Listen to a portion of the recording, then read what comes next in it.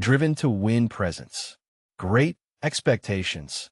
Written by Charles Dickens. Part 2. Let's continue. Chapter 31.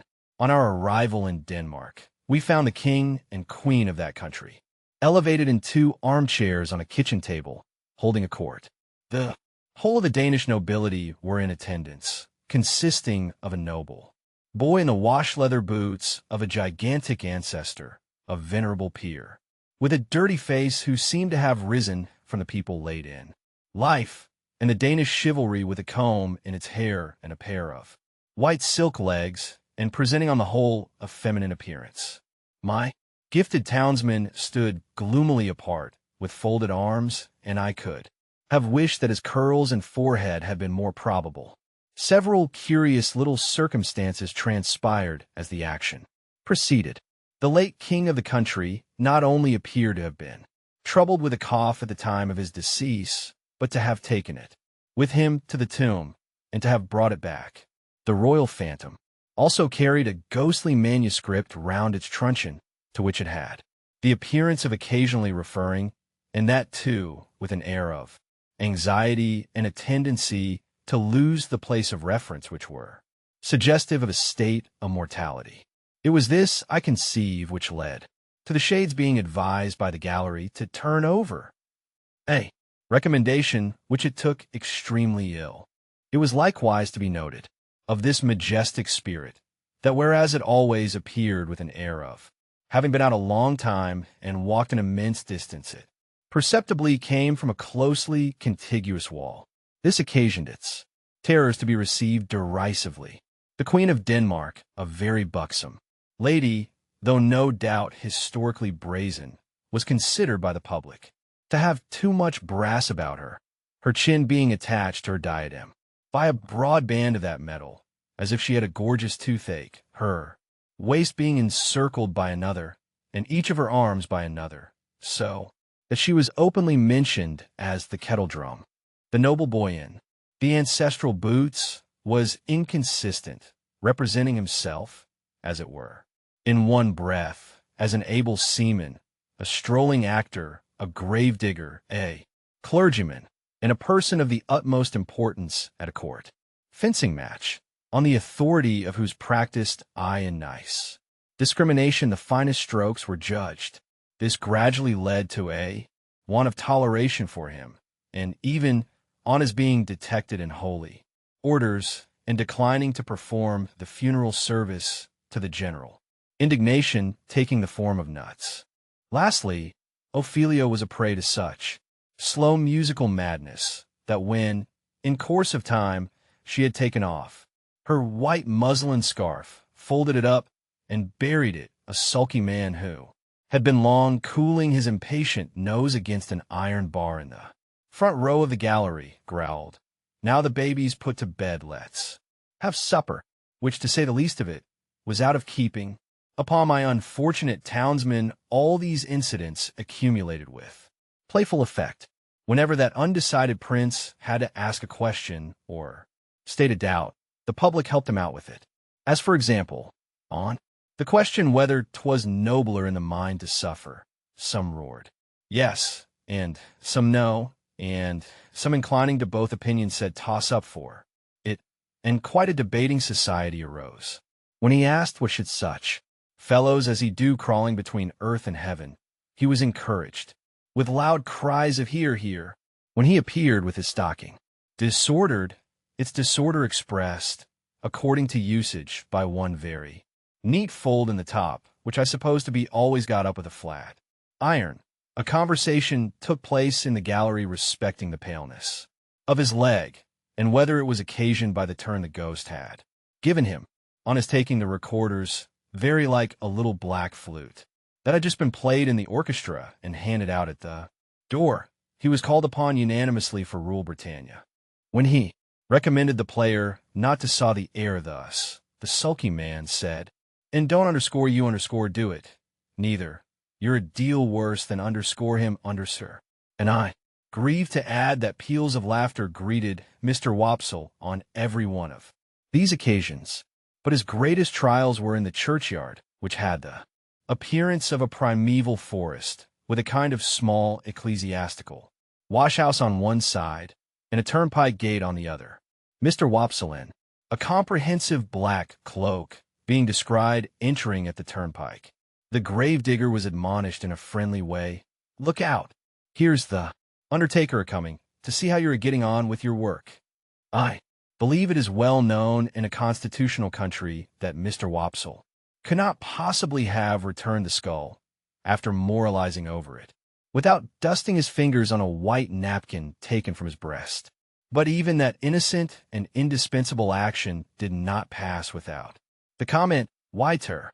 The arrival of the body for interment, in an empty black box with the lid tumbling open, was the signal for a general joy, which was much enhanced by the discovery, among the bearers, of an individual obnoxious to identification.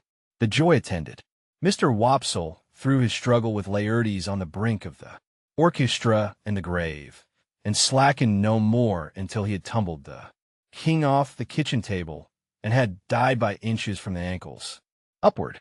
We had made some pale efforts in the beginning to applaud Mr. Wopsle, but they were too hopeless to be persisted in. Therefore we had sat, feeling keenly for him, but laughing, nevertheless, from ear to ear. I laughed in spite of myself all the time. The whole thing was so droll.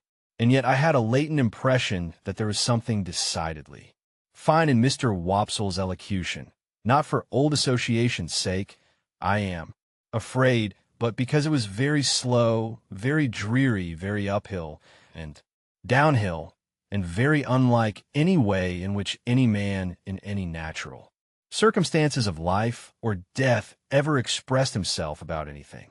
When the tragedy was over, and he had been called for and hooted, I said to Herbert, "Let us go at once, or perhaps we shall meet him." We made all the haste we could downstairs, but we were not quick enough. Either, standing at the door, was a Jewish man with an unnatural heavy smear of eyebrow, who caught my eyes as we advanced, and said, when we came up with him, "Mr. Pip and friend?" Identity of Mr. Pip and friend confessed. "Mr. Waldengarver," said the man, "would be glad to have the honor." "Waldengarver," I repeated, when Herbert murmured in my ear, "Probably." "Wopsle."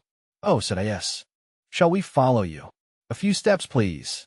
When we were in a side alley, he turned and asked, "How did you think he looked?" I dressed him. I don't know what it looked like, except a funeral, with the addition of a large Danish sun or star hanging round his neck by a blue ribbon that had given him the appearance of being insured in some extraordinary fire office. But I said he'd looked very nice. "When he come to the grave," said our conductor, "he showed his cloak. Beautiful. But, judging from the wing, it looked to me that when he see the ghost in the Queen's apartment, he might have made more of his stockings." I modestly assented, and we all fell through a little dirty swing door into a sort of hot packing case immediately behind it. Here Mr. Wopsle was divesting himself of his Danish garments, and here there was just room for us to look at him over one another's shoulders by keeping the packing case door or lid wide open. "Gentlemen," said Mr. Wopsle, "I am proud to see you. I hope, Mr. Pip, you will excuse my sending round. I had the happiness to know you in former times, and the drama has ever had a claim which has ever been acknowledged on the noble and the affluent." Meanwhile, Mr. Waldengarver, in a frightful perspiration, was trying to get himself out of his princely sables. "Skin the stockings off, Mr. Waldengarver," said the owner of that property, "or you'll bust 'em. Bust 'em, and you'll bust. 35 shillings. Shakespeare never was complimented with a finer pair. Keep quiet in your chair now, and leave 'em to me." With that, he went upon his knees and began to flay his victim. On the first stocking coming off, would certainly have fallen over backward with his chair, but for there being no room to fall anyhow. I had been afraid until then to say a word about the play, but then Mr. Waldengarver looked up at us complacently and said, "Gentlemen, how did it seem to you to go in front?" Herbert said from behind, at the same time poking me, "Capitally." "So," I said, "capitally. How did you like my reading of the character, gentlemen?" said Mr. Waldengarver, almost if not quite with patronage. Herbert said from behind, again poking me, massive and concrete. So, I said boldly, as if I had originated it, and must beg to insist upon it, massive and concrete. I am glad to have your approbation, gentlemen, said Mr. Waldengarver, with an air of dignity, in spite of his being ground against the wall, at the time, and holding on by the seat of the chair. But I'll tell you one thing, Mr. Waldengarver, said the man who was on his knees, in which you're out in your reading. Now mind, I don't care who says contrary. I tell you so. You're out in your reading of Hamlet when you get your legs in profile. The last Hamlet, as I dressed, made the same mistakes in his reading at rehearsal till I got him to put a large red wafer on each of his shins, and then at that rehearsal, which was the last, I went in front, sir, to the back of the pit, and whenever his reading brought him in a profile, I called out, I don't see no wafers. And at night his reading was lovely. Mr. Waldengarver smiled at me, as much as to say a faithful dependent. I overlook his folly, and then said aloud, my view is a little classic and thoughtful for them here, but they will improve. They will improve. Herbert and I said together, oh, no doubt they would improve. Did you observe, gentlemen, said Mr. Waldengarver, that there was a man in the gallery who endeavored to cast derision on the service? I mean, the representation? We basely replied that we rather thought we had noticed such a man. I added, he was drunk, no doubt. Oh dear, no, sir, said Mr. Wopsle, not drunk. His employer would see to that, sir. His employer would not allow him to be drunk. You know his employer? Said I. Mr. Wopsle shut his eyes and opened them again, performing both ceremonies very slowly. You must have observed, gentlemen, said he, an ignorant and a blatant ass, with a rasping throat and a countenance expressive of low malignity, who went through, I will not say, sustained, the role, if I may use a French expression, of Claudius, King of Denmark. That is his employer, gentlemen. Such is the profession, without distinctly knowing whether I should have been more sorry for Mr. Wopsle if he had been in despair. I was so sorry for him as it was, that I took the opportunity of his turning round to have his braces put on, which jostled us out at the doorway, to ask Herbert what he thought of having him home to supper. Herbert said he thought it would be kind to do so. Therefore I invited him, and he went to Barnard's with us, wrapped up to the eyes, and we did our best for him, and he sat until 2 o'clock in the morning, reviewing his success and developing his plans. I forget in detail what they were, but I have a general recollection that he was to begin with reviving the drama, and to end with crushing it, inasmuch as his decease would leave it utterly bereft, and without a chance or hope. Miserably I went to bed after all, and miserably thought of Estella, and miserably dreamed that my expectations were all cancelled, and that I had to give my hand in marriage to Herbert's Clara, or play Hamlet to Miss Havisham's ghost before 20,000 people without knowing 20 words of it. Chapter 32. One day when I was busy with my books and Mr. Pocket, I received a note by the post, the mere outside of which threw me into a great flutter. For, though I had never seen the handwriting in which it was addressed, I divined whose hand it was. It had no set beginning, as Dear Mr. Pip, or Dear Pip, or Dear Sir, or Dear anything, but ran thus: I am to come to London the day after tomorrow by the midday coach. I believe it was settled you should meet me. At all events, Miss Havisham has that impression, and I write in obedience to it. She sends you her regard. Yours, Estella. If there had been time, I should probably have ordered several suits of clothes for this occasion, but as there was not, I was fain to be content with those I had. My appetite vanished instantly, and I knew no peace or rest until the day arrived. Not that its arrival brought me either, for then I was worse than ever, and began haunting the coach office in Wood Street, Cheapside, before the coach had left the Blue Boar in our town. For all that I knew this perfectly well, I still felt as if it were not safe to let the coach office be out of my sight.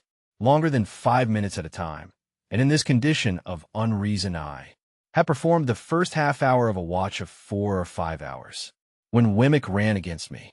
"Hello, Mr. Pip," said he. "How do you do? I should hardly have thought this was your underscore beat."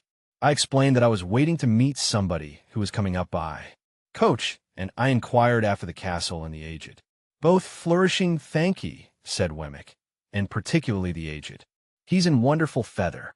He'll be 82 next birthday. I have a notion of firing 82 times if the neighborhood shouldn't complain, and that cannon of mine should prove equal to the pressure. However, this is not London talk. Where do you think I am going to?" "To the office," said I, for he was tending in that direction. "Next thing to it," returned Wemmick. "I'm going to Newgate. We are in a banker's parcel case just at present, and I have been down the road, taking a squint at the scene of action, and thereupon must have a word or two with our client." "Did your client commit the robbery?" I asked. "Bless your soul and body, no," answered Wemmick very drilly. "But he is accused of it. So might you or I be. Either of us might be accused of it, you know. Only neither of us is," I remarked. "Yah," said Wemmick, touching me on the breast with his forefinger. "You're a deep one, Mr. Pip. Would you like to have a look at Newgate? Have you time to spare?" I had so much time to spare that the proposal came as a relief, notwithstanding its irreconcilability with my latent desire to keep my eye on the coach office. Muttering that I would make the inquiry whether I had time to walk with him, I went into the office and ascertained from the clerk with the nicest precision and much to the trying of his temper the earliest moment at which the coach could be expected, which I knew beforehand quite as well as he. I then rejoined Mr. Wemmick, and, affecting to consult my watch and to be surprised by the information I had received, accepted his offer. We were at Newgate in a few minutes, and we passed through the lodge, where some fetters were hanging up on the bare walls among the prison rules, into the interior of the jail. At that time jails were much neglected, and the period of exaggerated reaction consequent on all public wrongdoing, and which is always its heaviest and longest. Punishment was still far off. So, felons were not lodged and fed better than soldiers, to say nothing of paupers, and seldom set fire to their prisons with the excusable object of improving the flavor of their soup. It was visiting time when Wemmick took me in, and a potman was going his rounds with beer, and the prisoners behind bars and yards were buying beer and talking to friends, and a frowsy, ugly, disorderly, depressing scene it was. It struck me that Wemmick walked among the prisoners much as a gardener might walk among his plants. This was first put into my head by his seeing a shoot that had come up in the night, and saying, "What, Captain Tom? Are underscore you underscore there? Ah, indeed. And also is that black Bill behind the cistern? Why, I didn't look for you these 2 months. How do you find yourself?" Equally in his stopping at the bars, and attending to anxious whisperers, always singly, Wemmick with his post office in an immovable state, looked at them while in conference, as if he were taking particular notice of the advance they had made since last observed toward coming out in full blow at their trial. He was highly popular, and I found that he took the familiar department of Mr. Jaggers's business, though something of the state of Mr. Jaggers hung about him too, forbidding approach beyond certain limits. His personal recognition of each successive client was comprised in a nod, and in his settling his hat a little easier on his head with both hands, and then tightening the post office and putting his hands in his pockets. In 1 or 2 instances there was a difficulty respecting the raising of fees, and then Mr. Wemmick, backing as far as possible from the insufficient money produced, said, "It's no use, my boy. I'm only a subordinate. I can't take it. Don't go on in that way with a subordinate. If you're unable to make up your quantum, my boy, you had better address yourself to a principal. There are plenty of principals in the profession, you know, and what is not worth the while of one may be worth the while of another. That's my recommendation to you. Speaking as a subordinate, don't try on useless measures. Why should you? Now who's next?" Thus, We walked through Wemmick's greenhouse until he turned to me and said, "Notice the man I shall shake hands with." I should have done so, without the preparation, as he had shaken hands with no one yet. Almost as soon as he had spoken, a portly, upright man, whom I can see now, as I write, in a well-worn olive-colored frock coat, with a peculiar pallor overspreading the red in his complexion, and eyes that went wandering about when he tried to fix them, came up to a corner of the bars and put his hand to his hat, which had a greasy and fatty surface like cold broth, with a half-serious and half-jocose military salute. "Colonel, to you," said Wemmick. "How are you, Colonel?" "All right, Mr. Wemmick." Everything was done that could be done, but the evidence was too strong for us, Colonel. "Yes, it was too strong, sir, but _I don't care." "No, no," said Wemmick coolly. "You don't care."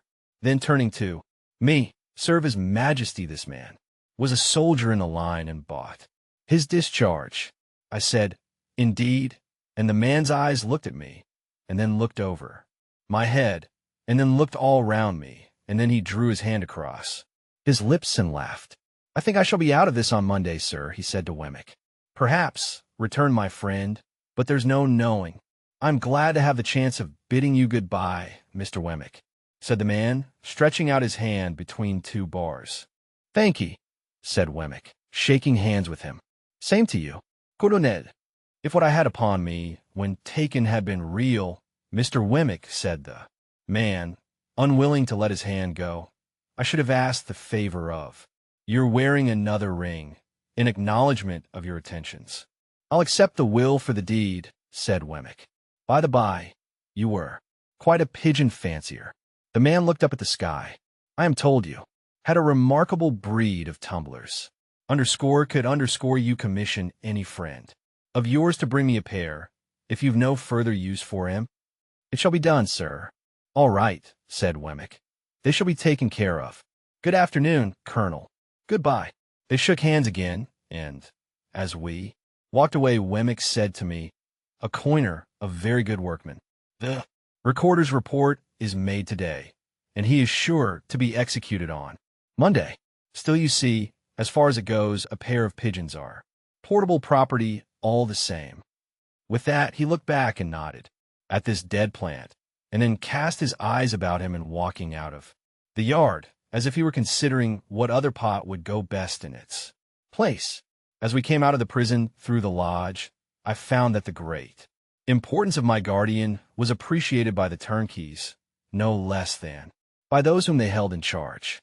"Well, Mr. Wemmick," said the turnkey, who kept us between the two studded and spiked lodge gates, and who carefully locked one before he unlocked the other, "what's Mr. Jaggers going to do with that waterside murder? Is he going to make it manslaughter, or what's he going to make of it?" "Why don't you ask him?" returned Wemmick. "Oh, yes, I dare say," said the turnkey. "Now, that's the way with him here, Mr. Pip," remarked Wemmick, turning to me with his post-office elongated. "They don't mind what they ask of me, the subordinate, but you'll never catch him asking any questions of my principal. Is this young gentleman one of the prentices or articled ones of your office?" asked the turnkey, with a grin at Mr. Wemmick's humor. "There he goes again, you see," cried Wemmick. "I told you so."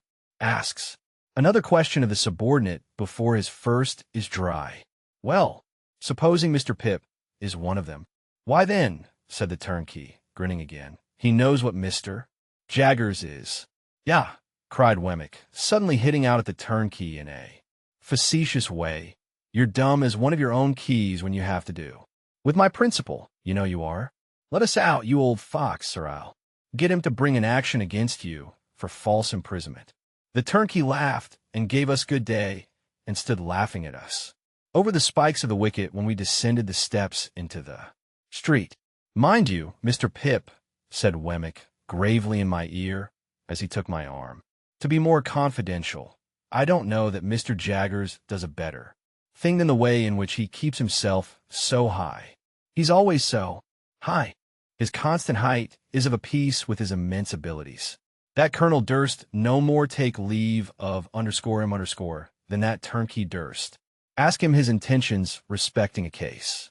Then, between his height and them, he slips in his subordinate, don't you see? And so he is in soul and body. I was very much impressed, and not for the first time, by my guardian's subtlety. To confess the truth, I very heartily wished, and not for the first time, that I had had some other guardian of minor abilities. Mr. Wemmick and I parted at the office in Little Britain, where suppliants for Mr. Jaggers's notice were lingering about as usual, and I returned to my watch in the street of the coach office, with some 3 hours on hand. I consumed the whole time in thinking how strange it was that I should be encompassed by all this taint of prison and crime, that in my childhood out on our lonely marshes on a winter evening I should have first encountered it, that it should have reappeared on 2 occasions, starting out like a stain that was faded, but not gone, that it should in this new way pervade my fortune and advancement. While my mind was thus engaged, I thought of the beautiful young Estella, proud and refined, coming towards me, and I thought with absolute abhorrence of the contrast between the jail and her. I wished that Wemmick had not met me, or that I had not yielded to him and gone with him, so that of all days in the year on this day I might not have had Newgate in my breath and on my clothes. I beat the prison dust off my feet as I sauntered to and fro, and I shook it out of my dress, and I exhaled its air from my lungs. So contaminated did I feel, remembering who was coming, that the coach came quickly after all, and I was not yet free from the soiling consciousness of Mr. Wemmick's conservatory when I saw her face at the coach window and her hand waving to me. What was the nameless shadow which again in that one instant had passed. Chapter 33. In her furred traveling dress, Estella seemed more delicately beautiful than she had ever seemed yet, even in my eyes. Her manner was more winning than she had cared to let it be to me before, and I thought I saw Miss Havisham's influence in the change. We stood in the inn yard while she pointed out her luggage to me, and when it was all collected I remembered, having forgotten everything but herself in the meanwhile, that I knew nothing of her destination. I am going to Richmond, she told me. Our lesson is that there are 2 Richmonds, one in Surrey and one in Yorkshire, and that mine is the Surrey-Richmond. The distance is 10 miles. I am to have a carriage, and you're to take me. This is my purse, and you're to pay my charges out of it. Oh, you must take the purse. We have no choice, you and I, but to obey our instructions. We are not free to follow our own devices, you and I. As she looked at me in giving me the purse, I hoped there was an inner meaning in her words. She said them slightingly, but not with displeasure. A carriage will have to be sent for, Estella. Will you rest here, eh? Little. Yes, I am to rest here a little, and I am to drink some tea, and you are to take care of me the while. She drew her arm through mine, as if it must be done, and I requested a waiter who had been staring at the coach like a man who had never seen such a thing in his life, to show us a private sitting room. Upon that, he pulled out a napkin, as if it were a magic clue without which he couldn't find the way upstairs, and led us to the black hole of the establishment, fitted up with a diminishing mirror, quite a superfluous article, considering the hole's proportions, an anchovy sauce cruet, and somebody's patents. On my objecting to this retreat, he took us into another room with a dinner table for 30, and in the grade A scorched leaf of a copybook under a bushel of coal dust. Having looked at this extinct conflagration and shaken his head, he took my order, which, proving to be merely some tea for the lady, sent him out of the room in a very low state of mind. I am sensible that the air of this chamber, in its strong combination of stable with soup stock, might have led one to infer that the coaching department was not doing well, and that the enterprising proprietor was boiling down the horses for the refreshment department. Yet the room was all in all to me, Estella being in it. I thought that, with her, I could have been happy there for life. I was not at all happy there at the time, observe, and I knew it well. Where are you going to? At Richmond. I asked Estella. I'm going to live, said she, at a great expense with a lady there, who has the power, or says she has, of taking me about and introducing me and showing people to me and showing me to people. I suppose you will be glad of variety and admiration? Yes, I suppose so. She answered so carelessly that I said, You speak of yourself as if you were someone else. Where did you learn how I speak of others? Come, said Estella, smiling delightfully. You must not expect me to go to school to underscore you under, sir. I must talk in my own way. How do you thrive with Mr. Pocket? I live quite pleasantly there. At least, it appeared to me that I was losing a chance. At least, repeated Estella, as pleasantly as I could anywhere away from you. You silly boy, said Estella, quite composedly. How can you talk such nonsense? Your friend Mr. Matthew, I believe, is superior to the rest of his family. Very superior indeed.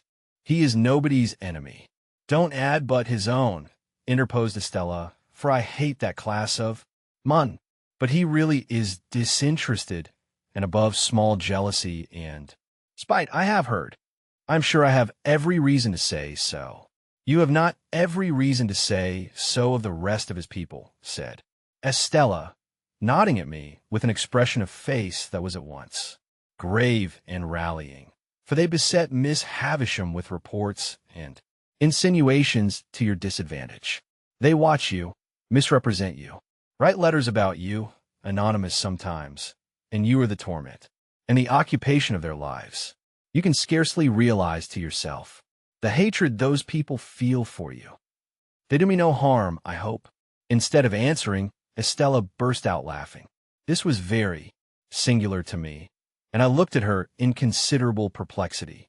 When she left off, and she had not laughed languidly, but with real enjoyment, I said, in my diffident way with her, I hope I may suppose that you would not be amused if they did me any harm. No, you may be sure of that, said Estella. You may be certain that I laugh because they fail. Oh, those people with Miss Havisham, and the tortures they undergo.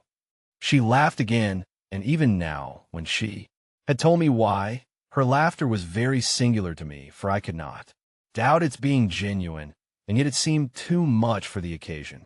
I thought there must really be something more here than I knew. She saw the thought in my mind, and answered it. It is not easy for even you, said Estella, to know what satisfaction it gave me to see those people thwarted, or what an enjoyable sense of the ridiculous I have when they are made ridiculous. For you were not brought up in that strange house from a mere baby. I was. You had not.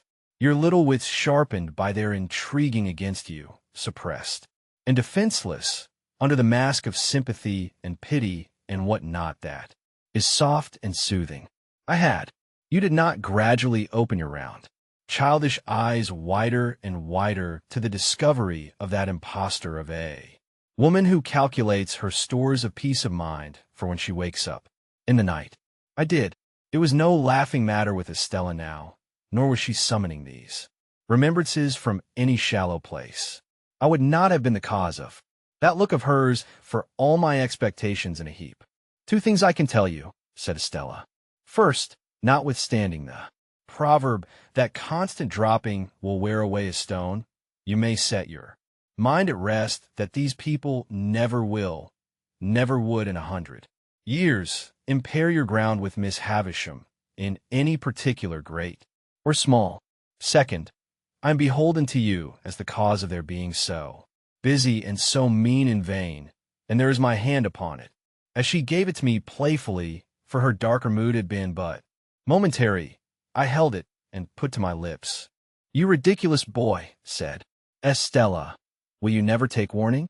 Or do you kiss my hand in the same spirit in which I once let you kiss my cheek?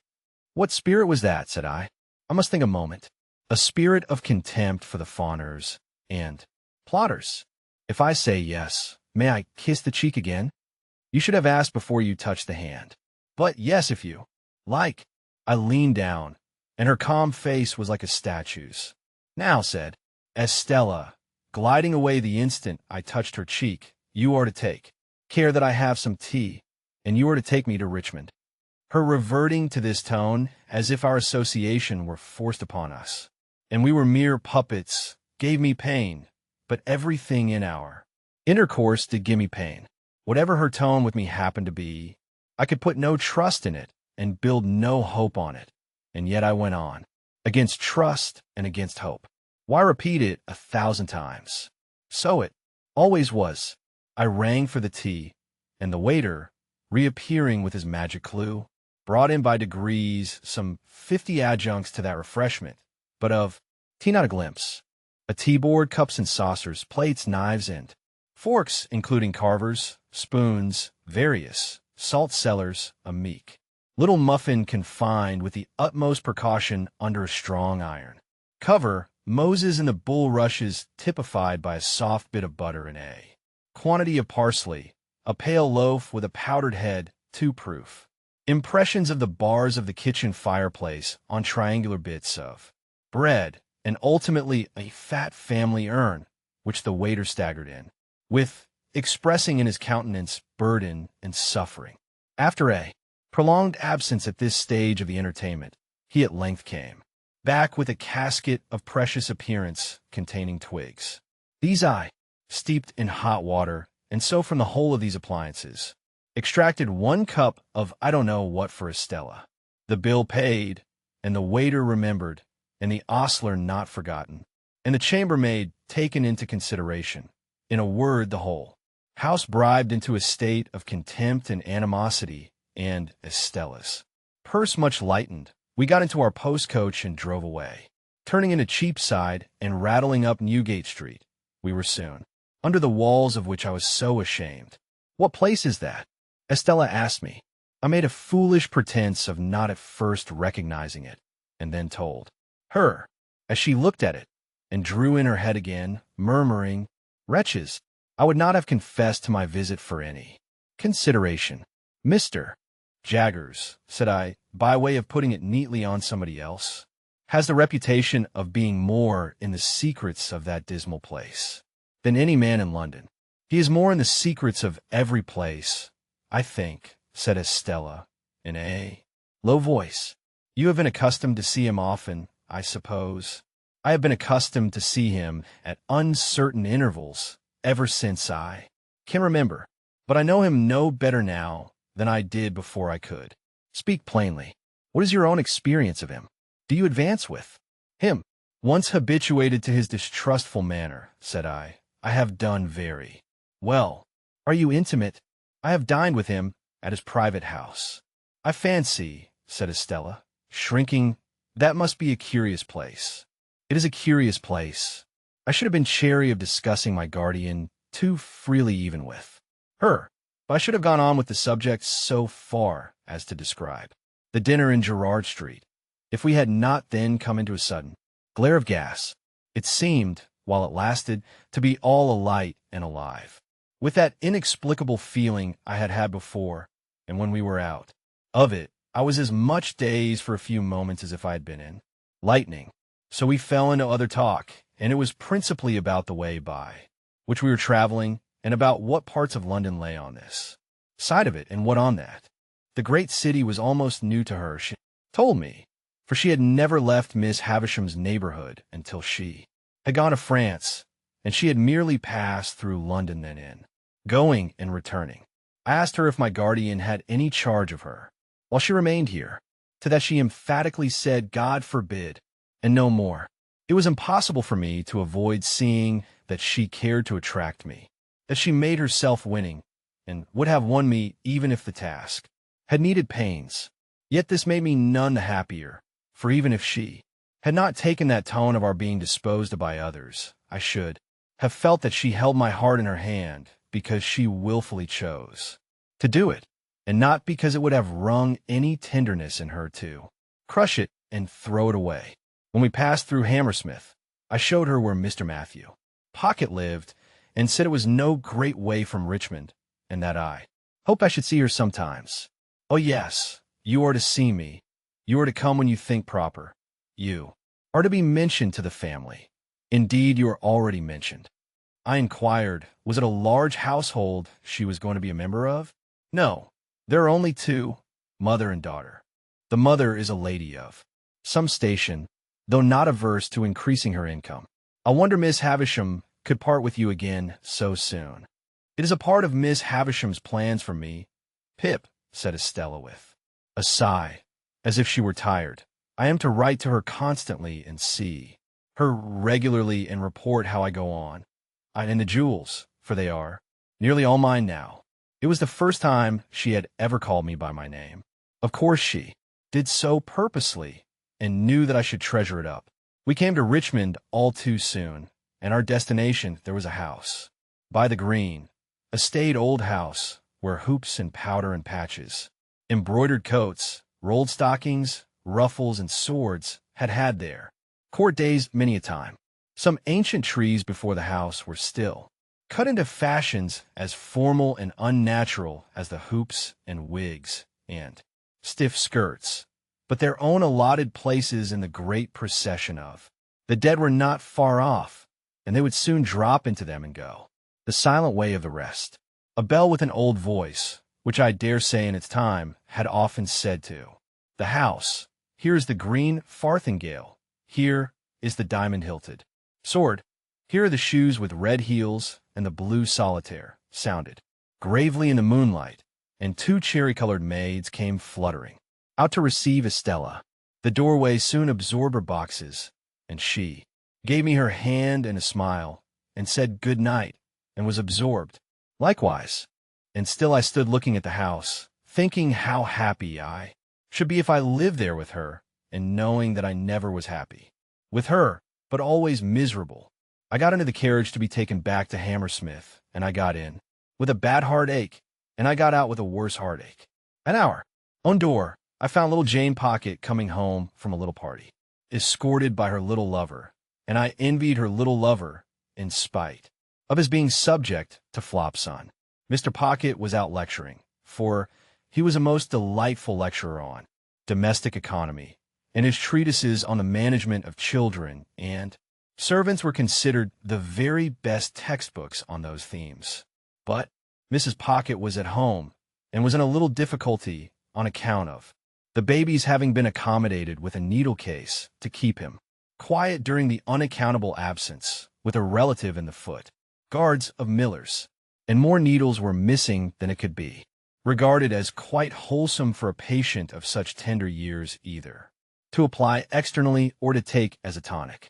Mr. Pocket being justly celebrated for giving most excellent practical advice, and for having a clear and sound perception of things and a highly judicious mind, I had some notion in my heartache of begging him to accept my confidence. But happening to look up at Mrs. Pocket as she sat reading her book of dignities after prescribing bed as a sovereign remedy for baby, I thought, well, no, I wouldn't. Chapter 34.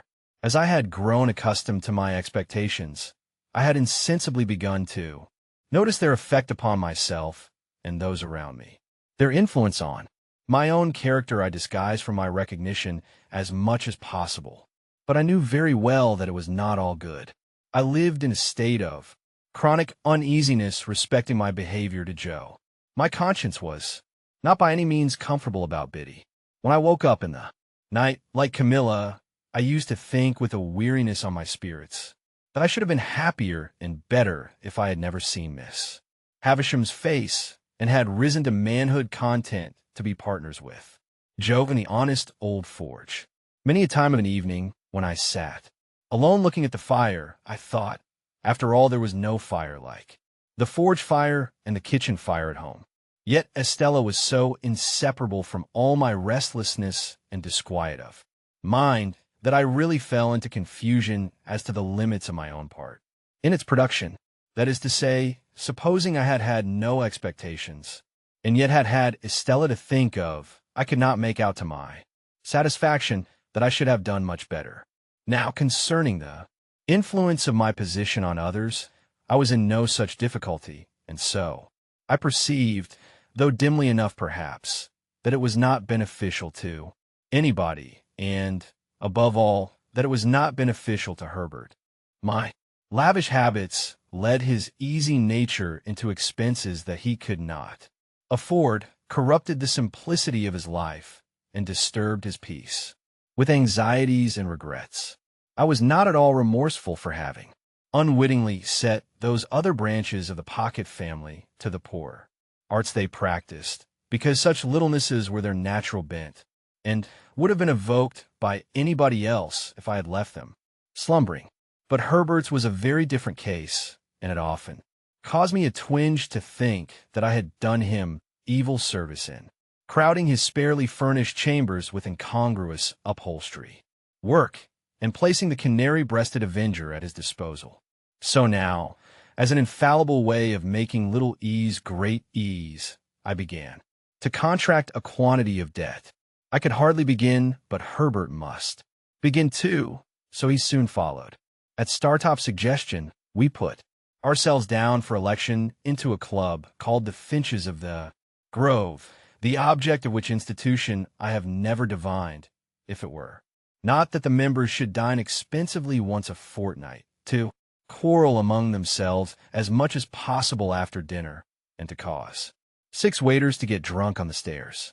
I know that these gratifying social ends were so invariably accomplished that Herbert and I understood nothing else to be referred to in the first standing toast of the society, which ran, "Gentlemen, may the present promotion of good feeling ever reign predominant among the Finches of the Grove." The Finches spent their money foolishly. The hotel we dined at was in Covent Garden, and the first Finch I saw when I had the honor of joining the Grove was Bentley Drummle, at that time floundering about town in a cab of his own and doing a great deal of damage to the posts at the street corners. Occasionally, he shot himself out of his equipage head foremost over the apron, and I saw him on one occasion deliver himself at the door of the Grove in this unintentional way, like Coles. But here I anticipate a little, for I was not a Finch and could not be, according to the sacred laws of the society, until I came of age. In my confidence in my own resources, I would willingly have taken Herbert's expenses on myself, but Herbert was proud, and I could make no such proposal to him. So he got into difficulties in every direction and continued to look about him. When we gradually fell into keeping late hours and late company, I noticed that he looked about him with a desponding eye at breakfast time, that he began to look about him more hopefully about midday, that he drooped when he came into dinner, that he seemed to descry capital in the distance rather clearly after dinner, that he all but realized capital towards midnight, and that at about 2 o'clock in the morning he became so deeply despondent again as to talk of buying a rifle and going to America, with a general purpose of compelling buffaloes to make his fortune. I was usually at Hammersmith about half the week, and when I was at Hammersmith I haunted Richmond, whereof separately by and by. Herbert would often come to Hammersmith when I was there, and I think at those seasons his father would occasionally have some passing perception that the opening he was looking for had not appeared yet. But in the general tumbling up of the family, his tumbling out in life somewhere was a thing to transact itself somehow. In the meantime, Mr. Pocket grew grayer and tried oftener to lift himself out of his perplexities by the hair, while Mrs. Pocket tripped up the family with her footstool, read her book of dignities, lost her pocket handkerchief, told us about her grandpapa, and taught the young idea how to shoot by shooting it into bed whenever it attracted her notice. As I am now generalizing a period of my life with the object of clearing my way before me, I can scarcely do so better than by at once completing the description of our usual manners and customs at Valdocin. We spent as much money as we could, and got as little for it as people could make up their minds to give us. We were always more or less miserable, and most of our acquaintance were in the same condition. There was a gay fiction among us that we were constantly enjoying ourselves, and a skeleton truth that we never did. To the best of my belief, our case was in the last aspect a rather common one. Every morning, with an air ever new, Herbert went into the city to look about him.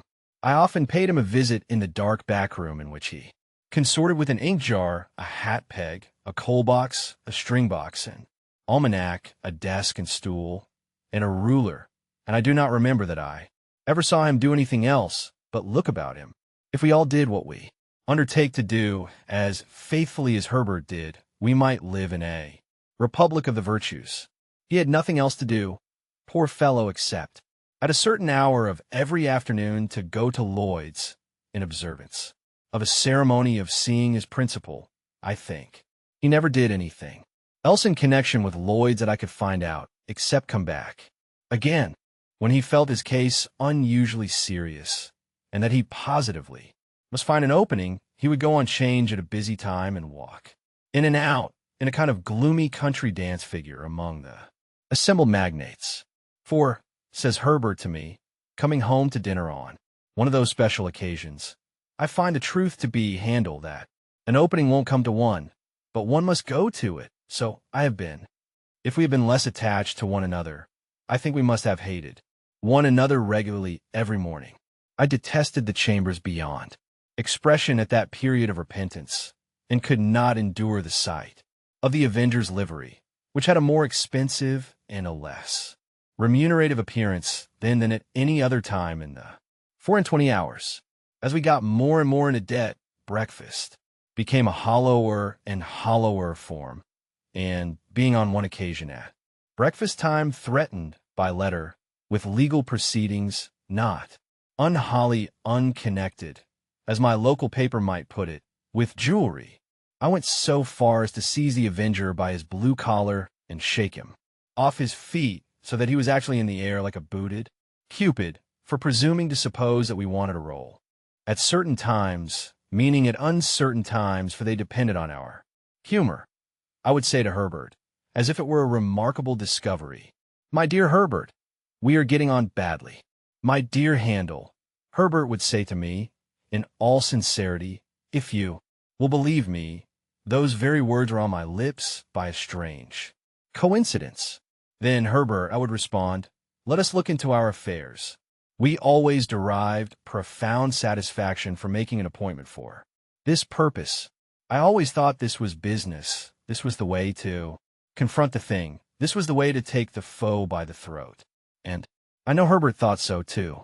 We ordered something rather special for dinner, with a bottle of something similarly out of the common way, in order that our minds might be fortified for the occasion, and we might come well up to the mark. Dinner over, we produced a bundle of pens, a copious supply of ink, and a goodly show of writing and blotting paper, for there was something very comfortable in having plenty of stationery. I would then take a sheet of paper and write across the top of it in a neat hand the heading, "Memorandum of Pip's Debts with Barnard's," and the date very carefully added. Herbert would also take a sheet of paper and write across it with similar formalities, "Memorandum of Herbert's Debts." Each of us would then refer to a confused heap of papers at his side, which had been thrown into drawers, worn into holes in pockets, half burnt in lighting candles, stuck for weeks into the looking-glass, and otherwise damaged. The sound of our pens going refreshed us exceedingly, insomuch that I sometimes found it difficult to distinguish between this edifying business proceeding and actually paying the money. In point of meritorious character, the two things seemed about equal. When we had written a little while, I would ask Herbert how he got on. Herbert probably would have been scratching his head in a most rueful manner at the sight of his accumulating figures. "They are mounting up, Handel," Herbert would say. "Upon my life, they are mounting up." "Be firm, Herbert," I would retort, plying my own pen with great assiduity. "Look the thing in the face. Look into your affairs.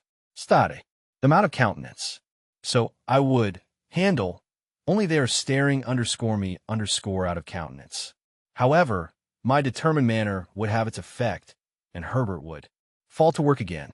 After a time he would give up once more on the plea that he had not got Cobbs's bill, or Lobbs's, or Nobbs's, as the case might be. Then Herbert estimated in round numbers, and put it down. "What a fellow of resource you are," my friend would reply with admiration.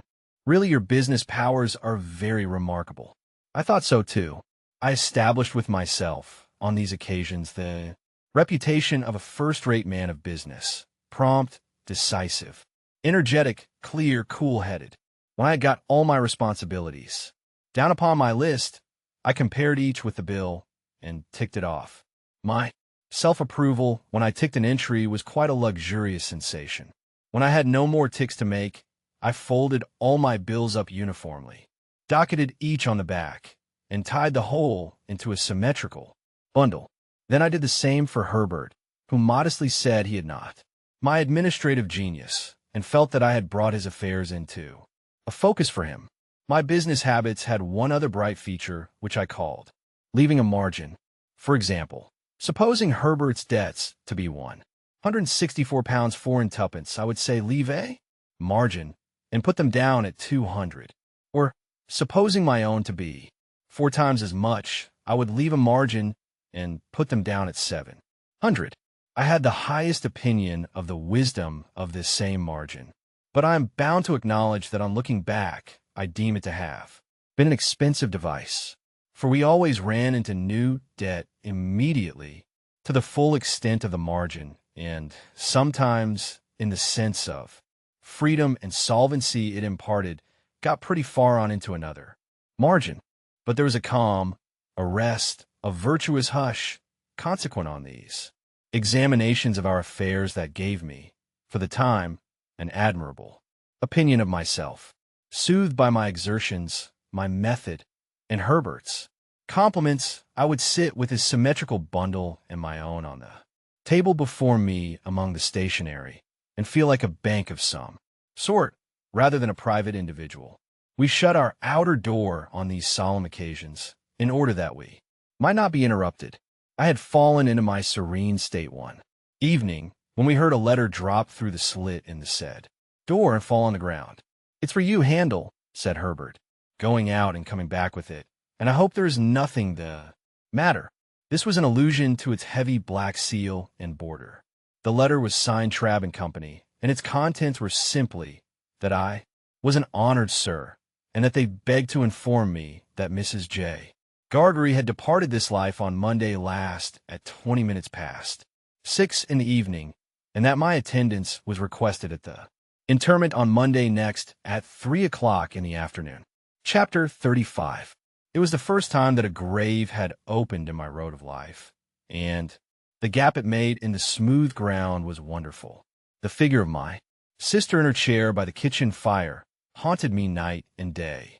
That the place could possibly be without her was something my mind seemed unable to compass, and whereas she had seldom or never been in my thoughts of late, I had now the strangest ideas that she was coming towards me in the street, or that she would presently knock at the door. In my rooms, too, with which she had never been at all associated, there was at once the blankness of death and a perpetual suggestion of the sound of her voice or the turn of her face or figure, as if she were still alive and had been often there. Whatever my fortunes might have been, I could scarcely have recalled my sister with much tenderness, but I suppose there is a shock of regret, which may exist without much tenderness. Under its influence, and perhaps to make up for the want of the softer feeling, I was seized with a violent indignation against the assailant from whom she had suffered so much, and I felt that on sufficient proof I could have revengefully pursued Orlick or anyone else to the last extremity. Having written to Joe to offer him consolation and to assure him that I would come to the funeral, I passed the intermediate days in the curious state of mind I have glanced at. I went down early in the morning and alighted at the Blue Boar in good time to walk over to the forge.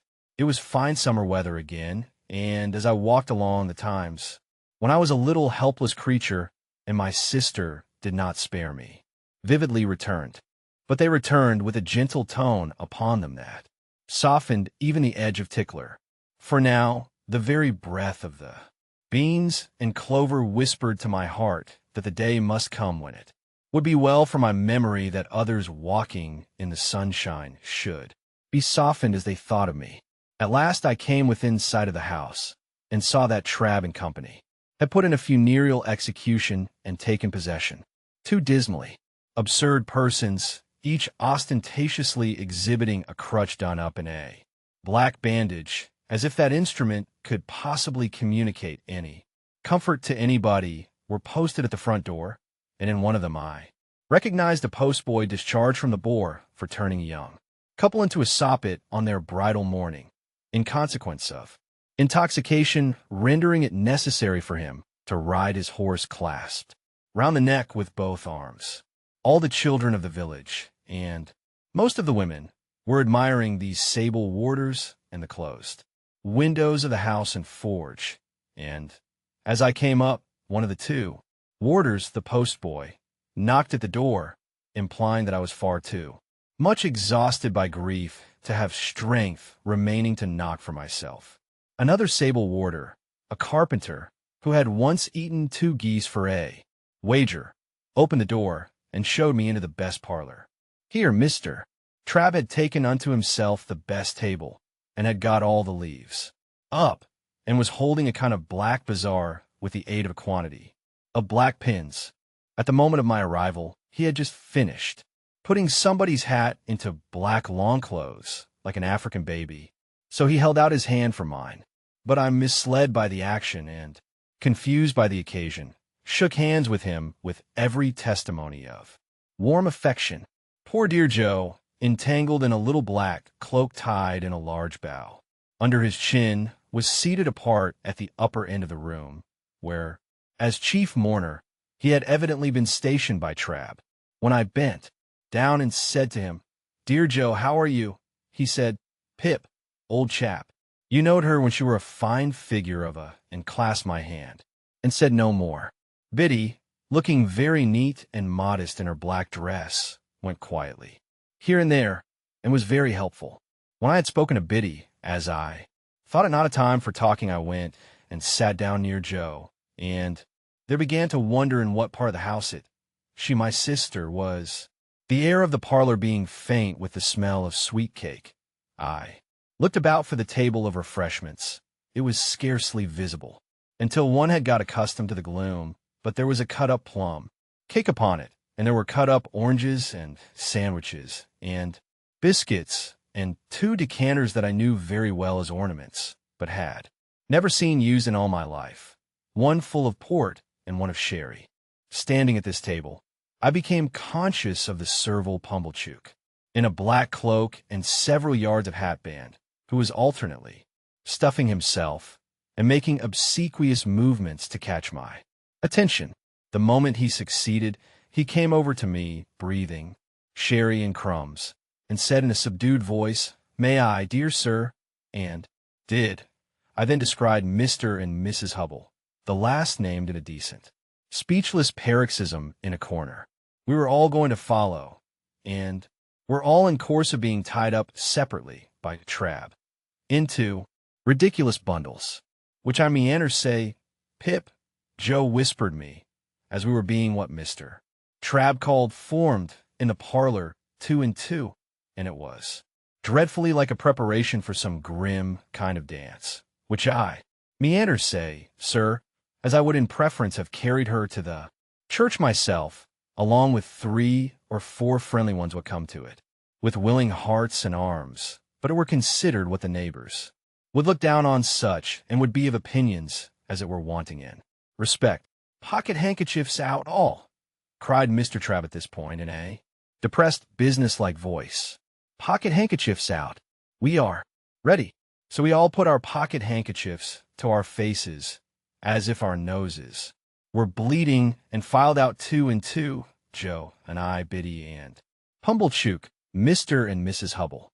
The remains of my poor sister had been brought round by the kitchen door, and it being a point of undertaking ceremony that the 6 bearers must be stifled and blinded under a horrible black velvet housing with a white border, the whole looked like a blind monster with 12 human legs, shuffling and blundering along, under the guidance of 2 keepers, the postboy and his comrade. The neighborhood, however, highly approved of these arrangements, and We were much admired as we went through the village, the more youthful and vigorous part of the community making dashes now and then to cut us off and lying in wait to intercept us at points of vantage. At such times, the more exuberant among them called out in an excited manner on our emergence round some corner of expectancy, underscore they come, underscore they are, and we were all but cheered.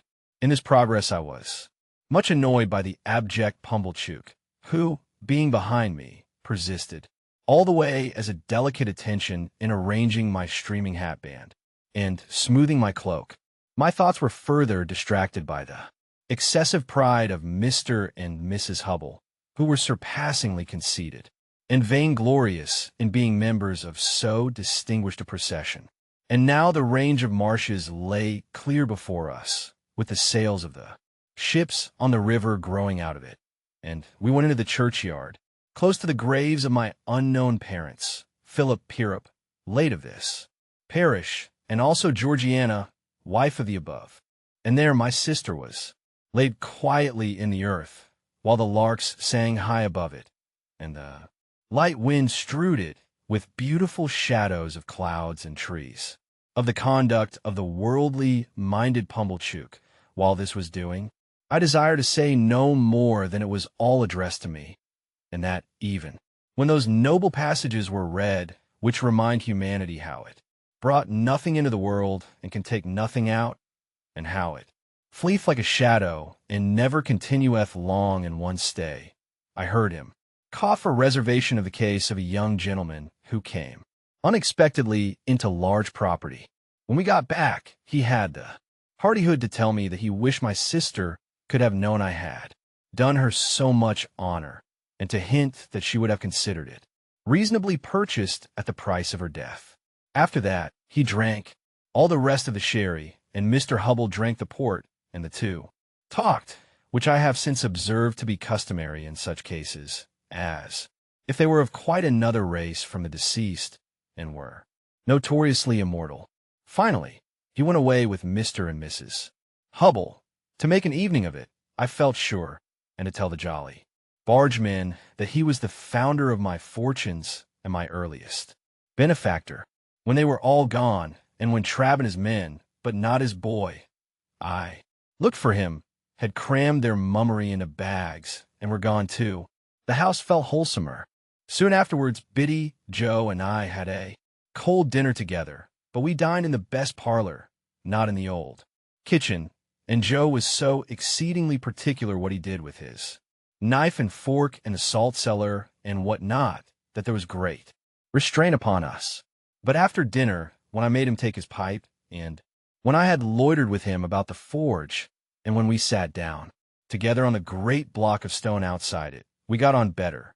I noticed that after the funeral Joe changed his clothes so far as to make a compromise between his Sunday dress and working dress, in which the dear fellow looked natural and like the man he was.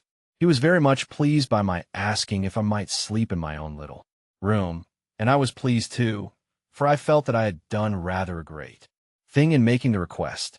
When the shadows of evening were closing in, I took an opportunity of getting into the garden with Biddy for a little talk.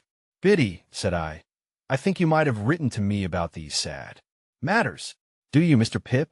said Biddy. "I should have written if I had thought that. Don't suppose that I mean to be unkind, Biddy, when I say I consider that you ought to have thought that. Do you, Mr. Pip?" She was so quiet and had such an orderly, good, and pretty way with her that I did not like the thought of making her cry again. After looking a little at her downcast eyes as she walked beside me, I gave up that point. "I suppose it will be difficult for you to remain here now, Biddy, dear." "Oh, I can't do so, Mr. Pip," said Biddy, in a tone of regret, but still of quiet conviction. "I have been speaking to Mrs. Hubble, and I am going to her tomorrow. I hope we shall be able to take some care of Mr. Gargery together until he settles down. How are you going to live, Biddy? If you want any M.O. "How am I going to live?" repeated Biddy, striking in with a momentary flush upon her face. "I'll tell you, Mr. Pip. I'm going to try to get The place of mistress in a new school nearly finished here. I can be well recommended by all the neighbors, and I hope I can be industrious and patient and teach myself while I teach others. You know, Mr. Pip, pursued Biddy with a smile as she raised her eyes to my face, the new schools are not like the old, but I learn a good deal from you. After that time, and have had time since then to improve. I think you would always improve, Biddy, under any circumstances. Except in my bad side of human nature, murmured Biddy. It was not so much a reproach as an irresistible thinking aloud. Well, I thought I would give up that point too. So I walked a little further, with Biddy looking silently at her downcast eyes. I have not heard the particulars of my sister's death, Biddy. They are very slight, poor thing.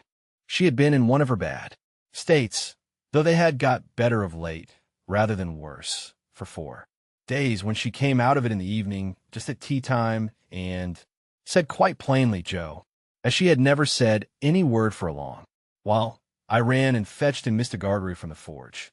She made signs to me that she wanted him to sit down close to her and wanted me to put her arms round his neck. So I put them round his neck, and she laid her head down on his shoulder, quite content and satisfied. And so she presently said Joe again, and once pardon, and once Pip.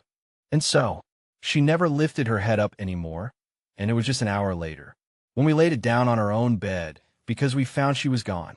Biddy cried. The darkening garden, and the lane, and the stars that were coming out were blurred in my own sight. Nothing was ever discovered, Biddy. Nothing. Do you know what has become of Orlick? I should think from the color of his clothes that he is working in the quarries. Of course you have seen him then. Why are you looking at that dark tree in the lane? I saw him there on the night she died. That was not the last time either, Biddy. No, I have seen him there since we have been walking here. It is of no use, said Biddy, laying her hand upon my arm, as I was for running out. You know I would not deceive you. He was not there a minute, and he is gone. It revived my utmost indignation to find that she was still pursued by this fellow, and I felt inveterate against him. I told her so, and told her that I would spend any money or take any pains to drive him out of that country. By degrees, she led me into more temperate talk, and she told me how Joe loved me, and how Joe never complained of anything. She didn't say of me she had no need. I knew what she meant, but ever did. His duty in his way of life, with a strong hand, a quiet tongue, and a gentle heart. Indeed, it would be hard to say too much for him, said I, and Biddy, we must often speak of these things, for of course I shall be often down here now. I am not going to leave poor Joe alone. Biddy said never a single word. Biddy, don't you hear me? Yes, Mr. Pip. Not to mention your calling me Mr. Pip, which appears to me to be in bad taste, Biddy. What do you mean? What do I mean? Asked Biddy timidly.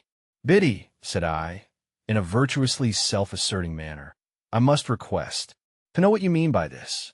By this, said Biddy. Now, don't echo, I retorted. You used not to echo, Biddy. Used not, said Biddy. Oh, Mr. Pip. Used. Well, I rather thought I would give up that point, too. After another silent turn in the garden, I fell back on the main position. Biddy, said I made a remark respecting my coming down here often to see Joe, which you received with a marked silence. Have the goodness, Biddy, to tell me why. Are you quite sure, then, that you will come to see him often? Asked Biddy, stopping in the narrow garden walk and looking at me under the stars with a clear and honest eye. Oh, dear me, said I, as if I found myself compelled to give up Biddy in despair. This really is a very bad side of human nature. Don't say any more, if you please, Biddy. This shocks me very much. For which cogent reason, I kept Biddy at a distance during supper, and, when I went up to my own old little room, took as stately a leave of her as I could, in my murmuring soul, deem reconcilable with the churchyard and the event of the day. As often as I was restless in the night, and that was every quarter of an hour, I reflected what an unkindness, what an injury, what an injustice Biddy had done me. Early in the morning I was to go. Early in the morning I was out, and looking in, unseen, at one of the wooden windows of the forge. There I stood for minutes, looking at Joe, already at work with a glow of health and strength upon his face that made it show as if the bright sun of the life in store for him were shining on it. "Goodbye, dear Joe. No, don't wipe it off, for God's sake. Give me your blackened hand. I shall be down soon and often." Illustration. "Never too soon, sir," said Joe. "And never too often, Pip." Biddy was waiting for me at the kitchen door with a mug of new milk and a crust of bread. "Biddy," said I, when I gave her my hand at parting, "I am not angry, but I am hurt." "No, don't be hurt," she pleaded quite pathetically. "Let only me be hurt if I have been ungenerous." Once more, the mists were rising as I walked away. If they disclosed to me, as I suspect they did, that I should underscore not underscore come back, and that Biddy was quite right, all I can say is they were quite right too. Chapter 36. Herbert and I went on from bad to worse, in the way of increasing our debts, looking into our affairs, leaving margins and the like. Exemplary transactions, and time went on, whether or no, as he has a way of doing, and I came of age, in fulfillment of Herbert's prediction, that I should do so before I knew where I was. Herbert himself had come of age 8 months before me, as he had nothing else than his majority to come into. The event did not make a profound sensation in Barnard's Inn, but we had looked forward to my 120th birthday with a crowd of speculations and anticipations, for we had both considered that my guardian could hardly help saying something definite on that occasion. I had taken care to have it well understood in Little Britain when my birthday was. On the day before it, I received an official note from Wemmick informing me that Mr. Jaggers would be glad if I would call upon him at 5 in the afternoon of the auspicious day. This convinced us that something great was to happen, and threw me into an unusual flutter when I repaired to my guardian's office, a model of punctuality. In the outer office, Wemmick offered me his congratulations, and incidentally rubbed the side of his nose with a folded piece of tissue paper that I liked the look of. But he said nothing respecting it, and motioned me with a nod into my guardian's room. It was November, and my guardian was standing before his fire, leaning his back against the chimney piece with his hands under his coat tails. "Well, Pip," said he, "I must call you Mr. Pip today. Congratulations, Mr. Pip." We shook hands. He was always a remarkably short shaker, and I thanked him. "Take a chair, Mr. Pip," said my guardian, as I sat down, and he preserved his attitude and bent his brows at his boots. I felt at a disadvantage, which reminded me of that old time, when I had been put upon a tombstone. The 2 ghastly casts on the shelf were not far from him, and their expression was as if they were making a stupid, apoplectic attempt to attend to the conversation. "Now, my young friend," my guardian began, as if I were a witness in the box, "I'm going to have a word or two with you." "If you please, sir." "What do you suppose?" said Mr. Jaggers, bending forward to look at the ground, and then throwing his head back to look at the ceiling. "What do you suppose you are living at the rate of?" "At the rate of, sir?" "At," repeated Mr. Jaggers, still looking at the ceiling. "The rate of," and then looked all round the room, and paused with his pocket handkerchief in his hand halfway to his nose. I had looked into my affairs so often that I had thoroughly destroyed any slight notion I might ever have had of their bearings.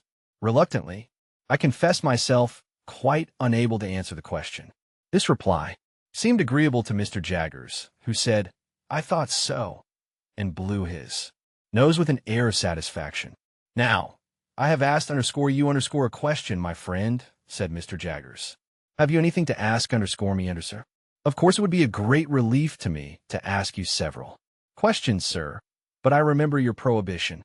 "Ask one," said Mr. Jaggers. "Is my benefactor to be made known to me today?" "No." "Ask another. Is that confidence to be imparted to me soon?" "Waive that a moment," said Mr. Jaggers, "and ask another." I looked about me, but there appeared to be now no possible escape from the inquiry. "Have I anything to receive, sir?" On that, Mr. Jaggers said, triumphantly. I thought we should come to it, and called to Wemmick to give him that piece of paper. Wemmick appeared, handed it in, and disappeared. Now, Mr. Pip, said Mr. Jaggers, attend, if you please. You have been drawing pretty freely here. Your name occurs pretty often in Wemmick's cash book, but you are in debt, of course. I'm afraid I must say yes, sir. You know you must say yes, don't you? Said Mr. Jaggers. Yes, sir. I don't ask you what you owe, because you don't know, and if you did know, you wouldn't tell me. You would say less. Yes, yes, my friend, cried Mr. Jaggers, waving his forefinger to stop me as I made show of protesting. It's likely enough that you think you wouldn't, but you would. You'll excuse me, but I know better than you. Now take this piece of paper in your hand.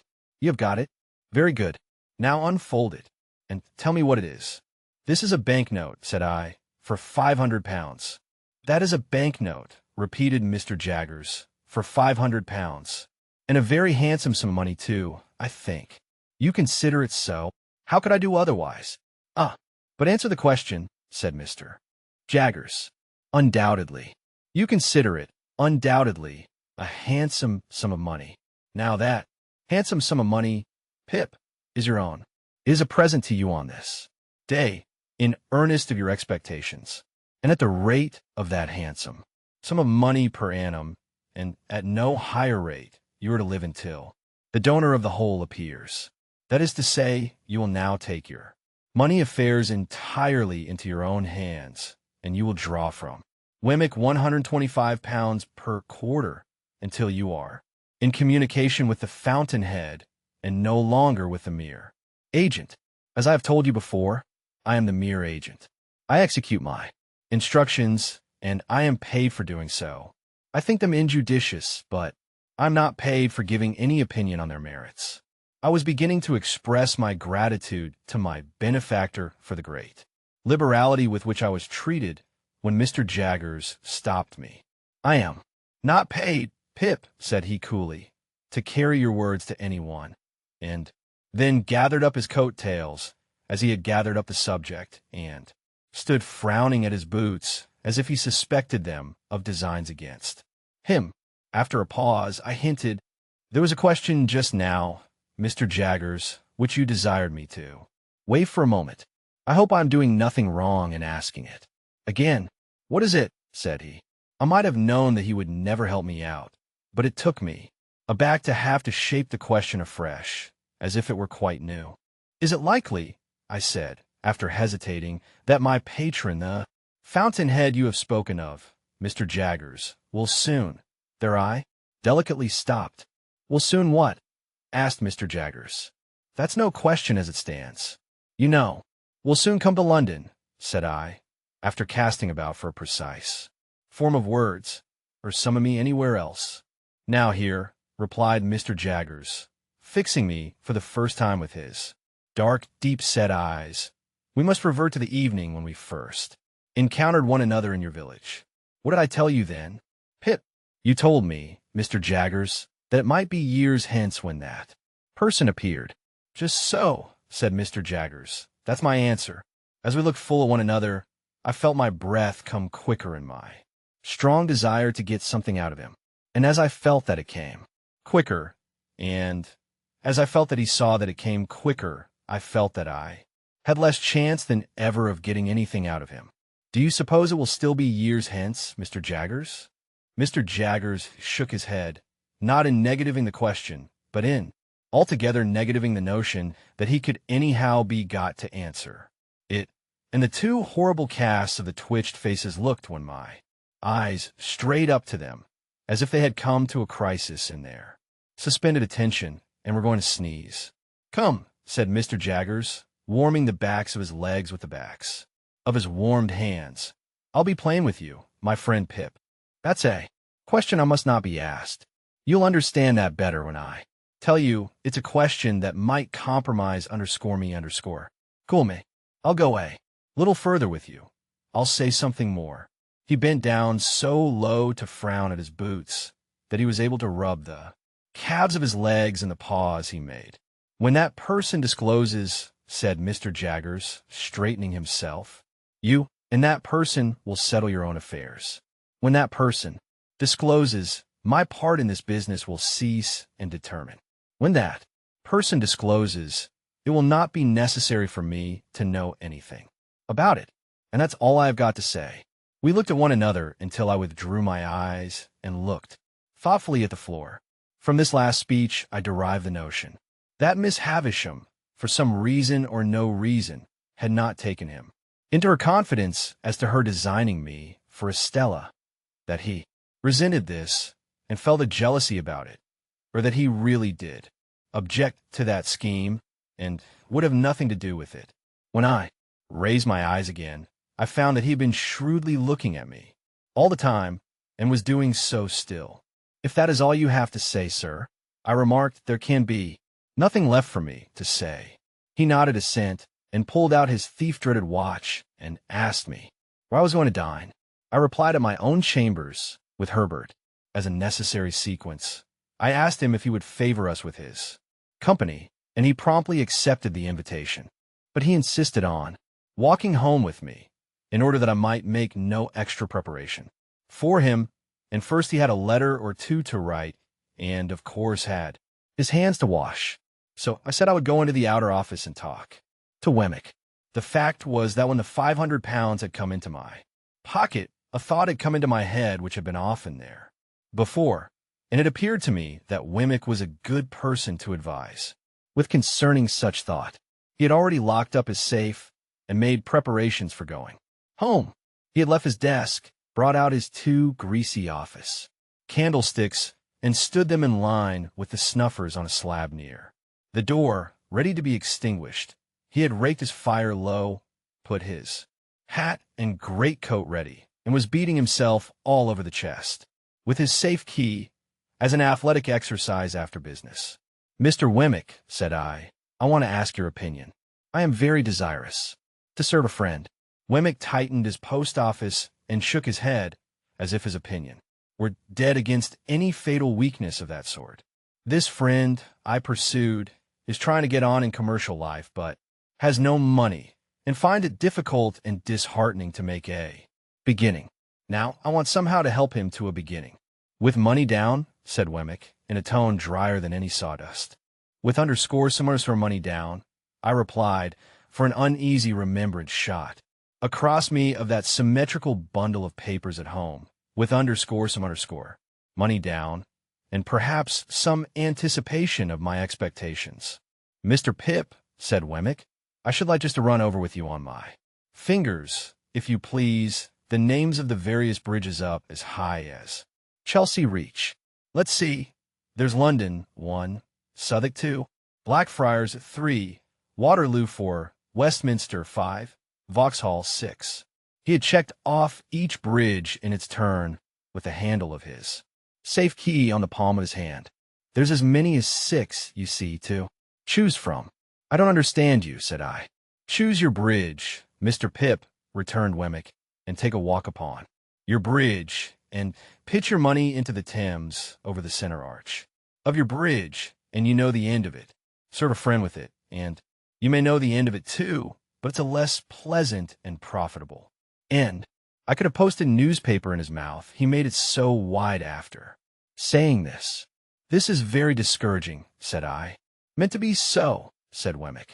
Then is it your opinion, I inquired with some little indignation, that a man should never invest portable property in a friend, said Wemmick.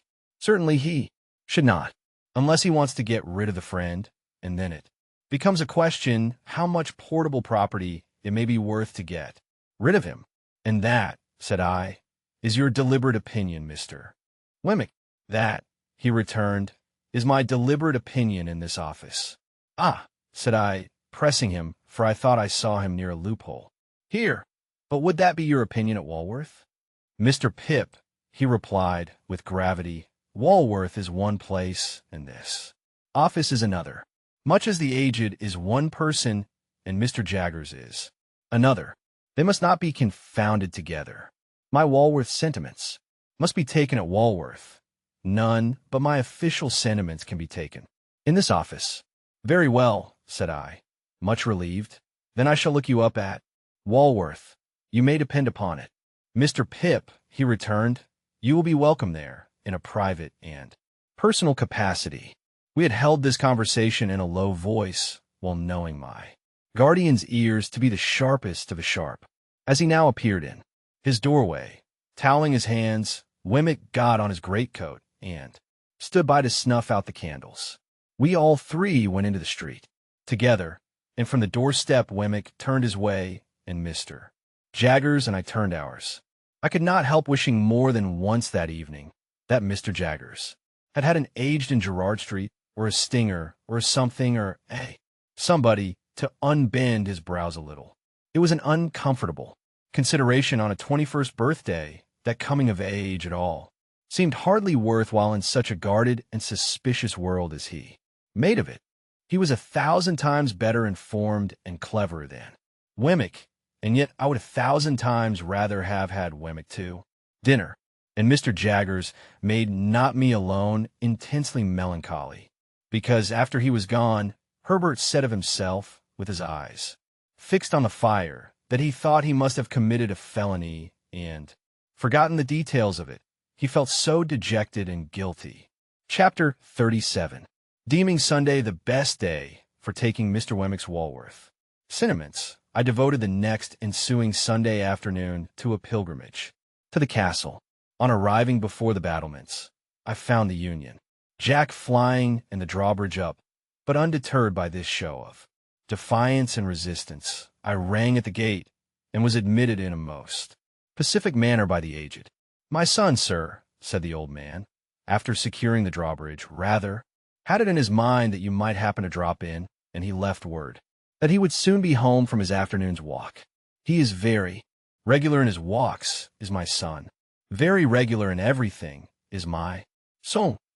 I nodded at the old gentleman as Wemmick himself might have nodded, and we went in and sat down by the fireside. "You made acquaintance with my son, sir," said the old man in his chirping way, while he warmed his hands at the blaze. "At his office, I expect." I nodded. "Huh, I have heard that my son is a wonderful hand."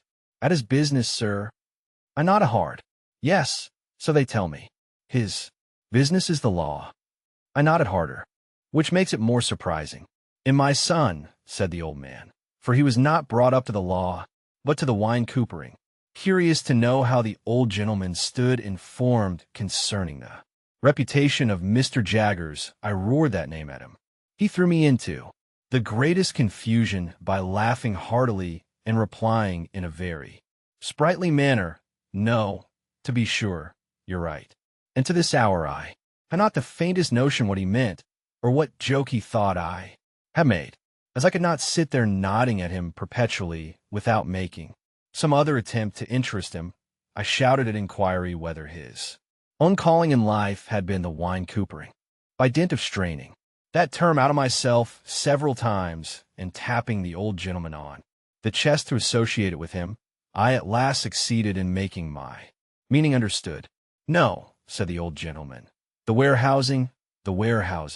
First, over yonder."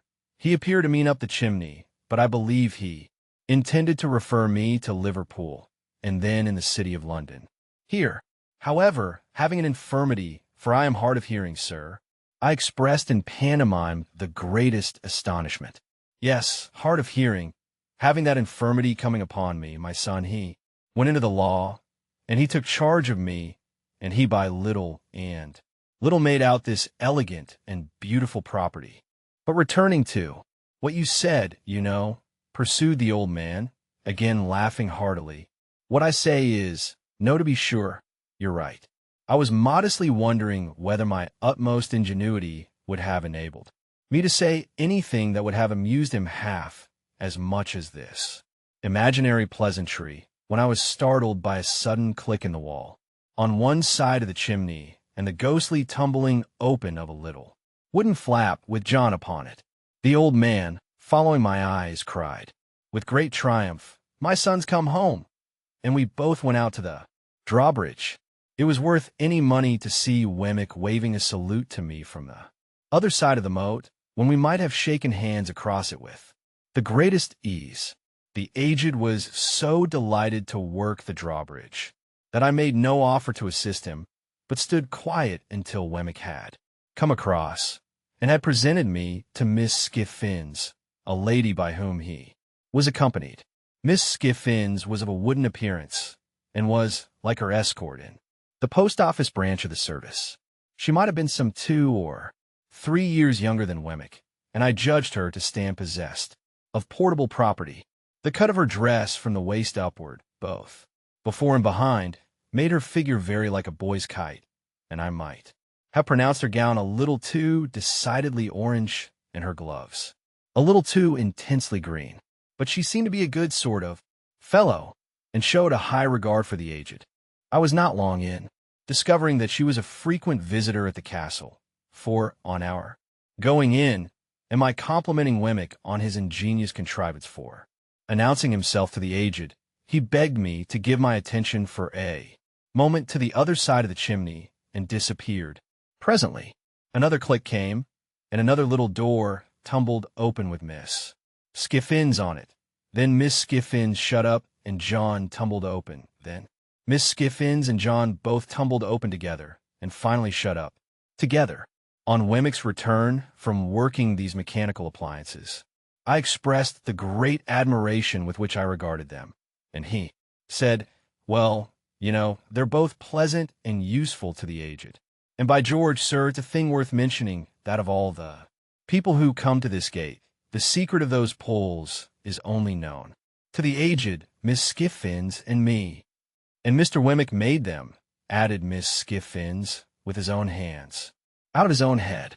While Miss Skiffins was taking off her bonnet, she retained her green gloves during the evening as an outward and visible sign that there was company. Wemmick invited me to take a walk with him round the property and see how the island looked in winter-time, thinking that he did this to give me an opportunity of taking his Walworth sentiments. I seized the opportunity as soon as we were out of the castle. Having thought of the matter with care, I approached my subject as if I had never hinted at it before. I informed Wemmick that I was anxious in behalf of Herbert Pocket, and I told him how we had first met and how we had fought. I glanced at Herbert's home and at his character, and at his having no means but such as he was dependent on his father for, those uncertain and unpunctual. I alluded to the advantages I had derived in my first rawness and ignorance from his society, and I confessed that I feared I had but ill repaid them, and that he might have done better without me and my expectations. Keeping Miss Havisham in the background at a great distance, I still hinted at the possibility of my having competed with him in his prospects, and at the certainty of his possessing a generous soul and being far above any mean distrusts, retaliations, or designs. For all these reasons, I told Wemmick, and because he was my young companion and friend, and I had a great affection for him, I wished my own good fortune to reflect some rays upon him, and therefore I sought advice from Wemmick's experience and knowledge of men and affairs, how I could best try with my resources to help Herbert to some present income, say of 100 a year, to keep him in good hope and heart, and gradually to buy him on to some small partnership. I begged Wemmick in conclusion to understand that my help must always be rendered without Herbert's knowledge or suspicion, and that there was no one else in the world with whom I could advise. I wound up by laying my hand upon his shoulder and saying, "I can't help confiding in you, though I know it must be troublesome to you, but that is your fault in having ever brought me here."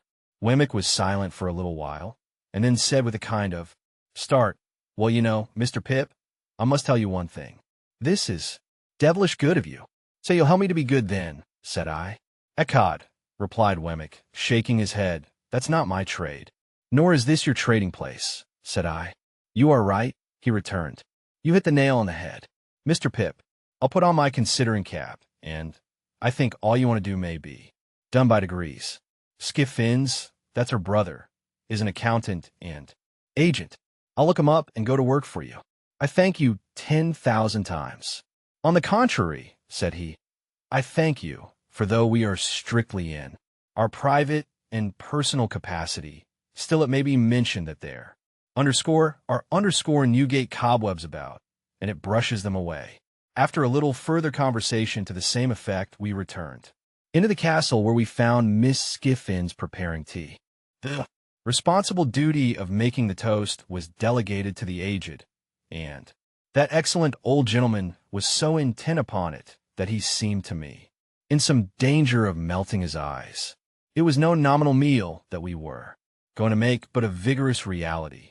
The aged prepared such a haystack of buttered toast that I could scarcely see him over it as it simmered on an iron stand hooked onto the top bar, while Miss Skiffins brewed such a jorum of tea that the pig in the back premises became strongly excited and repeatedly expressed his desire to participate in the entertainment.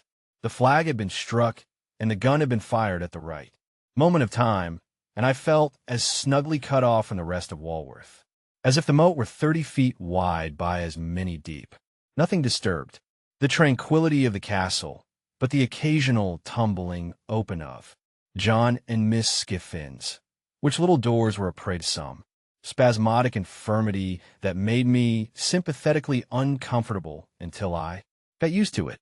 I inferred from a methodical nature of Miss Skiffins's arrangements that she made tea there every Sunday night, and I rather suspected that a classic brooch she wore, representing the profile of an undesirable female with a very straight nose and a very new moon, was a piece of portable property that had been given her by Wemmick.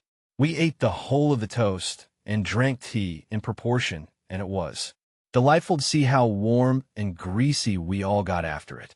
The aged, especially, might have passed for some clean old chief of a savage tribe just oiled. After a short pause of repose, Miss Skiffins, in the absence of the little servant who, it seemed, retired to the bosom of her family on Sunday afternoons, washed up the tea things in a trifling, ladylike amateur manner that compromised none of us. Then she put on her gloves again, and we drew round the fire, and Wemmick said, "Now, aged parent, tip us the paper." Wemmick explained to me, while the aged got his spectacles out, that this was according to custom, and that it gave the old gentleman infinite satisfaction to read the news aloud. "I won't offer an apology," said Wemmick, "for he isn't capable of many pleasures. Are you, H.P.?" "All right, John, all right," returned the old man, seeing himself spoken to. "Only tip him a nod every now and then when he looks off his paper," said Wemmick, "and he'll be as happy as a king. We are all attention. Aged one." "All right, John, all right," returned the cheerful old man, so busy and so pleased that it really was quite charming. The aged's reading reminded me of the classes at Mr. Wopsel's.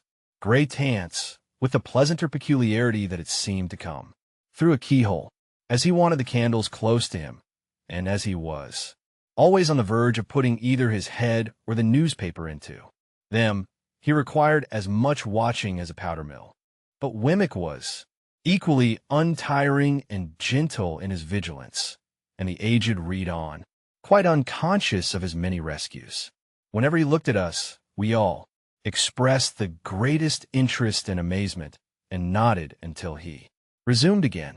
As Wemmick and Miss Skiffins sat side by side, and as I sat in a shadowy corner, I observed a slow and gradual elongation of Mr. Wemmick's mouth, powerfully suggestive of his slowly and gradually stealing his arm round Miss Skiffins's waist. In course of time I saw his hand appear on the other side of Miss Skiffins, but at that moment Miss Skiffins neatly stopped him with a green glove, unwound his arm again as if it were an article of dress, and with the greatest deliberation laid it on the table before her. Miss Skiffins's composure, while she did this, was one of the most remarkable sights I have ever seen, and if I could have thought the act consistent with abstraction of mind, I should have deemed that Miss Skiffins performed it mechanically. By and by, I noticed Wemmick's arm beginning to disappear again, and gradually fading out of view. Shortly afterwards, his mouth began to widen again, After an interval of suspense on my part that was quite enthralling and almost painful, I saw his hand appear on the other side. A Miss Skiffins. Instantly, Miss Skiffins stopped it with the neatness of a placid boxer, took off that girdle or cestus as before, and laid it on the table. Taking the table to represent the path of virtue, I am justified in stating that during the whole time of the aged's reading, Wemmick's arm was straying from the path of virtue and being recalled to it by Miss Skiffins. At last, the aged read himself into a light slumber. This was the time for Wemmick to produce a little kettle, a tray of glasses, and a black bottle with a porcelain-topped cork representing some clerical dignitary of a rubicund and social aspect. With the aid of these appliances, we all had something warm to drink, including the aged, who was soon awake again. Miss Skiffins mixed, and I observed that she and Wemmick drank out of one glass. Of course, I knew better than to offer to see Miss Skiffins home, and under the circumstances I thought I had best go first, which I did, taking a cordial leave of the aged, and having passed a pleasant evening. Before a week was out, I received a note from Wemmick dated Walworth, stating that he hoped he had made some advance in that matter, appertaining to our private and personal capacities, and that he would be glad if I could come and see him again upon it. So I went out to Walworth again, and yet again, and yet again, and I saw him by appointment in the city several times, but never held any communication with him on the subject in or near Little Britain. The upshot was that we found a worthy young merchant or shipping broker, not long established in business, who wanted intelligent help, and who wanted capital, and who in due course of time and receipt would want a partner.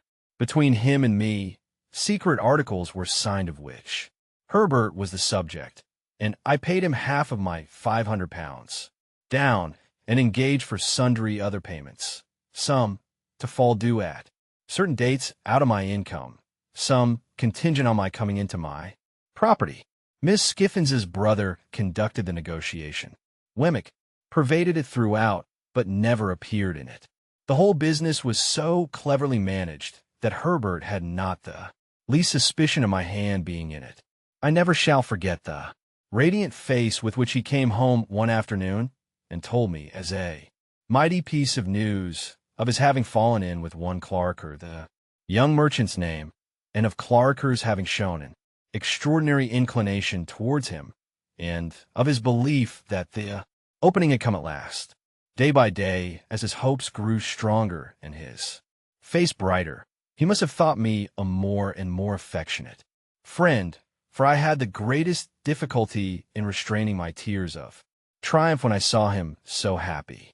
At length, the thing being done, and he having that day entered Clarker's house, and he having talked to me for a whole evening in a flush of pleasure and success, I did really cry in good earnest when I went to bed to think that my expectations had done some good to somebody. A great event in my life, the turning point of my life, now opens on my view. But before I proceed to narrate it, and before I pass on all the changes it involved, I must give one chapter to Estella. It is not much to give to the theme that so long filled my heart. Chapter 38. If that staid old house near the green at Richmond should ever come to be haunted when I am dead, it will be haunted surely by my ghost. Oh, the many, many nights and days through which the unquiet spirit within me haunted that house when Estella lived there. Let my body be where it would, my spirit was always wandering about that house. The lady with whom Estella was placed, Mrs. Branley by name, was a widow with one daughter several years older than Estella.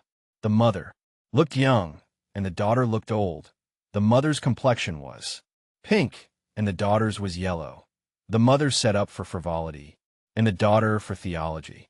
They were in what is called a good position, and were visited by numbers of people.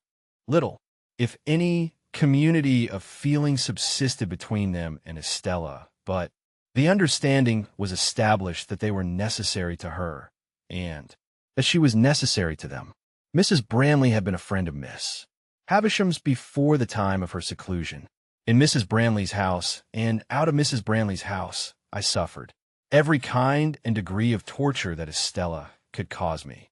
The nature of my relations with her, which placed me on terms of familiarity without placing me on terms of favor, conduced to my distraction. She made use of me to tease other admirers, and she turned the very familiarity between herself and me to the account of putting a constant slight on my devotion to her. If I had been her secretary, steward, half-brother, poor relation, if I had been a younger brother of her appointed husband, I could not have seemed to myself further from my hopes when I was nearest to her. The privilege of calling her by her name and hearing her call me by mine became, under the circumstances and aggravation of my trials, and while I think it likely that almost maddened her other lovers, I know too certainly that it almost maddened me. She had admirers without end. No doubt my jealousy made an admirer of every one who went near her, but there were more than enough of them.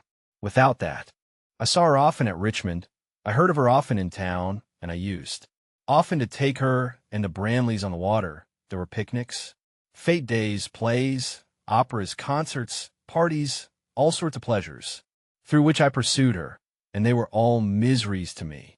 I never had 1 hour's happiness in her society, and yet my mind all round the 24 hours was harping on the happiness of having her with me unto death throughout this part of our intercourse, and it lasted, as will presently be seen, for what I then thought a long time. She habitually reverted to that tone which expressed that our association was forced upon us. There were other times when she would come to a sudden check in this tone and in all her many tones, and would seem to pity me. "Pip, Pip," she said one evening, coming to such a check when we sat apart at a darkening window of the house in Richmond, "will you never take warning?" "Of what?" "Of me. Warning not to be attracted by you." "Do you mean Estella?" "Do I mean? If you don't know what I mean, you are blind." I should have replied that love was commonly reputed blind, but for the reason that I always was restrained, and this was not the least of my miseries, by a feeling that it was ungenerous to press myself upon her, when she knew that she could not choose but obey Miss Havisham.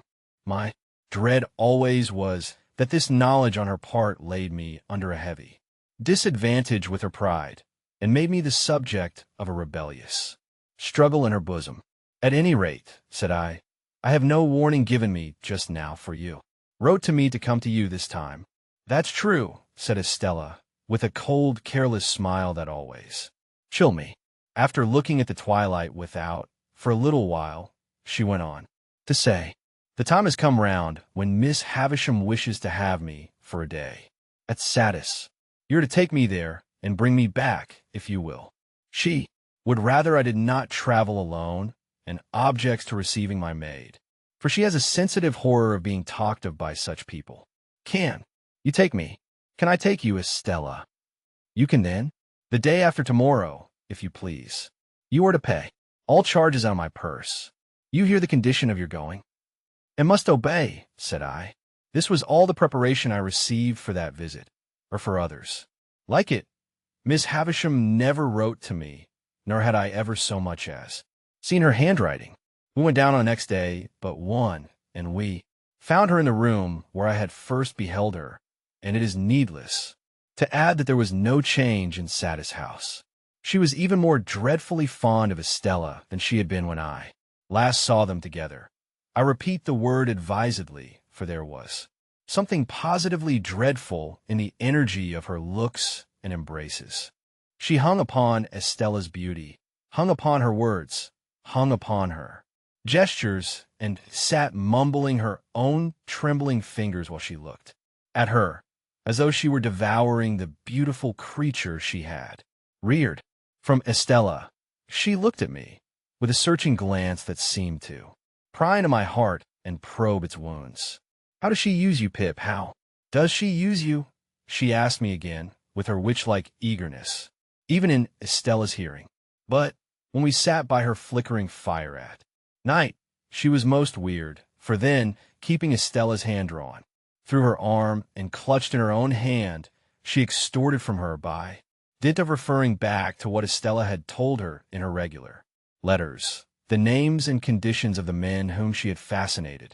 And as Miss Havisham dwelt upon this role with the intensity of a mind mortally hurt and diseased, she sat with her other hand on her crutch, stick and her chin on that, and her wan bright eyes glaring at me, a very spectre.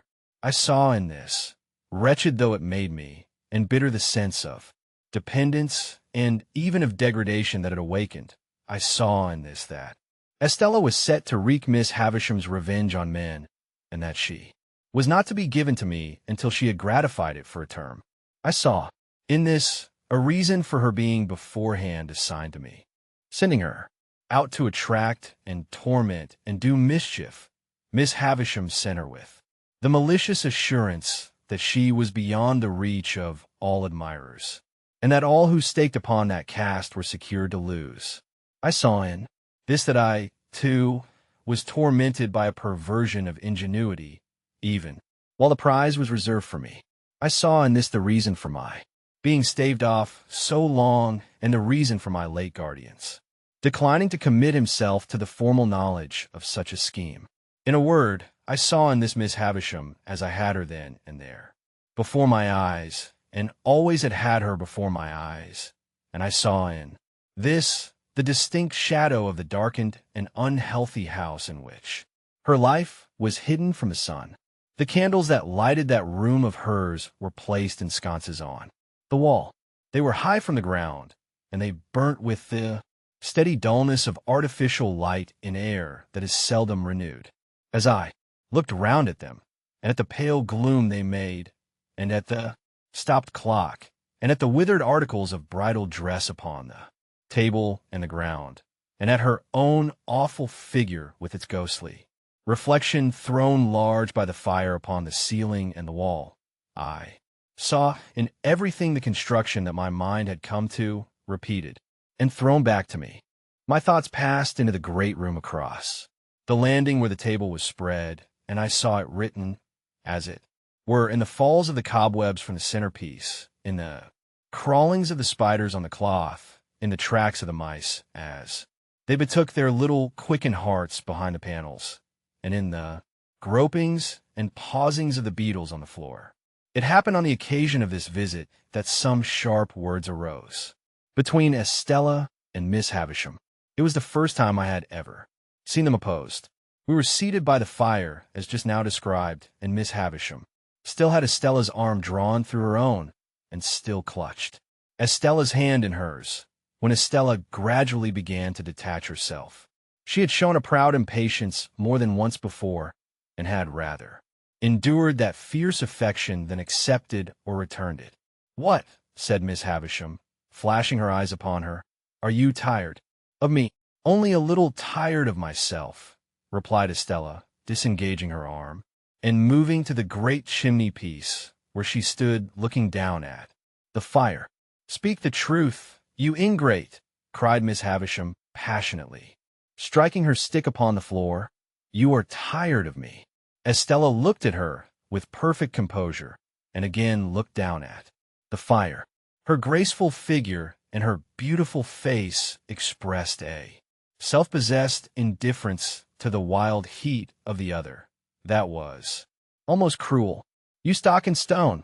exclaimed Miss Havisham. "You cold, cold heart!" "What?" said Estella, preserving her attitude of indifference as she leaned against the great chimney-piece and only moving her eyes. "Do you reproach me for being cold? Are you not?" was the fierce retort. "You should know," said Estella. "I am what you have made me. Take all the praise, take all the blame, take all the success, take all the failure. In short, take me." "Oh, look at her!"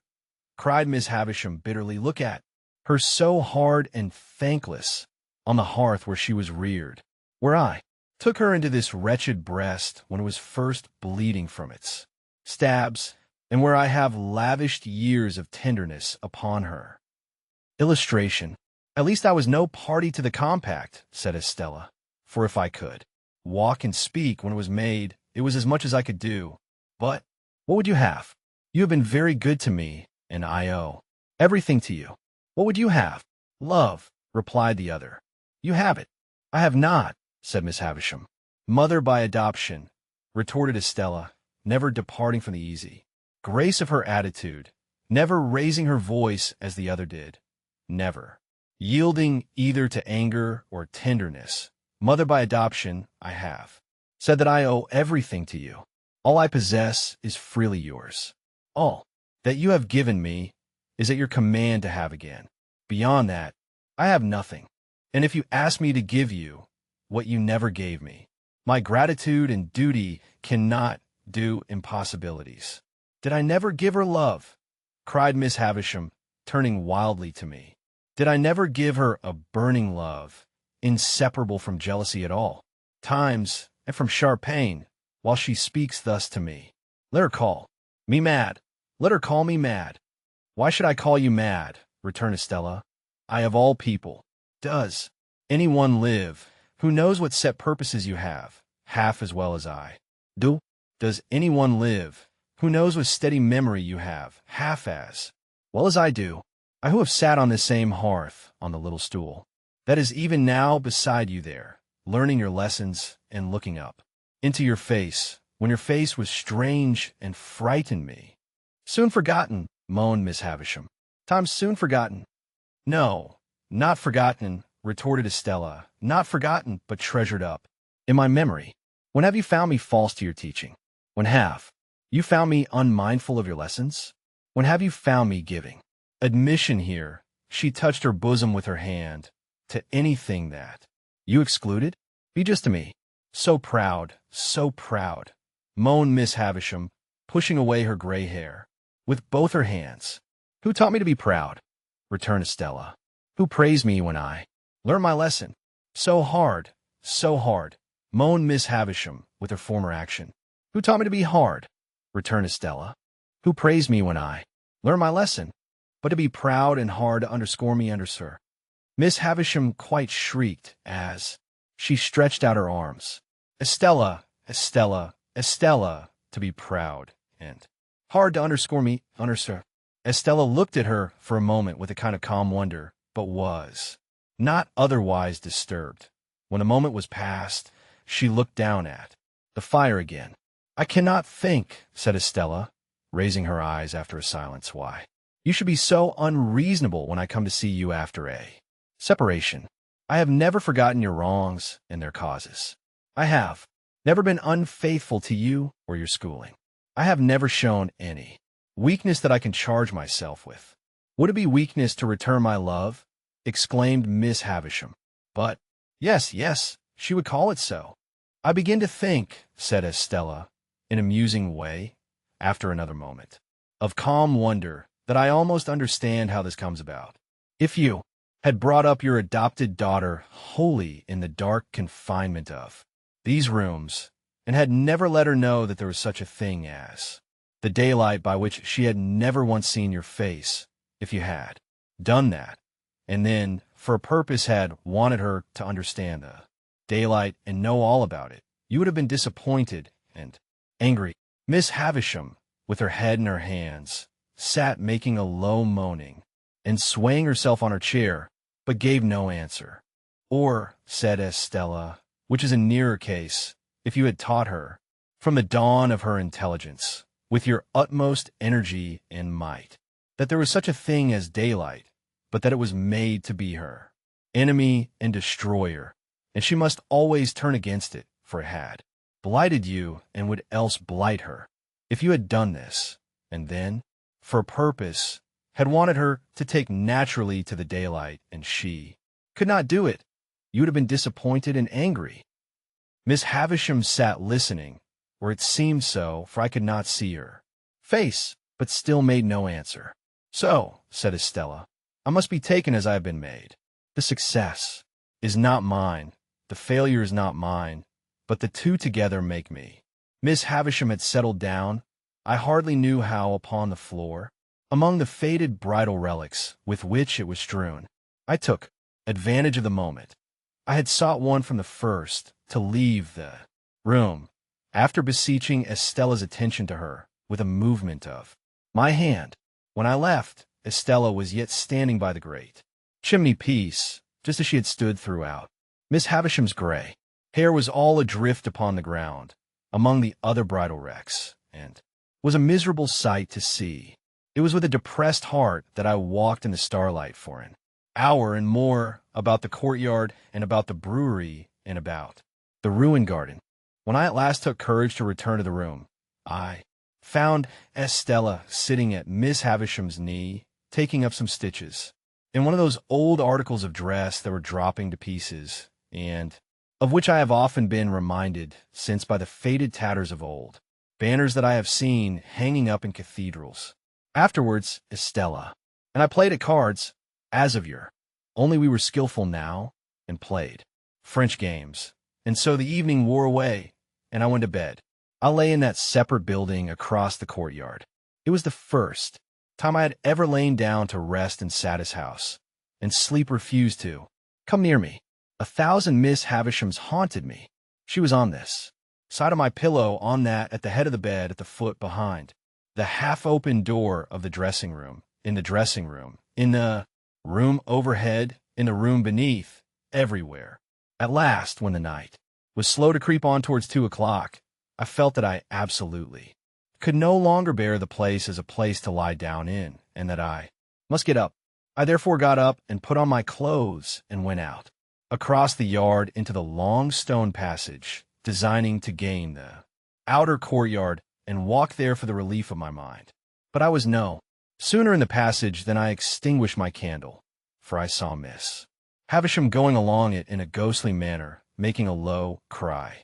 I followed her at a distance and saw her go up the staircase.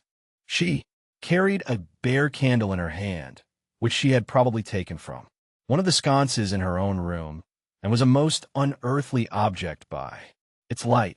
Standing at the bottom of the staircase, I felt the mildewed air of the feast chamber without seeing her open the door, and I heard her walking there, and so across in her own room, and so across again into that, never ceasing the low cry. After a time, I tried in the dark, both to get out and to go back, but I could do neither until some streaks of day strayed in and showed me where to lay my hands. During the whole interval, whenever I went to the bottom of the staircase, I heard her footstep, saw her light pass above, and heard her ceaseless low cry. Before we left next day, there was no revival of the difference between her and Estella, nor was it ever revived on any similar occasion. And there were 4 similar occasions, to the best of my remembrance. Nor did Miss Havisham's manner towards Estella in any wise change, except that I believed it to have something like fear infused among its former characteristics. It is impossible to turn this leaf of my life without putting Bentley Drummel's name upon it, or I would, very gladly. On a certain occasion when the Finches were assembled in force, and when good feeling was being promoted in the usual manner by nobodies agreeing with anybody else, the presiding Finch called the Grove to order, for as much as Mr. Drummel had not yet toasted a lady, which, according to the solemn constitution of the society, it was the brute's turn to do that day. I thought I saw him leer in an ugly way at me, while the decanters were going round, but as there was no love lost between us that might easily be, what was my indignant surprise when he called upon the company to pledge him to Estella. "Estella who?" said I. "Never you mind," retorted Drummel. "Estella of where?" said I. "You are bound to say of where." Which he was as a Finch. "Of Richmond, gentlemen," said Drummel, putting me out of the question, "and a peerless beauty." Much he knew about peerless beauties, a mean, miserable idiot. "I," whispered Herbert. "I know that lady," said Herbert, across the table, when the toast had been honored.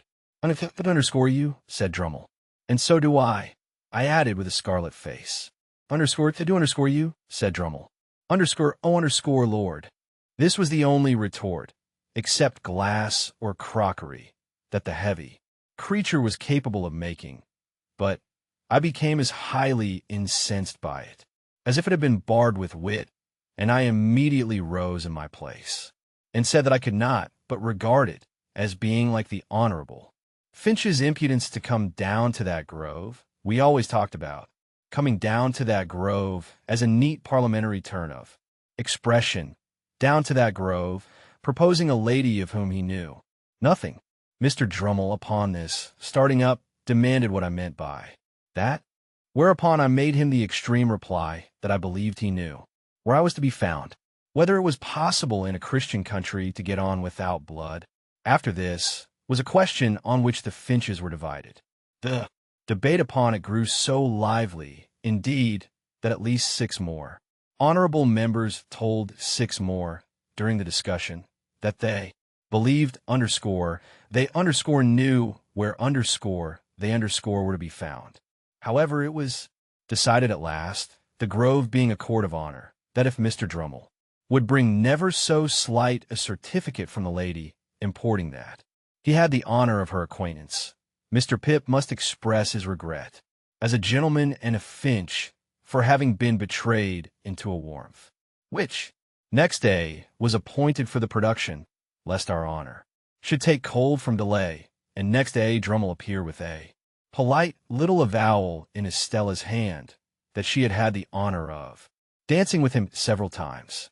This left me no course but to regret that I had been betrayed into a warmth which, and on the whole to repudiate as untenable the idea that I was to be found anywhere.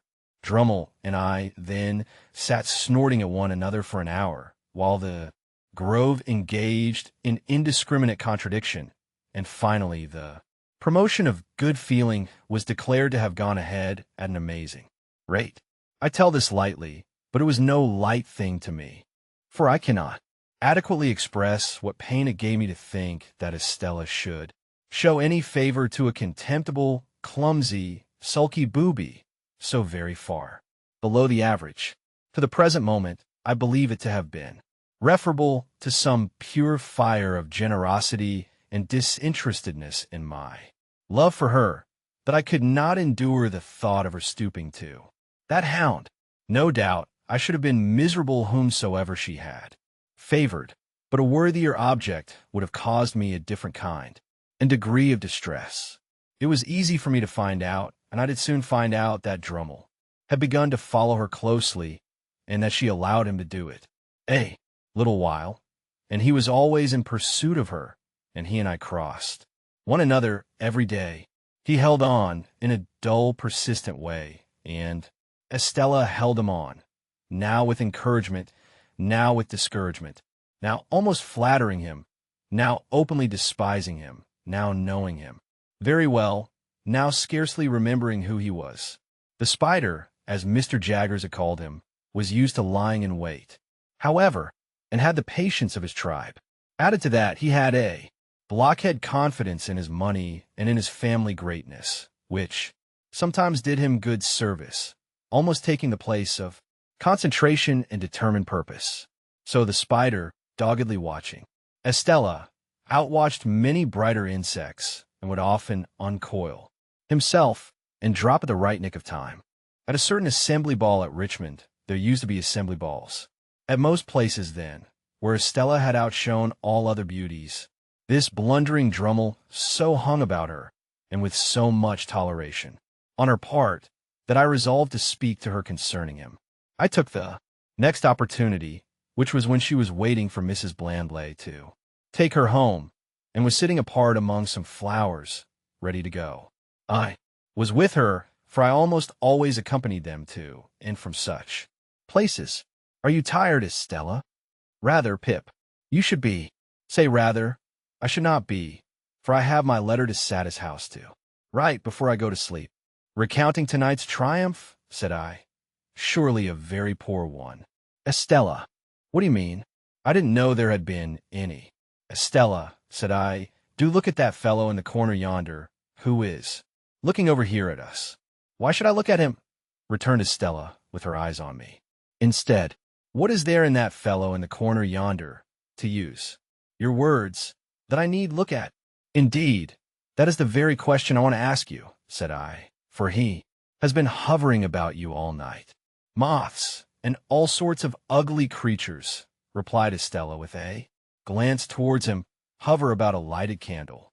Can the candle help it? No, I returned, but cannot the Estella help it? Well, said she, laughing, after a moment, perhaps. Yes, anything you like. But, Estella, do hear me speak. It makes me wretched that you should encourage a man so generally despised as Drummle. You know he is despised. Well, said she, you know he is as ungainly within as without. A deficient, ill-tempered, lowering, stupid fellow. Well, said she, you know he has nothing to recommend him but money and a ridiculous roll of addle-headed predecessors. Now, don't you? Well, said she again, and each time she said it, she opened her lovely eyes the wider. To overcome the difficulty of getting past that monosyllable, I took it from her and said, repeating it with emphasis, well, then that is why it makes me wretched.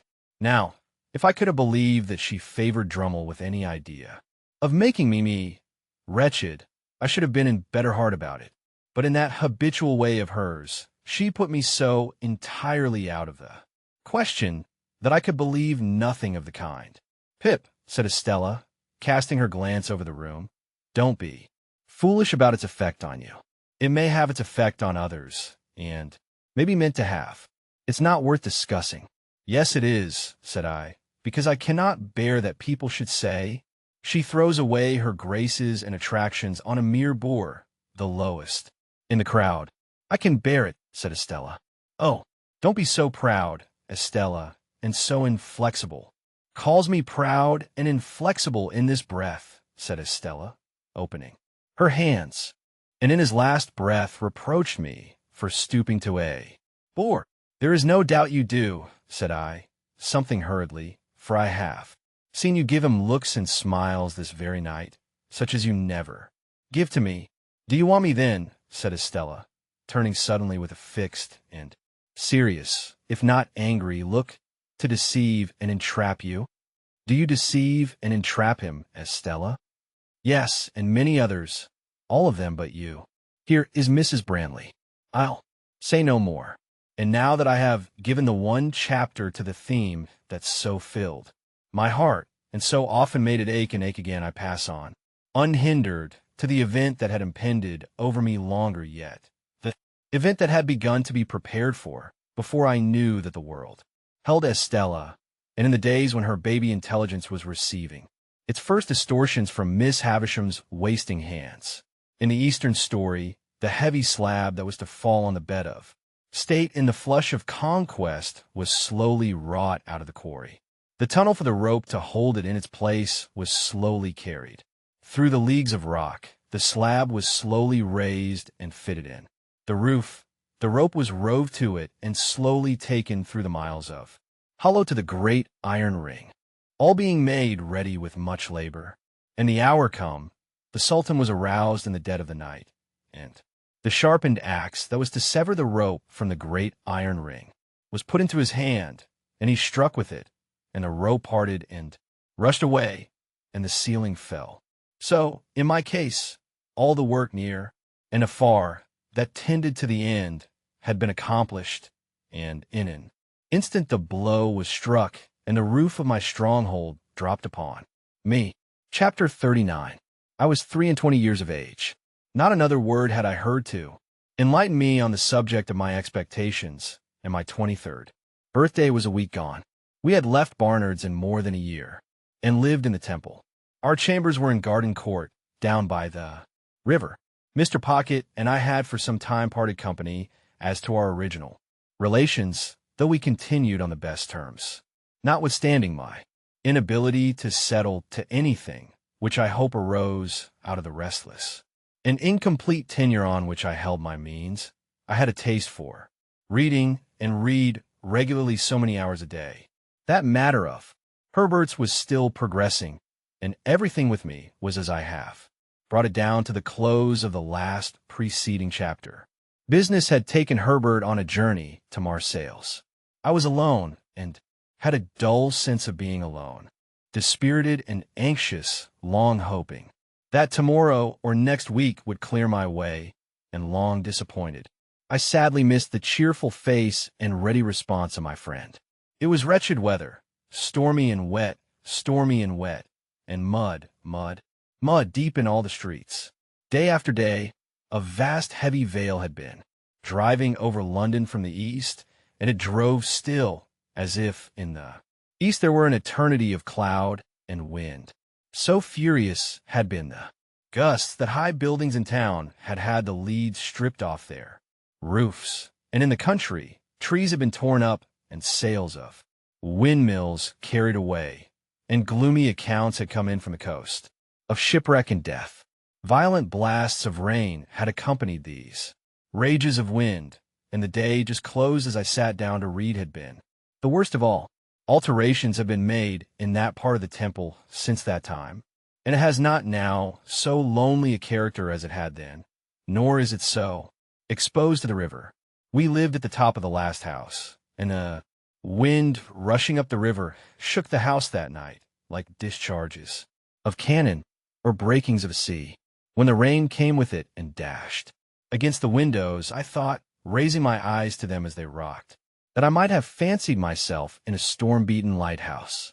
Occasionally, the smoke came rolling down the chimney as though it could not bear to go out into such a night, and when I set the doors open and looked down the staircase lamps were blown out, and when I shaded my face with my hands and looked through the black windows, opening them ever so little was out of the question. In the teeth of such wind and rain, I saw that the lamps in the court were blown out, and that the lamps on the bridges and the shore were shuddering, and that the coal fires and barges on the river were being carried away before the wind like red-hot splashes in the rain.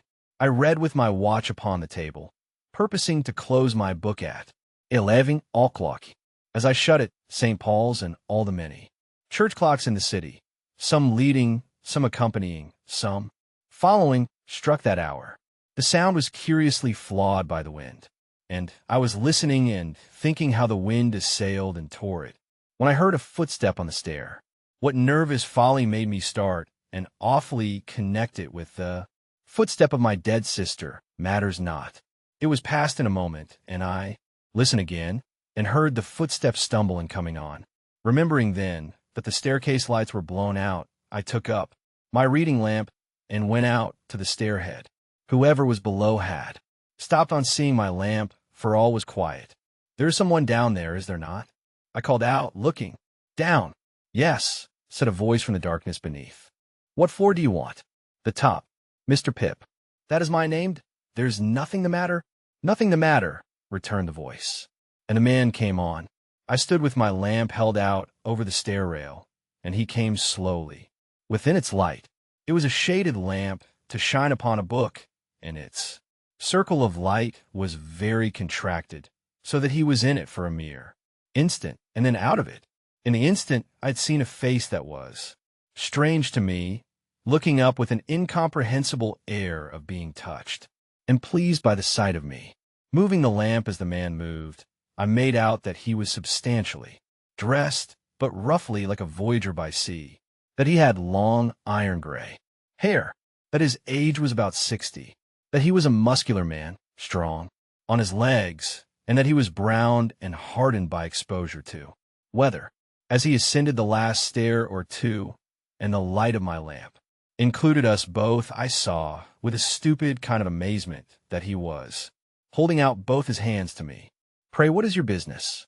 I asked him.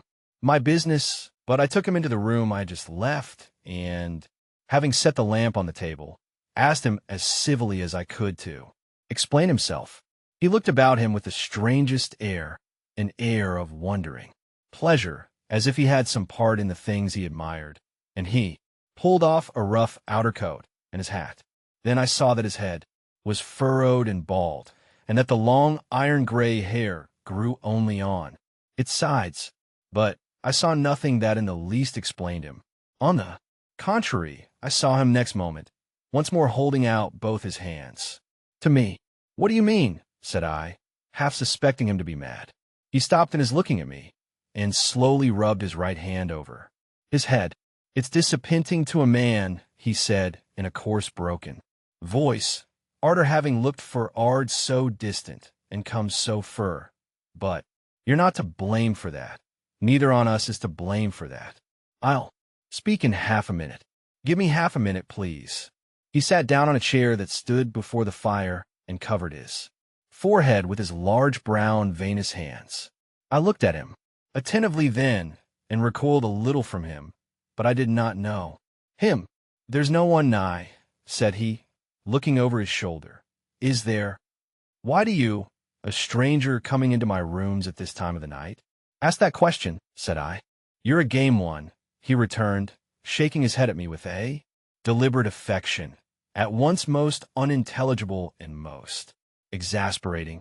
"I'm glad you've growed up, a game one, but don't catch hold of me. You'd be sorry arterwards to have done it." I relinquished the intention he had detected, for I knew him. Even yet, I could not recall a single feature, but I knew him. If the wind and the rain had driven away the intervening years, had scattered all the intervening objects, had swept us to the churchyard where we first stood face to face on such different levels, I could not have known my convict more distinctly than I knew him now as he sat in the chair before the fire. No need to take a file from his pocket and show it to me. No need to take the handkerchief from his neck and twist it round his head. No need to hug himself with both his arms and take a shivering turn across the room, looking back at me for recognition. I knew him before he gave me one of those aids, though a moment before I had not been conscious of remotely suspecting his identity. He came back to where I stood and again held out both his hands, not knowing what to do, for in my astonishment I had lost my self-possession. I reluctantly gave him my hands. He grasped them heartily, raised them to his lips, kissed them, and still held them. "You acted noble, my boy," said he. "Noble, Pip, and I have never forgot it." At a change in his manner, as if he were even going to embrace me, I laid a hand upon his breast and put him away. "Stay," said I. "Keep off. If you are grateful to me for what I did when I was a little child, I hope you have shown your gratitude by mending your way of life. If you have come here to thank me, it was not necessary. Still, however you found me out, there must be something good in the feeling that has brought you here, and I will not repulse you. But surely you must understand that my attention was so attracted by the singularity of his fixed look at me that the words died away on my tongue. "You is a sing," he observed, when we had confronted one another in silence. "That surely I must understand." "What surely must I understand?" "That I cannot wish to renew that chance intercourse with you of long ago under these different circumstances. I am glad to believe you have repented and recovered yourself. I am glad to tell you so. I am glad that, thinking I deserve to be thanked, you have come to thank me. But our ways are different ways, none the less. You are wet, and you look weary. Will you drink something before you go?"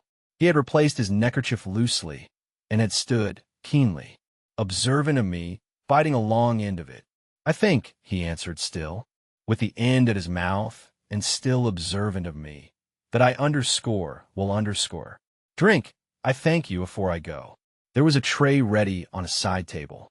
I brought it to the table near the fire, and asked what he would have. He touched one of the bottles without looking at it or speaking, and I made him some hot rum and water.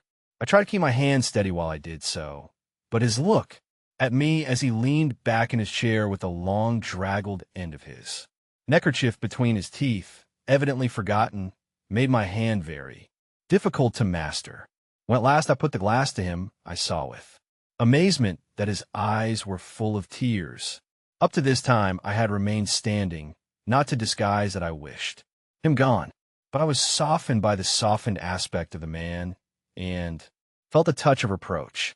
"I hope," said I, hurriedly putting something into a glass for myself, and drawing a chair to the table, "that you will not think I spoke harshly to you just now. I had no intention of doing it, and I'm sorry for if I did. I wish you well and happy." As I put my glass to my lips, he glanced with surprise at the end of his neckerchief dropping from his mouth when he opened it, and stretched out his hand. I gave him mine, and then he drank and drew his sleeve across his eyes and forehead. "How are you living?" I asked him. "I've been a sheep farmer, stock breeder, other trades besides, away in the New World," said he, "many 1,000 mile of stormy water off from this. I hope you have done well." "I've done wonderfully well.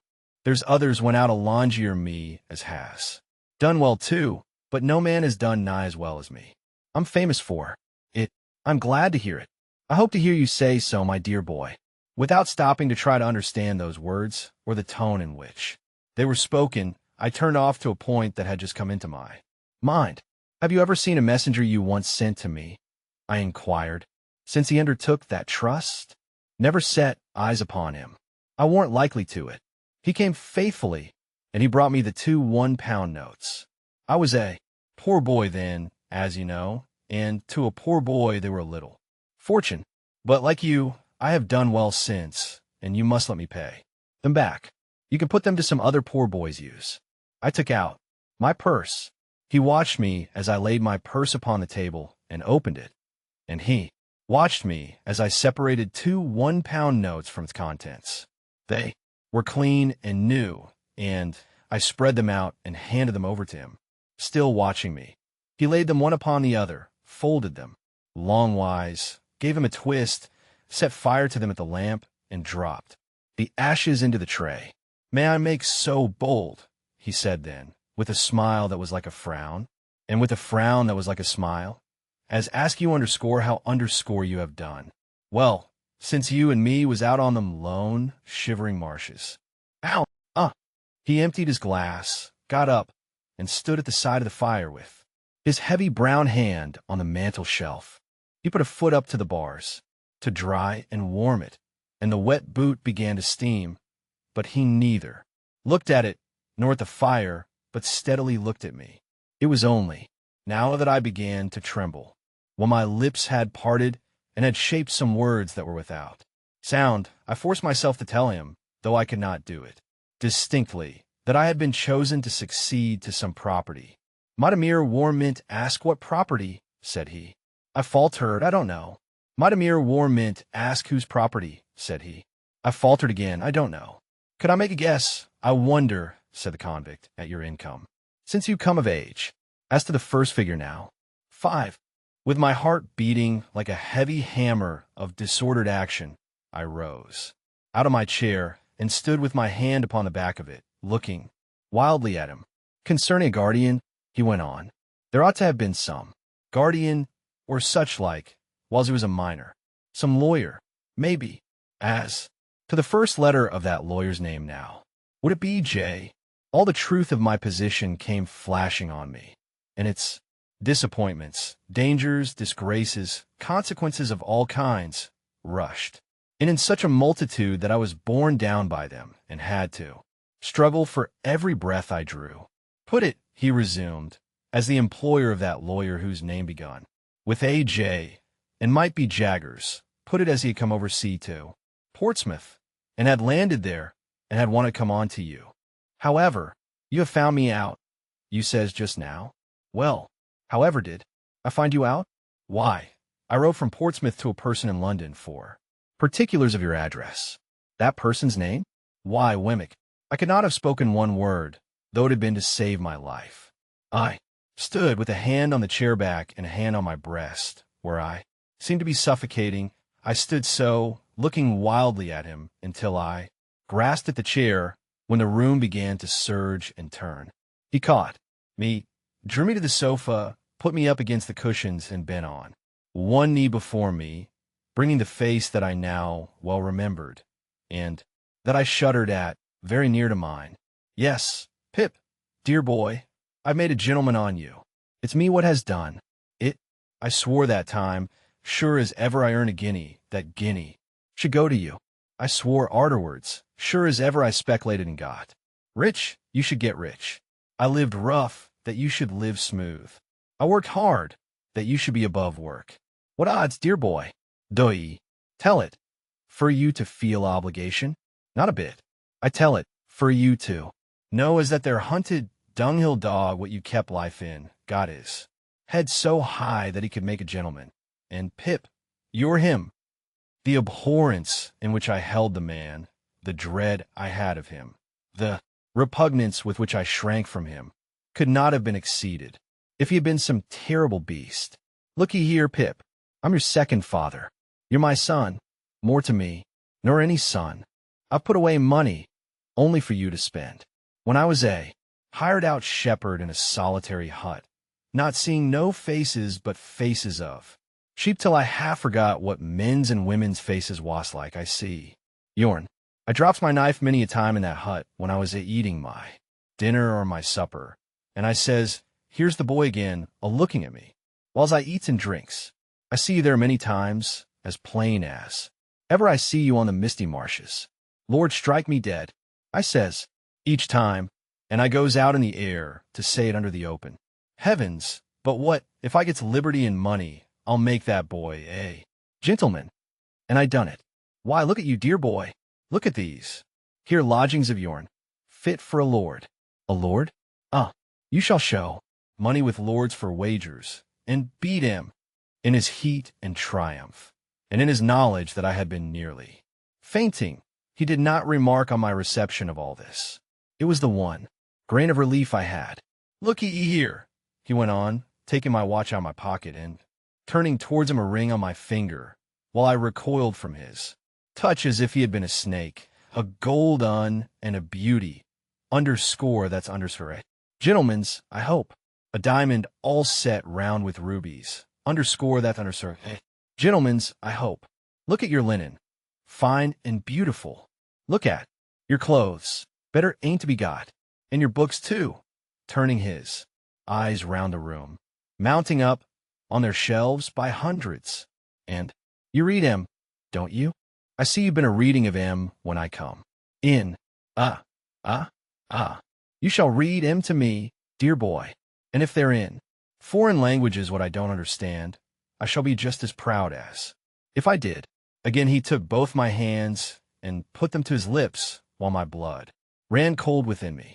Don't you mind talking, Pip, said he, after again drawing his sleeve over his eyes and forehead, as the click came in his throat, which I well remembered, and he was all the more horrible to me that he was so much in earnest. You can't do better nor keep quiet, dear boy. You ain't looked slowly forward to this as I have.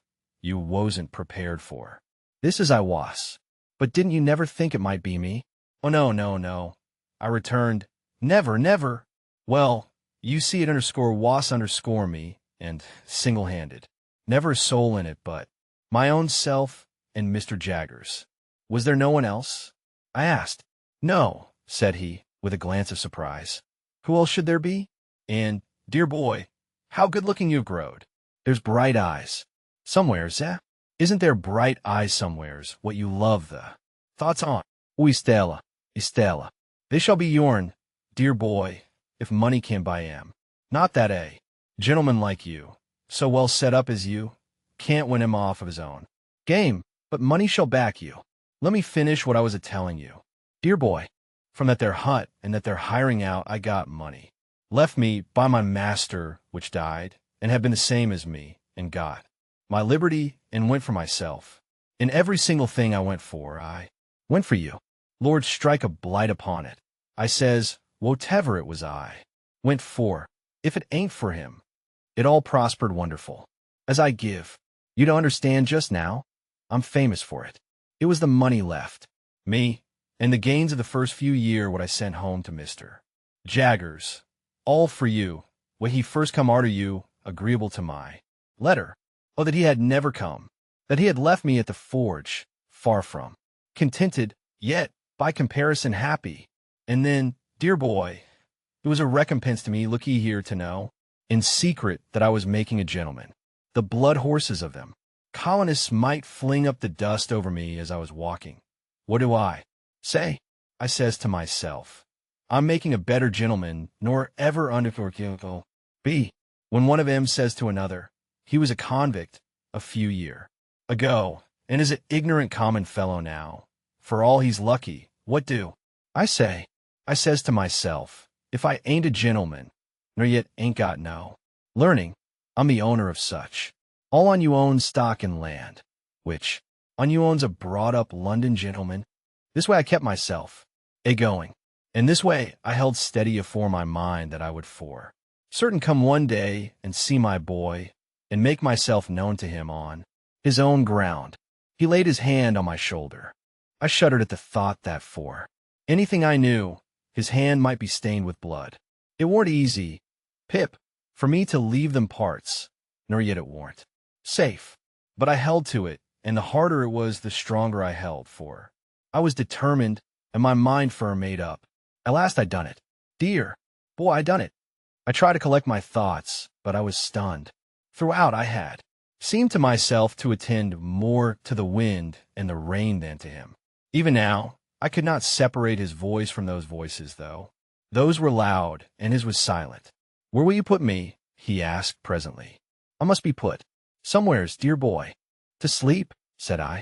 Yes, and to sleep long and sound, he answered, for I've been sea-tossed and sea-washed months and months.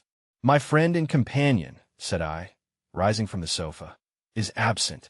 You must have his room. He won't come back tomorrow, will he? No, said I, answering almost mechanically in spite of my utmost efforts, not tomorrow. Because look ye here, dear boy, he said, dropping his voice and laying a long finger on my breast in an impressive manner. Caution is necessary. How do you mean? Caution? By gee, it's death. What's death? I was sent for life. It's death to come back. There's been overmuch coming back of late years, and I should have certainty be hanged if took. Nothing was needed but this, the wretched man, after loading wretched. Me with his gold and silver chains for years, had risked his life to come to me, and I held it there in my keeping. If I had loved him, instead of abhorring him, if I had been attracted to him by the strongest admiration and affection, instead of shrinking from him with the strongest repugnance, it could have been no worse. On the contrary, it would have been better, for his preservation would then have naturally and tenderly addressed my heart. My first care was to close the shutters so that no light might be seen from without, and then to close and make fast the doors. While I did so, he stood at the table drinking rum and eating biscuit, and when I saw him thus engaged, I saw my convict on the marshes at his meal. Again, it almost seemed to me as if he must stoop down presently to file at his leg. When I had gone into Herbert's room and had shut off any other communication between it and the staircase, then through the room in which our conversation had been held, I asked him if he would go to bed. He said yes, but asked me for some of my gentleman's linen to put on in the morning. I brought it out and laid it ready for him, and my blood again ran cold when he again took me by both hands to give me good night. I got away from him without knowing how I did it, and mended the fire in the room where we had been together, and sat down by it, afraid to go to bed. For an hour or more, I remained too stunned to think, and it was not until I began to think that I began fully to know how wrecked I was, and how the ship in which I had sailed was gone to pieces. Miss Havisham's intentions towards me, all a mere dream, Estella not designed for me. I only suffered in Satis house as a convenience, a sting for the greedy relations, a model with a mechanical heart to practice on when no other practice was at hand. Those were the first smarts I had. But sharpest and deepest pain of all, it was for the convict, guilty of I knew not what crimes, and liable to be taken out of those rooms where I sat thinking and hanged at the Old Bailey door, that I had deserted Joe. I would not have gone back to Joe now. I would not have gone back to Biddy now for any consideration, simply, I suppose, because my sense of my own worthless conduct to them was greater than every consideration. No wisdom on earth could have given me the comfort that I should have derived from their simplicity and fidelity, but I could never undo what I had done. In every rage of wind and rush of rain, I heard pursuers. Twice I could have sworn there was a knocking and whispering at the outer door. With these fears upon me, I began either to imagine or recall that I had had mysterious warnings of this man's approach, that for weeks gone by I had passed faces in the streets which I had thought like his. that these likenesses had grown more numerous as he, coming over the sea, had drawn nearer, that his wicked spirit had somehow sent these messengers to mine, and that now on this stormy night he was as good as his word and with me. Crowding up with these reflections came the reflection that I had seen him with my childish eyes to be a desperately violent man, that I had heard that other convict reiterate that he had tried to murder him, that I had seen him down in the ditch tearing and fighting like a wild beast.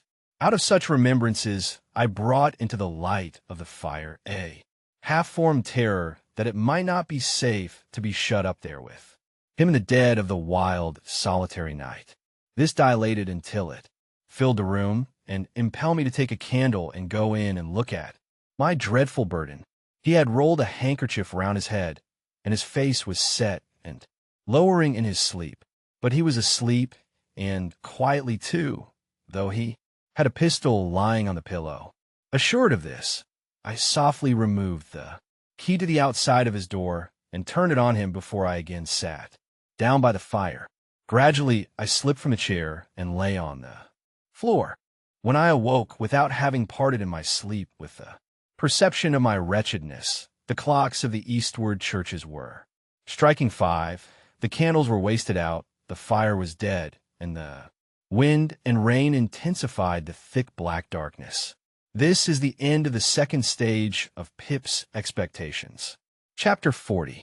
It was fortunate for me that I had to take precautions to ensure, so far as I could, the safety of my dreaded visitor, for this thought, pressing on me when I awoke, held other thoughts in a confused concourse at a distance. The impossibility of keeping him concealed in the chambers was self-evident. It could not be done, and the attempt to do it would inevitably engender suspicion.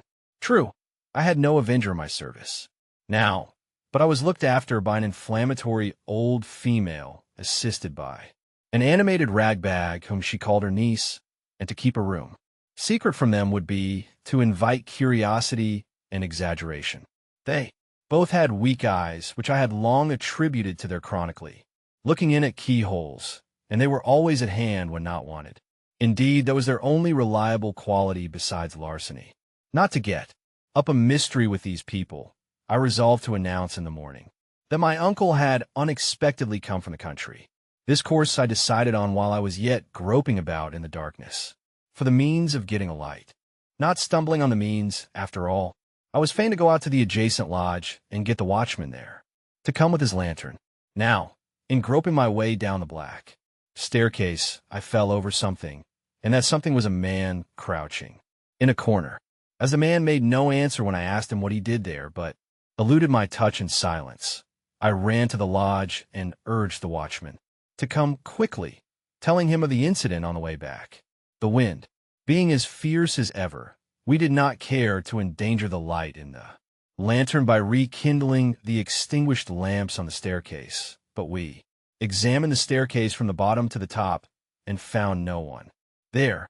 It then occurred to me as possible that the man might have slipped into my rooms, so, lighting my candle at the watchman's and leaving him standing at the door, I examined them carefully, including the room in which my dreaded guest lay asleep. All was quiet, and assuredly no other man was in those chambers.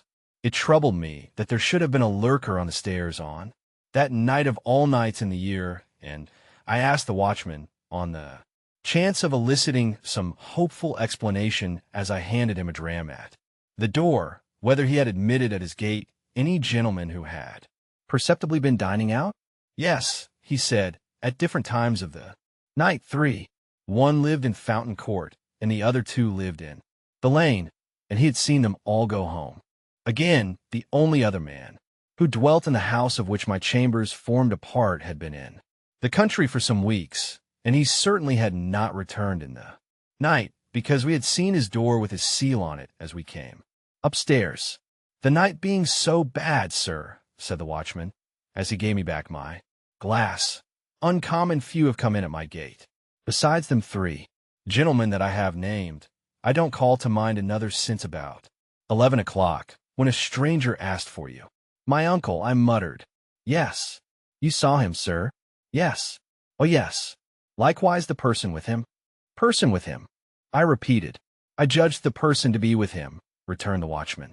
The person stopped when he stopped to make inquiry of me, and the person took this way when he took this way.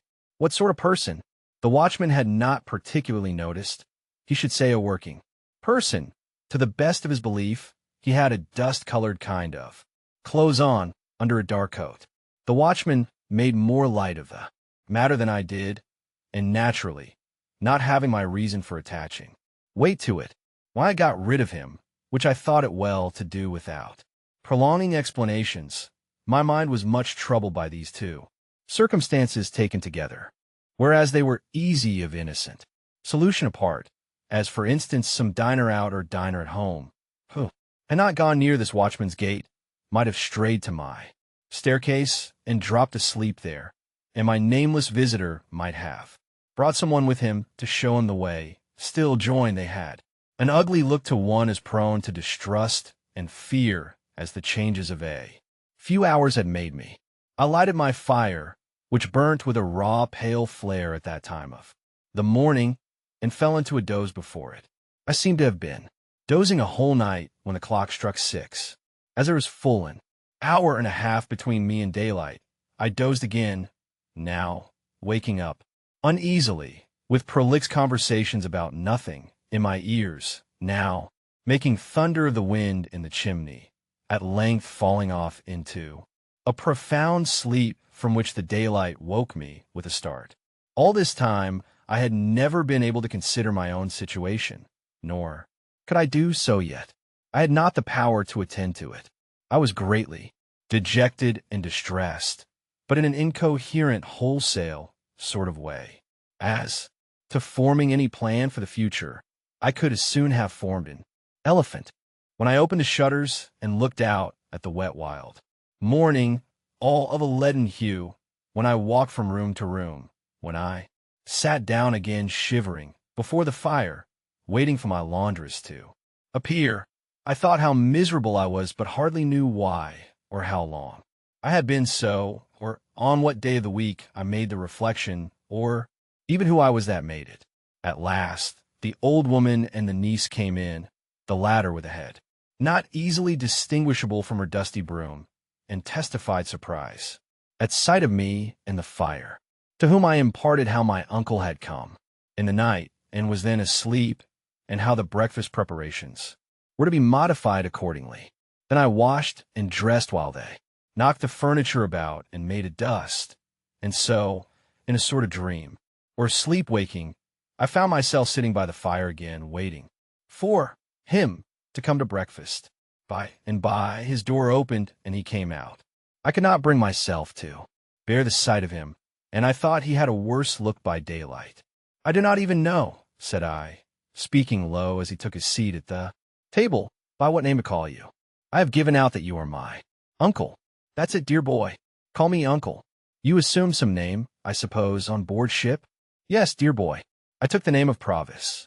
Do you mean to keep that name? Why, yes, dear boy. It's as good as another, unless you'd like. Another? What is your real name? I asked him in a whisper. Magwitch, he answered in the same tone. Christened Abel. What were you brought up to be? A war mint, dear boy.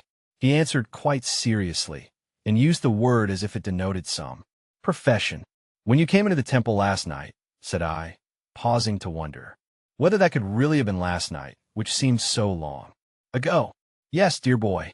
When you came in at the gate and asked the watchman the way here, had you anyone with you? With me? No, dear boy. But there was someone there? I didn't take particular notice, he said, dubiously, not knowing the ways of the place. But I think their underscore was underscore a person, too. Come in. Alonji or me. Are you known in London? I hope not, said he, giving his neck a jerk with his forefinger that made me turn hot and sick. Were you known in London once? Not over and above, dear boy. I was in the provinces mostly. Were you tried in London? Which time? Said he, with a sharp look. The last time. He nodded. First knowed Mr. Jaggers that way. Jaggers was for me.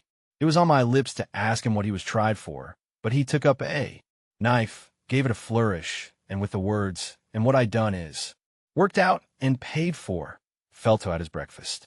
He ate in a ravenous way that was very disagreeable, and all his actions were uncouth, noisy, and greedy. Some of his teeth had failed him since I saw him eat on the marshes, and, as he turned his food in his mouth and turned his head sideways to bring his strongest fangs to bear upon it, he looked terribly like a hungry old dog. If I had begun with any appetite, he would have taken it away, and I should have sat, much as I did, repelled from him by an insurmountable aversion, and gloomily looking at the cloth. "I'm a heavy grubber, dear boy," he said, as a polite kind of apology, when he made an end of his meal, "but I always was. If it had been in my constitution to be a lighter grubber, I might ha' got into lighter trouble. Similarly, I must have my smoke. When I was first hired out as shepherd t'other side the world, it's my belief I should ha' turned into a melancholy mad sheep myself, if I hadn't had my smoke." As he said so, he got up from table, and putting his hand into the breast of the peacoat he wore, brought out a short black pipe and a handful of loose tobacco of the kind that is called Negro head. Having filled his pipe, he put the surplus tobacco back again, as if his pocket were a drawer. Then he took a live coal from the fire with the tongs and lighted his pipe at it, and then turned round on the hearth-rug with his back to the fire and went through his favorite action of holding out both his hands for mine. "And this," said he, dandling my hands up and down in his as he puffed at his pipe, "and this is the gentleman what I made, the real genuine one. It does me good for to look at you, Pip. All I stipulate is to stand by and look at you, dear boy." I released my hands as soon as I could, and found that I was beginning slowly to settle down to the contemplation of my condition. What I was chained to, and how heavily, became intelligible to me as I heard his hoarse voice, and sat looking up at his furrowed, bald head with its iron gray hair at the sides. I mustn't seem my gentleman a-footing it in the mire of the streets. There mustn't be no mud on underscore his underscore boots. My gentleman must have horses. Pip, horses to ride, and horses to drive, and horses for his servant too. Ride drive as well. Shall colonists have their horses and blood? Eunice, if you please, good Lord, and not my London gentleman? No, no, we'll show him another pair of shoes than that. Pip, won't us?" He took out of his pocket a great thick pocketbook, bursting with papers, and tossed it on the table. "There's something worth spending in that there book, dear boy. It's yourn. All I've got ain't mine. It's yourn. Don't you be afeard on it. There's more where that come from. I've come to the old country fur to see my gentleman spend his money underscore, like underscore a gentleman. That'll be underscore my underscore pleasure. Underscore my underscore pleasure. You'll be fur to see him do it.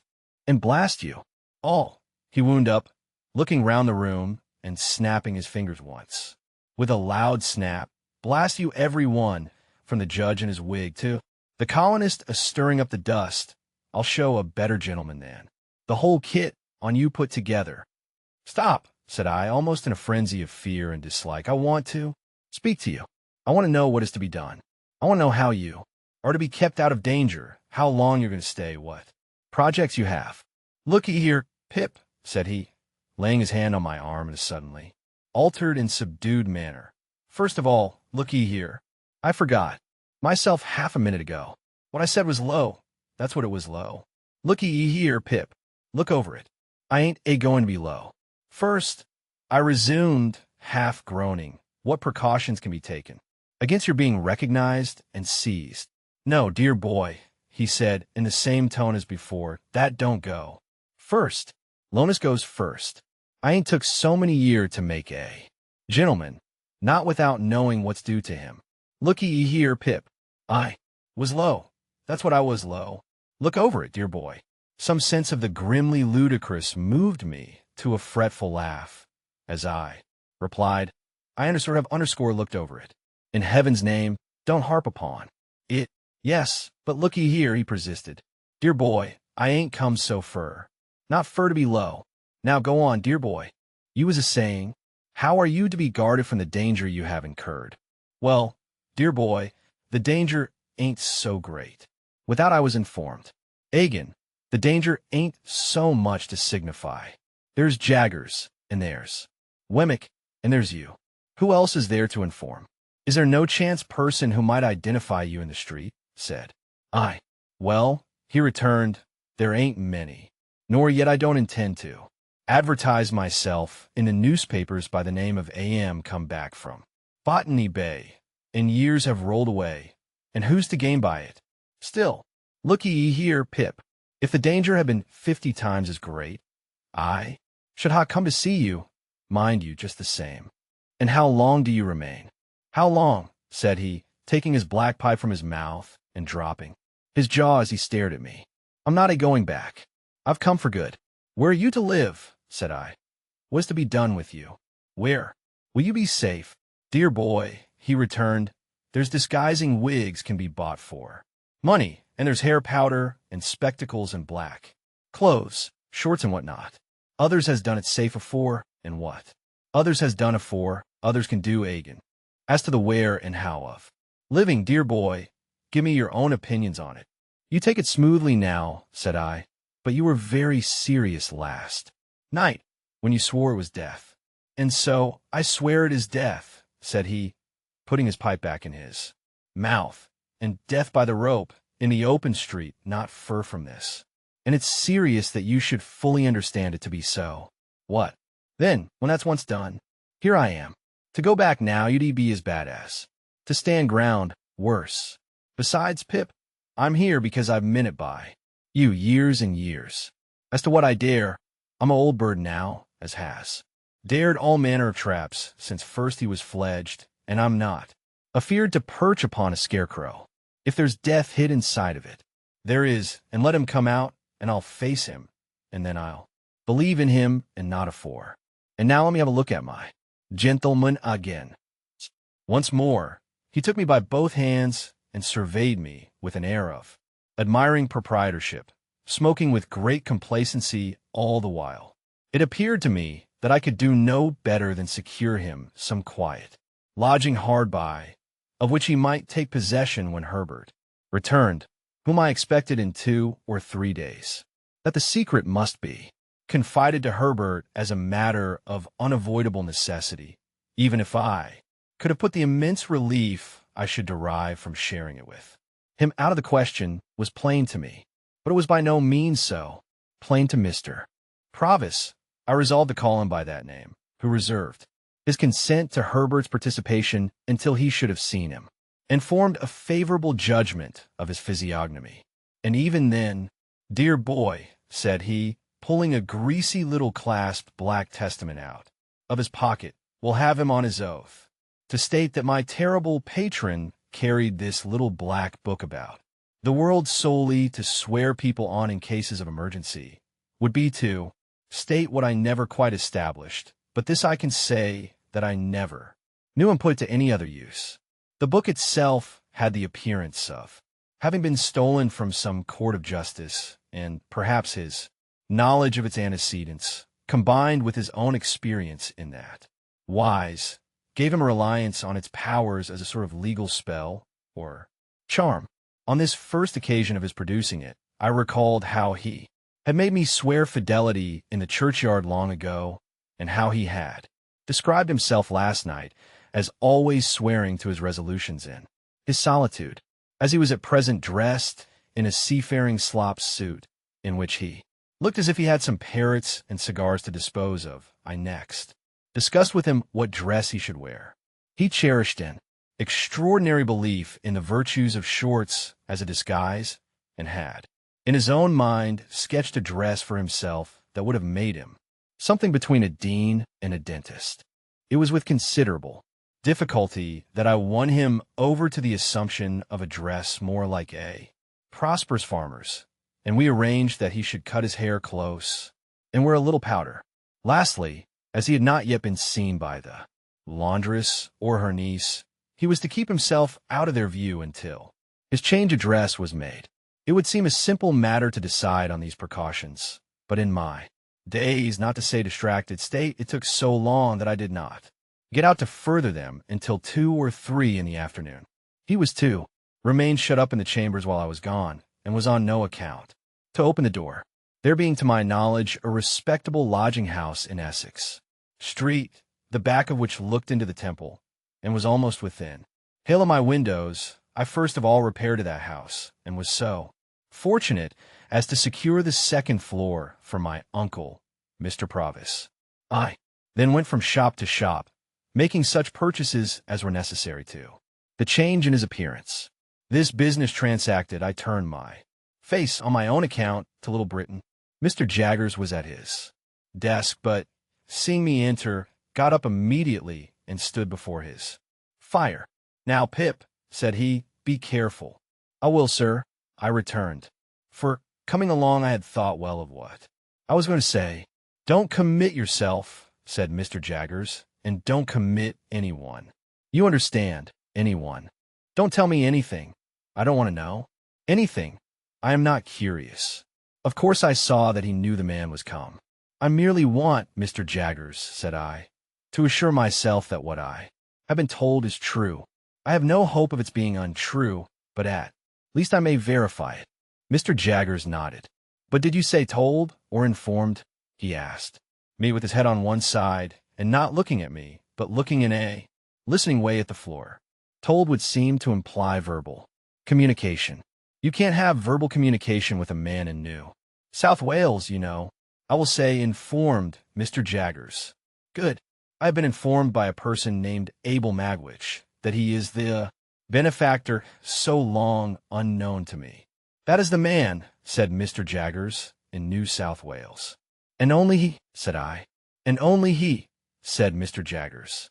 "I'm not so unreasonable, sir, as to think you at all responsible for my mistakes and wrong conclusions, but I always supposed it was Miss Havisham." "As you say, Pip," returned Mr. Jaggers, turning his eyes upon me coolly and taking a bite at his forefinger. "I'm not at all responsible for that." "And yet it looked so like it, sir," I pleaded with a downcast heart. "Not a particle of evidence, Pip," said Mr. Jaggers, shaking his head and gathering up his skirts. "Take nothing on its looks, take everything on evidence. There's no better rule." "I have no more to say," said I, with a sigh, after standing silent for a little while. "I have verified my information, and there's an end." And Magwitch, in New South Wales, having at last disclosed himself, said Mr. Jaggers, "You will comprehend, Pip, how rigidly throughout my communication with you I have always adhered to the strict line of fact. There has never been the least departure from the strict line of fact. You are quite aware of that?" "Quite, sir." "I communicated to Magwitch in New South Wales, when he first wrote to me from New South Wales, the caution that he must not expect me ever to deviate from the strict line of fact. I also communicated to him another caution.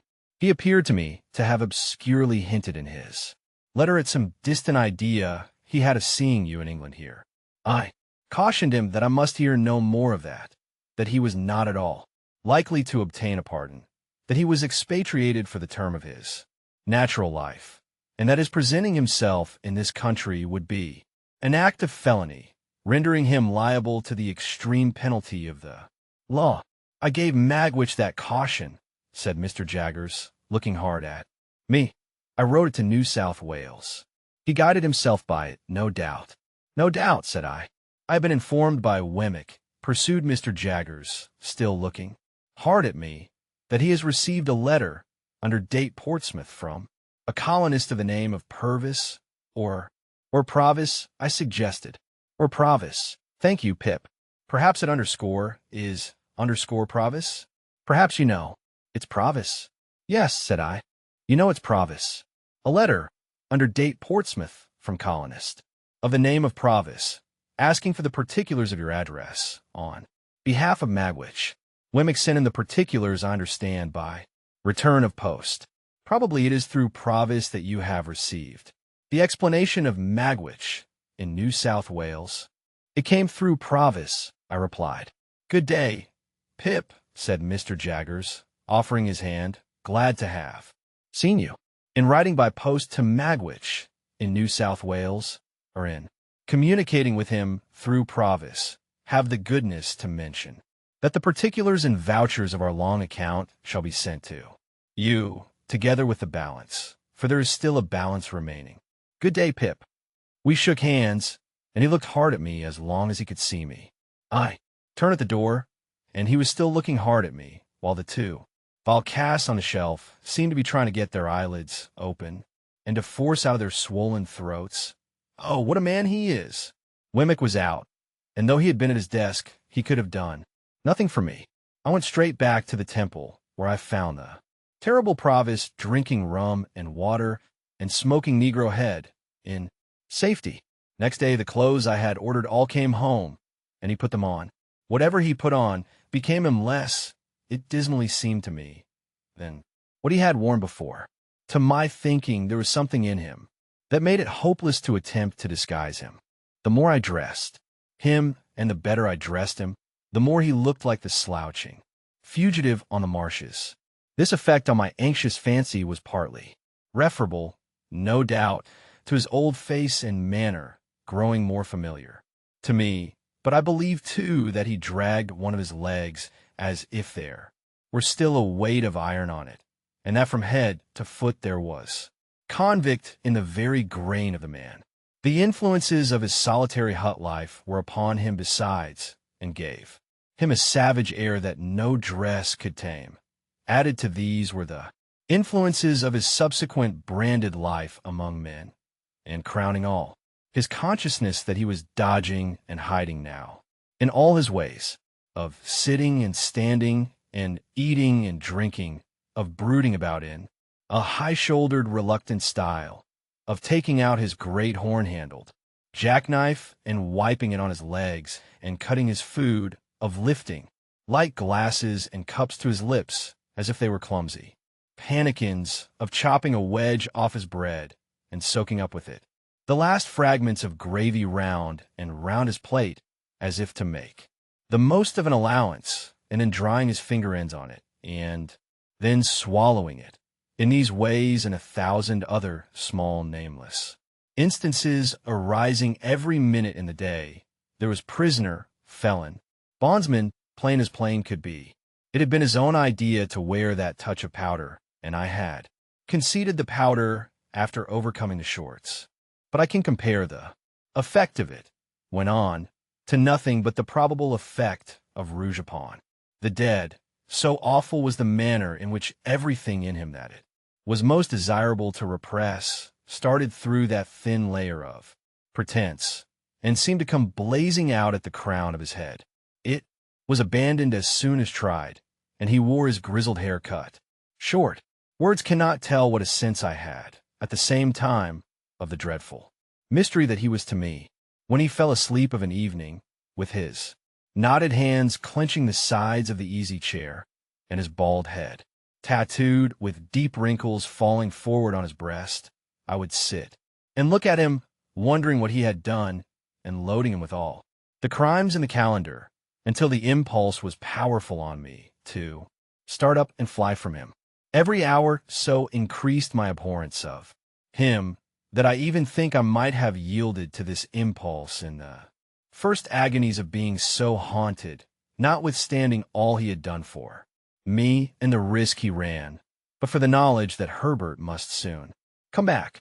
Once I actually did start out of bed in the night and begin to dress myself in my worst clothes, hurriedly intending to leave him there with everything else I possessed and enlist for India as a private soldier. I doubt if a ghost could have been more terrible to me, up in those lonely rooms in the long evenings and long nights, with the wind and the rain always rushing by. A ghost could not have been taken and hanged on my account, and the consideration that he could be, and the dread that he would be, were no small addition to my horrors. When he was not asleep or playing a complicated kind of patience with a ragged pack of cards of his own, a game that I never saw before or since, and in which he recorded his winnings by sticking his jackknife into the table. When he was not engaged in either of these pursuits, he would ask me to read to him foreign language, dear boy. While I complied, he, not comprehending a single word, would stand before the fire, surveying me with the air of an exhibitor, and I would see him between the fingers of the hand with which I shaded my face, appealing and dumb, show to the furniture to take notice of my proficiency. The imaginary student pursued by the misshapen creature he had impiously made was not more wretched than I, pursued by the creature who had made me, and recoiling from him with a stronger repulsion, the more he admired me, and the fonder he was of me. This is written of, I am sensible, as if it had lasted a year. It lasted about 5 days.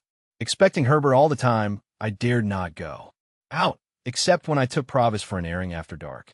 At length one evening when dinner was over, and I had dropped into a slumber quite worn out, for my nights had been agitated and my rest broken by fearful dreams, I was roused by the welcome footstep on the staircase. Provis, who had been asleep too, staggered up at the noise I made, and in an instant I saw his jackknife shining in his hand. "Quiet. It's Herbert," I said, and Herbert came bursting in with the airy freshness of 600 miles of France upon him. "Handel, my dear fellow, how are you?" And again, "How are you?" And again, "How are you?" I seem to have been gone a 12-month. Why, so I must have been, for you have grown quite thin and pale. Handel, my hello. I beg your pardon. He was stopped in his running on and in his shaking hands with me by seeing Provis.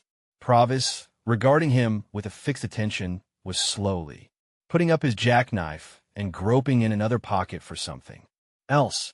"Herbert, my dear friend," said I, shutting the double doors, while Herbert stood staring and wondering. "Something very strange has happened. This is a visitor of mine." "It's all right, dear boy," said Provis, coming forward with his little clasped black book, and then addressing himself to Herbert. "Take it in your right hand. Lord strike you dead on the spot, if ever you split in. Anyway, some ever. Kiss it. Do so, as he wishes it," I said to Herbert. So Herbert, looking at me with a friendly uneasiness and amazement, complied, and Provis, immediately shaking hands with him, said, "Now you're on your oath, you know, and never believe me on mine, if Pip shan't make a gentleman on you." Chapter 41. In vain should I attempt to describe the astonishment and disquiet of Herbert when he and I and Provis sat down before the fire, and I recounted the whole of the secret, enough that I saw my own feelings reflected in Herbert's face, and not least among them, my repugnance towards the man who had done so much for me. What would alone have set a division between that man and us, if there had been no other dividing circumstance, was his triumph in my story, saving his troublesome sense of having been low on one occasion since his return, on which point he began to hold forth to Herbert. The moment my revelation was finished, he had no perception of the possibility of my finding any fault with my good fortune.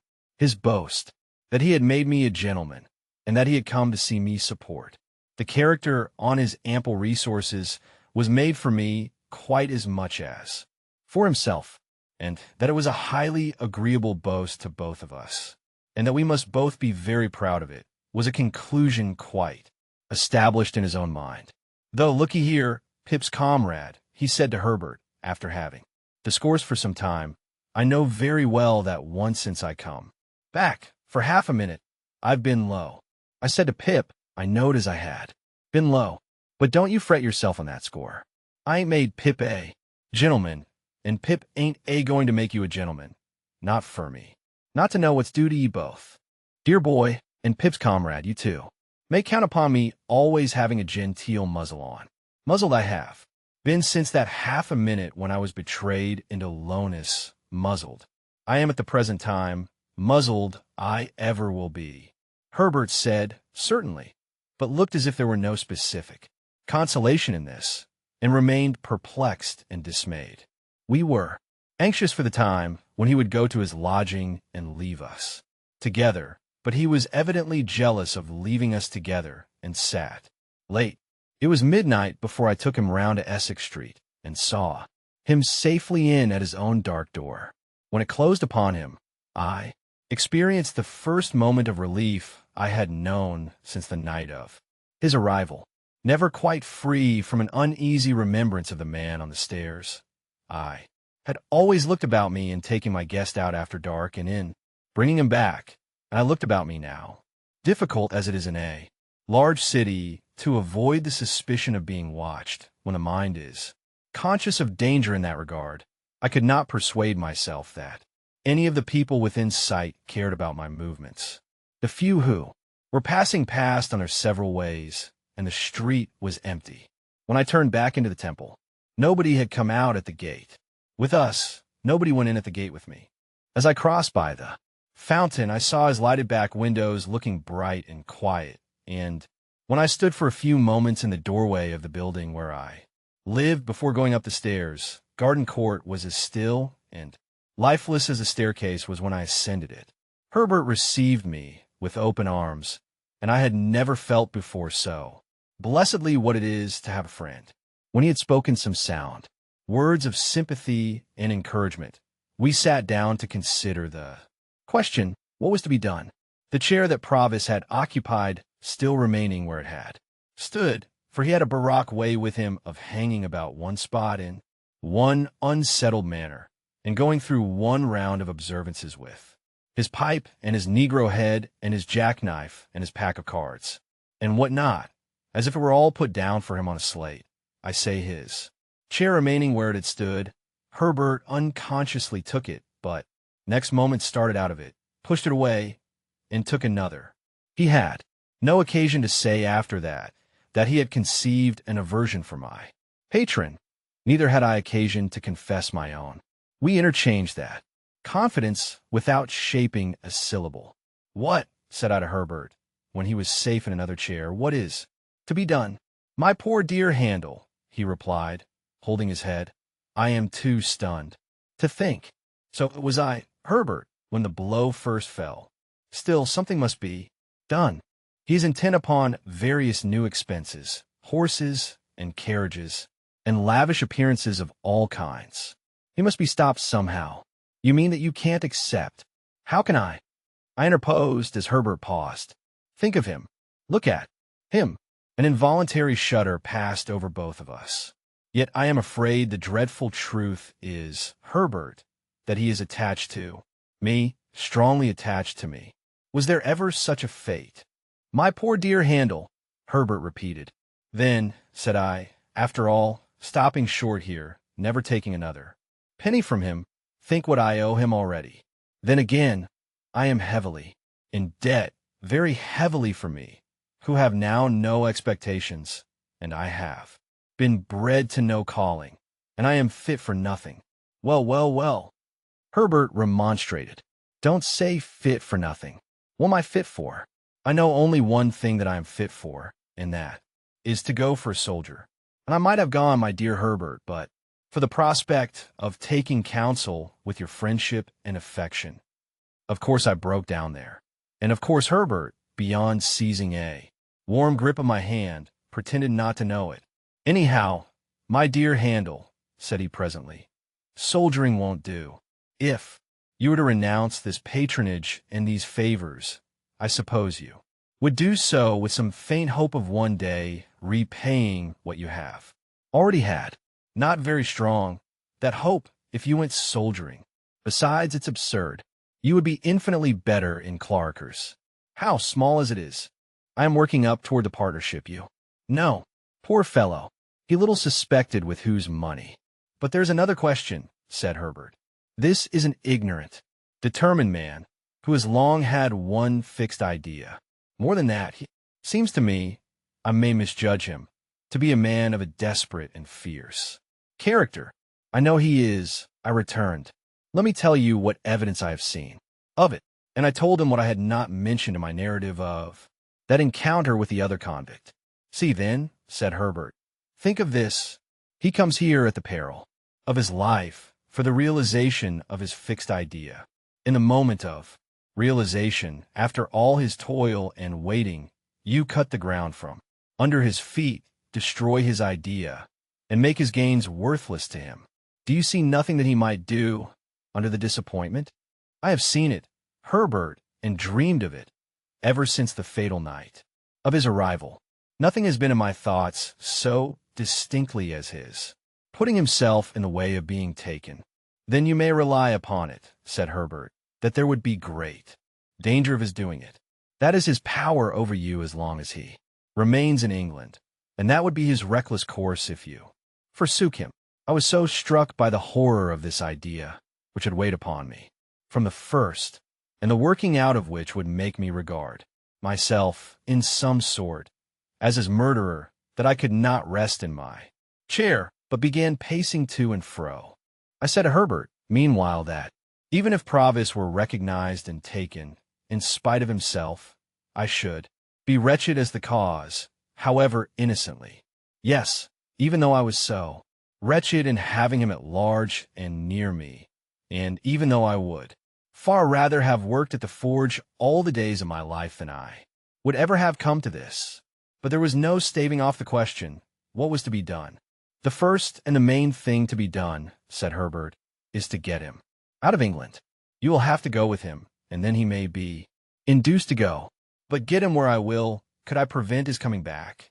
My good Handel, is it not obvious that with Newgate in the next street, there must be far greater hazard in your breaking your mind to him and making him reckless here than elsewhere?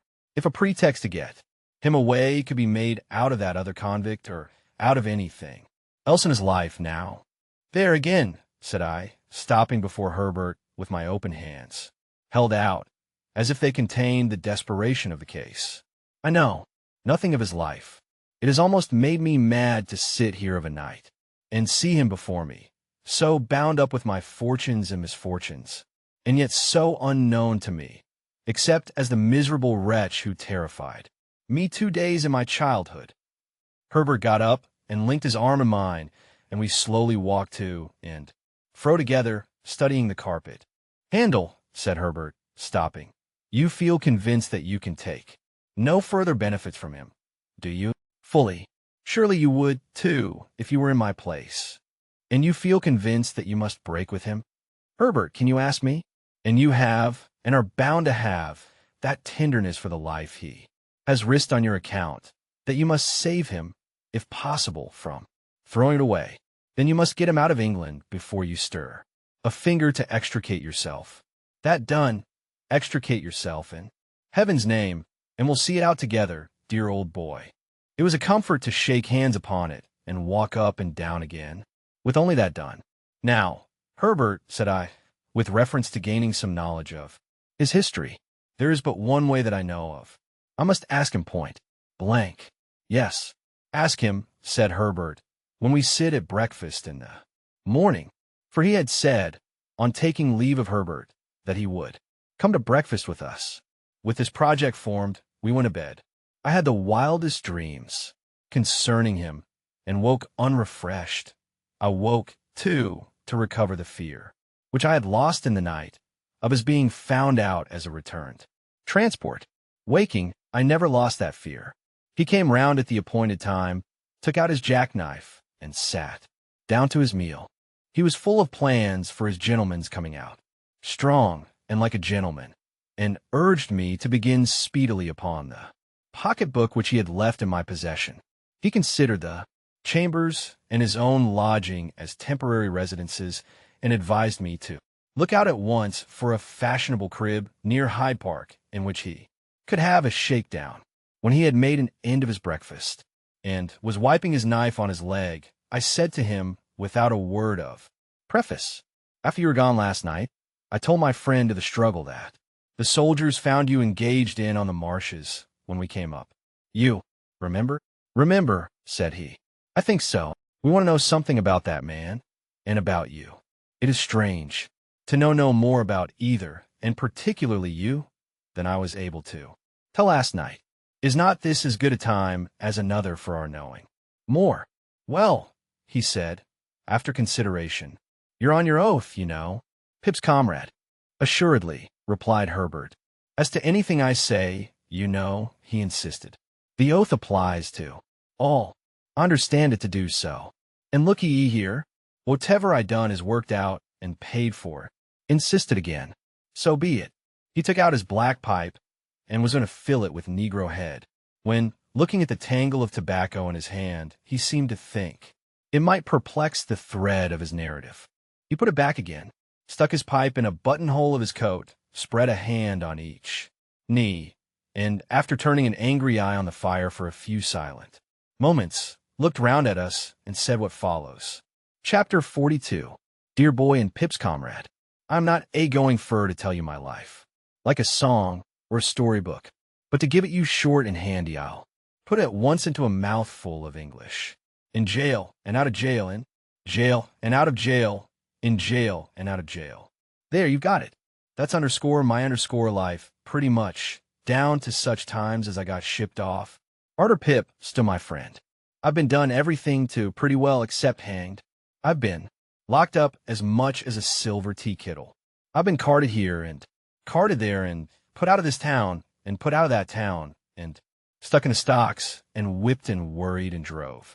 I've no more notion where I was born than you have, if so much. I first become aware of myself down in Essex, a thieving turnips for my living.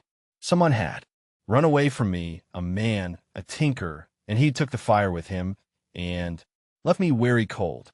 I knowed my name to be Magwitch, christened Abel. How'd I know it? Much as I knowed the birds' names in the hedges to be chaffinch, sparrow, thrush. I might have thought it was all lies together, only as the birds' names come out true, I suppose mine did. So far as I could find, there warn't a soul that see young Abel. Magwitch, with us little on him as in him, but what caught fright at him, and either drove him off or took him up. I was took up, to that extent that I regularly growed up, took up. This is the way it was that when I was a ragged little creetur as much to be pitied as ever I see, not that I looked in a glass, for there warn't many insides of furnished houses known to me. I got the name of being hardened. This is a terrible hardened one, they says too. Prison visitors picking out me. Maybe said to live in jails, this boy. Then they looked at me, and I looked at them, and they measured my head. Some on 'em, they had better measure my stomach, and others on him give me tracts what I couldn't read, and made me speeches what I couldn't understand.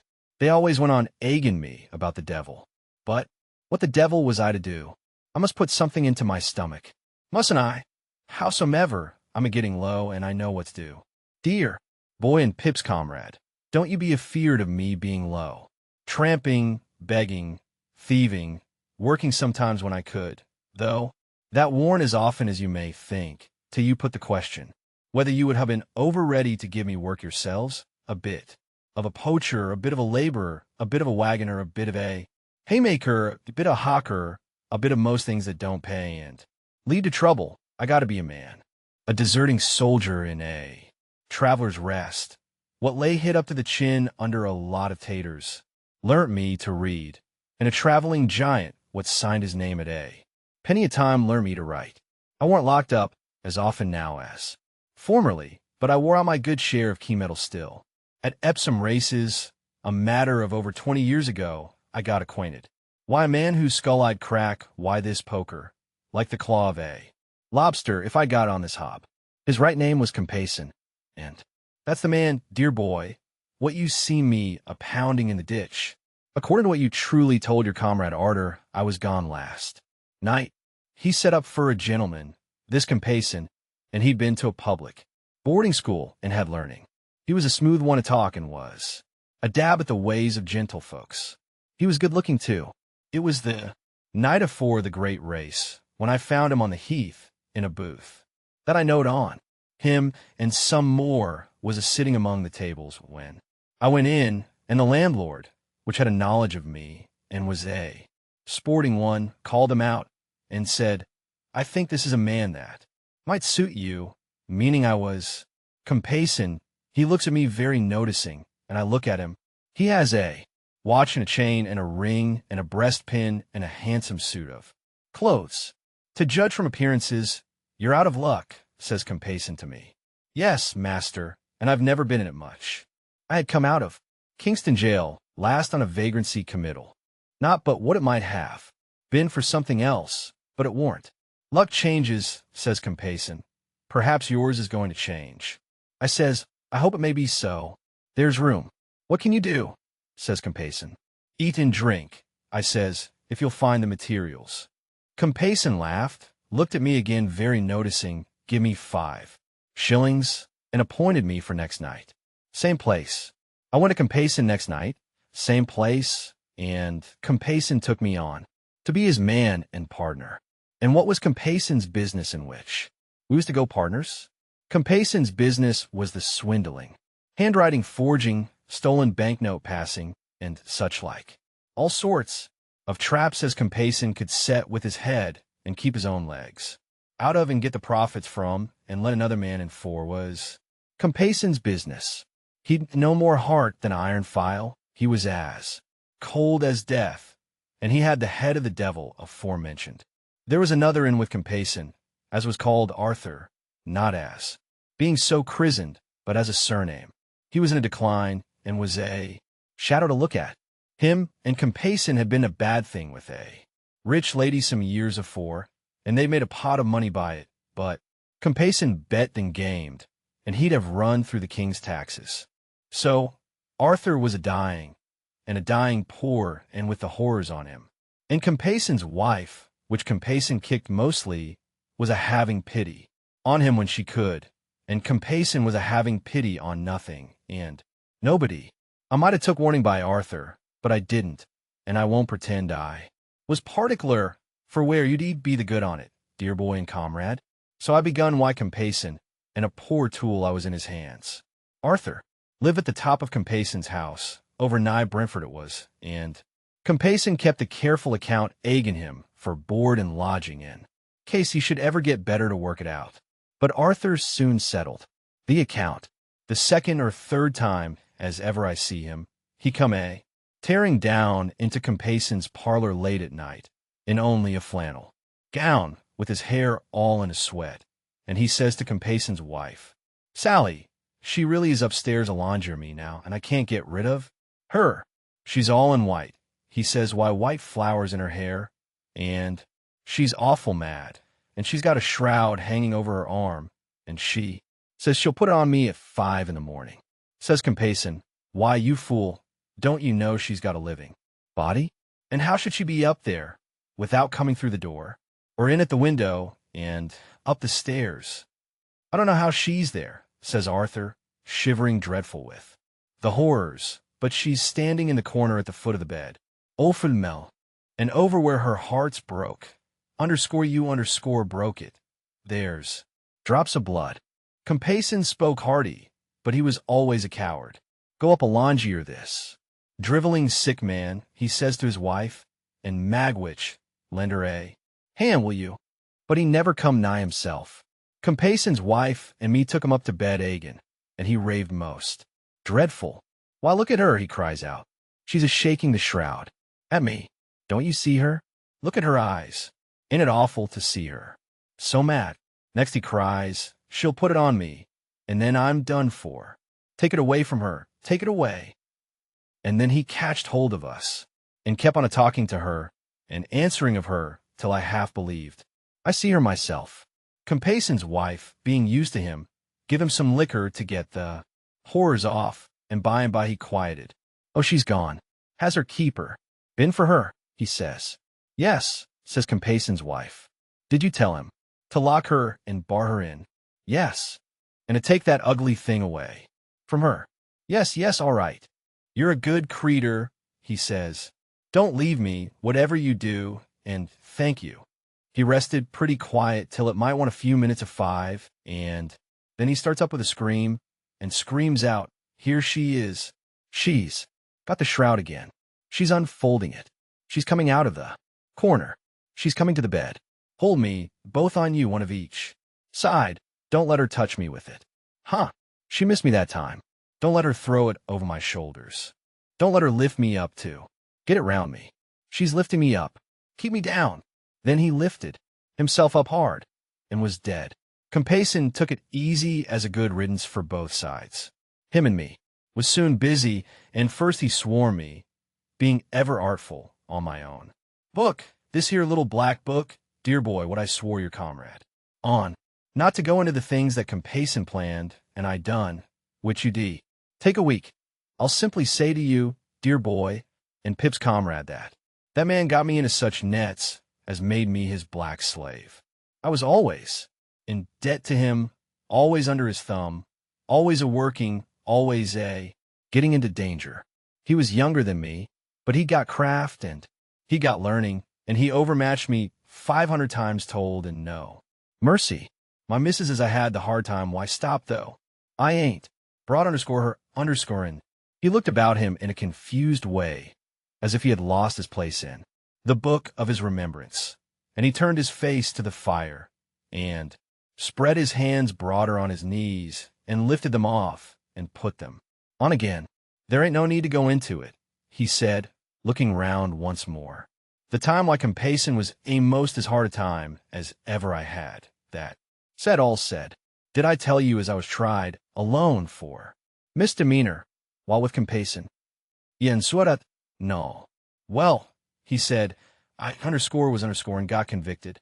As to took up on suspicion, that was twice or 3 times in the 4 or 5 year that it lasted. At last, me and compacin was both committed for felony, on a charge of putting stolen notes in circulation, and there was other charges behind. Compacin says to me, separate defenses, no communication, and that was all. And I was so miserable poor that I sold all the clothes I had, except what hung on my back, afore I could get jaggers. When we was put in the dock, I noticed first of all what a gentleman Compacin looked, why his curly hair and his black clothes and his white pocket handkercher, and what a common sort of wretch I looked.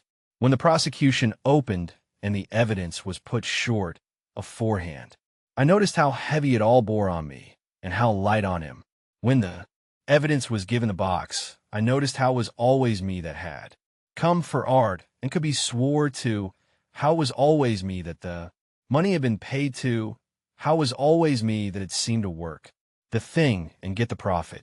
But when the defense come on, then I see the plan plainer. For, says the counselor for compacin, my lord and gentlemen, here you has afore you, side by side, 2 persons as your eyes can separate wide. One, the younger, well brought up, who will be spoke to as such. One, the elder, ill brought up, who will be spoke to as such. One, the younger, seldom if ever seen in these here transactions, and only suspected. T'other, the elder, always seen in and always why his guilt brought home. Can you doubt if there is but one in it, which is the one, and if there's 2 in it, which is much the worst one, and such like? And when it come to character, warn it compacin as had been to the school, and warn it his schoolfellows, as was in this position and in that, and warn it him as have been knowed by witnesses in such clubs and societies, and now too his disadvantage, and warn it me as have been tried afore, and as had been knowed uphill and downdale and bridewells and lock ups. And when it come to speech-making, warn it compacin as could speak to my, his face dropping every now and then into his white bouquet en kershia, and why verses in his speech, too, and warrant it me as could only say, gentlemen, this man at my side is a most precious rascal. And when the verdict come, warn it compacin as was recommended to mercy on account of good character and bad company, and giving up all the information he could aid in me, and warn it me as God, never a word but guilty. And when I says to compacin, once out of this court, I'll smash that face of yourn, ain't it compacin as praise the judge to be protected, and gets 2 turnkeys stood betwixt us? And when we're sentenced, ain't it him as gets 7 year, and me 14? And ain't it him as the judge is sorry for, because he might have done so? Well, and ain't it me as the judge perceives to be a old offender of violent passion, likely to come to worse? Upon my soul, I half believe he escaped in his terror to get quit of me, not knowing it was me as had got ashore. I hunted him down. I smashed his face. And now, says I as the worst thing I can do, caring nothing for myself, I'll drag you back. And I'd have swum off, towing him by the hair if it had come to that, and I'd have got him aboard without the soldiers. Of course, he'd much the best of it to the last. His character was so good. He had escaped when he was made half wild by me and my murderous intentions, and his punishment was light. I was put in irons, brought to trial again, and sent for life. I didn't stop for life, dear boy, and Pip's comrade, being here, he wiped himself again, as he had done before, and then slowly took his tangle of tobacco from his pocket, and plucked his pipe from his buttonhole, and slowly filled it, and began to smoke. "Is he dead?" I asked after a silence. "Is who dead, dear boy?" "Compayson. He hopes underscore I underscore am. If he's alive, you may be sure," with a fierce look. I never heard no more of him. Herbert had been writing with his pencil in the cover of a book. He softly pushed the book over to me as Provis stood smoking with his eyes on the fire, and I read in it. Young Havisham's name was Arthur. Compayson is the man who professed to be Miss Havisham's lover. I shut the book and nodded slightly to Herbert and put the book by. But we neither of us said anything, and both looked at Provis as he stood smoking by the fire. Chapter 43. Why should I pause to ask how much of my shrinking from Provis might be traced to Estella? Why should I loiter on my road to compare the state of mind in which I had tried to rid myself of the stain of the prison, before meeting her at the coach office, with the state of mind in which I now reflected on the abyss between Estella and her pride and beauty, and the returned transport whom I harbored? The road would be none the smoother for it. The end would be none the better for it. He would not be helped, nor I extenuated. A new fear had been engendered in my mind by his narrative, or rather, his narrative had given form and purpose to the fear that was already there. If Compayson were alive and should discover his return, I could hardly doubt the consequence. That Compayson stood in mortal fear of him, neither of the two could know much better than I, and that any such man as that man had been described to be would hesitate to release himself for good from a dreaded enemy by the safe means of becoming an informer was scarcely to be imagined. Never had I breathed, and never would I breathe, or so I resolved, a word of Estella to Provis. But I said to Herbert that before I could go abroad, I must see both Estella and Miss Havisham.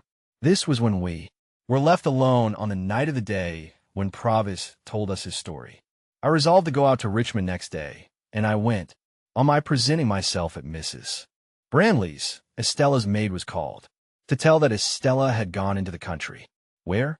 To Satis house. As usual. Not as usual, I said, for she had never yet gone there. Without me, when was she coming back? There was an air of reservation in the answer which increased my perplexity, and the answer was that her maid believed she was only coming back at all for a little while. I could make nothing of this, except that it was meant that I should make nothing of it, and I went home again in complete discomfiture. Another night consultation with Herbert after Provis was gone home. I always took him home, and always looked well about me, led us to the conclusion that nothing should be said about going abroad until I came back from Miss Havisham's.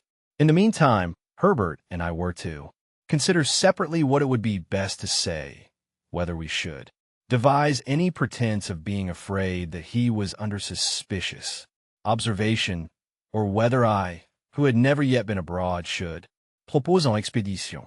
We both knew that I had but to propose anything, and he would consent. We agreed that his remaining many days in his present hazard was not to be thought of. Next day, I had the meanness to feign that I was under a binding promise to go down to Joe, but I was capable of almost any meanness towards Joe, or his name. Provis was to be strictly careful while I was gone, and Herbert was to take the charge of him that I had taken. I was to be absent only one night, and on my return, the gratification of his impatience for my starting as a gentleman on a greater scale was to be begun. It occurred to me then, and as I afterwards found to Herbert, also that he might be best got away across the water on that pretense, as to make purchases or the like. Having thus cleared the way for my expedition to Miss Havisham's, I set off by the early morning coach before it was yet light, and was out on The open country road when the day came creeping on, halting and whimpering and shivering, and wrapped in patches of cloud and rags of mist like a beggar. When we drove up to the Blue Boar after a drizzly ride, whom should I see come out under the gateway, toothpick in hand, to look at the coach, but Bentley Drummle. As he pretended not to see me, I pretended not to see him. It was a very lame pretense on both sides. The lamer because we both went into the coffee room where he had just finished his breakfast and where I ordered mine. It was poisonous to me to see him in the town, for I very well knew why he had come there, pretending to read a smeary newspaper long out of date, which had nothing half so legible in its local news as the foreign matter of coffee, pickles, fish sauces, gravy, melted butter, and wine with which it was sprinkled all over, as if it had taken the measles in a highly irregular form. I sat at my table while he stood before the fire.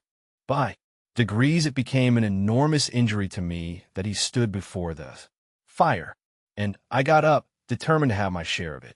I had to put my hand behind his legs for the poker when I went up to the fireplace to stir the fire, but still pretended not to know him. "Is this a cut?" said Mr. Drummle. "Oh," said I, poker in hand. "It's you, is it?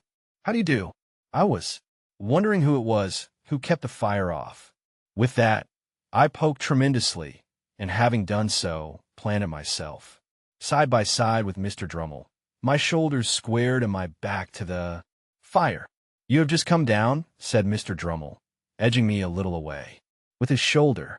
"Yes," said I, edging him a little away with my shoulder. "Beastly place," said Drummle. "You're part of the country, I think." "Yes," I assented. "I'm told it's very like your Shropshire." "Not in the least like it," said Drummle. Here, Mr. Drummle looked at his boots, and I looked at mine, and then Mr. Drummle looked at my boots, and I looked at his. "Have you been here long?" I asked, determined not to yield an inch of the fire. "Long enough to be tired of it," returned Drummle, pretending to yawn, but equally determined. "Do you stay here long?" "Can't say," answered Mr. Drummle. "Do you?" "Can't say," said I. I felt here, through a tingling in my blood, that if Mr. Drummle's shoulder had claimed another hair's breadth of room, I should have jerked him into the window. Equally, that if my own shoulder had urged a similar claim, Mr. Drummle would have jerked me into the nearest box. He whistled a little. So did I. "Large tract of marshes about here, I believe," said Drummle. "Yes." "What of that?" said I. Mr. Drummle looked at me, and then at my boots, and then said, "Oh," and laughed. "Are you amused, Mr. Drummle?" "No," said he, "not particularly. I am going out for a ride in the saddle. I mean to explore those marshes for amusement. Out of the way.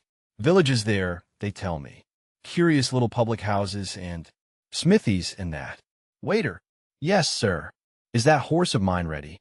"Brought round to the door, sir." "I say, look here, you sir. The lady won't ride today. The weather won't do." "Very good, sir. And I don't dine, because I'm going to dine at the lady's." "Very good, sir." Then Drummle glanced at me with an insolent triumph on his great jowled face that cut me to the heart, dull as he was, and so exasperated me that I felt inclined to take him in my arms, as the robber in the storybook is said to have taken the old lady, and seat him on a fire.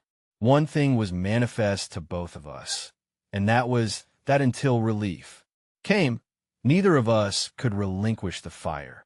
There we stood, squared up before it, shoulder to shoulder and foot to foot, with our hand behind us, not budging an inch. The horse was visible outside in. The drizzle at the door, my breakfast was put on the table, Drummle's was cleared away. The waiter invited me to begin. I nodded. We both stood our ground. "Have you been to the Grove since?" said Drummle. "No," said I. "I had quite enough of the Finches the last time I was there." "Was that when we had a difference of opinion?" "Yes," I replied very shortly. Cool me. "They let you off easily enough," sneered Drummle. "You shouldn't have lost your temper." "Mr. Drummle," said I, "you are not competent to give advice on that subject. When I lose my temper, not that I admit having done so on that Occasion, I don't throw glasses. I do, said Drummle, after glancing at him once or twice in an increased state of smoldering ferocity. I said, Mr. Drummle, I did not seek this conversation, and I don't think it an agreeable one. I am sure it's not, said he, superciliously over his shoulder. I don't think anything about it, and therefore, I went on, with your leave, I will suggest that we hold no kind of communication in future. Quite my opinion, said Drummle, and what I should have suggested. Myself, or done, more likely, without suggesting. But don't lose your temper. Haven't you lost enough without that? What do you mean, sir? Waiter, said Drummle, by way of answering me. The waiter reappeared. Look here, you sir. You quite understand that the young lady don't ride today, and that I dine at the young lady's? Quite so, sir. When the waiter had felt my fast-cooling teapot with the palm of his hand, and had looked imploringly at me, and had gone out, Drummle, careful not to move the shoulder next me, took a cigar from his pocket, and bit the end off, but showed no sign of stirring. Choking and boiling as I was, I felt that we could not go a word further without introducing Estella's name, which I could not endure to hear him utter, and therefore I looked stonily at the opposite wall, as if there were no one present, and forced myself to silence. How long we might have remained in this ridiculous position, it is impossible to say, but for the incursion of 3 thriving farmers, laid on by the waiter, I think, who came into the coffee-room unbuttoning their greatcoats and rubbing their hands, and before whom, as they charged at the fire, we were obliged to give way. I saw him through the window, seizing his horse's mane and mounting in his blundering, brutal manner, and sidling and backing away. I thought he was gone when he came back, calling for a light for the cigar in his mouth, which he had forgotten. A man in a dust-colored dress appeared with what was wanted. I could not have said from where, whether from the inn-yard or the street or where not, and as Drummle leaned down from the saddle and lighted his cigar and laughed with a jerk of his head towards the coffee-room windows, the slouching shoulders and ragged hair of this man, whose back was towards me, reminded me of Orlick, too heavily out of sorts to care much at the time whether it were he or no, or after all to touch the breakfast. I washed the weather in the journey from my face and hands, and went out to the memorable old house that it would have been so much the better for me never to have entered, never to have seen. Chapter 44. In the room where the dressing-table stood, and where the wax candles burned on the wall, I found Miss Havisham and Estella. Miss Havisham seated on a settee near the fire, and Estella on a cushion at her feet. Estella was knitting, and Miss Havisham was looking on. They both raised their eyes as I went in, and both saw an alteration in me. I derived that from the look they interchanged. "And what wind," said Miss Havisham, "blows you here, Pip?" Though she looked steadily at me, I saw that she was rather confused. Estella, pausing a moment in her knitting with her eyes upon me, and then going on, I fancied that I read in the action of her fingers as plainly as if she had told me in the dumb alphabet that she perceived I had discovered my real benefactor. "Miss Havisham," said I went to Richmond yesterday to speak to Estella, and finding that some wind had blown __ here, I followed. Miss Havisham motioning to me for the 3rd or 4th time to sit down, I took the chair by the dressing-table, which I had often seen her occupy. With all that ruin at my feet and about me, it seemed a natural place for me that day. What I had to say to Estella, Miss Havisham, I will say before you, presently, in a few moments. It will not surprise you. It will not displease you. I am as unhappy as you can ever have meant me to be. Miss Havisham continued to look steadily at me. I could see in the action of Estella's fingers as they worked that she attended to what I said, but she did not look up. I have found out who my patron is. It is not a fortunate discovery, and is not likely ever to enrich me in reputation, station, fortune, anything. There are reasons why I must say no more of that. It is not my secret, but another's. As I was silent for a while, looking at Estella, and considering how to. Go on, Miss Havisham repeated. It is not your secret, but another's. Well, when you first caused me to be brought here, Miss Havisham, when I belonged to the village over yonder, that I wish I had never left, I suppose I did really come here, as any other chance boy might have. Come, as a kind of servant, to gratify a want or a whim, and to be paid for it. Pip, replied Miss Havisham, steadily nodding her head. You did. And that Mr. Jaggers. Mr. Jaggers, said Miss Havisham, taking me up in a firm tone, had nothing to do with it, and knew nothing of it. His being my lawyer, and his being the lawyer of your patron, is a coincidence. He holds the same relation towards numbers of people, and it might easily arise. Be that as it may, it did arise, and was not brought about by anyone. Anyone might have seen in her haggard face that there was no suppression or evasion so far. But when I fell into the mistake I have so long remained in, at least. You let me on, said I. Yes, she returned, again nodding steadily. I'll let you go on. Was that kind? Who am I? Cried Miss Havisham, striking her stick upon the floor and flashing into wrath so suddenly that Estella glanced up at her in surprise. Who am I, for God's sake, that I should be kind? It was a weak complaint to have made, and I had not meant to make it. I told her so, as she sat brooding after this outburst. Well, well, well, she said. What else? I was liberally paid for my old attendance here, I said to soothe her, in being apprenticed, and I have asked these questions only for my own information. What follows has another, and I hope more disinterested purpose. In humoring my mistake, Miss Havisham, you punished, practiced on, perhaps you will supply whatever term expresses your intention, without offense, your self-seeking relations? I did. Why, they would have it so. So would you. What has been my history, that I should be at the pains of entreating either them or you? Not to have it so. You made your own snares. I never made them. Waiting until she was quiet again, for this, too, flashed out of her in a wild and sudden way, I went on. I have been thrown among one family of your relations, Miss Havisham, and have been constantly among them since I went to London. I know them to have been as honestly under my delusion as I myself.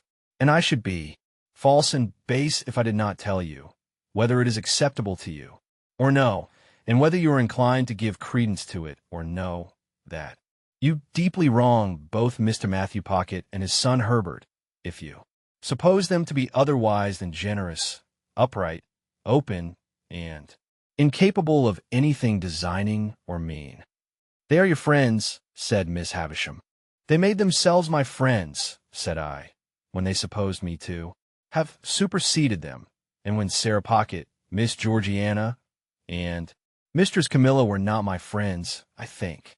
This contrasting of them with the rest seemed, I was glad to see, to do them good with her. She looked at me keenly for a little while, and then said quietly, What do you want for them? Only, said I, that you would not confound them with the others. They may be of the same blood, but, believe me, they are not of the same nature. Still looking at me keenly, Miss Havisham repeated, What do you want for them? I'm not so cunning, you see, I said in answer, conscious that I reddened a little, as that I could hide from you, even if I desired, that I do want something. Miss Havisham, if you would spare the money, to do my friend Herbert a lasting service in life, but which from the nature of the case must be done without his knowledge, I could show you. How? Why must it be done without his knowledge? She asked, settling her hands upon her stick, that she might regard me the more attentively. Because, said I began the service myself more than 2 years ago, without his knowledge, and I don't want to be betrayed. Why I fail, in my ability to finish it, I cannot explain. It is a part of the secret which is another person's and not mine. She gradually withdrew her eyes from me and turned them on the fire. After watching it for what appeared in the silence and by the light of the slowly wasting candles to be a long time, she was roused by the collapse of some of the red coals and looked towards me again, at first vacantly, Then, with a gradually concentrating attention, "All." This time Estella knitted on. When Miss Havisham had fixed her attention on me, she said, speaking as if there had been no lapse in our dialogue. "What else?" "Estella," said I, turning to her now, and trying to command my trembling voice, "you know I love you. You know that I have loved you, long and dearly." She raised her eyes to my face on being thus addressed, and her fingers plied their work, and she looked at me with an unmoved countenance. I saw that Miss Havisham glanced from me to her, and from her to me. I should have said this sooner, but for my long mistake. It induced me to hope that Miss Havisham meant us for one another. While I thought you could not help yourself, as it were, I refrained from saying it. But I must say it now, preserving her unmoved countenance, and with her fingers still going. Estella shook her head. "I know," said I, in answer to that action, "I know. I have no hope that I shall ever call you mine, Estella. I am ignorant what may become of me very soon, how poor I may be, or where I may go. Still I love you. I have loved you ever since I first saw you in this house." Looking at me perfectly unmoved and with her fingers busy, she shook her head again. It would have been cruel in Miss Havisham, horribly cruel, to practice on the susceptibility of a poor boy, and to torture me through all these years with a vain hope and an idle pursuit, if she had reflected on the gravity of what she did. But I think she did not. I think that, in the endurance of her own trial, she forgot mine, Estella. I saw Miss Havisham put her hand to her heart and hold it there, as she sat looking by turns at Estella and at me. "It seems," said Estella, very calmly, "that there are sentiments, fancies, I don't know how to call them, which I am not able to comprehend. When you say you love me, I know what you mean as a form of words, but nothing more. You address nothing in my breast, you touch nothing there. I don't care for what you say at all. I have tried to warn you of this, now have I not? I said in a miserable manner, yes, yes, but you would not be warned, for you thought I did not mean it. Now, did you not think so? I thought and hoped you could not mean it. You, so young, untried, and beautiful as Stella. Surely it is not in nature. It is an underscore my underscore nature, she returned. And then she added, with a stress upon the words, it is in the nature formed within me. I make a great difference between you and all other people when I say so much. I can do no more. Is it not true, said I, that Bentley Drummle is in town here, and pursuing you? It is quite true, she replied, referring to him with the indifference of utter contempt, that you encourage him and ride out with him, and that he dines with you this very day. She seemed a little surprised that I should know it, but again replied, quite true. You cannot love him as Stella. Her fingers stopped for the first time, as she retorted rather angrily, what have I told you? Do you still think, in spite of it, that I do not mean what I say? You would never marry him, Estella? She looked towards Miss Havisham, and considered for a moment with her work in her hands. Then she said, why not tell you the truth? I am going to be married to him. I dropped my face into my hands, but was able to control myself better than I could have expected, considering what agony it gave me to hear her say those words. When I raised my face again, there was such a ghastly look upon Miss Havisham's that it impressed me, even in my passionate hurry and grief. Estella, dearest Estella, do not let Miss Havisham lead you into this fatal step. Put me aside forever. You have done so, I well know, but bestow yourself on some worthier person than Drummle. Miss Havisham gives you to him as the greatest slight and injury that could be done to the many far better men who admire you, and to the few who truly love you. Among those few, there may be one who loves you even as dearly, though he has not loved you as long as I. Take him, and I can bear it better for your sake. My earnestness awoke a wonder in her that seemed as if it would have been touched with compassion if she could have rendered me at all intelligible to her own mind. I am going, she said again, in a gentler voice, to be married to him. The preparations for my marriage are making, and I shall be married soon. Why do you injuriously introduce the name of my mother by adoption? It is my own act. Your own act, Estella, to fling yourself away upon a brute. On whom should I fling myself away? She retorted, with a smile. Should I fling myself away upon the man who would the soonest feel, if people do feel such things, that I took nothing to him? There, it is done. I shall do well enough, and so will my husband. As to leading me in what you call this fatal step, Miss Havisham would have had me wait and not marry yet, but I am tired of the life I have led, which has very few charms for me, and I am willing enough to change it. Say no more. We shall never understand each other. Such a mean brute, such a stupid brute, I urged in despair. Don't be afraid of my being a blessing to him, said Estella. I shall not be that. Come, here is my hand. Do we part on this, you visionary, boy or man? Oui, Stella, I answered, as my bitter tears fell fast on her hand. Do what I would to restrain them, even if I remained in England and could hold my head up with the rest. How could I see you Drummel's wife? Nonsense, she returned. Nonsense. This will pass in no time. Never, Estella. You will get me out of your thoughts in a week. All my thoughts. You are part of my existence, part of myself. You have been in every line I have ever read since I first came here, the rough common boy whose poor heart you wounded even then. You have been in every prospect I have ever seen since, on the river, on the sails of the ships, on the marshes, in the clouds, in the light, in the darkness, in the wind, in the woods, in the sea, in the streets.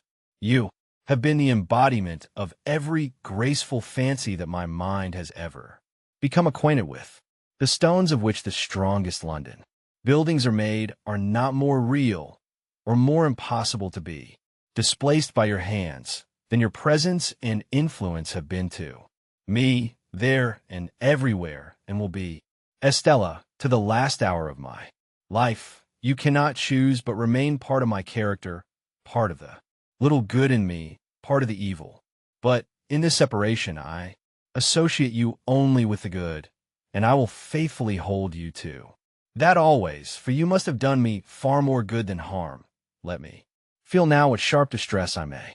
Oh, God bless you, God forgive you.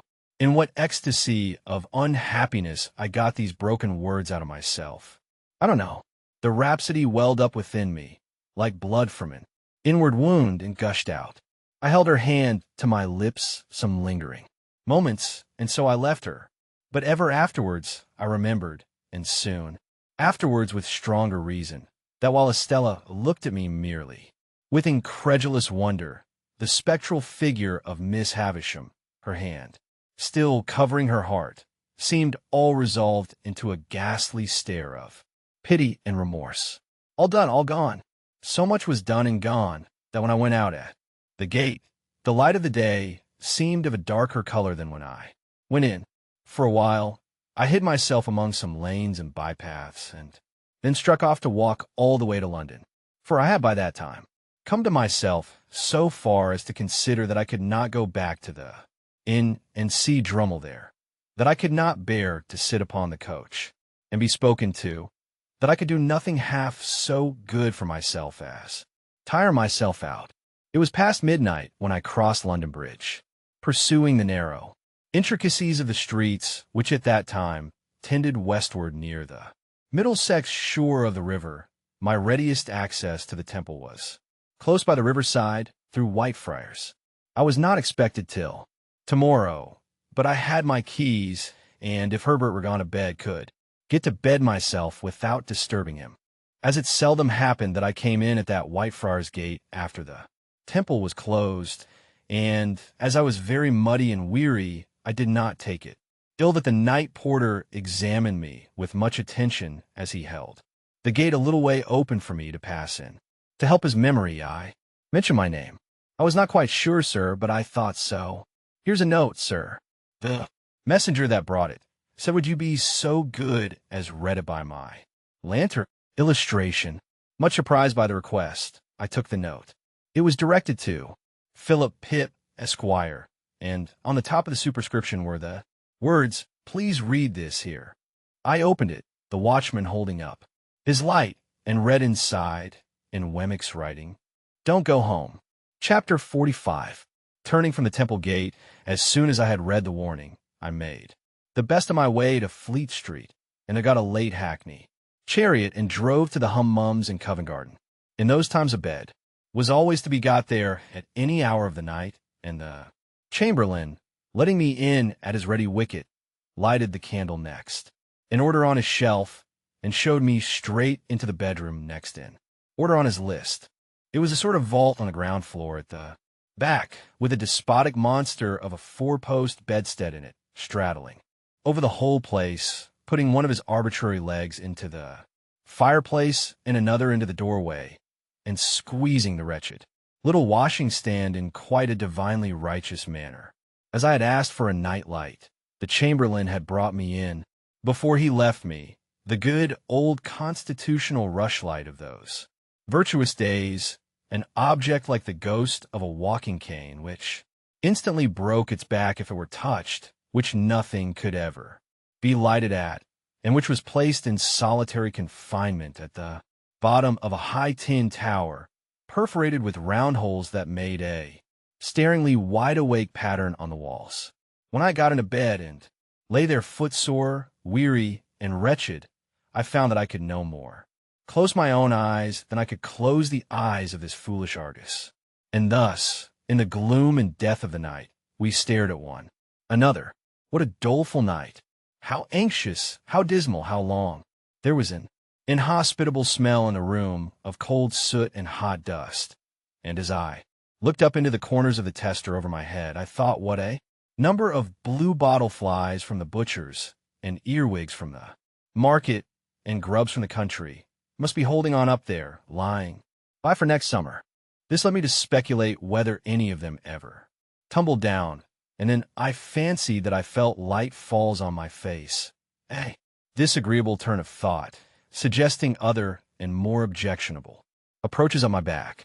When I had lain awake a little while, those extraordinary voices with which silence teams began to make themselves audible.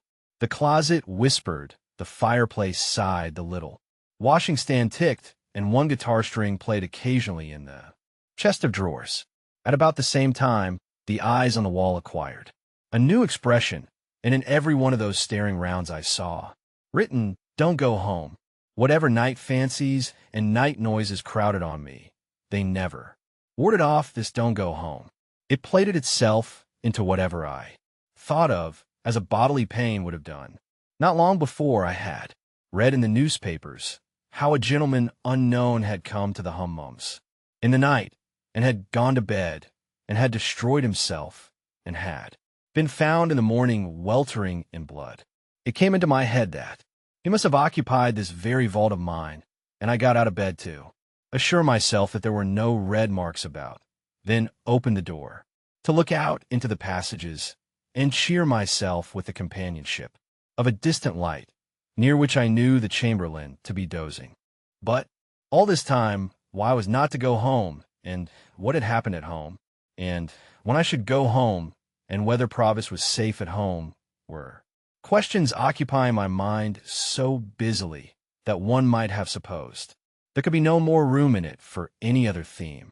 Even when I thought of Estella, and how we had parted that day forever, and when I recalled all the circumstances of our parting, and all her looks and tones, and the action of her fingers while she knitted, even then I was pursuing, here and there and everywhere, the caution, "Don't go home." When at last I dozed, in sheer exhaustion of mind and body, it became a vast shadowy verb which I had to conjugate. Imperative mood, present tense, "Do not thou go home, let him not go home, let's not go home, do not ye, or you go home, let not them go home." Then potentially I may not, and I cannot go home, and I might not, could not, would not, and should not go home, until I felt that I was going distracted, and rolled over on the pillow, and looked at the staring rounds upon the wall again. I had left directions that I was to be called at 7, for it was plain that I must see Wemmick before seeing anyone else, and equally plain that this was a case in which his Walworth sentiments only could be taken. It was a relief to get out of the room where the night had been so miserable, and I needed no second knocking at the door to startle me from my uneasy bed. The castle battlements arose upon my view at 8 o'clock. The little servant happening to be entering the fortress with 2 hot rolls, I passed through the postern and crossed the drawbridge in her company, and so came without announcement into the presence of Wemmick as he was making tea for himself and the aged. An open door afforded a perspective view of the aged in bed. "Hello, Mr. Pip," said Wemmick. "You'd come home, then?" "Yes," I returned, "but I didn't go home." "That's all right," said he, rubbing his hands. "I left a note for you at each of the temple gates on the chance." "Which gate did you come to?" I told him. "I'll go round to the others in the course of the day and destroy the notes," said Wemmick. "It's a good rule never to leave documentary evidence if you can help it, because you don't know when it may be put in. I'm going to take a liberty with you.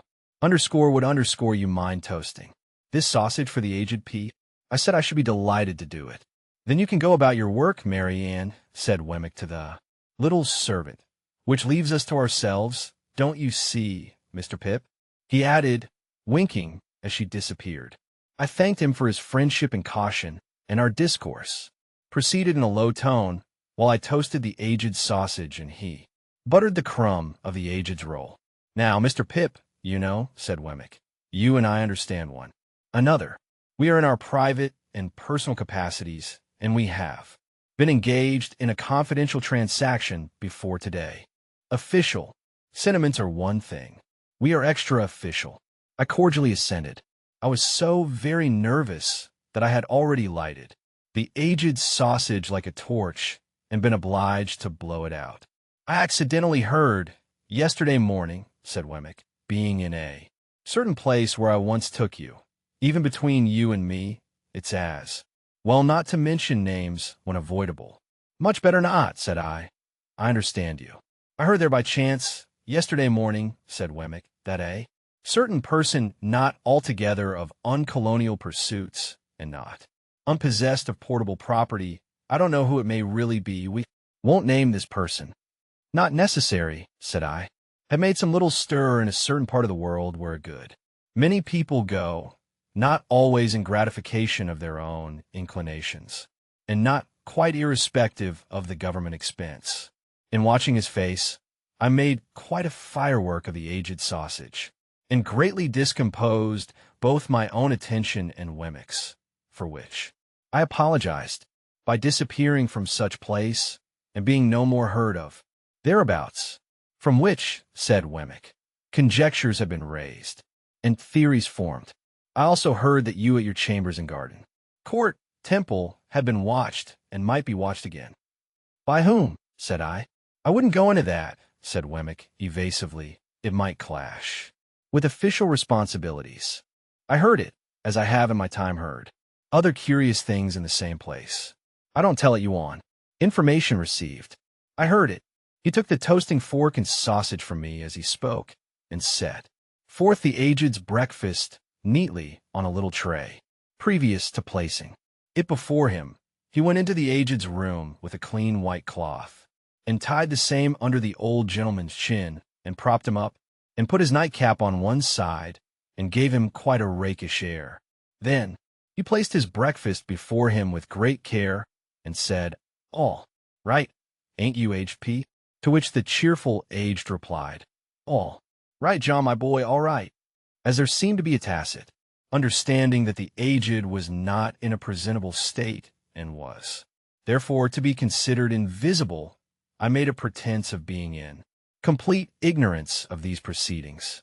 This watching of me and my chambers, which I have once had reason to suspect, I said to Wemmick when he came back, is inseparable from the person to whom you have adverted.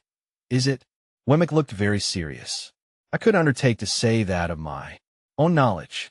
I couldn't undertake to say it was at first, but it either is, or it will be, or it's in great danger of being, as I saw that he was restrained by fealty to Little Britain from saying as much as he could, And as I knew with thankfulness to him how far out of his way he went to say what he did, I could not press him, but I told him, after a little meditation over the fire, that I would like to ask him a question subject to his answering or not answering, as he deemed right, and sure that his course would be right. He paused in his breakfast, and crossing his arms and pinching his shirt sleeves, his notion of indoor comfort was to sit without any coat. He nodded to me once to put my question. You have heard of a man of bad character, whose true name is Compassion?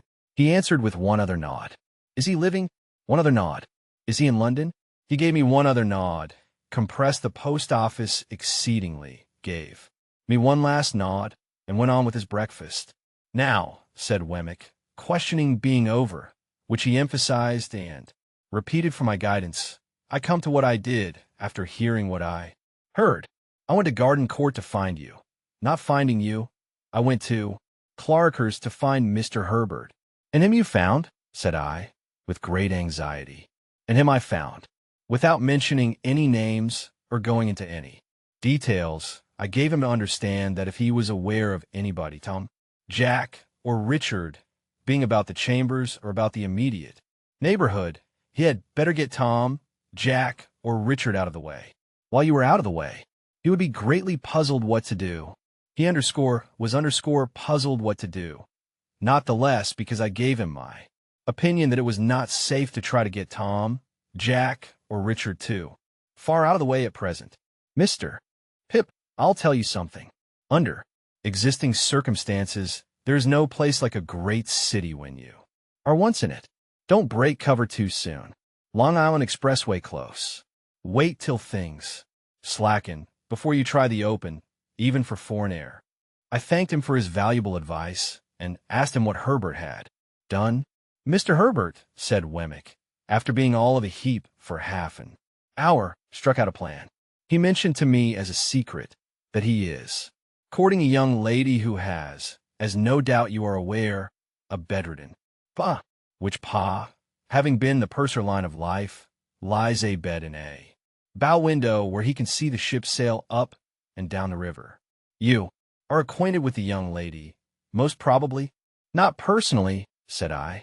The truth was that she had objected to me as an expensive companion, who did Herbert no good, and that, when Herbert had first proposed to present me to her, she had received the proposal with such very moderate warmth that Herbert had felt himself obliged to confide the state of the case to me with a view to the lapse of a little time before I made her acquaintance. When I had begun to advance Herbert's prospects by stealth, I had been able to bear this with cheerful philosophy. He and his affianced, for their part, had naturally not been very anxious to introduce a third person into their interviews. And thus, although I was assured that I had risen in Clara's esteem, and although the young lady and I had long regularly interchanged messages and remembrances by Herbert, I had never seen her. However, I did not trouble Wemmick with these particulars. The house with the bow window, said Wemmick, being by the riverside, down the pool there between Limehouse and Greenwich, and being kept, it seems, by a very respectable widow who has a furnished upper floor to let. Mr. Herbert put it to me, what did I think of that? As a temporary tenement for Tom, Jack, or Richard. Now I thought very well of it, for 3 reasons I'll give you. That is to say, firstly, it's altogether out of all your beats, and is well away from the usual heap of streets great and small. Secondly, without going near it yourself, you could always hear the safety of Tom, Jack, or Richard through Mr. Herbert. Thirdly, after a while, and when it might be prudent, if you should want to slip Tom, Jack, or Richard on board a foreign packet boat, there he is ready. Much comforted by these considerations, I thanked Wemmick again, and begged him to proceed. Well, sir, Mr. Herbert threw himself into the business with a will, and by 9 o'clock last night he housed Tom, Jack, or Richard, whichever it may be, you and I don't want to know, quite successfully. At the old lodgings it was understood that he was summoned to Dover, and In fact, he was taken down the Dover Road and cornered out of it. Now, another great advantage of all this is that it was done without you, and when, if anyone was concerning himself about your movements, you must be known to be ever so many miles off, and quite otherwise engaged. This diverts suspicion and confuses it, and for the same reason I recommended that, even if you came back last night, you should not go home. It brings in more confusion, and you want confusion. Wemmick, having finished his breakfast, here looked at his watch, and began to get his coat on. "And now, Mr. Pip," said he, with his hands still in the sleeves, "I have probably done the most I can do, but if I can ever do more, from a Walworth point of view, and in a strictly private and personal capacity, I shall be glad to do it. Here's the address. There can be no harm in your going here tonight, and seeing for yourself that all is well with Tom, Jack, or Richard before you go home, which is another reason for your not going home last night. But after you have gone home, don't go back here. You are very welcome, I am sure, Mr. Pip." His hands were now out of his sleeves, and I was shaking them, and let me finally impress one important point upon you. He laid his hands upon my shoulders and added in a solemn whisper, "Avail yourself of this evening to lay hold of his portable property. You don't know what may happen to him. Don't let anything happen to the portable property." Quite despairing of making my mind clear to Wemmick on this point, I forbore to try. "Time's up," said Wemmick, "and I must be off. If you had nothing more pressing to do than to keep here till dark, that's what I should advise. You look very much worried, and it would do you good to have a perfectly quiet day with the aged. He'll be up presently, and a little bit of— you remember the pig?" "Of course," said I. "Well, and a little bit of underscore and underscore. That sausage you toasted was his, and he was in all respects a first-rater. Do try him, if it is only for old acquaintance sake. Good-bye, aged parent," in a cheery shout. "All right, John. All right, my boy," piped the old man from within. I soon fell asleep before Wemmick's fire, and the aged and I enjoyed one another's society by falling asleep before it more or less all day. We had loin of pork for dinner, and greens grown on the estate, and I nodded at the aged with a good intention whenever I failed to do it. Drowsily, when it was quite dark, I left the aged preparing the fire for toast, and I inferred from the number of teacups, as well as from his glances at the two little doors in the wall, that Miss Skiffins was expected. Chapter 46. 8 o'clock had struck before I got into the air that was scented, not disagreeably, by the chips and shavings of the longshore, boat builders and mast, oar and block makers. All that waterside region of the upper and lower pool below bridge was unknown ground to me, and when I struck down by the river, I found that the spot I wanted was not where I had supposed it to be, and was anything but easy to find. It was called Mill Pond Bank, Chink's Basin, and I had no other guide to Chink's Basin than the old green copper rope walk. It matters not what stranded ships repairing in dry docks I lost myself among, what old hulls of ships in course of being knocked to pieces, what ooze and slime and other dregs of tide, what yards of shipbuilders and shipbreakers, what rusty anchors blindly biting into the ground, though for years off duty, what mountainous country of accumulated casks and timber, how many rope walks that were not the old green copper. After several times falling short of my destination and as often overshooting it, I came unexpectedly round a corner upon Mill Pond Bank. It was a fresh kind of place, all circumstances considered, where the wind from the river had room to turn itself round, and there were 2 or 3 trees in it, and there was the stump of a ruined windmill, and there was the old green copper rope walk, whose long and narrow vista I could trace in the moonlight along a series of wooden frames set in the ground that looked like superannuated haymaking rakes which had grown old and lost most of their teeth. Selecting from the few queer houses upon Mill Pond Bank a house with a wooden front and 3 stories of bow window, not bay window, which is another thing, I looked at the plate upon the door and read there, Mrs. Wimple. That being the name I wanted, I knocked, and an elderly woman of a pleasant and thriving appearance, responded. She was immediately deposed, however, by Herbert, who silently led me into the parlor and shut the door. It was an odd sensation to see his very familiar face established quite at home in that very unfamiliar room and region, and I found myself looking at him much as I looked at the corner cupboard with the glass and china, the shells upon the chimney piece, and the colored engravings on the wall representing the death of Captain Cook, a ship launch, and His Majesty King George the Third in a state coachman's wig, leather breeches, and top boots, on the terrace at Windsor. All is well, Handel, said Herbert, and he is quite satisfied, though eager to see you. My dear girl is with her father, and if you'll wait till she comes down, I'll make you known to her, and then we'll go upstairs. That's her father. I had become aware of an alarming growling overhead, and had probably expressed the fact in my countenance. I'm afraid he is a sad old rascal, said Herbert, smiling, but I have never seen him. Don't you smell rum? He is always at it. At rum, said I. Yes, returned Herbert, and you may suppose how mild it makes his gout. He persists, too, in keeping all the provisions upstairs in his room and serving them out. He keeps them on shelves over his head, and will weigh them all. His room must be like a chandler's shop.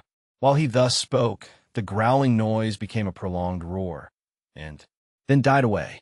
What else can be the consequence, said Herbert, in explanation, if he will cut the cheese?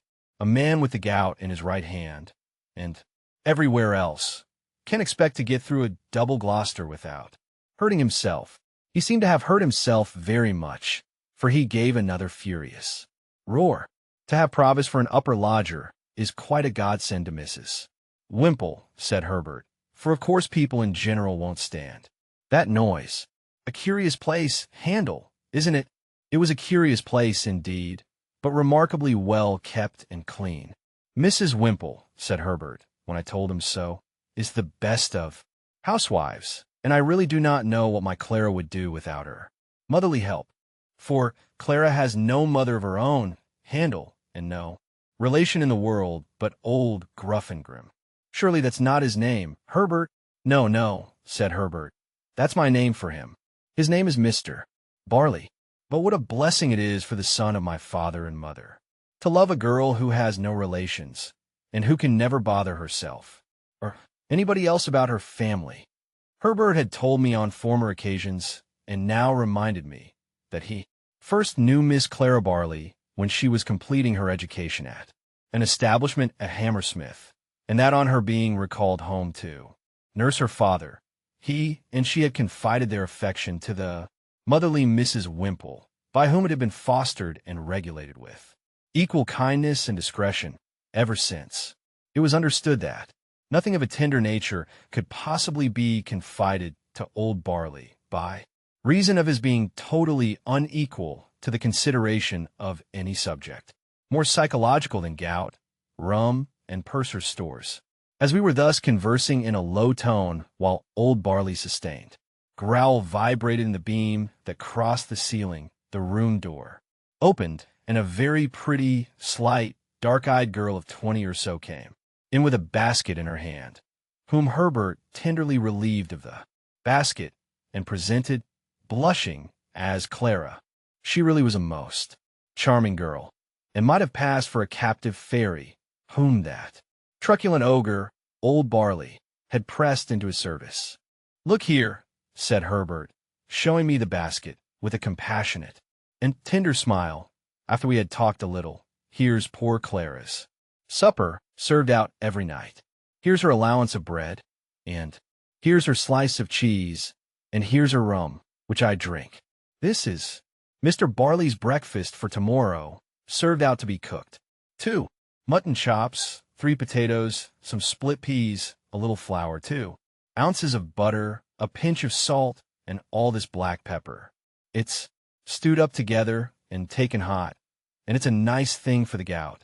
I should think there was something so natural and winning in Clara's resigned way of looking at these stores in detail, as Herbert pointed them out, and something so confiding, loving, and innocent in her modest manner of yielding herself to Herbert's embracing arm, and something so gentle in her so much needing protection on Mill Pond Bank by Chinks Basin, and the old green copper rope walk with old Barley growling in the beam, that I would not have undone the engagement between her and Herbert for all the money in the pocketbook I had never opened. I was looking at her with pleasure and admiration when suddenly the growl swelled into a roar again, and a frightful bumping noise was heard above, as if a giant with a wooden leg were trying to bore it through the ceiling to come at us. Upon this, Clara said to Herbert, "Papa wants me, darling," and ran away. "There is an unconscionable old shark for you," said Herbert. "What do you suppose he wants now, Handel?" "I don't know," said I. "Something to drink?" "That's it," cried Herbert, as if I had made a guess of extraordinary merit. "He keeps his grog ready mixed in a little tub on the table. Wait a moment, and you'll hear Clara lift him up to take some. There he goes." Another roar, with a prolonged shake at the end. "Now," said Herbert, as it was succeeded by silence. "He's drinking." "Now," said Herbert, as the growl resounded in the beam once more. "He's down again on his back." Clara returned soon afterwards, and Herbert accompanied me upstairs to see our charge. As we passed Mr. Barley's door, he was heard hoarsely muttering within, in a strain that rose and fell like wind, the following refrain, in which I substitute good wishes for something quite the reverse. "Ahoy! Bless your eyes! Here's old Bill Barley. Here's old Bill Barley. Bless your eyes! Here's old Bill Barley on the flat of his back, by the Lord, lying on the flat of his back like a drifting old dead flounder. Here's your old Bill Barley. Bless your eyes! Ahoy! Bless you!" In this strain of consolation, Herbert informed me the invisible Barley would commune with himself by the day and night together, often while it was light, having at the same time one eye at a telescope which was fitted on his bed for the convenience of sweeping the river. In his 2 cabin rooms at the top of the house, which were fresh and airy, and in which Mr.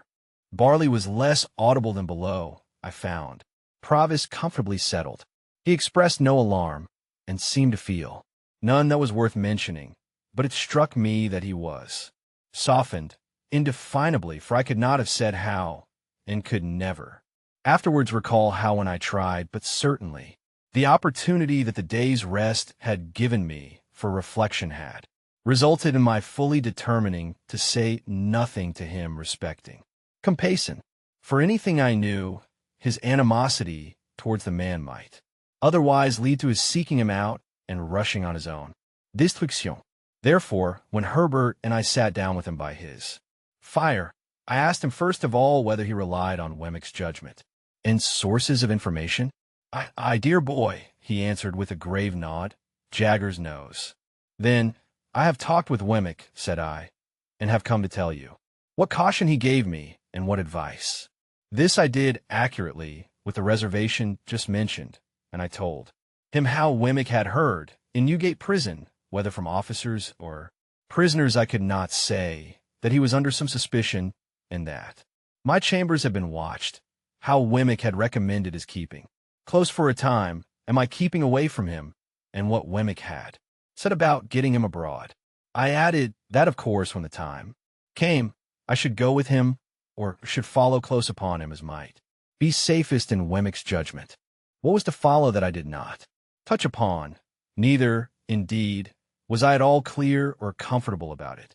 In my own mind, now that I saw him in that softer condition, and in declared peril for my sake, as to altering my way of living by enlarging my expenses, I put it to him whether in our present unsettled and difficult circumstances it would not be simply ridiculous if it were no worse.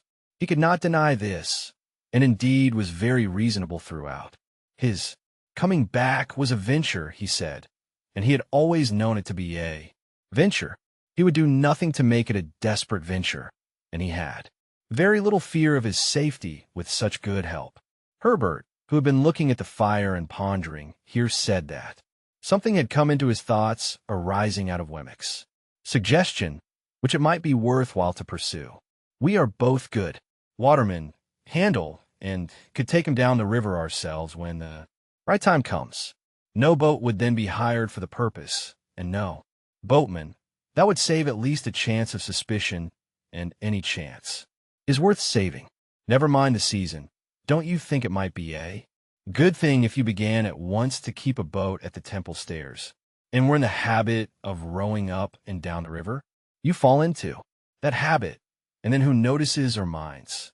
Do it 20 or 50 times, and there is nothing special in your doing it the 21st or 51st. I like this scheme, and Provis was quite elated by it. We agreed that it should be carried into execution, and that Provis should never recognize us if we came below bridge and rode past Mill Pond Bank. But we further agreed that he should pull down the blind in that part of his window which gave upon the east, whenever he saw us, and all was right. Our conference being now ended, and everything arranged, I rose to go, remarking to Herbert that he and I had better not go home together, and that I would take half an hour's start of him.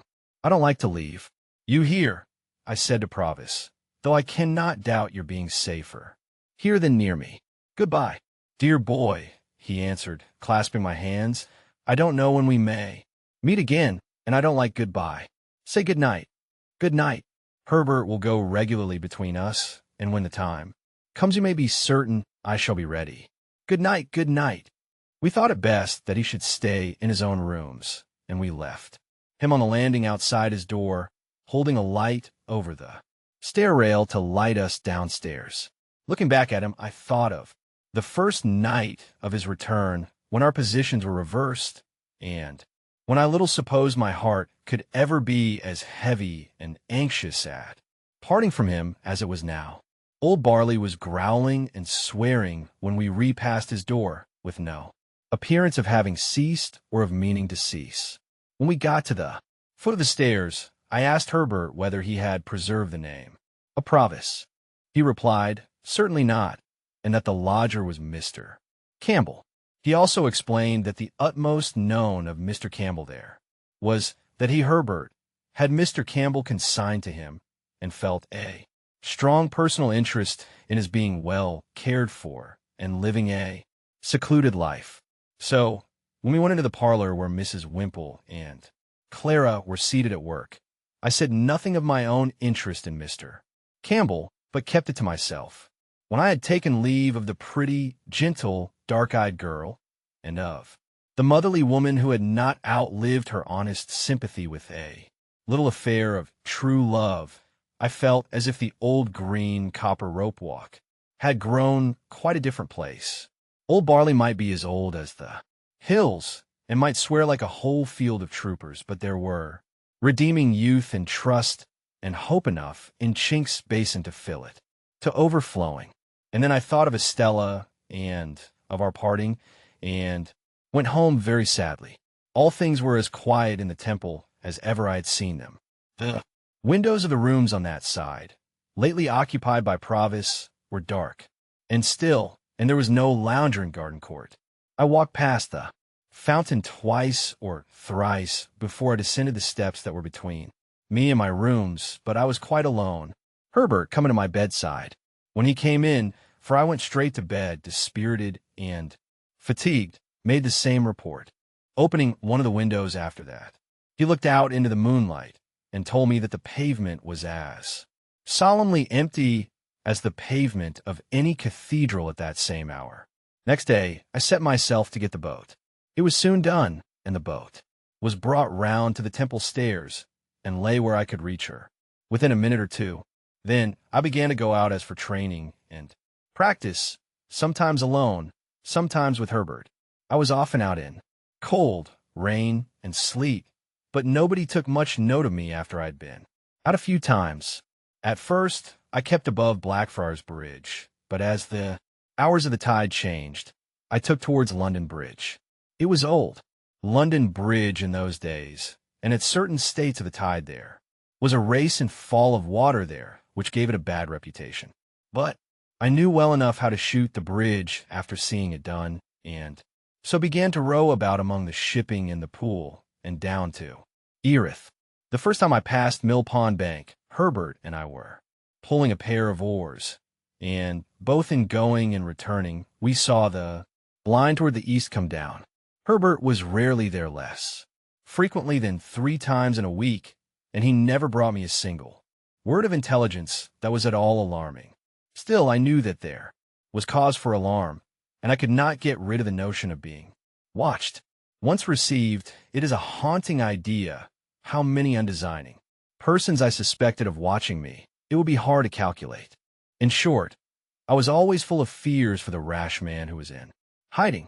Herbert had sometimes said to me that he found it pleasant to stand at one of our windows after dark when the tide was running down, and to think that it was flowing with everything it bore towards Clara.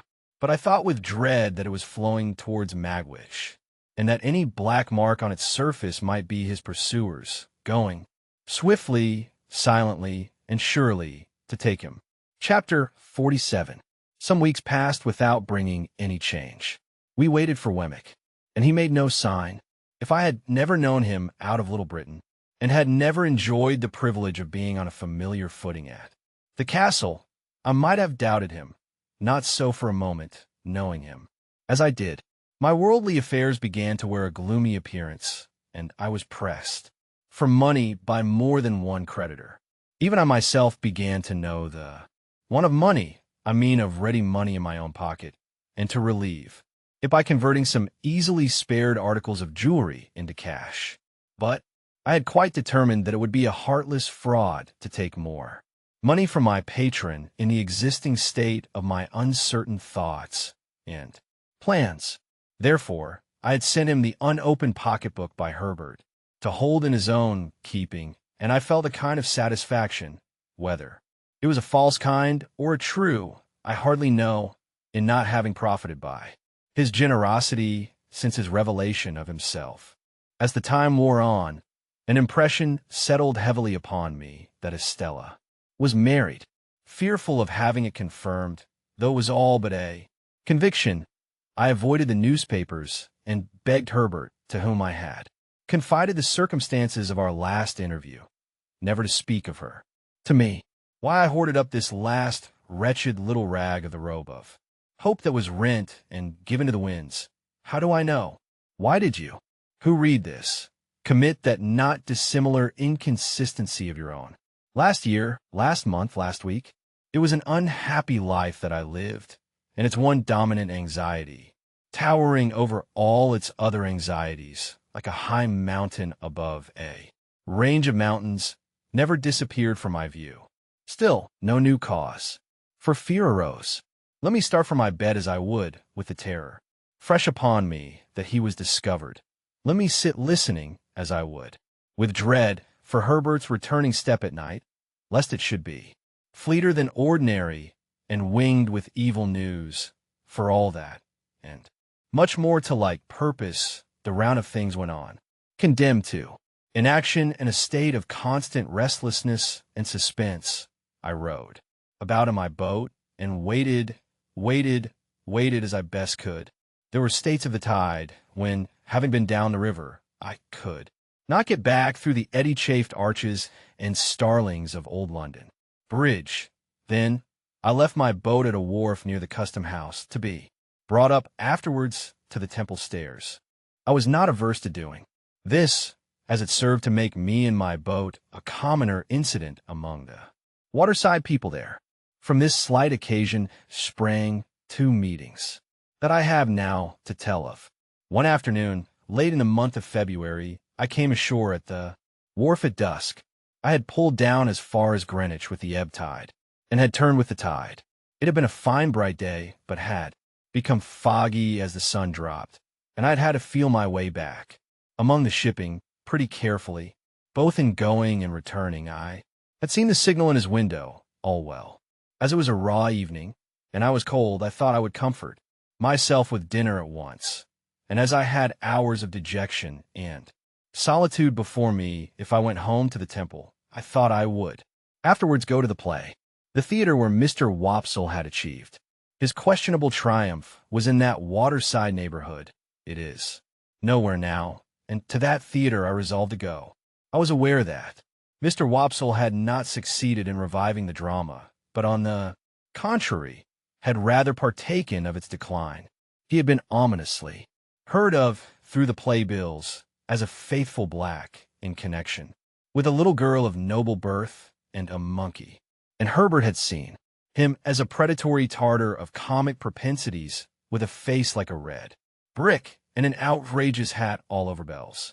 I dined at what Herbert and I used to call a geographical chop house, where there were maps of the world in porter-pot rims on every half-yard of the tablecloths and charts of gravy on every one of the knives. To this day, there is scarcely a single chop house within the Lord Mayor's dominions which is not geographical, and wore out the time in dozing over crumbs, staring at gas, and baking in a hot blast of dinners. By and by, I roused myself and went to the play. There, I found a virtuous boatswain in His Majesty's service, a most excellent man, though I could have wished his trousers not quite so tight in some places and not quite so loose in others, who knocked all the little men's hats over their eyes, though he was very generous and brave, and who wouldn't hear of anybody's paying taxes, though he was very patriotic.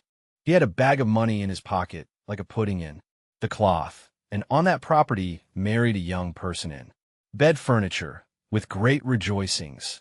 The whole population of Portsmouth, 9 in number at the last census, turning out on the beach to rub their own hands and shake everybody else's and sing Phil, Fee. A certain dark-complexioned swab, however, who wouldn't fill or do anything else that was proposed to him, and whose heart was openly stated by the boatswain to be as black as his figurehead, proposed to 2 other swabs to get all mankind into difficulties, which was so effectually done, the swab family having considerable political influence that it took half the evening to set things right, and then it was only brought about through an honest little grocer with a white hat, black gaiters, and red nose, getting into a clock with a gridiron and listening and coming out and knocking everybody down from behind with the gridiron, whom he couldn't confute with what he had overheard. This led to Mr. Wopsle's, who had never been heard of before, coming in with a star and garter on, as a plenipotentiary of great power direct from the Admiralty, to say that the swabs were all to go to prison on the spot, and that he had brought the boatswain down the Union Jack as a slight acknowledgment of his public services. The boatswain, unmanned for the first time, respectfully dried his eyes on the Jack, and then cheering up and addressing Mr. Wopsle as your honor, solicited permission to take him by the fin. Mr. Wopsle, conceding his fin with a gracious dignity, was immediately shoved into a dusty corner, while everybody danced a hornpipe, and from that corner, surveying the public with a discontented eye, became aware of me. The second piece was the last new grand comic Christmas pantomime, the first scene of which it pained me to suspect that I detected Mr.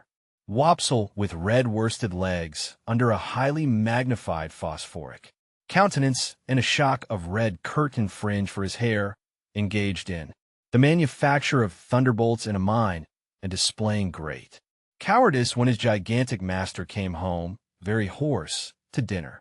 But he presently presented himself under worthier circumstances, for the genius of youthful love being in want of assistance, on account of the parental brutality of an ignorant farmer who opposed the choice of his daughter's heart by purposely falling upon the object in a flour sack out of the first-floor window, summoned a sententious enchanter, and he, coming up from antipodes rather unsteadily, after an apparently violent journey, proved to be Mr. Wopsle in a high-crowned hat, with a necromantic work in 1 volume under his arm. The business of this enchanter on earth being principally to be talked at, sung at, butted at, danced at, and flashed at with fires of various colors. He had a good deal of time on his hands, and I observed with great surprise that he devoted it to staring in my direction as if he were lost in amazement. There was something so remarkable in the increasing glare of Mr. Wopsle's eye, and he seemed to be turning so many things over in his mind and to grow so confused that I could not make it out. He said, thinking of it long after he had ascended to the clouds in a large watch case, and still I could not make it out.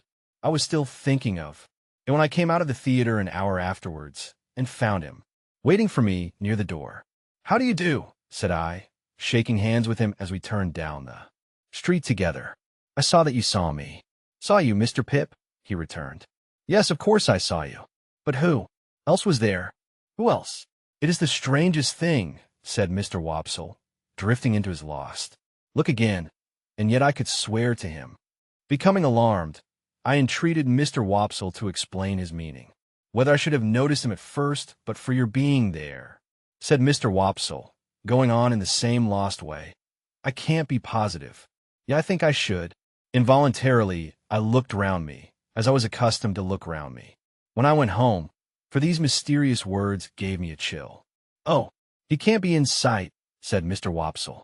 "He went out before I went off. I saw him go." Having the reason that I had for being suspicious, I even suspected this poor actor. I mistrusted a design to entrap me into some admission.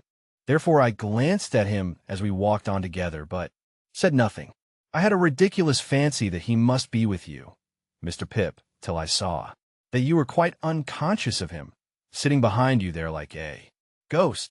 My former chill crept over me again, but I was resolved not to speak yet, for it was quite consistent with his words that he might be set on to induce me to connect these references with Provis. Of course I was perfectly sure and safe that Provis had not been there. "I dare say you wonder at me, Mr. Pip. Indeed, I see you do. But it is so very strange. You'll hardly believe what I'm going to tell you.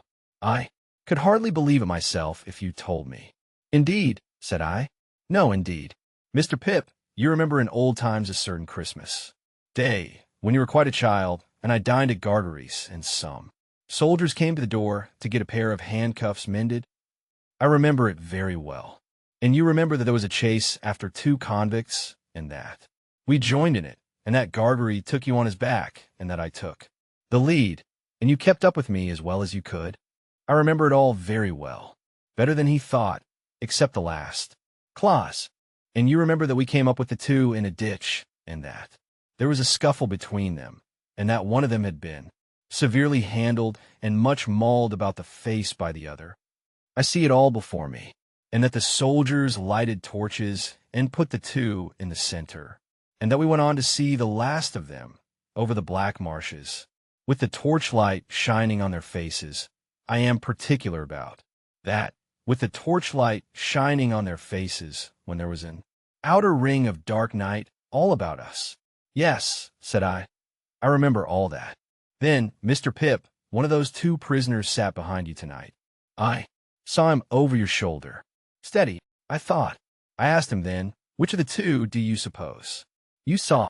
"The one who had been mauled," he answered readily, "and I'll swear I saw him. The more I think of him, the more certain I am of him." "This is very curious," said I, with the best assumption I could put on, of its being nothing more to me. "Very curious indeed." I cannot exaggerate the enhanced disquiet into which this conversation threw me, or the special and peculiar terror I felt at Compasance, having been behind me like a ghost. For if he had ever been out of my thoughts for a few moments together since the hiding had begun, it was in those very moments when he was closest to me, and to think that I should be so unconscious and off my guard after all my care was as if I had shut an avenue of 100 doors to keep him out, and then had found him my elbow. I cannot doubt either that he was there, because I was there, and that, however slight an appearance of danger there might be about us, danger was always near and active. I put such questions to Mr. Wopsle as, when did the man come in? He could not tell me that. He saw me, and over my shoulder he saw the man. It was not until he had seen him for some time that he began to identify him, but he had from the first vaguely associated him with me. and known him as somehow belonging to me in the old village time. How? Was he dressed?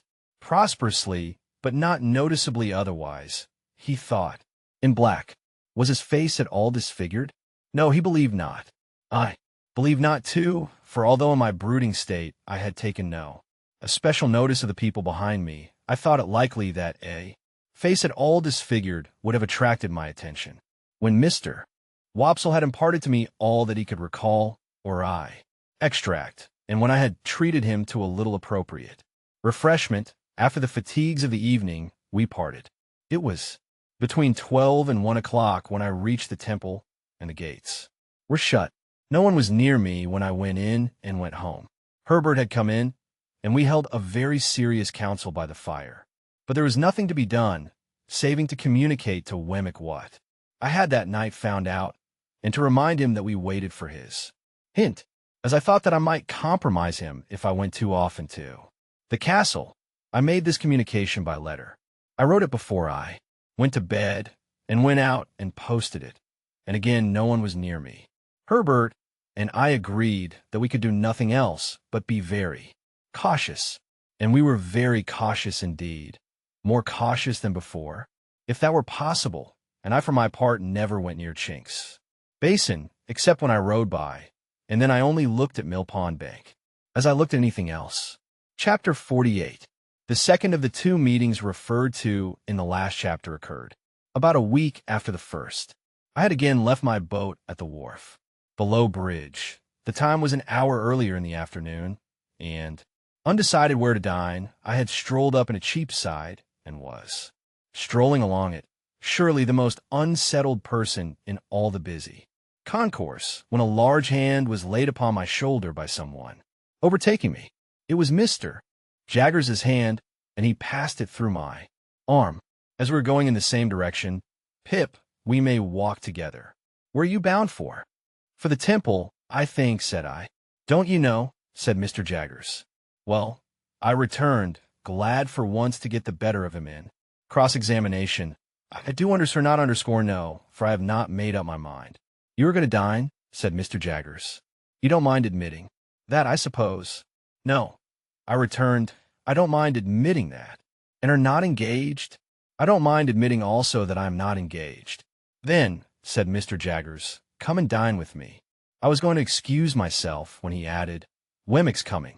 So I changed my excuse into an acceptance, the few words I had uttered serving for the beginning of either, and we went along Cheapside and slanted off to Little Britain, while the lights were springing up brilliantly in the shop windows, and the street lamplighters scarcely finding ground enough to plant their ladders on in the midst of the afternoon's bustle, were skipping up and down and running in and out, opening more red eyes in the gathering fog than my rushlight tower at.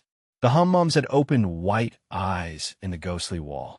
At the office in Little Britain there was the usual letter-writing, hand-washing, candle-snuffing, and safe-locking that closed the business of the day. As I stood idle by Mr. Jaggers's fire, its rising and falling flame made the two casts on the shelf look as if they were playing a diabolical game at bo-peep with me, while the pair of coarse, fat office candles that dimly lighted Mr. Jaggers as he wrote in a corner were decorated with dirty winding sheets, as if in remembrance of a host of hanged clients. We went to Gerrard Street, all three together in a hackney coach, and as soon as we got there, dinner was served, although I should not have thought of making in that place the most distant reference by so much as I looked to Wemmick's Walworth sentiments. Yet I should have had no objection to catching his eye now and then in a friendly way. But it was not to be done. He turned his eyes on Mr. Jaggers whenever he raised them from the table, and was as dry and distant to me as if there were twin Wemmicks, and this was the wrong one. Did you send that note of Miss Havisham's to Mr. Pip, Wemmick? Mr. Jaggers asked, soon after we began dinner. No, sir, returned Wemmick. It was going by post when you brought Mr. Pip into the office. Here it is. He handed it to his principal, instead of to me. It's a note of 2 lines, Pip, said Mr. Jaggers, handing it on, sent up to me by Miss Havisham on account of her not being sure of your address. She tells me that she wants to see you on a little matter of business you mentioned to her. You'll go down. Yes, said I, casting my eyes over the note, which was exactly in those terms. When do you think of going down? I have an impending engagement, said I, glancing at Wemmick, who was putting fish into the post office. That renders me rather uncertain of my time. At once, I think. If Mr. Pip has the intention of going at once, said Wemmick to Mr. Jaggers, he needn't write an answer, you know.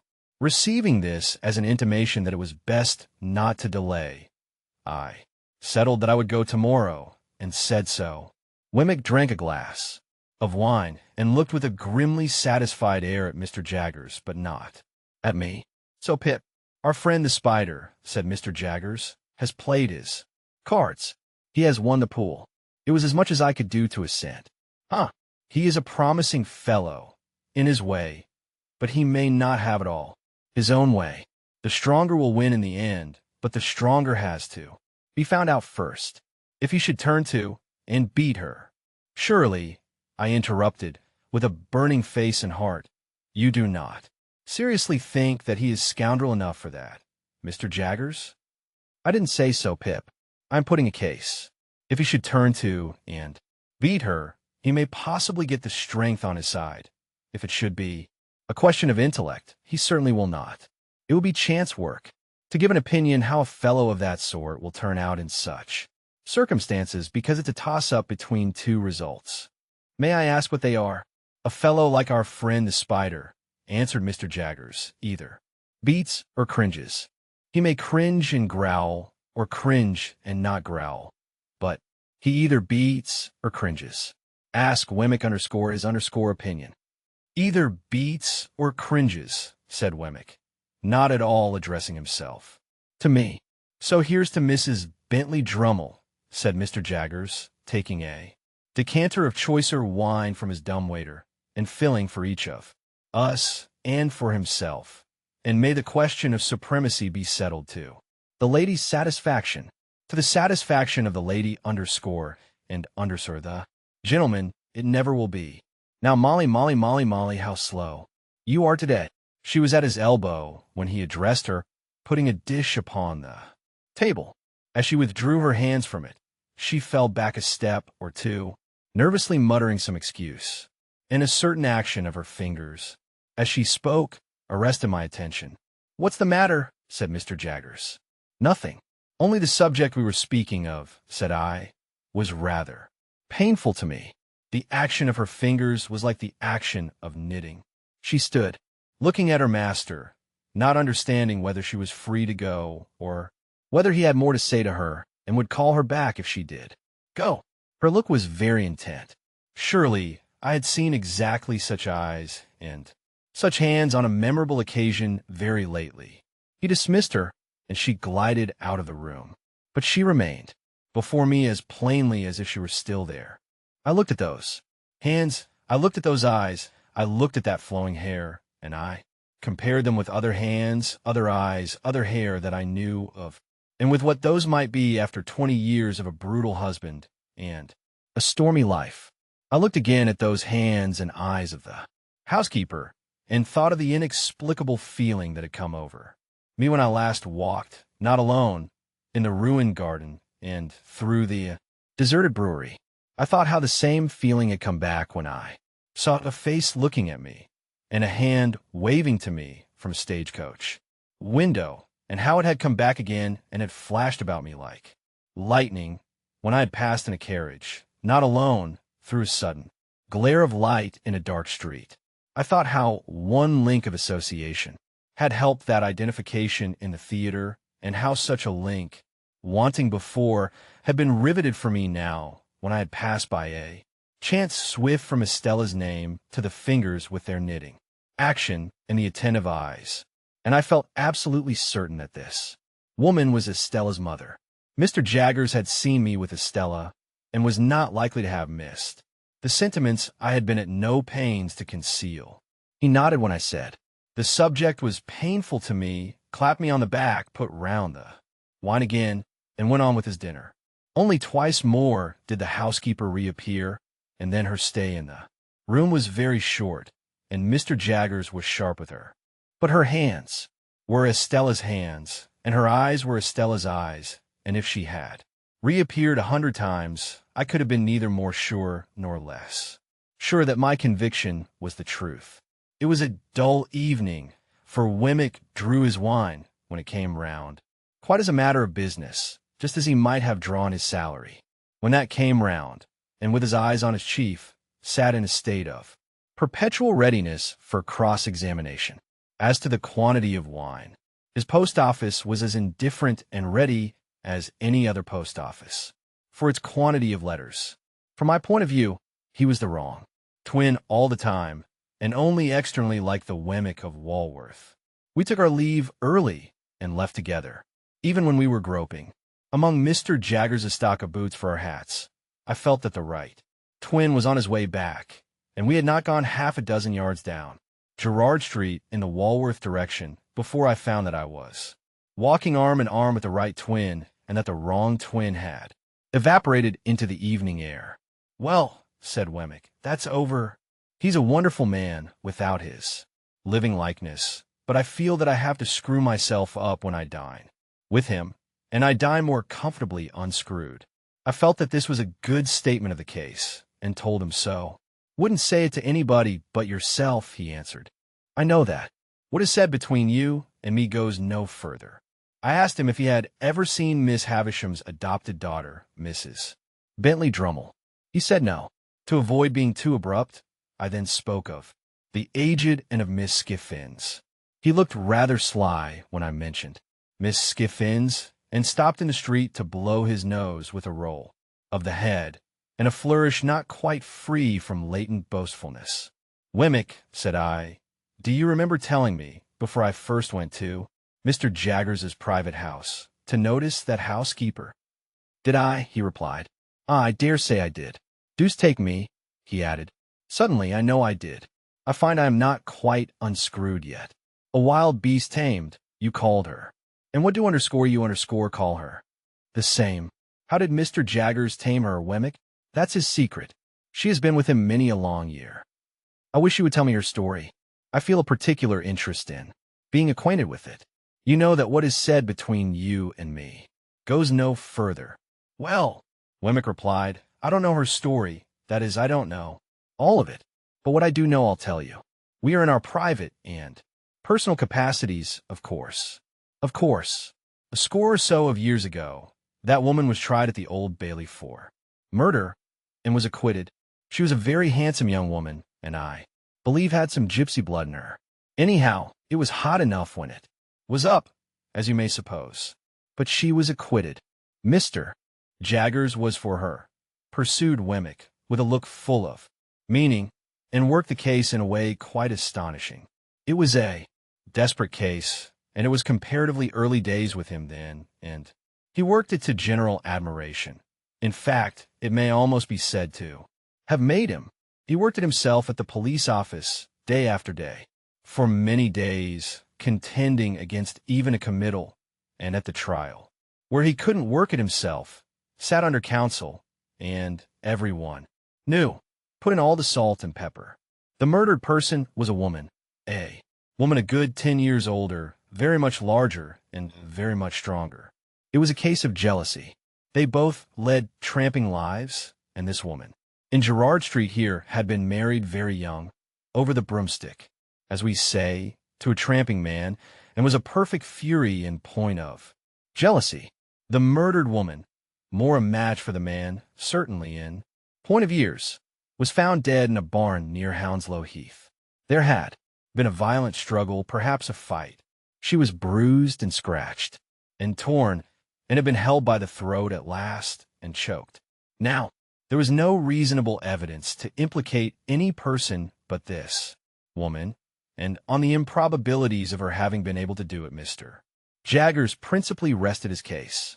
"You may be sure," said Wemmick, touching me on the sleeve, "that he never dwelt upon the strength of her hands then, though he sometimes does now." I had told Wemmick of his showing us her wrists that day of the dinner party. "Well, sir," Wemmick went on. It happened, don't you see, that this woman was so very artfully dressed from the time of her apprehension that she looked much slighter than she really was in particular. Her sleeves are always remembered to have been so skillfully contrived that her arms had quite a delicate look. She had only a bruise or two about her, nothing for a tramp, but the backs of her hands were lacerated, and the question was it with fingernails? Now, Mr. Jaggers showed that she had struggled through a great lot of brambles which were not as high as her face, but which she could not have got through and kept her hands out of, and bits of those brambles were actually found in her skin and put in evidence, as well as the fact that the brambles in question were found on examination to have been broken through, and to have little shreds of her dress and little spots of blood upon them here and there. But the boldest point he made was this. It was attempted to be set up in proof of her jealousy that she was under strong suspicion of having, at about the time of the murder, frantically destroyed her child by this man, some 3 years old, to revenge herself upon him. Mr. Jaggers worked that in this way. We say these are not marks of fingernails, but marks of brambles, and we show you the brambles. You say they are marks of fingernails, and you set up the hypothesis that she destroyed her child. You must accept all consequences of that hypothesis. For anything we know, she may have destroyed her child, and the child in clinging to her may have scratched her hands. What then? You are not trying her for the murder of her child. Why don't you? As to this case, if you underscore, will underscore have scratches, we say that, for anything we know, you may have accounted for them, assuming for the sake of argument that you have not invented them. To sum up, sir, said Wemmick, Mr. Jaggers was altogether too many for the jury, and they gave in. Has she been in his service ever since? Yes, but not only that, said Wemmick. She went into his service immediately after her acquittal, tamed as she is now. She has since been taught one thing and another in the way of her duties, but she was tamed from the beginning. Do you remember the sex of the child? Said to have been a girl. You have nothing more to say to me tonight. Nothing. I got your letter and destroyed it. Nothing. We exchanged a cordial good night, and I went home with new matter for my thoughts, though with no relief from the old. Chapter 49. Putting Miss Havisham's note in my pocket, that it might serve as my credentials for so soon reappearing at Satis House, in case her waywardness should lead her to express any surprise at seeing me. I went down again by the coach next day, but I alighted at the halfway house, and breakfasted there, and walked the rest of the distance, for I sought to get into the town quietly by the unfrequented ways, and to leave it in the same manner. The best light of the day was gone when I passed along the quiet, echoing courts behind the High Street, the nooks of ruin where the old monks had once had their refectories and gardens, and where the strong walls were now pressed into the service of humble sheds and stables, were almost as silent as the old monks in their graves. The cathedral chimes had at once a sadder and a more remote sound to me, as I hurried on avoiding observation, than they had ever had before. So, the swell of the old organ was borne to my ears like funeral music, and the rooks, as they hovered about the gray tower and swung in the bare high trees of the priory garden, seemed to call to me that the place was changed, and that Estella was gone out of it forever. An elderly woman, whom I had seen before as one of the servants who lived in the supplementary house across the back courtyard, opened the gate. The lighted candles stood in the dark passage within, as of old, and I took it up and ascended the staircase alone. Miss Havisham was not in her own room, but was in the larger room across the landing. Looking in at the door, after knocking in vain, I saw her sitting on the hearth in a ragged chair, close before and lost in the contemplation of the ashy fire. Doing as I'd often done, I went in and stood touching the old chimney piece, where she could see me when she raised her eyes. There was an air of utter loneliness upon her that would have moved me to pity, though she had wilfully done me a deeper injury than I could charge her with, as I stood compassionating her and thinking how in the progress of time, I too had come to be a part of the wrecked fortunes of that house. Her eyes rested on me. She stared and said in a low voice, "Is it real?" "It is I, Pip. Mr. Jaggers gave me your note yesterday, and I have lost no time. Thank you. Thank you." As I brought another of the ragged chairs to the hearth and sat down, I remarked a new expression on her face, as if she were afraid of me. "I want," she said, "to pursue that subject you mentioned to me when you were last here, and to show you that I am not all stone. But perhaps you can never believe, now, that there is anything human in my heart." When I said some reassuring words, she stretched out her tremulous right hand as though she was going to touch me, but she recalled it again before I understood the action or knew how to receive it. "You said, speaking for your friend, that you could tell me how to do something useful and good. Something that you would like done, is it not? Something that I would like done very much. What is it?" I began explaining to her that secret history of the partnership. I had not got far into it when I judged from her looks that she was thinking in a discursive way of me rather than of what I said. It seemed to be so, for when I stopped speaking, many moments passed before she showed that she was conscious of the fact. "Do you break off?" she asked then, with her former air of being afraid of me, "because you hate me too much to bear to speak to me?" "No, no," I answered. "How can you think so, Miss Havisham?" I stopped, because I thought you were not following what I said. "Perhaps I was not," she answered, putting a hand to her head. "Begin again, and let me look at something else. Stay. Now, tell me." She set her hand upon her stick in the resolute way that sometimes was habitual to her, and looked at the fire with a strong expression of forcing herself to attend. I went on with my explanation and told her how I had hoped to complete the transaction out of my means, but how in this I was disappointed. That part of the subject, I reminded her, involved matters which could form no part of my explanation, for they were the weighty secrets of another. "So," said she, assenting with her head, but not looking at me, "and how much money is wanting to complete the purchase?"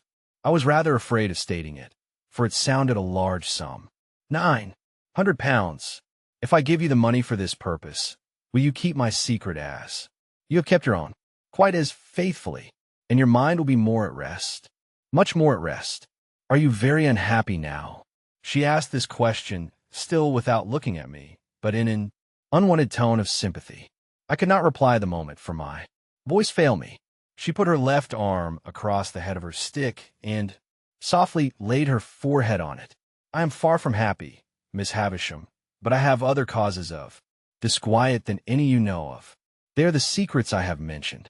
After a little while, she raised her head and looked at the fire. "Again, it is noble in you to tell me that you have other causes of unhappiness. Is it true? Too true. Can I only serve you, Pip, by serving your friend? Regarding that as done, is there nothing I can do for you yourself?" "Nothing." "I thank you for the question. I thank you even more for the tone of the question. But there is nothing." She presently rose from her seat and looked about the blighted room for the means of writing. There were none there, as she took from her pocket a yellow set of ivory tablets, mounted in tarnished gold, and wrote upon them with a pencil in a case of tarnished gold that hung from her neck. "You are still on friendly terms with Mr. Jaggers?" "Quite. I dined with him yesterday. This is an authority to him to pay you that money, to lay out at your irresponsible discretion for your friend. I keep no money here, but if you would rather Mr. Jaggers knew nothing of the matter, I will send it to you." "Thank you, Miss Havisham. I have not the least objection to receiving it from him." She read me what she had written, and it was direct and clear, and evidently intended to absolve me from any suspicion of profiting by the receipt of the money. I took the tablets from her hand, and it trembled again, and it trembled more as she took off the chain to which the pencil was attached and put in mine. All this she did without looking at me. My name is on the first leaf. If you can ever write under my name, I forgive her. though ever so long after my broken heart is dust pray do. Oh, Miss Havisham, said I can do it now. There have been sore mistakes, and my life has been a blind and thankless one, and I want forgiveness and direction far too much to be bitter with you. She turned her face to me for the first time since she had averted it, and, to my amazement, I may even add to my terror, dropped on her knees at my feet, with her folded hands raised to me in the manner in which, where her poor heart was young and fresh and whole, they must often have been raised to heaven from her mother's side. To see her with her white hair and her worn face kneeling at my feet gave me a shock through all my frame.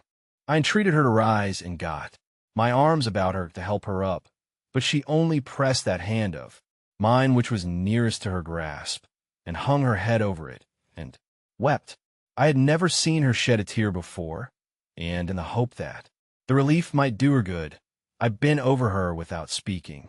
She was not kneeling now, but was down upon the ground. "Oh," she cried despairingly, "what have I done? What have I done? If you mean, Miss Havisham, what have you done to injure me? Let me answer. Very little. I should have loved her under any circumstances. Is she married? Yes. It was a needless question, for a new desolation in the desolate house had told me so. What have I done? What have I done?" She wrung her hands and crushed her white hair and returned to this cry over and over again. What have I done? I knew not how to answer or how to comfort her. That she had done a grievous thing in taking an impressionable child to mold into the form that her wild resentment, spurned affection, and wounded pride found vengeance in, I knew full well, but that, in shutting out the light of day, she had shut out infinitely more, that in seclusion she had secluded herself from 1,000 natural and healing influences, that her mind, brooding solitary, had grown diseased as all minds do, and must and will that reverse the appointed order of their Maker, I knew equally well. And could I look upon her without compassion, seeing her punishment in the ruin she was, in her profound unfitness for this earth on which she was placed, in the vanity of sorrow which had become a master mania, like the vanity of penitence, the vanity of remorse, the vanity of unworthiness, and other monstrous vanities that have been curses in this world, until you spoke to her the other day, and until I saw in you a looking-glass that showed me what I once felt myself. I did not know what I had done.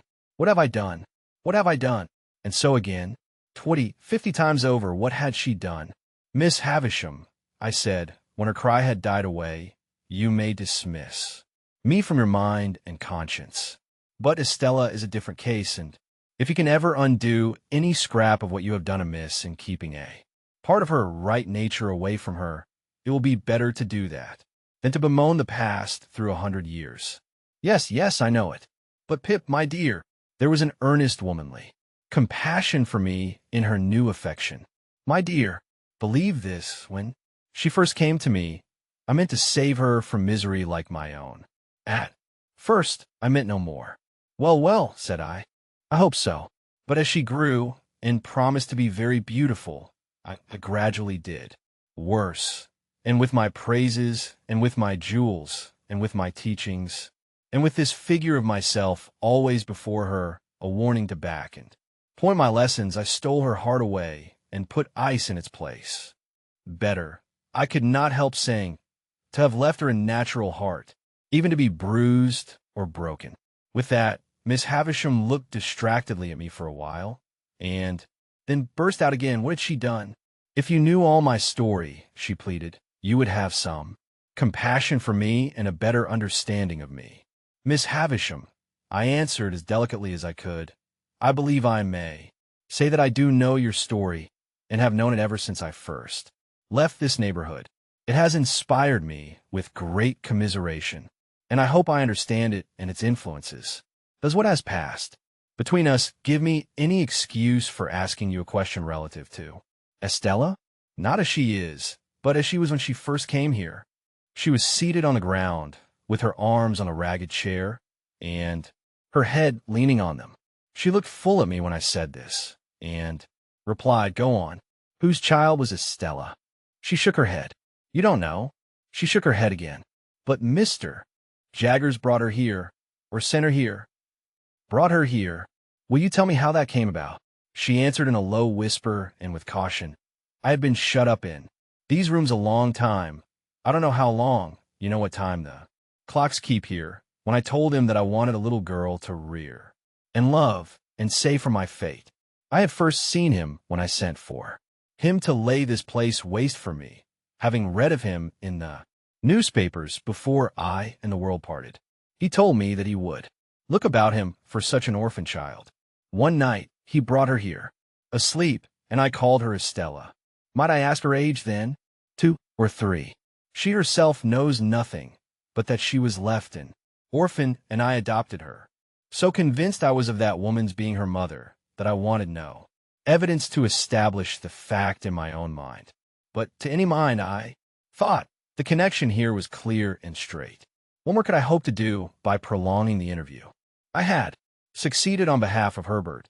Miss Havisham had told me all she knew. Of Estella, I had said and done what I could to ease her mind. No matter with what other words we parted, we parted. Twilight was closing in when I went downstairs into the natural air.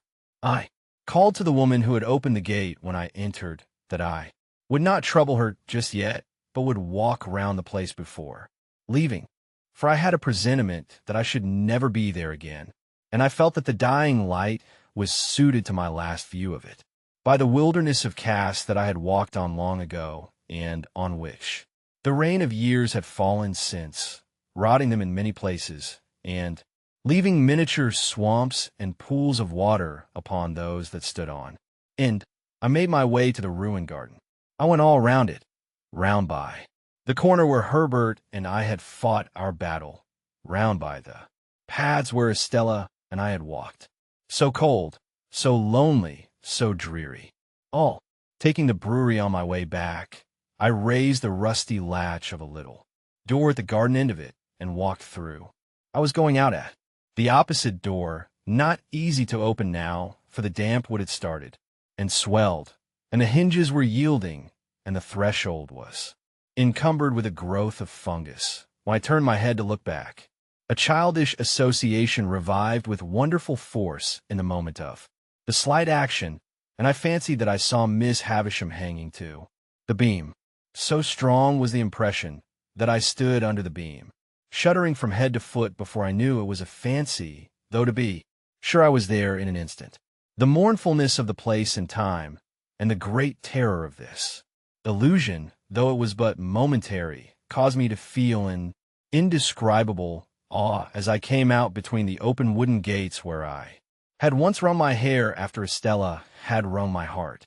Passing on into the front courtyard, I hesitated whether to call the woman to let me out at the locked gate of which she had the key, or first to go upstairs and assure myself that Miss Havisham was as safe and well as I had left her. I took the latter course and went up.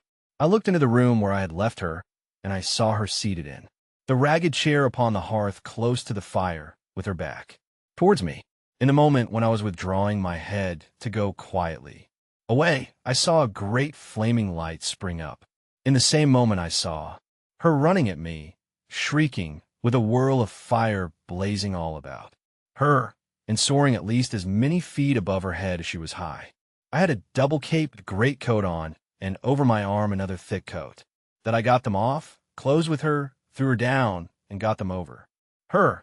That I dragged the great cloth from the table for the same purpose, and with it dragged down the heap of rottenness in the midst, and all the ugly things that sheltered there, that we were on the ground struggling like desperate enemies, and that the closer I covered her, the more wildly she shrieked and tried to free herself. That this occurred I knew through the result, but not through anything I felt or thought or knew I did. I knew nothing until I knew that we were on the floor by the great table, and that patches of tinder yet alight were floating in the smoky air which a moment ago had been her faded bridal dress. Then I looked round and saw the disturbed beetles and spiders running away over the floor, and the servants coming in with breathless cries. At the door, I still held her forcibly down with all my strength, like a prisoner who might escape, and I doubt if I even knew who she was, or why we had struggled, or that she had been in flames, or that the flames were out, until I saw the patches of tinder that had been her, garments no longer alight, but falling in a black shower around us.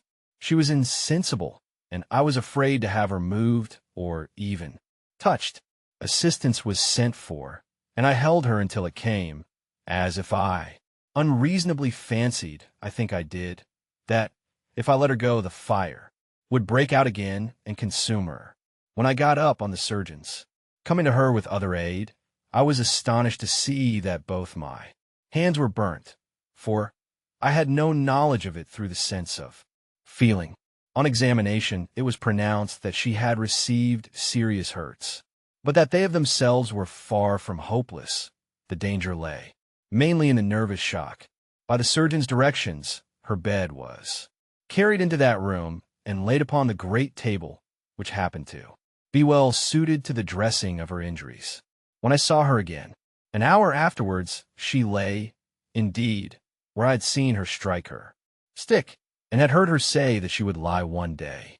Though every vestige of her dress was burnt, as they told me, she still had something of her old ghastly bridal appearance, for they had covered her to the throat with white cotton wool, and as she lay with a white sheet loosely overlying that, the phantom air of something that had been and was changed was still upon her. I found, on questioning the servants, that Estella was in Paris, and I got a promise from the surgeon that he would write to her by the next post. Miss Havisham's family I took upon myself, intending to communicate with Mr. Matthew Pocket only, and leave him to do as he liked about informing the rest. This I did next day, through Herbert, as soon as I returned to town. There was a stage that evening when she spoke collectedly of what had happened, though with a certain terrible vivacity. Towards midnight she began to wander in her speech, and after that it gradually set in that. She said innumerable times in a low, solemn voice, "What have I done?" And then, when she first came, I meant to save her from misery like, "Mine," and then take the pencil and write under my name, "I forgive her." She never changed the order of these 3 sentences, but she sometimes left out a word in one or other of them, never putting in another word, but always leaving a blank and going on to the next word. As I could do no service there, and as I had, nearer home, that pressing reason for anxiety and fear which even her wanderings could not drive out of my mind, I decided in the course of the night that I would return by the early morning coach, walking on a mile or so, and being taken up clear of the town at about 6 o'clock of the morning. Therefore, I leaned over her and touched her lips with mine, just as they said, not stopping for being touched, "Take the pencil and write under my name, I forgive her." Chapter 50. My hands had been dressed twice or thrice in the night, and again in the morning. My left arm was a good deal burned to the elbow, and less severely as high as the shoulder. It was very painful, but the flames had set in that direction, and I felt thankful it was no worse. My right hand was not so badly burnt but that I could move the fingers. It was bandaged, of course, but much less inconveniently than my left hand. An arm, those I carried in a sling, and I could only wear my coat like a cloak, loose over my shoulders and fastened at the neck. My hair had been caught by the fire, but not my head or face. When Herbert had been down to Hammersmith and seen his father, he came back to me at our chambers and devoted the day to attending on me.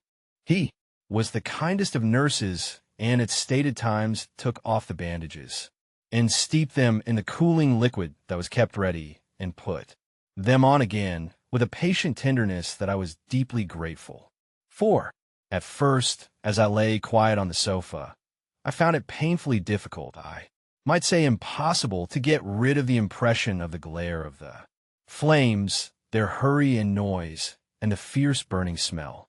If I dozed for a minute, I was awakened by Miss Havisham's cries, and by her, running at me with all that height of fire above her head. This pain of the mind was much harder to strive against than any bodily pain I suffered, and Herbert, seeing that, did his utmost to hold my attention. Engaged. Neither of us spoke of the boat, but we both thought of it. That was made apparent by our avoidance of the subject and by our agreeing, without agreement, to make my recovery of the use of my hands a question of so many hours, not of so many weeks.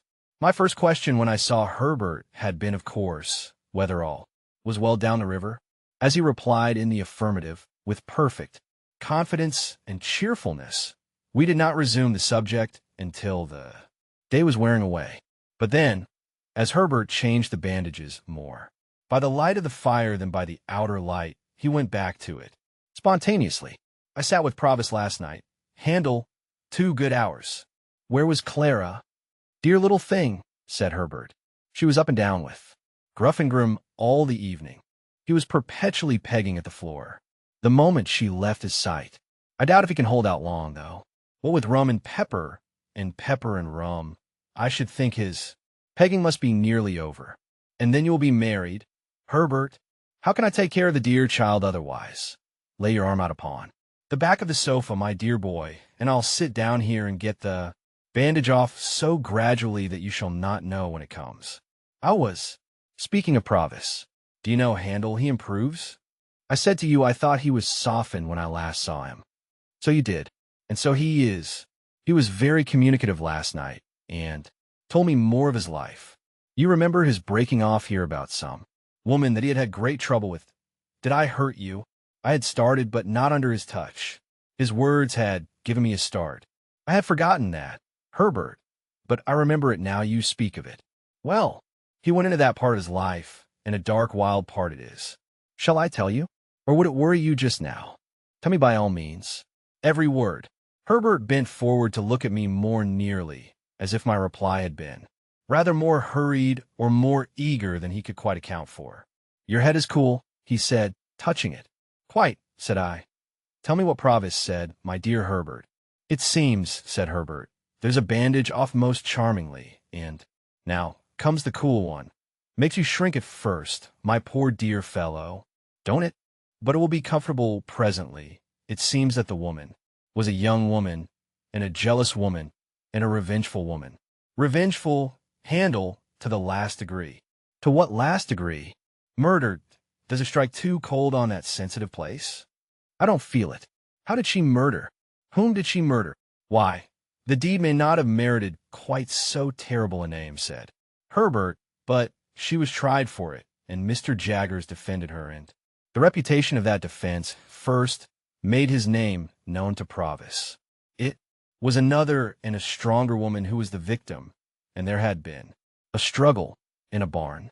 Who began it, or how fair it was, or how unfair, may be doubtful, but how it ended is certainly not doubtful, for the victim was found throttled. Was the woman brought in guilty?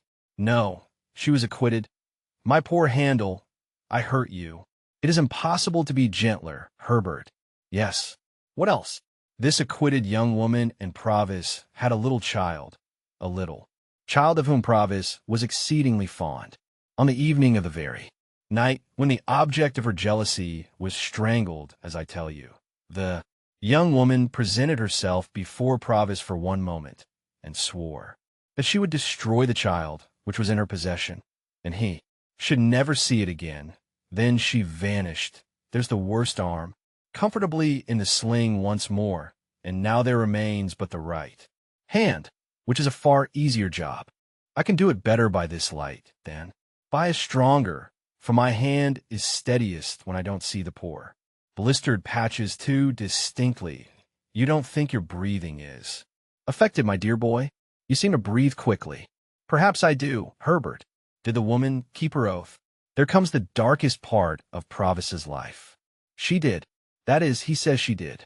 Why, of course, my dear boy, returned Herbert in a tone of surprise, and again bending forward to get a nearer look at me. He says it all. I have no other information. No, to be sure. Now, whether, pursued Herbert, he had used the child's mother ill, or whether he had used the child's mother well, Provis doesn't say. But she had shared some 4 or 5 years of the wretched life he described to us at this fireside, and he seems to have felt pity for her and forbearance towards her. Therefore, fearing he should be called upon to depose about this destroyed child, and so be the cause of her death, he hid himself, much as he grieved for the child, kept himself dark, as he says, out of the way and out of the trial, and was only vaguely talked of as a certain man called Abel, out of whom the jealousy arose. After the acquittal she disappeared, and thus he lost the child and the child's mother. I want to ask, a moment, my dear boy, and I have done. That evil genius, Compeyson, the worst of scoundrels among many scoundrels, knowing of his keeping out of the way at that time, and of his reasons for doing so, of course, afterwards held the knowledge over his head as a means of keeping him poorer and working him harder. It was clear last night that this barbed the point of Provis's animosity. I want to know, said I, and particularly, Herbert, whether he told you when this happened. Particularly? Let me remember, then, what he said as to that. His expression was, a round score a year ago, and most directly after I took up Y. Compeyson. How old were you when you came upon him in the little churchyard? I think in my 7th year. Aye, it had happened some 3 or 4 years then, he said, and you brought into his mind the little girl so tragically lost, who would have been about your age. Herbert, said I, after a short silence, in a hurried way, can you see me best by the light of the window or the light of the fire? By the firelight, answered Herbert, coming close again. Look at me. I do look at you, my dear boy. Touch me. I do touch you, my dear boy. You are not afraid that I am in any fever, or that my head is much disordered by the accident of last night. And no, my dear boy, said Herbert, after taking time to examine me. You are rather excited, but you are quite yourself. I know I am quite myself. And the man we have in hiding down the river is Estella's father. Chapter 51. What purpose I had in view when I was hot on tracing out and proving Estella's parentage, I cannot say. It will presently be seen that the question was not before me in a distinct shape until it was put before me by a wiser head than my own. But when Herbert and I had held our momentous conversation, I was seized with a feverish conviction that I ought to hunt the matter down, that I ought not to let it rest, but that I ought to see Mr. Jaggers and come at the bare truth. I really do not know whether I felt that I did this for Estella's sake, or whether I was glad to transfer to the man in whose preservation I was so much concerned some rays of the romantic interest that had so long surrounded me. Perhaps the latter possibility may be the nearer to the truth. Anyway, I could scarcely be withheld from going out to Gerrard Street that night. Herbert's representations that, if I did, I should probably be laid up and stricken useless when our fugitive's safety would depend upon me, alone restrained my impatience. On the understanding, again and again reiterated, that, come what would, I was to go to Mr. Jaggers tomorrow, I at length submitted to keep quiet and to have my Hertz looked after and to stay at home. Early next morning we went out together, and at the corner of Gilt Street by Smithfield, I left Herbert to go his way into the city and took my way to Little Britain. There were periodical occasions when Mr. Jaggers and Wemmick went over the office accounts and checked off the vouchers and put all things straight. On these occasions, Wemmick took his books and papers into Mr. Jaggers's room, and one of the upstairs clerks came down into the outer office. Finding such clerk on Wemmick's post that morning, I knew what was going on, but I was not sorry to have Mr. Jaggers and Wemmick together, as Wemmick would then hear for himself that I said nothing to compromise him. My appearance, with my arm bandaged and my coat loose over my shoulders, favor my object, although I had sent Mr. Jaggers a brief account of the accident as soon as I had arrived in town, yet I had to give him all the details now, and the speciality of the occasion caused our talk to be less dry and hard, and less strictly regulated by the rules of evidence than it had been before. While I described the disaster, Mr. Jaggers stood, according to his wont, before the fire. Wemmick leaned back in his chair, staring at me, with his hands in the pockets of his trousers, and his pen put horizontally into the post. The two brutal casts, always inseparable in my mind from the official proceedings, seemed to be congestively considering whether they didn't smell fire at the present moment. My narrative finished, and their questions exhausted, I then produced Miss Havisham's authority to receive the £900 for Herbert. Mr. Jaggers's eyes retired a little deeper into his head when I handed him the tablets, but he presently handed them over to Wemmick, with instructions to draw the check for his signature. While that was in course of being done, I looked on at Wemmick as he wrote, and Mr. Jaggers, poising and swaying himself on his well-polished boots, looked on at me. "I am sorry, Pip," said he, as I put the check in my pocket, when he had signed it, "that we do nothing for underscore you under." Miss Havisham was good enough to ask me, I returned, whether she could do nothing for me, and I told her no. "Everybody should know his own business," said Mr. Jaggers. And I saw Wemmick's lips form the words portable property. "I should underscore not underscore have told her no, if I had been you," said Mr. Jaggers. "But every man ought to know his own business best." "Every man's business," said Wemmick, rather reproachfully towards me, "is portable property." As I thought the time was now come for pursuing the theme I had at heart, I said, turning on Mr. Jaggers, "I did ask something of Miss Havisham, however, sir. I asked her to give me some information relative to her adopted daughter, and she gave me all she possessed." "Did she?" said Mr. Jaggers, bending forward to look at his boots, and then straightening himself. "I don't think I should have done so, if I had been Miss Havisham. But she ought to know her own business best. I know more of the history of Miss Havisham's adopted child than Miss Havisham herself does, sir. I know her mother." Mr. Jaggers looked at me inquiringly, and repeated, "Mother? I have seen her mother within these 3 days." "Yes," said Mr. Jaggers. "And so have you, sir. And you have seen her still more recently." "Yes," said Mr. Jaggers. "Perhaps I know more of Estella's history than even you do," said I. "Know her father, too." A certain stop that Mr. Jaggers came to in his manner. He was too self-possessed to change his manner, but he could not help its being brought to an indefinably attentive stop, assured me that he did not know who her father was. This I had strongly suspected from Provis's account, as Herbert had repeated it, of his having kept himself dark, which I pieced onto the fact that he himself was not Mr. Jaggers's client until some 4 years later, and when he could have no reason for claiming his identity. But I could not be sure of this unconsciousness on Mr. Jaggers's part before, though I was quite sure of it now. "So, you know the young lady's father, Pip?" said Mr. Jaggers. "Yes," I replied, "and his name is Provis, from New South Wales." Even Mr. Jaggers started when I said those words. It was the slightest start that could escape a man, the most carefully repressed, and the sooner checked, but he did start, though he made it a part of the action of taking out his pocket-handkerchief.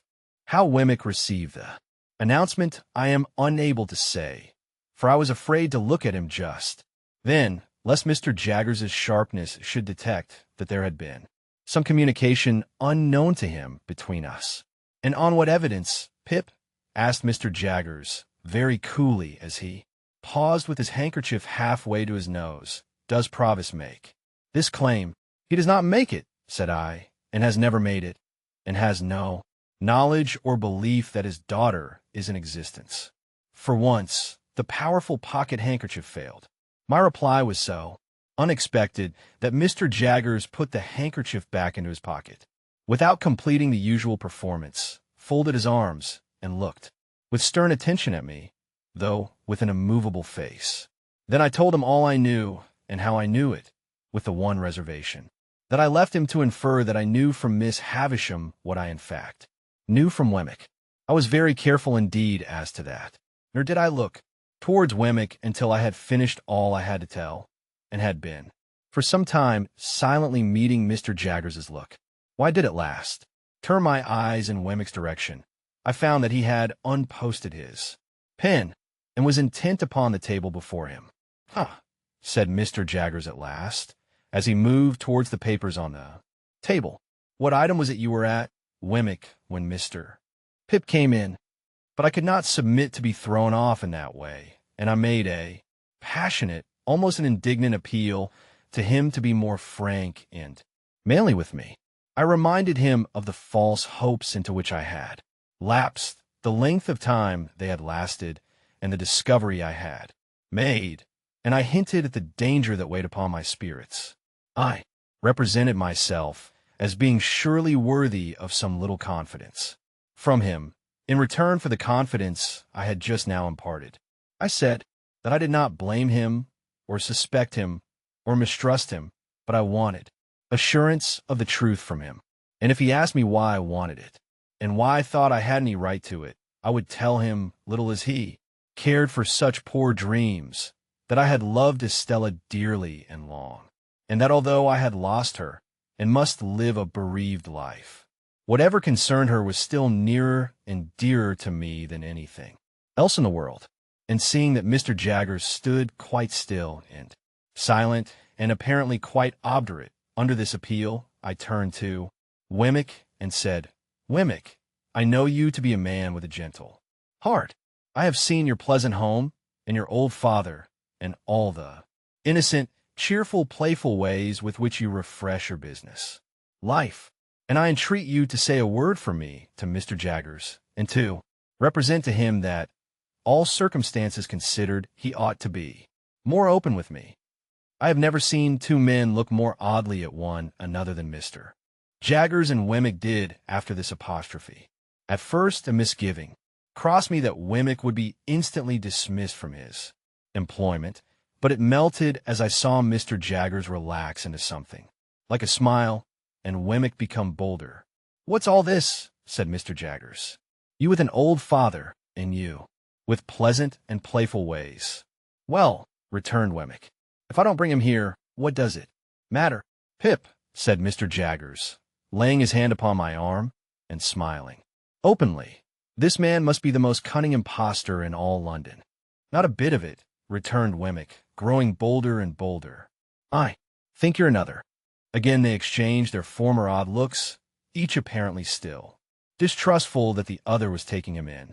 "_you_ with a pleasant home," said Mr. Jaggers. "Since it don't interfere with business," returned Wemmick, "let it be so. Now, I look at you, sir. I shouldn't wonder if _you_ might be planning and contriving to have a pleasant home of your own one of these days, when you're tired of all this work." Mr. Jaggers nodded his head retrospectively 2 or 3 times, and actually drew a sigh. "Pip," said he, "we won't talk about poor dreams. You know more about such things than I, having much fresher experience of that kind. But now about this other matter. I'll put a case to you. Mind, I admit nothing." He waited for me to declare that I quite understood that he expressly said that he admitted nothing. "Now, Pip," said Mr. Jaggers, "put this case. Put the case that a woman, under such circumstances as you have mentioned, held her child concealed, and was obliged to communicate the fact to her legal adviser, on his representing to her that he must know, with an eye to the latitude of his defense, how the facts stood about that child. Put the case that, at the same time, he held a trust to find a child for an eccentric rich lady to adopt and bring up. I follow you, sir. Put the case that he lived in an atmosphere of evil, and that all he saw of children was their being generated in great numbers for certain destruction. Put the case that he often saw children solemnly tried at a criminal bar, where they were held up to be seen. Put the case that he habitually knew of their being imprisoned, whipped, transported, neglected, cast out, qualified in all ways for the hangman, and growing up to be hanged. Put the case that pretty nigh all the children he saw in his daily business life he had reason to look upon as so much spawn, to develop into the fish that were to come to his net, to be prosecuted, defended, forsworn, made orphans, bedeviled somehow. I follow you, sir. Put the case, Pip, that here was one pretty little child out of the heap who could be saved, whom the father believed dead and dared make no stir about, as to whom, over the mother, the legal adviser had this power. I know what you did and how you did it. You came so and so. You did such and such things to divert suspicion. I have tracked you through it all, and I tell it you all. Part with the child, unless it should be necessary to produce it to clear you, and then it shall be produced. Give the child into my hands, and I will do my best to bring you off. If you are saved, your child is saved too. If you are lost, your child is still saved.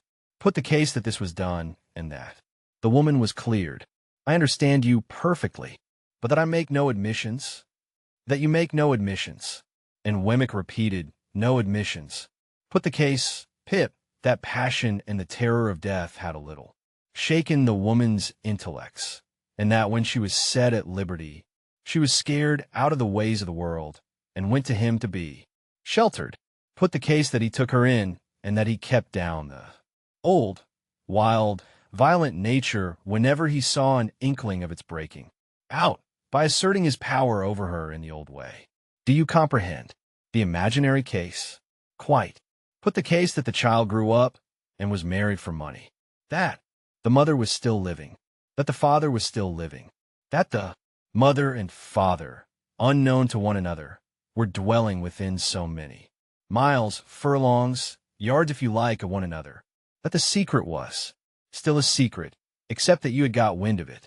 Put that last case to yourself very carefully. Edo. I asked Wemmick to put it to underscore self very carefully.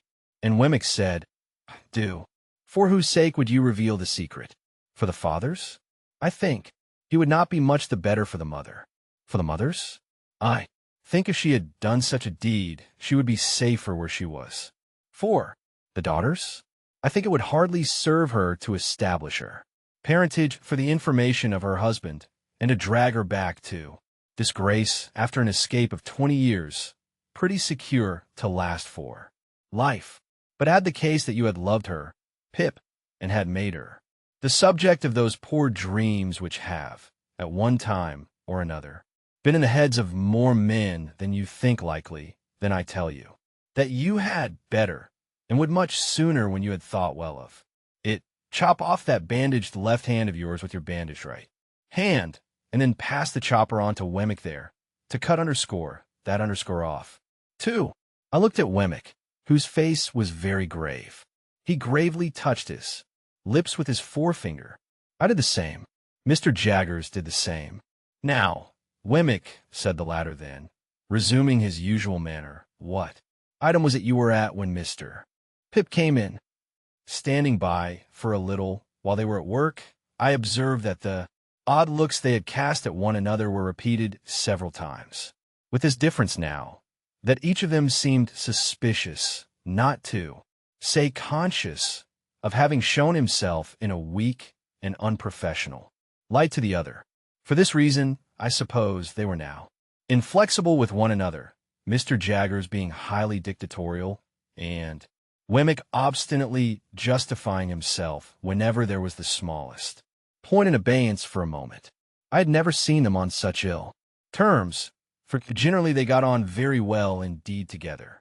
But they were both happily relieved by the opportune appearance of Mike, the client with the fur cap and the habit of wiping his nose on his sleeve, whom I had seen on the very first day of my appearance within those walls.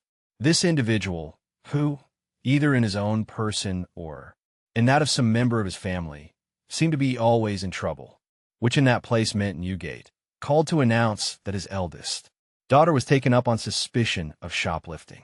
As he imparted this melancholy circumstance to Wemmick, Mr. Jaggers, standing magisterially before the fire and taking no share in the proceedings, Mike's eye happened to twinkle with a tear. "What are you about?" demanded Wemmick, with the utmost indignation. "What do you come sniveling here for?" "I didn't go to do it, Mr. Wemmick." "You did," said Wemmick. "How dare you?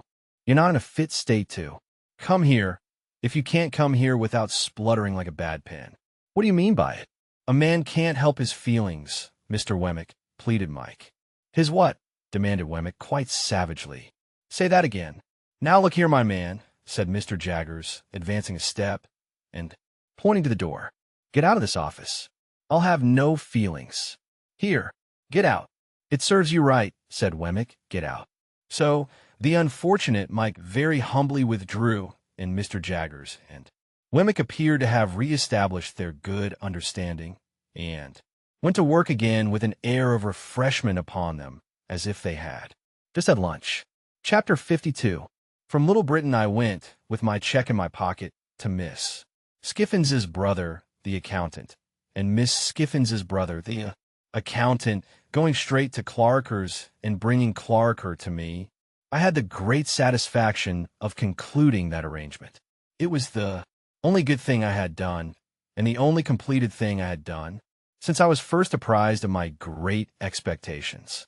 Clarker informing me on that occasion that the affairs of the house were steadily progressing, that he would now be able to establish a small branch house in the East, which was much wanted for the extension of the business, and that Herbert, in his new partnership capacity, would go out and take charge of it. I found that I must have prepared for a separation from my friend, even though my own affairs had been more settled. And now, indeed, I felt as if my last anchor were loosening its hold, and I should soon be driving with the winds and waves. But there was recompense in the joy with which Herbert would come home of a night and tell me of these changes, little imagining that he told me no news, and would sketch airy pictures of himself conducting Clara Barley to the land of the Arabian Nights, and of me going out to join them with a caravan of camels, I believe, and of our all going up the Nile and seeing wonders. Without being sanguine as to my own part in those bright plans, I felt that Herbert's way was clearing fast, and that old Bill Barley had but to stick to his pepper and rum, and his daughter would soon be happily provided for. We had now got into the month of March. My left arm, though it presented no bad symptoms, took in a natural course so long to heal that I was still unable to get a coat on. My right arm was tolerably restored, disfigured, but fairly serviceable. On a Monday morning, when Herbert and I were at breakfast, I received the following letter from Wemmick by the post. Walworth. Burn this as soon as read. Early in the week, or say, Wednesday, you might do what you know of if you felt disposed to try it. Now burn. When I had shown this to Herbert and had put it in the fire, but not before we had both got it by heart, we considered what to do. For of course my being disabled could now be no longer kept out of view. I have thought it over again and again, said Herbert, and I think I know a better course than taking a Thames waterman. Take Startop. A good fellow, a skilled hand, fond of us, and enthusiastic and honorable. I had thought of him more than once. But how much would you tell him, Herbert? It is necessary to tell him very little. Let him suppose it a mere freak, but a secret one, until the morning comes. Then let him know that there is urgent reason for your getting Provis aboard and away. You go with him, no doubt. Where? It had seemed to me, in the many anxious considerations I had given the point, almost indifferent what port we made for, Hamburg, Rotterdam, Antwerp. The place signified little, so that he was out of England. Any foreign steamer that fell in our way and would take us up would do.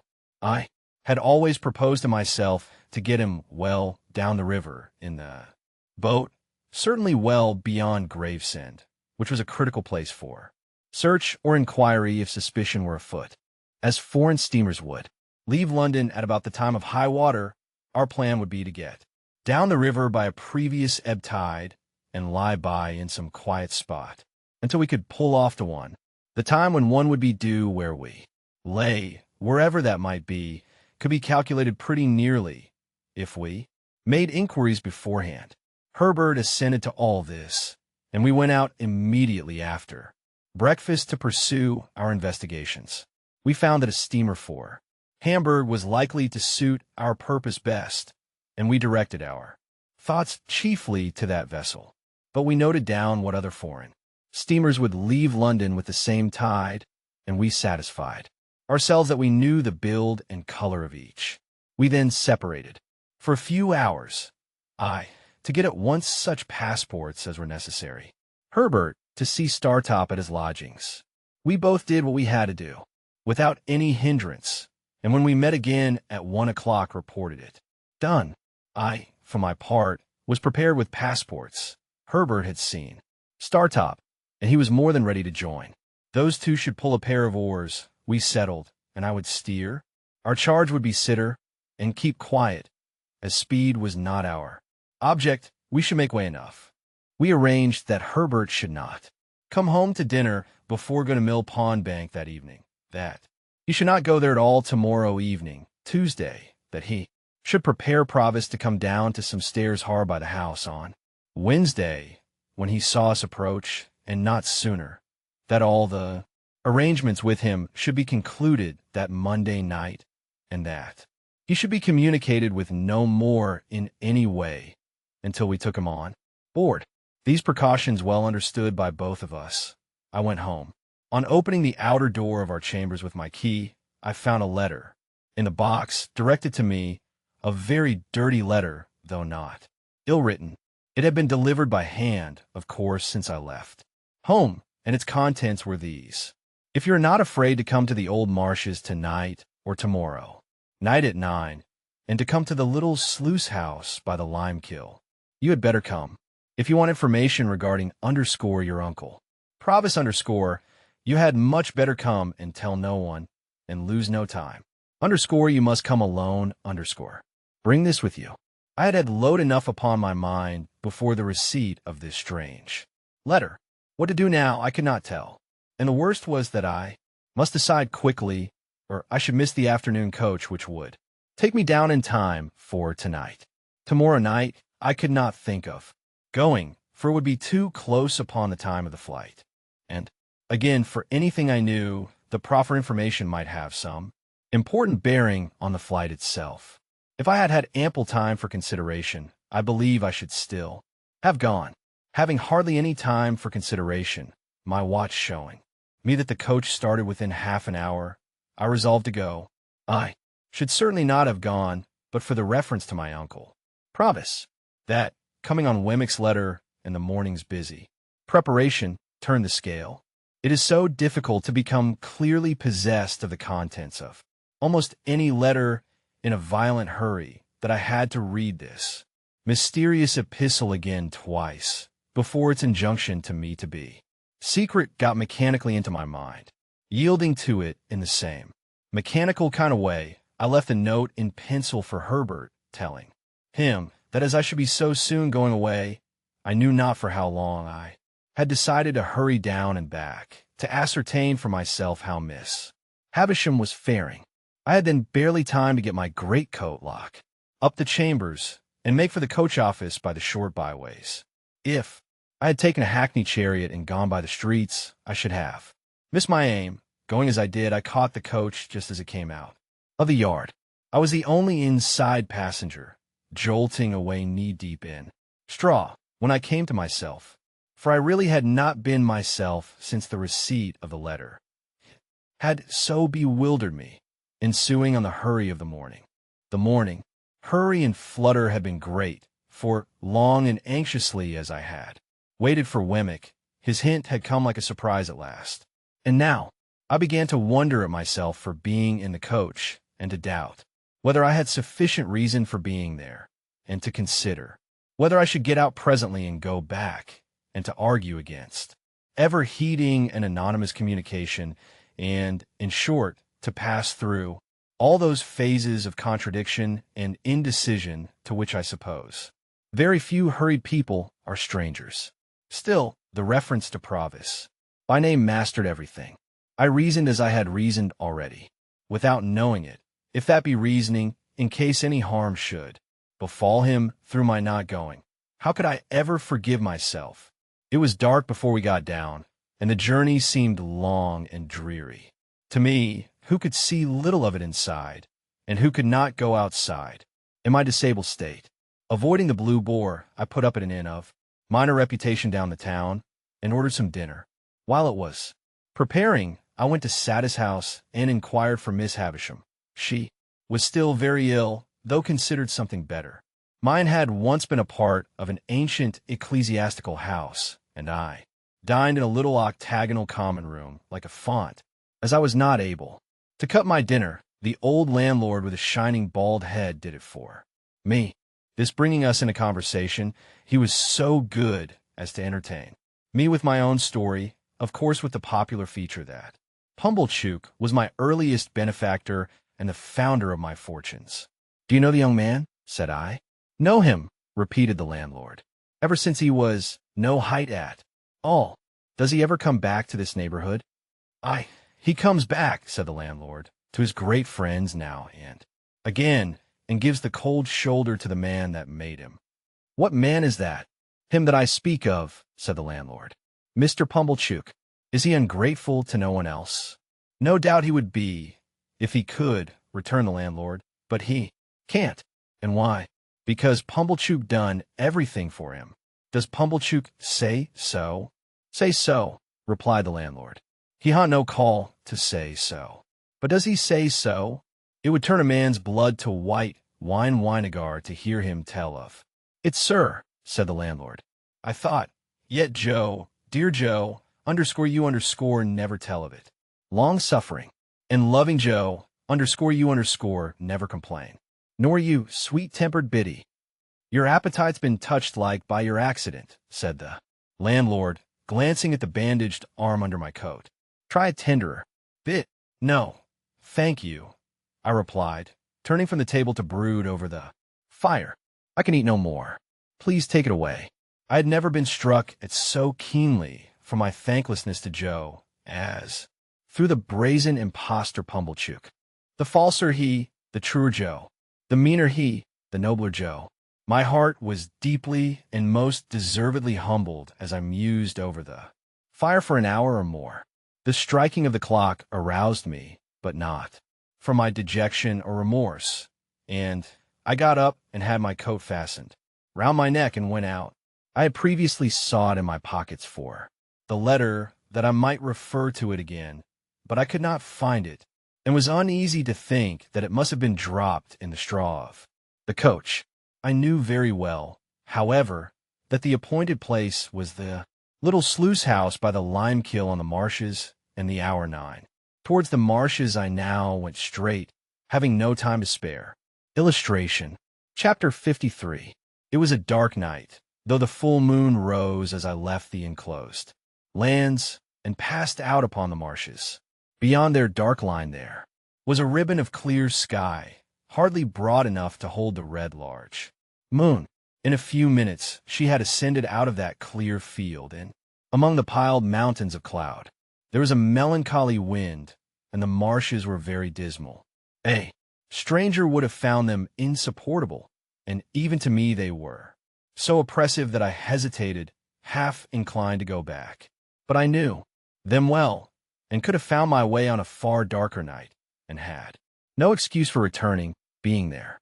So, having come there against my inclination, I went on against it. The direction that I took was not that in which my old home lay, nor that in which we had pursued the convicts. My back was turned towards the distant hulks as I walked on, and though I could see the old lights away on the spits of sand, I saw them over my shoulder. I knew the lime-kiln as well as I knew the old battery, but they were miles apart, so that if a light had been burning at each point that night, there would have been a long strip of the blank horizon between the two bright specks. At first, I had to shut some gates after me, and now and then to stand still while the cattle that were lying in the banked-up pathway arose and blundered down among the grass and reeds. But after a little while, I seemed to have the whole flats to myself. It was another half-hour before I drew near to the kiln. The lime was burning with a sluggish, stifling smell, but the fires were made up and left, and no workmen were visible. Hard by was a small stone quarry. It lay directly in my way, and had been worked that day, as I saw by the tools and barrows that were lying about. Coming up again to the marsh level out of this excavation, for the rude path lay through it, I saw a light in the old sluice house. I quickened my pace, and knocked at the door with my hand, waiting for some reply. I looked about me, noticing how the sluice was abandoned and broken, and how the house, of wood with a tiled roof, would not be proof against the weather much longer if it were so even now, and how the mud and ooze were coated with lime, and how the choking vapor of the kiln crept in a ghostly way towards me. Still there was no answer, and I knocked again. No answer still, and I tried the latch.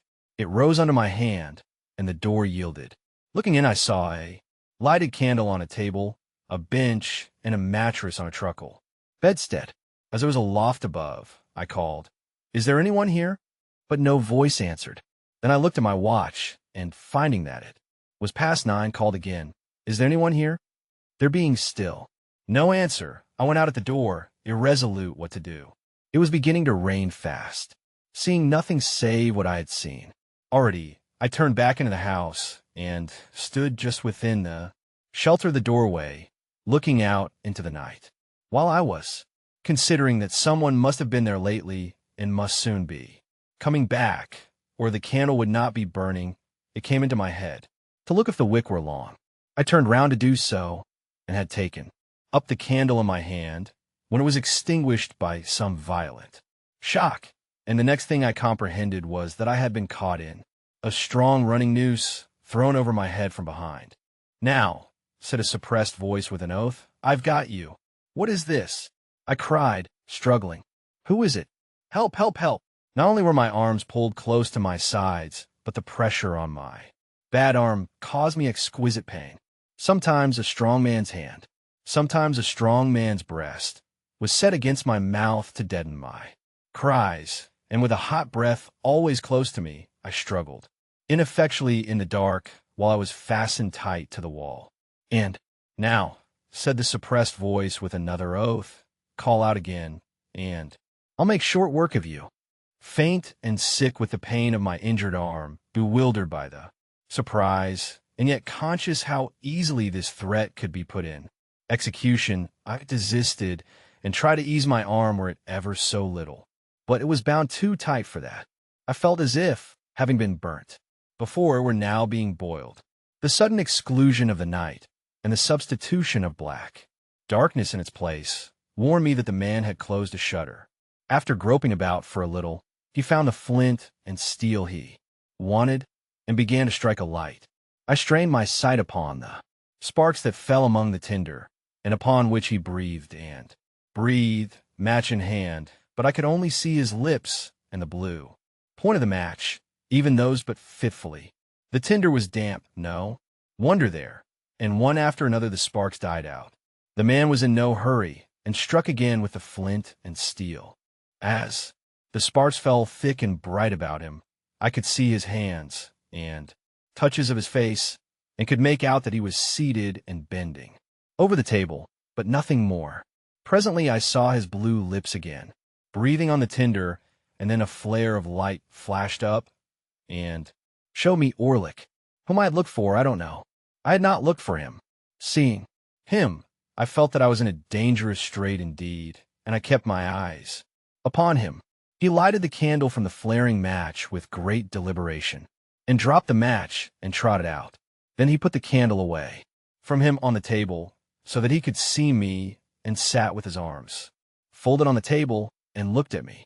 I made out that I was fastened to a stout perpendicular ladder a few inches from the wall, a fixture there, the means of ascent to the loft above. "Now," said he, when we had surveyed one another for some time, "I've got you. Unbind me. Let me go." "Ah," he returned, I'll let you go. I'll let you go to the moon. I'll let you go to the stars. All in good time. Why have you lured me here?" "Don't you know," said he, with a deadly look, "why have you set upon me in the dark? Because I mean to do it all myself. 1 keeps a secret better than 2. Oh, you enemy, you enemy." His enjoyment of the spectacle I furnished, as he sat with his arms folded on the table, shaking his head at me and hugging himself, had a malignity in it that made me tremble. As I watched him in silence, he put his hand into the corner at his side and took up a gun with a brass-bound stock. "Do you know this?" said he, making as if he would take aim at me. "Do you know where you saw it afore?" Speak, Wolf. Yes, I answered. Illustration. You cost me that place. You did. Speak. What else could I do? You did that, and that would be enough without more. How dared you to come betwixt me and a young woman I liked? When did I? When didn't you? It was you as always give old Orlick a bad name to. Her. You gave it to yourself. You gained it for yourself. I could have done you no harm if you had done yourself none. You're a liar, and you'll take any pains and spend any money to drive me out of this country, will you? Said he, repeating my words too. Biddy, in the last interview I had with her. Now, I'll tell you a piece of information. It was never so well worth your while to get me out of this country as it is tonight. If it was all your money 20 times told to the last brass farden. As he shook his heavy hand at me, with his mouth snarling like a tiger's, I felt that it was true. What are you going to do to me? I'm a-going, said he, bringing his fist down upon the table with a heavy blow, and rising as the blow fell to give it greater force. I'm a-going to have your life.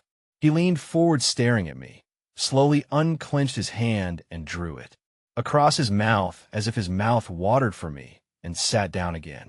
You was always in old Orlick's way since ever you was a child. You goes out of his way this present night. He'll have no more on you. You're dead. I felt that I had come to the brink of my grave. For a moment I looked wildly round my trap for any chance of escape, but there was none. More than that, said he, folding his arms on the table again, I won't have a rag of you, I won't have a bone of you left on earth. I'll put your body in the kiln. I'd carry two such to it on my shoulders, and let people suppose what they may of you they shall. Never know nothing. My mind, with inconceivable rapidity, followed out all the consequences of such a death. Estella's father would believe I had deserted him, would be taken, would die accusing me. Even Herbert would doubt me. When he compared the letter I had left for him with the fact that I had called at Miss Havisham's gate for only a moment, Joe and Biddy would never know how sorry I had been that night. None would ever know what I had suffered, how true I had meant to be, what an agony I had passed through. The death close before me was terrible, but far more terrible than death was the dread of being misremembered after death. And so, quick were my thoughts, that I saw myself despised by unborn generations, Estella's children and their children, while the wretches. Words were yet on his lips. Now, Wolf, said he, afore I kill you like any other beast, which is what I mean to do and what I have tied you up for, I'll have a good look at you and a good goat at you. Oh, you enemy! It had passed through my thoughts to cry out for help again, though few could know better than I the solitary nature of the spot and the hopelessness of aid. But as he sat gloating over me, I was supported by a scornful detestation of him that sealed my lips.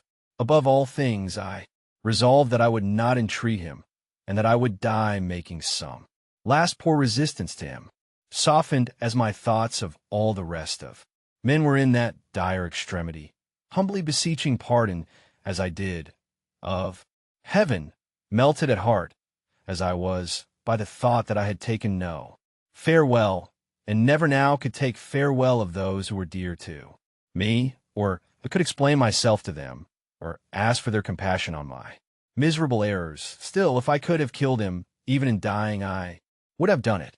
He had been drinking, and his eyes were red and bloodshot. Around his neck was slung a tin bottle, as I had often seen his meat and drink slung about him in other days.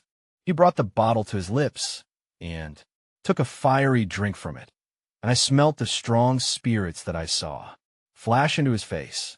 Wolf, said he, folding his arms again, old Orlick's a-going to tell you some think. It was you as did for your shrew sister. Again my mind, with its former inconceivable rapidity, had exhausted the whole subject of the attack upon my sister, her illness, and her death before his slow and hesitating speech had formed these words. It was you, villain, said I. I tell you it was your doing. I tell you it was done through you, he retorted, catching up the gun, and making a blow with the stock at the vacant air between us. I come upon her from behind, as I come upon you. Tonight, give it her. I left her for dead, and if there had been a lime kill as nigh her as there is now nigh you, she shouldn't have come to life again. But it warn't old Orlick as did it. It was you. You was favored, and he was bullied and beat. Old Orlick bullied and beat. Now you pays for it. You done it. Now you pays for it. He drank again and became more ferocious. I saw by his tilting of the bottle that there was no great quantity left in it. I distinctly understood that he was working himself up with its contents to make an end of me. I knew that every drop it held was a drop of my life. I knew that when I was changed into a part of the vapor that had crept towards me but a little while before, like my own morning ghost, he would do as he had done in my sister's case, make all haste to the town, and be seen slouching about there drinking at the alehouses. My rapid mind pursued him to the town, made a picture of the street with him in it, and contrasted its lights and life with the lonely marsh and the white vapor creeping over it, into which I should have dissolved. It was not only that I could have summed up years and years and years, while he said a dozen words, but that what he did say presented pictures to me, and not mere words. In the excited and exalted state of my brain, I could not think of a place without seeing it, or of persons without seeing them. It is impossible to overstate the vividness of these images, and yet I was so intent all the time upon him, himself, who would not be intent on the tiger crouching to spring, that I knew of the slightest action of his fingers. When he had drunk this second time, he rose from the bench on which he sat and pushed the table aside. Then he took up the candle and, shading it with his murderous hand so as to throw its light on me, stood before me, looking at me and enjoying the sight. Wolf, I'll tell you something more. It was old Orlick as you tumbled over on your stairs that night. I saw the staircase with its extinguished lamps. I saw the shadows of the heavy stair rails thrown by the watchman's lantern on the wall. I saw the rooms that I was never to see again. Here, a door half open. There, a door closed. All the articles of furniture around. And why was old Orlick there? I'll tell you something more, Wolf.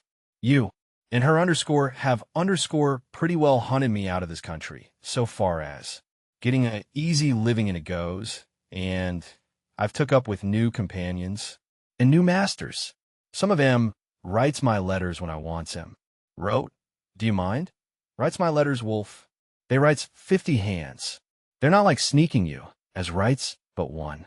I've had a firm mind, and a firm will to have your life, since you was down here at your sister's burying. I ha'n't seen a way to get you safe, and I've looked arter you to know your ins and outs. For, says old Orlick to himself, somehow or another I'll have him. What? When I looks for you, I finds your Uncle Provis, Mill Pond Bank, and Chink's Basin, and the old green copper rope walk. All so clear and plain.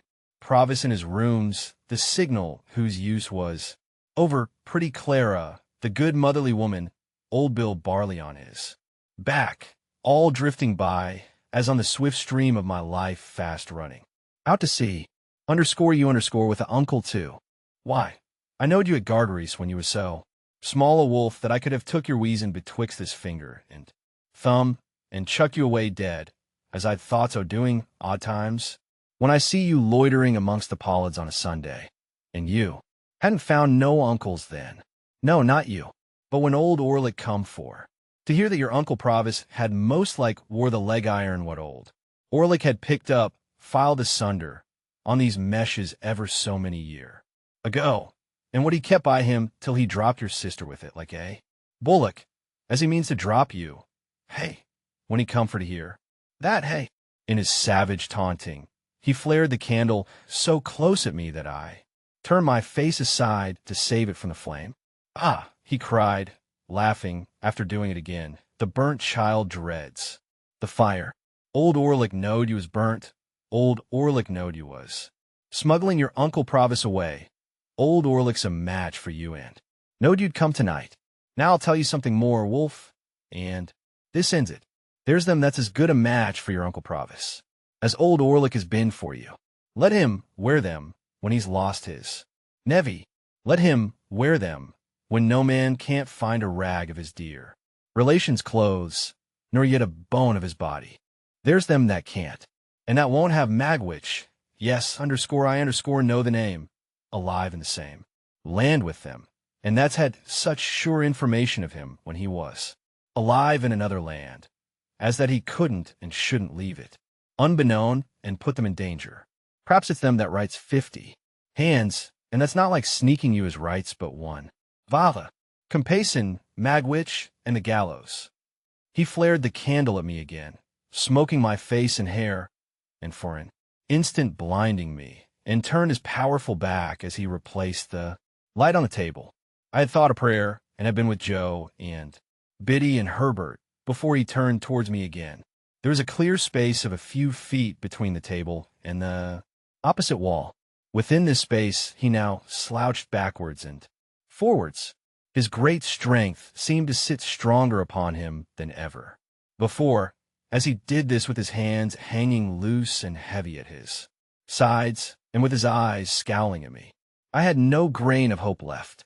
Wild as my inward hurry was, and wonderful the force of the pictures that rushed by me instead of thoughts, I could yet clearly understand that, unless he had resolved that I was within a few moments of surely perishing out of all human knowledge, he would never have told me what he had told. Of a sudden, he stopped, took the cork out of his bottle, and tossed it away. Light as it was, I heard it fall like a plummet. He swallowed, slowly, tilting up the bottle by little, and now he looked at me no more. The last few drops of liquor he poured into the palm of his hand and licked up. Then, with a sudden hurry of violence, and swearing horribly, he threw the bottle from him and stooped, and I saw in his hand a stone hammer with a long, heavy handle. The resolution I had made did not desert me, for without uttering one vain word of appeal to him, I shouted out with all my might and struggled with all my might. It was only my head and my legs that I could move, but to that extent I struggled with all the force until then, unknown, that was within me. In the same instant I heard responsive shouts, saw figures, and a gleam of light dash in at the door, heard voices and tumult, and saw Orlick emerge from a struggle of men, as if it were tumbling water, clear the table at a leap, and fly out into the night. After a blank, I found I was lying unbound on the floor in the same place, with my head on someone's knee. My eyes were fixed on the ladder against the wall. When I came to myself, had opened on it before. My mind saw it, and thus as I recovered consciousness, I knew that I was in the place where I had lost it. Too indifferent at first, even to look round and ascertain who supported me, I was lying looking at the ladder when there came, between me and it, the face of Trabb's boy. "I think he's all right," said Trabb's boy in a sober voice. "But ain't he just pale, though?" At these words, the face of him who supported me looked over into mine, and I saw my supporter to be Herbert. "Great heaven!" "Softly," said Herbert. "Gently, Hunde. Don't be too eager. And our old comrade, Startop," I cried, as he too bent over me. "Remember what he is going to assist us in," said Herbert, "and be calm." The illusion made me spring up, though I dropped again from the pain in my arm. "The time has not gone by, Herbert, has it? What night is tonight? How long have I been here?" For I had a strange and strong misgiving that I had been lying there a long time, a day and a night, 2 days and nights more. "The time has not gone by. Is still Monday night. Thank God. And you have all tomorrow, Tuesday, to rest in," said Herbert. "But you can't help groaning, my dear Handel. What hurt have you got? Can you stand?" "Yes, yes," said I. "I can walk. I have no hurt but in this throbbing arm." They laid it bare and did what they could. It was violently swollen and inflamed, and I could scarcely endure to have it touched. But they tore up their handkerchiefs to make fresh bandages and carefully replaced it in the sling until we could get to the town and obtain some cooling lotion to put upon it. In a little while we had shut the door of the dark and empty sluice house and were passing through the quarry on our way back. Trabb's boy Trabb's overgrown young man, now, went before us with a lantern, which was the light I had seen come in at the door. But the moon was a good 2 hours higher than when I had last seen the sky, and the night, though rainy, was much lighter.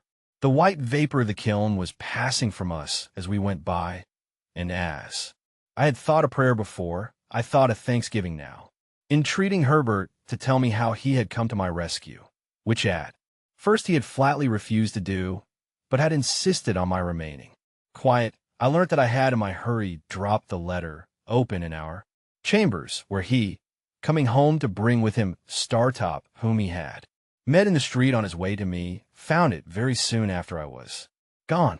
Its tone made him uneasy, and the more so because of the inconsistency between it and the hasty letter I had left for him. His uneasiness increasing instead of subsiding after a quarter of an hour's consideration, he set off for the coach office with Startop, who volunteered his company to make inquiry when the next coach went down. Finding that the afternoon coach was gone, and finding that his uneasiness grew into positive alarm, as obstacles came in his way, he resolved to follow in a post-chaise. So he and Startop arrived at the Blue Boar, fully expecting there to find me, or tidings of me, but, finding neither, went on to Miss Havisham's, where they lost me.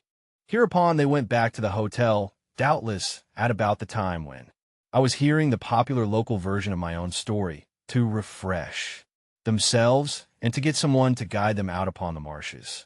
Among the loungers under the Boar's archway happened to be Trabb's boy, true to his ancient habit of happening to be everywhere where he had no business, and Trabb's boy had seen me passing from Miss Havisham's in the direction of my dining place.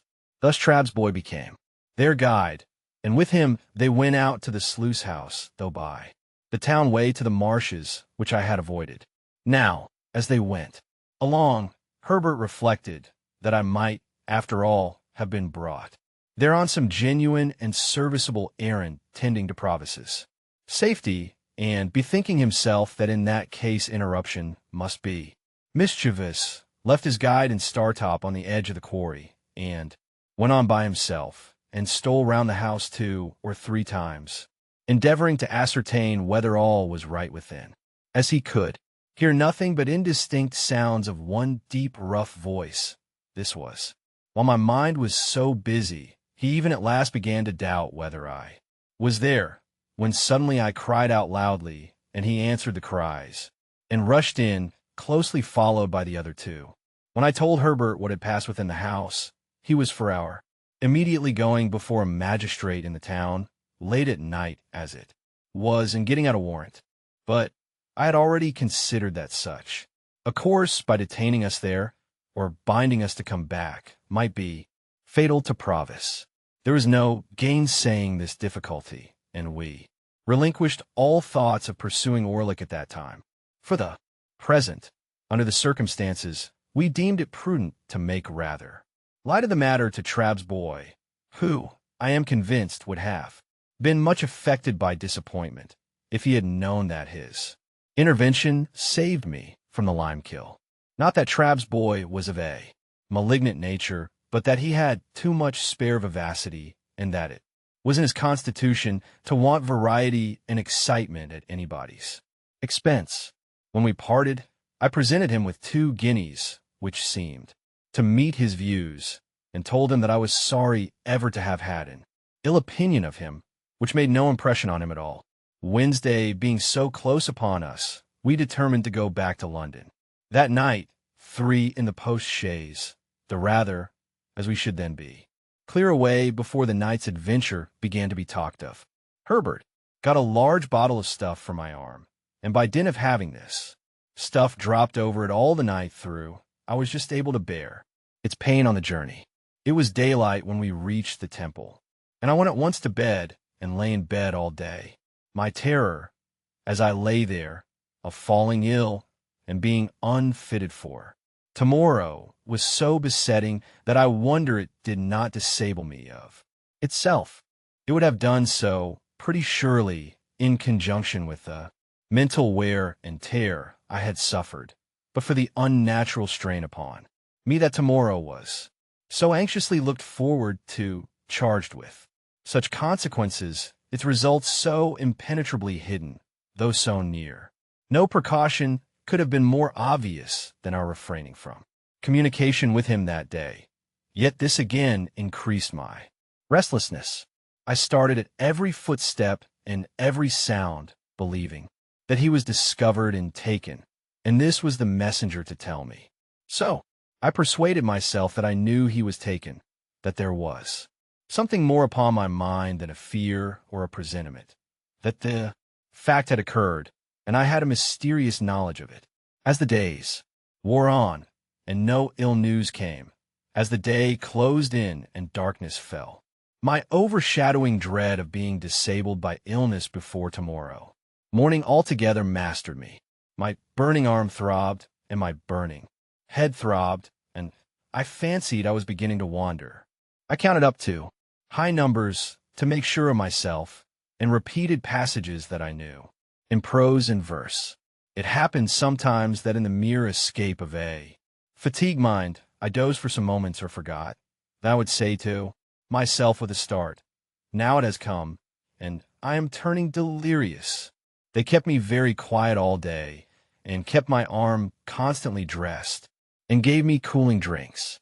Whenever I fell asleep, I awoke with the notion I had had in the sluice house that a long time had elapsed, and the opportunity to save him was gone.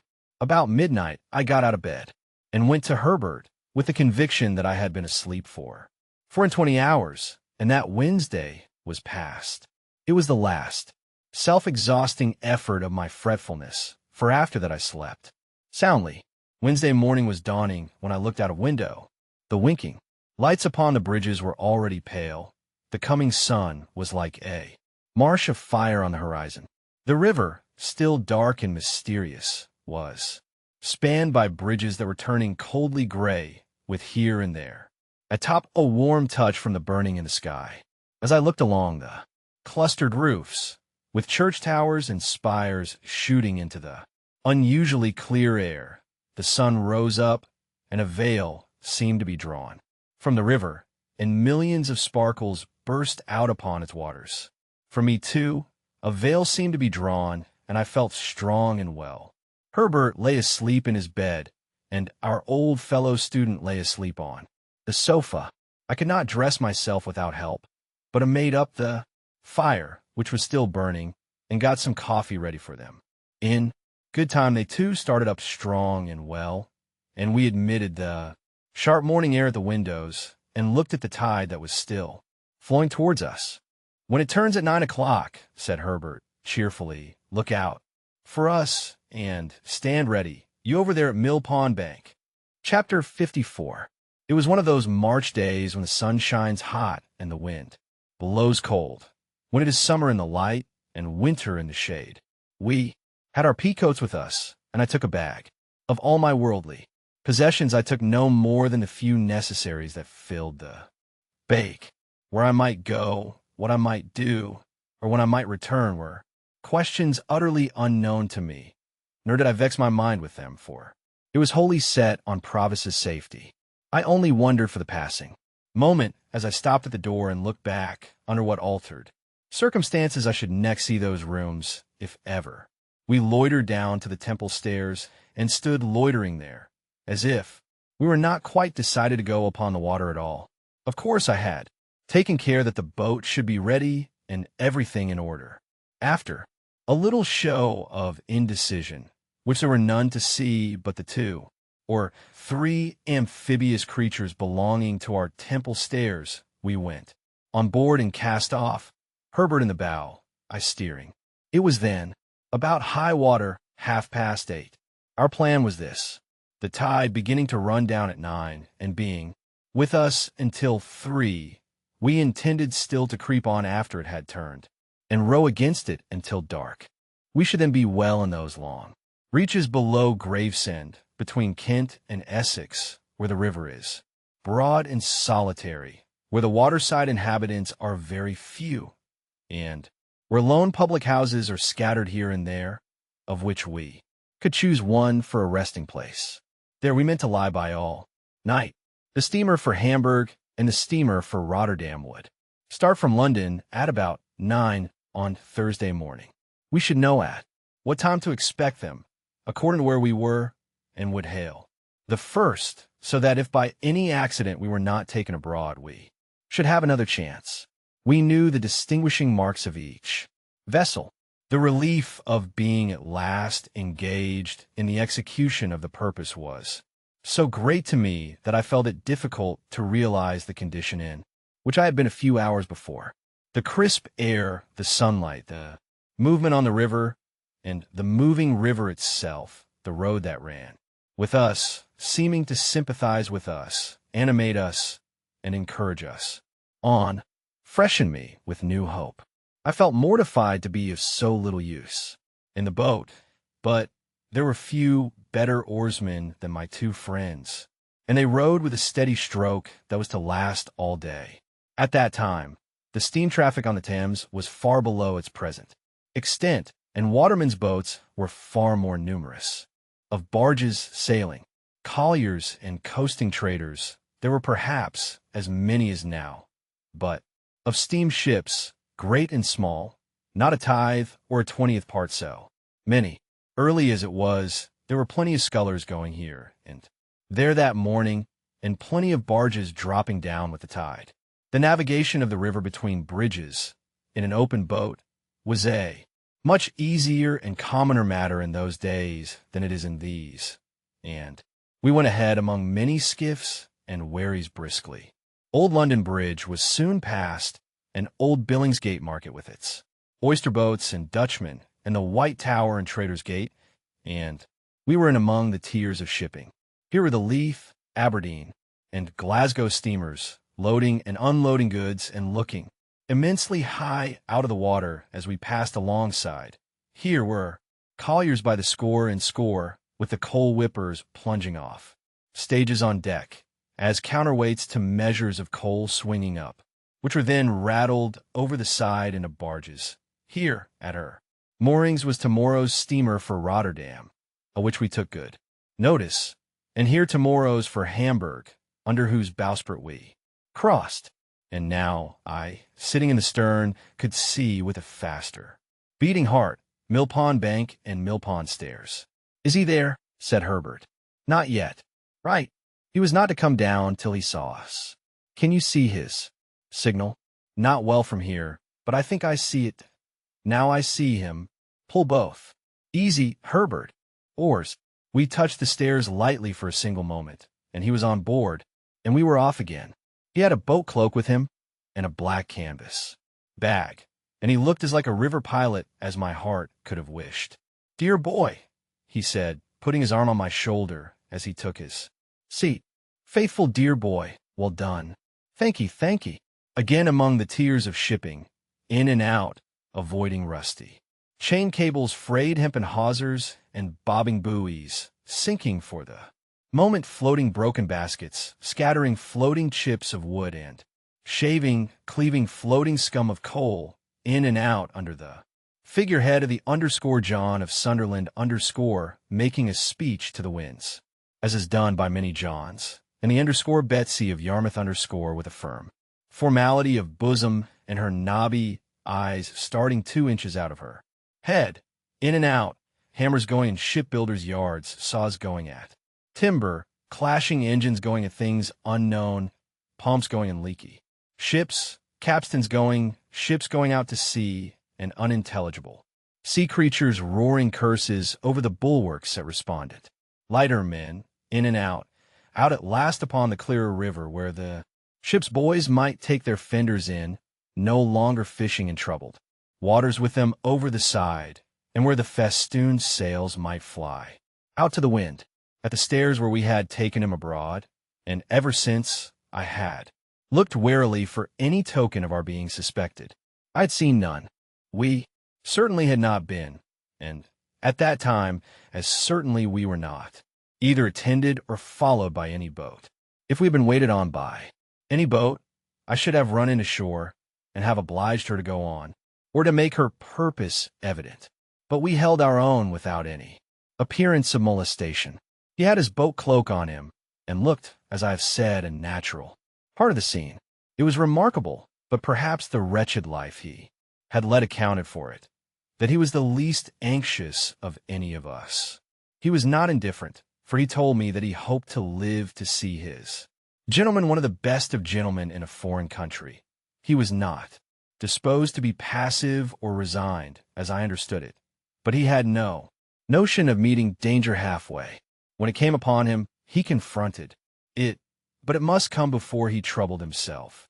If you know, dear boy, he said to me, what it is to sit here, alonger, my dear boy, and have my smoke, arter having been day by day, betwixt four walls, you'd envy me. But you don't know what it is. I think I know the delights of freedom, I answered. Ah, said he, shaking his head gravely, but you don't know it equal to me. You must have been under lock and key, dear boy, to know it. Equal to me, but I ain't going to be low. It occurred to me as inconsistent that for any mastering idea he should have endangered his freedom and even his life. But I reflected that perhaps freedom without danger was too much apart from all the habit of his existence to be to him what it would be to another man. I was not far out, since he said, after smoking a little, you see, dear boy, when I was over yonder, t'other side the world, I was always a-looking to this side, and it come flat to be there for all I was a-growing rich. Everybody knowed Magwitch, and Magwitch could come, and Magwitch could go, and nobody's head would be troubled about him. They ain't so easy concerning me here, dear boy, wouldn't be, leastwise, if they knowed where I was. If all goes well, said I, you will be perfectly free and safe again within a few hours. Well, he returned, drawing a long breath. I hope so, and think so. He dipped his hand in the water over the boat's gunwale, and said, smiling with that softened air upon him, which was not new to me, I suppose I think so, dear boy. We'd be puzzled to be more quiet and easy-going than we are at present, but it's a-flowing so soft and pleasant through the water, p-raps, as makes me think it. I was thinking through my smoke just then, that we can no more see to the bottom of the next few hours than we can see to the bottom of this river what I catches hold of, nor yet we can't no more hold their tide. And I can hold this, and it's run through my fingers and gone, you see, holding up his dripping hand. But for your face I should think you were a little despondent, said I. Not a bit on it, dear boy. It comes of flowing on so quiet, and of that they're rippling at the boat's head, making a sort of Sunday tune. Maybe I'm a-growing a trifle old besides. He put his pipe back in his mouth with an undisturbed expression of face, and sat as composed and contented as if we were already out of England. Yet he was as submissive to a word of advice as if he had been in constant terror, for when we ran ashore to get some bottles of beer into the boat, and he was stepping out, I hinted that I thought he would be safest where he was, and he said, do you, dear boy? And quietly sat down again. The air fell cold upon the river, but it was a bright day, and the sunshine was very cheering. The tide ran strong. I took care to lose none of it, and our steady stroke carried us on thoroughly well. By imperceptible degrees, as the tide ran out, we lost more and more of the nearer woods and hills, and dropped lower and lower between the muddy banks. But the tide was yet with us when we were off Gravesend. As our charge was wrapped in his cloak, I purposely passed within a boat or two's length of the floating custom-house, and so out to catch the stream, alongside of two emigrant ships, and under the bows of a large transport with troops on the forecastle looking down at us. And soon the tide began to slacken, and the craft lying at anchor to swing. And presently they had all swung round, and the ships that were taking advantage of the new tide to get up to the pool began to crowd upon us in a fleet, and we kept under the shore, as much out of the strength of the tide now as we could, standing carefully off from low shallows and mudbanks. Our oarsmen were so fresh, by dint of having occasionally let her drive with the tide for a minute or two, that a quarter of an hour's rest proved full as much as they wanted. We got ashore among some slippery stones while we ate and drank what we had with us, and looked about. It was like my own marsh country, flat and monotonous, and with a dim horizon, while the winding river turned, and the great floating buoys upon it turned, and everything else seemed stranded and still. For now the last of the fleet of ships was round, the last low point we had headed, and the last green barge, straw-laden, with a brown sail, had followed, and some ballast lighters, shaped like a child's first rude imitation of a boat, lay low in the mud, and a little squat shoal lighthouse on open piles stood crippled in the mud on stilts and crutches, and slimy stakes stuck out of the mud, and slimy stones stuck out of the mud, and red landmarks and tide marks stuck out of the mud, and an old landing stage, and an old roofless building slipped into the mud, and all about us was stagnation and mud. We pushed off again and made what way we could. It was much harder work now, but Herbert and Startop persevered and rowed until the sun went down. By that time the river had lifted us a little so that we could see above the bank. There was the red sun on the low level of the shore, in a purple haze fast deepening into black, and there was the solitary flat marsh, and far away there were the rising grounds, between which and us there seemed to be no life, save here and there in the foreground a melancholy gull. As the night was fast falling, and as the moon, being past the full, would not rise early, we held a little council, a short one, for clearly our course was to lie by at the first lonely tavern we could find. So they plied their oars once more, and I looked out for anything like a house. Thus we held on, speaking little for 4 or 5 dull miles. It was very cold, and a collier coming by us with her galley fire smoking and flaring looked like a comfortable home. The night was as dark by this time as it would be until morning, and what light we had seemed to come more from the river than the sky, as the oars in their dipping struck at a few reflected stars. At this dismal time we were evidently all possessed by the idea that we were followed. As the tide made, it flapped heavily at irregular intervals against the shore, and whenever such a sound came, one or other of us was sure to start and look in that direction. Here and there the set of the current had worn down the bank into a little creek, and we were all suspicious of such places and eyed them nervously. Sometimes, "What was that ripple?" one of us would say in a low voice, or another, "Is it a boat yonder?" And afterwards we would fall into a dead silence, and I would sit impatiently thinking with what an unusual amount of noise the oars worked in the thowels. At length we descried a light and a roof, and presently afterwards ran alongside a little causeway made of stones that had been picked up hard by. Leaving the rest in the boat, I stepped ashore and found the light to be in a window of a public house. It was a dirty place enough, and I dare say not unknown to smuggling adventurers, but there was a good fire in the kitchen, and there were eggs and bacon to eat, and various liquors to drink.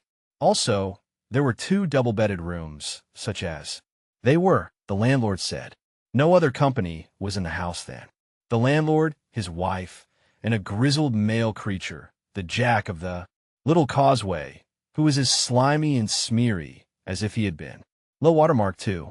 With this assistant, I went down to the boat again, and we all came ashore and brought out the oars and rudder and boat hook and all else, and hauled her up for the night.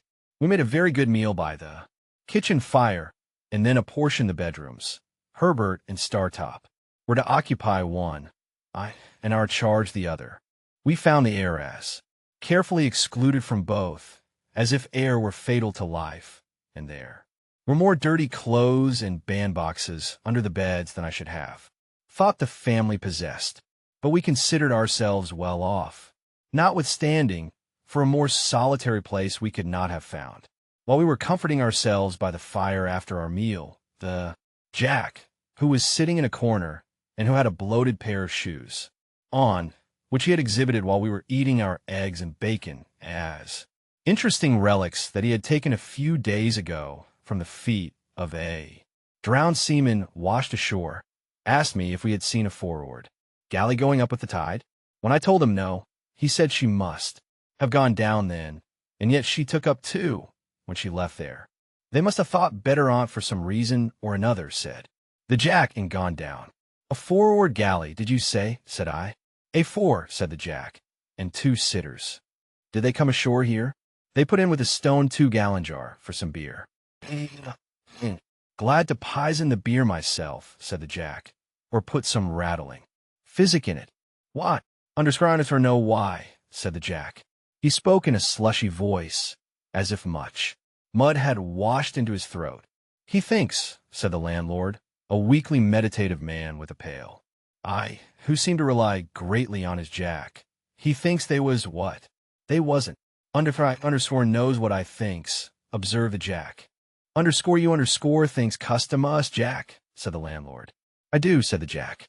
Then you're wrong, Jack. Am I? In the infinite meaning of his reply and his boundless confidence in his views, the Jack took one of his bloated shoes off, looked into it, knocked a few stones out of it on the kitchen floor, and put it on. Again, he did this with the air of a Jack who was so right that he could afford to do anything. Why, what do you make out that they done with their buttons then, Jack? Asked the landlord, vacillating weakly. Done with their buttons? Returned the Jack. Shuked, ing overboard. Svalided, ing. Soden, to come up small salad. Done with their buttons. Don't be cheeky, Jack, remonstrated the landlord in a melancholy and pathetic way. A custom us officer knows what to do with his buttons, said the Jack, repeating the obnoxious word with the greatest contempt, when they comes betwixt him and his own light. A 4 and 2 sitters don't go hanging and hovering, up with one tide and down with another, and both with and against another, without there being custom us at the bottom of it, saying which he went out in disdain, and the landlord, having no one to reply upon, found it impracticable to pursue the subject. This dialogue made us all uneasy, and me very uneasy. The dismal wind was muttering round the house, the tide was flapping at the shore, and I had a feeling that we were caged and threatened. A 4-oared galley, hovering about in so unusual a way as to attract this notice, was an ugly circumstance that I could not get rid of. When I had induced Provis to go up to bed, I went outside with my 2 companions, Startop. By this time knew the state of the case, and held another council, whether we should remain at the house until near the steamer's time, which would be about 1 in the afternoon, or whether we should put off. Early in the morning was the question we discussed. On the whole, we deemed it the better course to lie where we were until within an hour or so of the steamer's time, and then to get out on her track and drift easily with the tide. Having settled to do this, we returned into the house and went to bed. I lay down with the greater part of my clothes on and slept well for a few hours. When I awoke, the wind had risen in the sign of the house. The ship was creaking and banging about with noises that startled me. Rising softly, for my charge lay fast asleep, I looked out of the window. It commanded the causeway where we had hauled up our boat, and as my eyes adapted themselves to the light of the clouded moon, I saw 2 men looking into her. They passed by under the window, looking at nothing else, and they did not go down to the landing place, which I could discern to be empty, but struck across the marsh in the direction of a knower.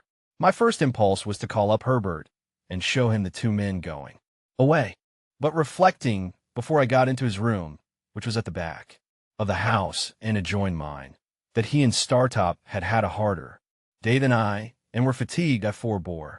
Going back to my window, I could see the 2 men moving over the marsh. In that light, however, I soon lost them, and, feeling very cold, lay down to think of the matter, and fell asleep again.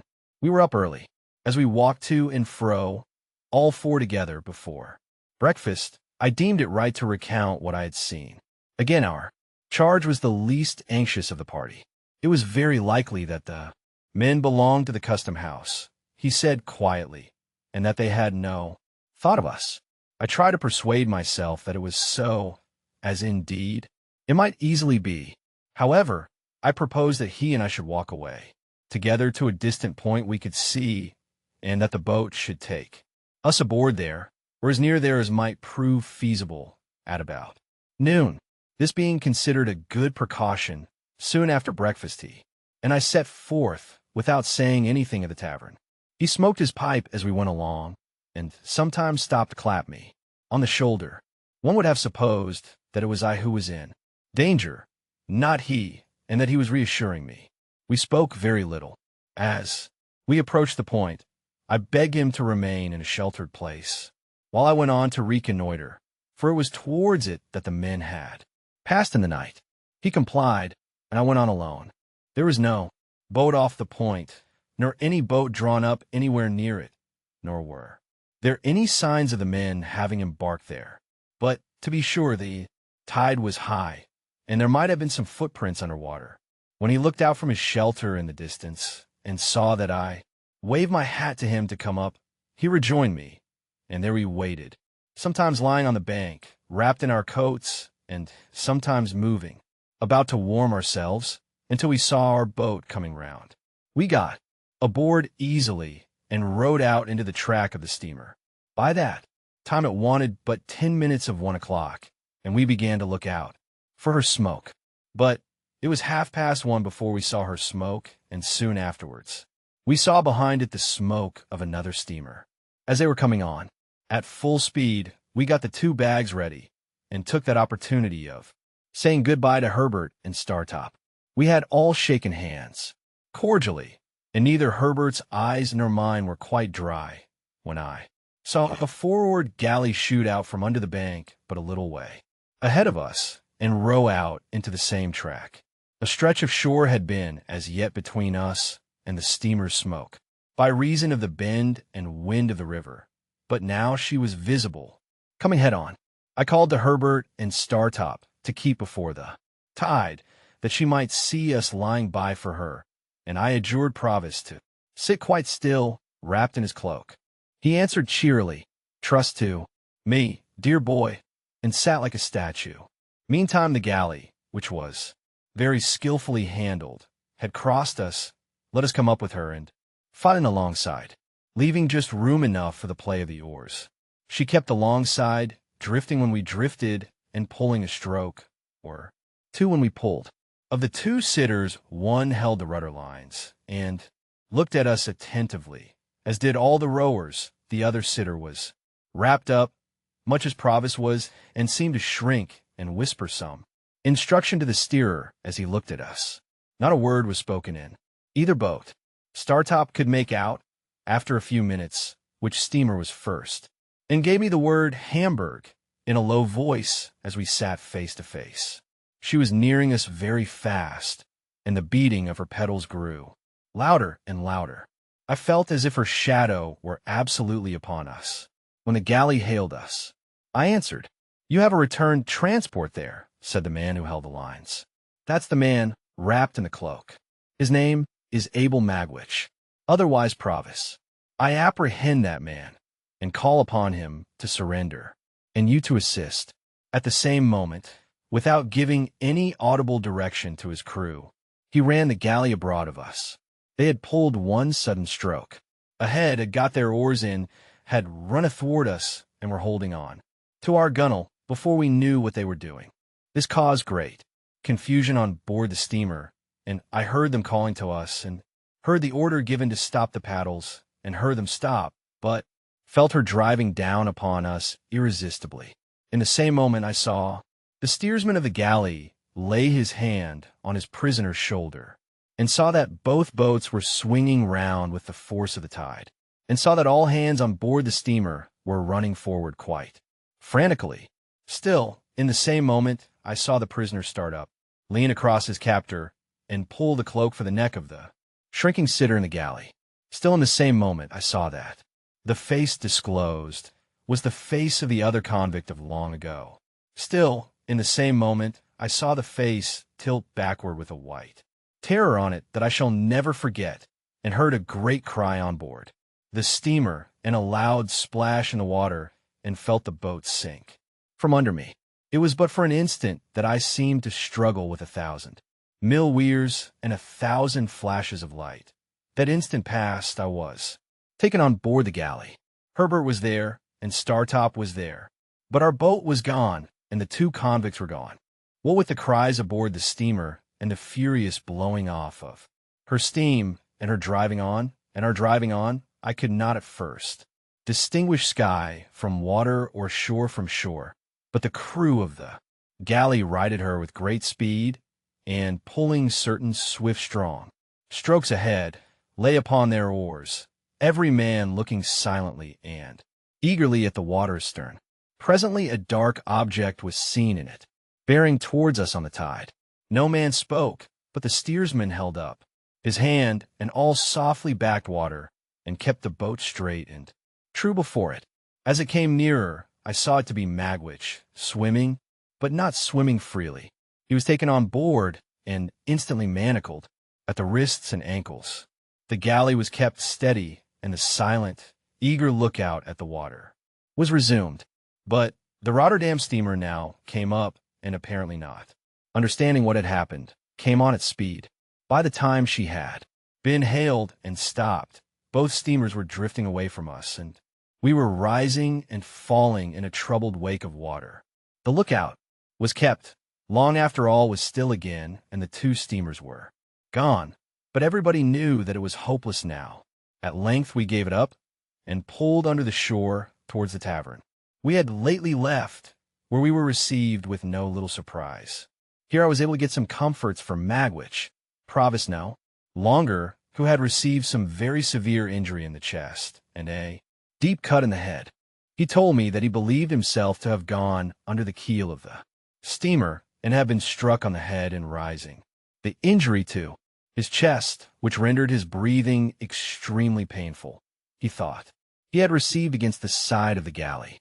He added that he did not pretend to say what he might or might not have done to Compeyson, but that, in a moment of his laying his hand on his cloak to identify him, that villain had staggered up and staggered back, and they had both gone overboard together when the sudden wrenching of him, Magwitch, out of our boat, and the endeavor of his captor to keep him in it had capsized us. He told me in a whisper that they had gone down, fiercely locked in each other's arms, and that there had been a struggle under water, and that he had disengaged himself, struck out, and swum away. I never had any reason to doubt the exact truth of what he thus told me. The officer who steered the galley gave the same account of their going overboard. When I asked this officer's permission to change the prisoner's wet clothes by purchasing any spare garments I could get at the public house, he gave it readily, merely observing that he must take charge of everything his prisoner had about him. So the pocketbook, which had once been in my hands, passed into the officer's. He further gave me leave to accompany the prisoner to London, but declined to accord that grace to my 2 friends. The jack at the ship was instructed where the drowned man had gone down, and undertook to search for the body in the places where it was likeliest to come ashore. His interest in its recovery seemed to me to be much heightened when he heard that it had stockings on. Probably it took about a dozen drowned men to fit him out completely, and that may have been the reason why the different articles of his dress were in various stages of decay. We remained at the public house until the tide turned, and then Magwitch was carried down to the galley and put on board. Herbert and Startop were to get to London by land as soon as they could. We had a doleful parting, and when I took my place by Magwitch's side, I felt that that was my place henceforth while he lived. For now my repugnance to him had all melted away, and in the hunted, wounded, shackled creature who held my hand in his, I only saw a man who had meant to be my benefactor, and who had felt affectionately, gratefully, and generously towards me with great constancy through a series of years. I only saw in him a much better man than I had been to Joe. His breathing became more difficult and painful as the night drew on, and often he could not repress a groan. I tried to rest him on the arm I could use in any easy position, but it was dreadful to think that I could not be sorry at heart for his being badly hurt, since it was unquestionably best that he should die, that there were still living People enough who were able and willing to identify him. I could not doubt that he would be leniently treated. I could not hope. He who had been presented in the worst light at his trial, who had since broken prison and had been tried again, who had returned from transportation under a life sentence, and who had occasioned the death of the man who was the cause of his arrest. As we returned towards the setting sun we had yesterday left behind us, and as the stream of our hopes seemed all running back, I told him how grieved I was to think that he had come home for my sake. "Dear boy," he answered, "I'm quite content to take my chance. I've seen my boy, and he can be a gentleman without me." No, I had thought about that while we had been there side by side. No, apart from any inclinations of my own, I understood Wemmick's hint now. I foresaw that, being convicted, his possessions would be forfeited to the crown. "Look'ee here, dear boy," said he, "it's best as a gentleman should not be known to belong to me now. Only come to see me as if you come by chance Alongy or Wemmick. Sit where I can see you when I am swore to for the last many times, and I don't ask no more. I will never stir from your side," said I, "when I am suffered to be near you. Please God, I will be as true to you as you have been to me." I felt his hand tremble as it held mine, and he turned his face away as he lay in the bottom of the boat, and I heard that old sound in his throat, softened now like all the rest of him. It was a good thing that he had touched this point, for it put into my mind what I might not otherwise have thought of until too late, that he need never know how his hopes of enriching me had perished. Chapter 55. He was taken to the police court next day, and would have been immediately committed for trial, but that it was necessary to send down for an old officer of the prison ship from which he had once escaped, to speak to his identity. Nobody doubted it, but Compeyson, who had meant to depose to it, was tumbling on the tides, dead, and it happened that there was not at that time any prison officer in London who could give the required evidence. I had gone direct to Mr. Jaggers at his private house on my arrival overnight to retain his assistance, and Mr. Jaggers on the prisoner's behalf would admit nothing. It was the sole resource, for he told me that the case must be over in 5 minutes when the witness was there, and that no power on earth could prevent its going against us. I imparted to Mr. Jaggers my design of keeping him in ignorance of the fate of his wealth. Mr. Jaggers was querulous and angry with me for having let it slip through my fingers, and said we must memorialize by and by, and tried all events for some of it. But he did not conceal from me that, although there might be many cases in which the forfeiture would not be exacted, there were no circumstances in this case to make it one of them. I understood that very well. I was not related to the outlaw, or connected with him by any recognizable tie. He had put his hand to no writing or settlement in my favor before his apprehension, and to do so now would be idle. I had no claim, and I finally resolved, and ever afterwards abided by the resolution, that my heart should never be sickened with the hopeless task of attempting to establish one. There appeared to be reason for supposing that the drowned informer had hoped for a reward out of this forfeiture, and had obtained some accurate knowledge of Magwitch's affairs when his body was found many miles from the scene of his death, and so horribly disfigured that he was only recognizable by the contents of his pockets. Notes were still legible, folded in a case he carried. Among these were the name of a banking house in New South Wales, where a sum of money was, and a designation of certain lands of considerable value. Both these heads of information were in a list that Magwitch, while in prison, gave to Mr. Jaggers of the possessions he supposed I should inherit. His ignorance, poor fellow, at last served him. He never mistrusted but that my inheritance was quite safe with Mr. Jaggers's aid. After 3 days' delay, during which the Crown prosecution stood over for the production of the witness from the prison ship, the witness came and completed the easy case. He was committed to take his trial at the next sessions, which would come on in a month. It was at this dark time of my life that Herbert returned home one evening, a good deal cast down, and said, "My dear Handel, I fear I shall soon have to leave you." His partner having prepared me for that, I was less surprised than he thought. "We shall lose a fine opportunity if I put off going to Cairo, and I am very much afraid I must go, Handel, when you most need me." "Herbert, I shall always need you, because I shall always love you. But my need is no greater now than at another time. You will be so lonely." "I have not leisure to think of that," said I. "You know that I am always with him to the full extent of the time allowed, and that I should be with him all day long if I could. And when I come away from him, you know that my thoughts are with him."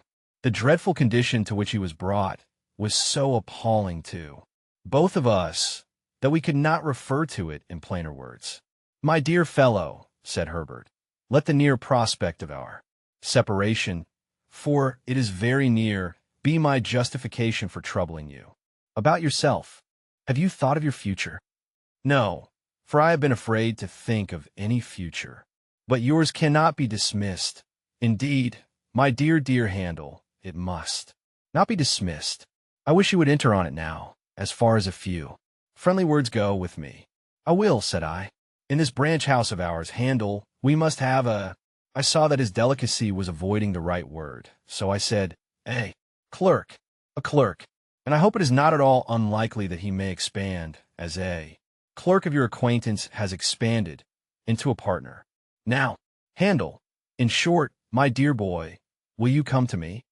There was something charmingly cordial and engaging in a manner in which, after saying "Now, Handel," as if it were the grave beginning of a portentous business exordium, he had suddenly given up that tone, stretched out his honest hand, and spoken like a schoolboy.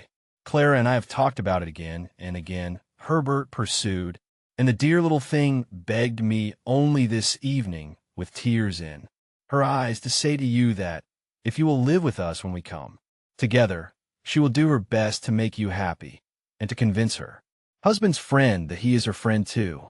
We should get on so well. Hunde."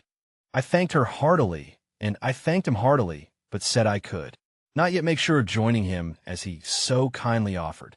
Firstly, my mind was too preoccupied to be able to take in the subject clearly. Secondly, there was a vague something lingering in my thoughts that will come out very near the end of this slight narrative. But if you thought, Herbert, that you could, without doing any injury to your business, leave the question open for a little while. "For any while," cried Herbert. 6 months, a year." "Not so long as that," said I. 2 or 3 months at most." Herbert was highly delighted when we shook hands on this arrangement, and said he could now take courage to tell me that he believed he must go away at the end of the week. "And Clara," said I. "The dear little thing," returned Herbert, "holds dutifully to her father as long as he lasts, but he won't last long. Mrs. Wimple confides to me that he is certainly going. Not to say an unfeeling thing," said I, "he cannot do better than go." "I am afraid that must be admitted," said Herbert, "and then I shall come back for the dear little thing, and the dear little thing and I will walk quietly into the nearest church. Remember, the blessed darling comes of no family, my dear Handel, and never looked into the red book, and hasn't a notion about her grandpapa. What a fortune for the son of my mother." On the Saturday in that same week, I took my leave of Herbert, full of bright hope, but sad and sorry to leave me, as he sat on one of the seaport mail coaches. I went into a coffee house to write a little note to Clara, telling her he had gone off, sending his love to her over and over again, and then went to my lonely home, if it deserved the name, for it was now no home to me, and I had no home anywhere. On the stairs, I encountered Wemmick, who was coming down after an unsuccessful application of his knuckles to my door. I had not seen him alone since the disastrous issue of the attempted flight, and he had come, in his private and personal capacity, to say a few words of explanation in reference to that failure. "The late Compeyson," said Wemmick, "had by little and little got at the bottom of half of the regular business now transacted, and it was from the talk of some of his people in trouble, some of his people being always in trouble, that I heard what I did. I kept my ears open, seeming to have them shut, until I heard that he was absent, and I thought that would be the best time for making the attempt. I can only suppose now that it was a part of his policy as a very clever man, habitually to deceive his own instruments. You don't blame me, I hope, Mr. Pip? I am sure I try to serve you with all my heart. I am as sure of that, Wemmick, as you can be, and I thank you most earnestly for all your interest and friendship. Thank you. Thank you very much. It's a bad job, said Wemmick, scratching his head, and I assure you I haven't been so cut up for a long time. What I look at is the sacrifice of so much portable property. Dear me, what I think of, Wemmick, is the poor owner of the property. Yes, to be sure, said Wemmick. Of course, there can be no objection to your being sorry for him, and I put down a £5 note myself to get him out of it. But what I look at is this. The late Compayson, having been beforehand with him in intelligence of his return, and being so determined to bring him a book, I do not think he could have been saved, whereas the portable property certainly could have been saved. That's the difference between the property and the owner, don't you see? I invited Wemmick to come upstairs and refresh himself with a glass of grog before walking to Walworth. He accepted the invitation. While he was drinking his moderate allowance, he said, with nothing to lead up to it, and after having appeared rather fidgety, "What do you think of my meaning to take a holiday on Monday, Mr. Pip?" "Why, I suppose you have not done such a thing these 12 months." "These 12 years, more likely," said Wemmick. "Yes, I'm going to take a holiday. More than that, I'm going to take a walk. More than that, I'm going to ask you to take a walk with me." I was about to excuse myself as being but a bad companion just then, when Wemmick anticipated me. "I know your engagements," said he, "and I know you are out of sorts, Mr. Pip, but if you could oblige me, I should take it as a kindness. It ain't a long walk, and it's an early one. Say it might occupy you, including breakfast on the walk, from 8 to 12. Couldn't you stretch a point and manage it?" He had done so much for me at various times that this was very little to do for him. I said I could manage it, would manage it, and he was so very much pleased by my acquiescence that I was pleased too. At his particular request, I appointed to call for him at the castle at 8:30 on Monday morning, and so we parted for the time. Punctual to my appointment, I rang at the castle gate on the Monday morning and was received by Wemmick himself, who struck me as looking tighter than usual and having a sleeker hat on. Within there were 2 glasses of rum and milk prepared, and 2 biscuits. The aged must have been stirring with the lark, for, glancing into the perspective of his bedroom, I observed that his bed was empty. When we had fortified ourselves with the rum and milk and biscuits, and were going out for the walk with that training preparation on us, I was considerably surprised to see Wemmick take up a fishing rod and put it over his shoulder. "Why, we're not going fishing," said I. "No," returned Wemmick, "but I like to walk with one." I thought this odd. However, I said nothing, and we set off.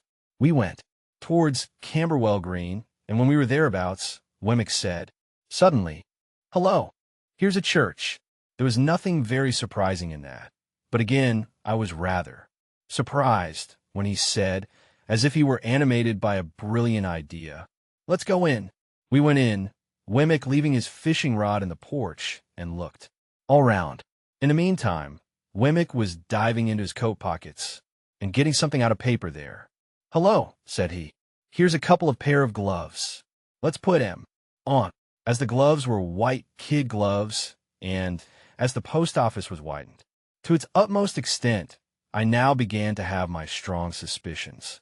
They were strengthened into certainty when I beheld the aged enter at a side door, escorting a lady.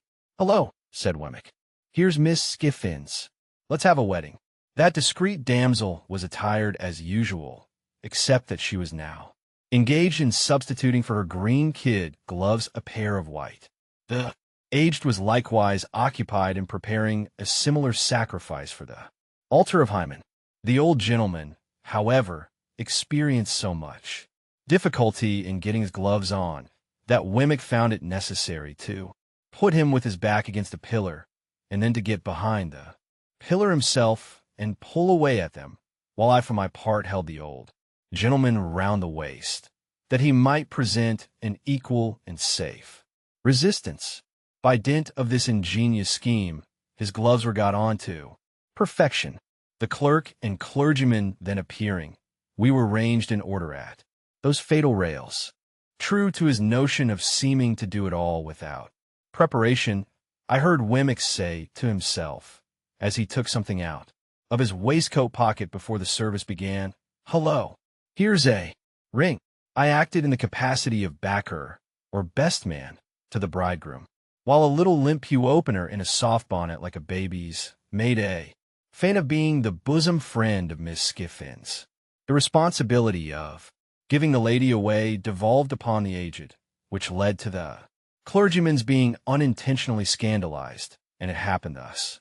When he said, "Who giveth this woman to be married to this man?" the old gentleman, not in the least knowing what point of the ceremony we had arrived at, stood most amiably beaming at the 10 Commandments, upon which the clergyman said again, "Who giveth this woman to be married to this man?" The old gentleman being still in a state of most estimable unconsciousness, the bridegroom cried out in his accustomed voice, "Now, age P, you know, who giveth?" To which the aged replied, with great briskness, before saying that underscore he underscore gave, "All right, John, all right, my boy." And the clergyman came to so gloomy a pause upon it that I had doubts for the moment whether we should get completely merry that day. It was completely done, however, and when we were going out of church, Wemmick took the cover off the font and put his white gloves in it, and put the cover on again. Mrs. Wemmick, more heedful of the future, put her white gloves in her pocket and assumed her green. Underscore Mr. Pip, said Wemmick, triumphantly shouldering the fishing rod as we came out. Let me ask you whether anybody would suppose this to be a wedding party. Breakfast had been ordered at a pleasant little tavern, a mile or so away upon the rising ground beyond the green, and there was a bagatelle board in the room, in case we should desire to unbend our minds after the solemnity. It was pleasant to observe that Mrs. Wemmick no longer unwound Wemmick's arm when it adapted itself to her figure, but sat in a high-backed chair against the wall, like a violoncello in its case, and submitted to be embraced as that melodious instrument might have done. We had an excellent breakfast, and when any one declined anything on table, Wemmick said, "Provided by contract, you know, don't be afraid of it." I drank to the new couple, drank to the aged, drank to the castle, saluted the bride at parting, and made myself as agreeable as I could. Wemmick came down to the door with me, and I again shook hands with him and wished him joy. "Thank'ee," said Wemmick, rubbing his hands. "She's such a manager of fowls, you have no idea. You shall have some eggs, and judge for yourself. I say, Mr. Pip," calling me back and speaking low, "this is altogether a Walworth sentiment, please understand. Not to be mentioned in Little Britain," said I. Wemmick nodded. "After what you let out the other day, Mr. Jaggers may as well not know of it. He might think my brain was softening or something of the kind." Chapter 56. He lay in prison very ill during the whole interval between his committal for trial and the coming round of the sessions. He had broken 2 ribs, they had wounded one of his lungs, and he breathed with great pain and difficulty, which increased daily. It was a consequence of his hurt that he spoke so low as to be scarcely audible. Therefore he spoke very little, but he was ever ready to listen to me, and it became the first duty of my life to say to him and read to him what I knew he ought to hear. Being far too ill to remain in the common prison, he was removed after the first day or so into the infirmary. This gave me opportunities of being with him that I could not otherwise have had, and but for his illness, he would have been put in irons, for he was regarded as a determined prison breaker, and I know not what else. Although I saw him every day, it was for only a short time. Hence, the regularly recurring spaces of our separation were long enough to record on his face any slight changes that occurred in his physical state. I do not recollect that I once saw any change in it for the better. Wasted and became slowly weaker and worse, day by day from the day when the prison door closed upon him. The kind of submission or resignation that he showed was that of a man who was tired out. I sometimes derived an impression from his manner, or from a whispered word or two which escaped him, that he pondered over the question whether he might have been a better man under better circumstances. But he never justified himself by a hint tending that way, or tried to bend the past out of its eternal shape. It happened on 2 or 3 occasions in my presence that his desperate reputation was alluded to by one or other of the people in attendance on him. A smile crossed his face then, and he turned his eyes on me with a trustful look, as if he were confident that I had seen some small redeeming touch in him, even so long ago as when I was a little child. As to all the rest, he was humble and contrite, and I never knew him complain. When the sessions came round, Mr. Jaggers caused an application to be made for the postponement of his trial until the following sessions. It was obviously made with the assurance that he could not live so long, and was refused. The trial came on at once, and when he was put to the bar, he was seated in a chair. No objection was made to my getting close to the dock, on the outside of it, and holding the hand that he stretched forth to me. The trial was very short and very clear. Such things as could be said for him were said, how he had taken to industrious habits, and had thriven lawfully and reputably. But nothing could unsay the fact that he had returned, and was there in presence of the judge and jury. It was impossible to try him for that, and do otherwise than find him guilty. At that time, it was the custom, as I learned from my terrible experience of that sessions, to devote a concluding day to the passing of sentences, and to make a finishing effect with the sentence of death. But for the indelible picture that my remembrance now holds before me, I could scarcely believe, even as I write these words, that I saw 32 men and women put before the judge to receive that sentence together. Foremost among the 32 was he, seated, that he might get breath enough to keep life in him. The whole scene starts out again in the vivid colors of the moment, down to the drops of April rain on the windows of the court, glittering in the rays of April sun, pinned in the dock as I again stood outside. It at the corner with his hand in mine were the 32 men and women, some defiant, some stricken with terror, some sobbing and weeping, some covering their faces, some staring gloomily about. There had been shrieks from among the women convicts, but they had been stilled, and a hush had succeeded. The sheriffs with their great chains, and nosegays, other civic gewgaws and monsters, criers, ushers, a great gallery full of people, a large theatrical audience, looked on as the 32 and the judge were solemnly confronted. Then the judge addressed them. Among the wretched creatures before him, whom he must single out for special address, was one who almost from his infancy had been an offender against the laws, who, after repeated imprisonments and punishments, had been at length sentenced to exile for a term of years, and who, under circumstances of great violence and daring, had made his escape and been resentenced to exile for life. That miserable man would seem for a time to have become convinced of his errors, when far removed from the scenes of his old offenses, and to have lived a peaceable and honest life, but in a fatal moment yielding to those propensities and passions, the indulgence of which had so long rendered him a scourge to society. He had quitted his haven of rest and repentance, and had come back to the country where he was proscribed. Being here presently denounced, he had for a time succeeded in evading the officers of justice, but being at length seized while in the act of flight, He had resisted them, and had, he best knew whether by express design or in the blindness of his hardihood, caused the death of his denouncer, to whom his whole career was known, the appointed punishment for his return to the land that had cast him out, being death, and his case being this aggravated case, he must prepare himself to die. The sun was striking in at the great windows of the court, through the glittering drops of rain upon the glass, and it made a broad shaft of light between the 2:30 and the judge, linking both together, and perhaps reminding some among the audience how both were passing on, with absolute equality, to the greater judgment that knoweth all things and cannot err, rising for a moment, a distinct speck of face. In this way of light, the prisoner said, "My lord, I have received my sentence of death from the Almighty, but I bow to yours," and sat down. Again, there was some hushing, and the judge went on with what he had to say to the rest.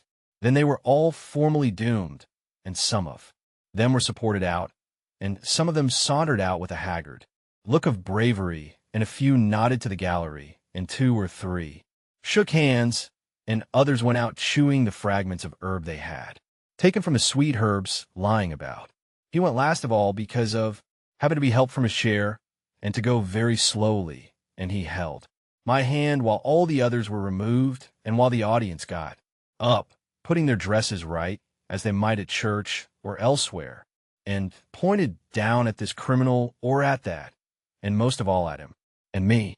I earnestly hoped and prayed that he might die before the recorder's report was made, but in the dread of his lingering on, I began that night to write out a petition to the Home Secretary of State, setting forth my knowledge of him, and how it was that he had come back from my sake.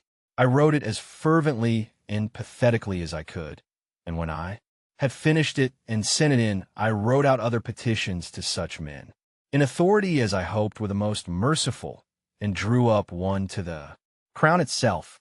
For several days and nights after he was sentenced I took no rest except when I fell asleep in my chair, but was wholly absorbed in these appeals, and after I had sent them in, I could not keep away from the places where they were, but felt as if they were more hopeful and less desperate when I was near them. In this unreasonable restlessness and pain of mind, I would roam the streets of an evening, wandering by those offices and houses where I had left the petitions. To the present hour, the weary western streets of London on a cold, dusty spring night, with their ranges of stern, shut-up mansions and their long rows of lamps, are melancholy to me from this association.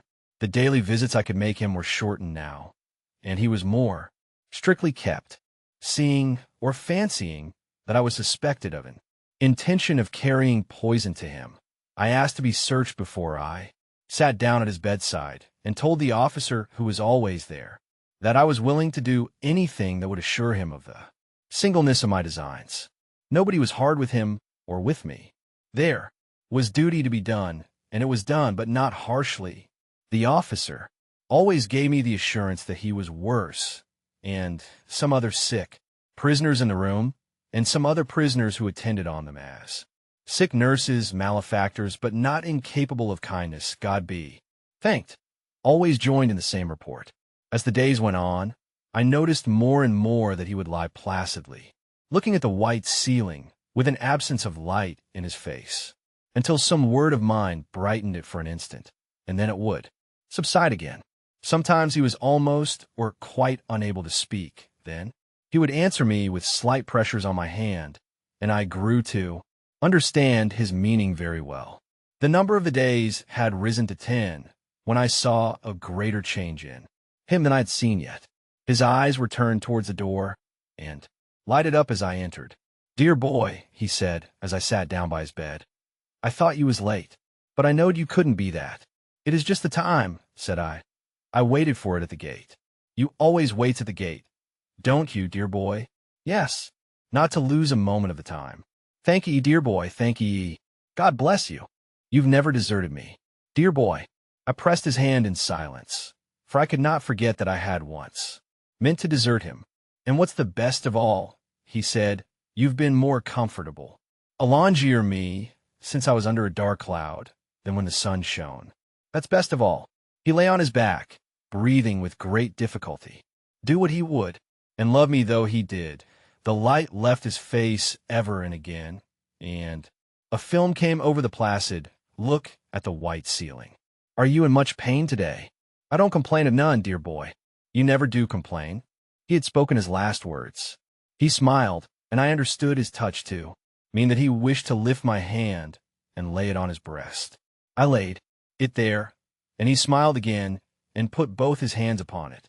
The allotted time ran out while we were thus, but looking round, I found the governor of the prison standing near me, and he whispered, "You needn't go yet."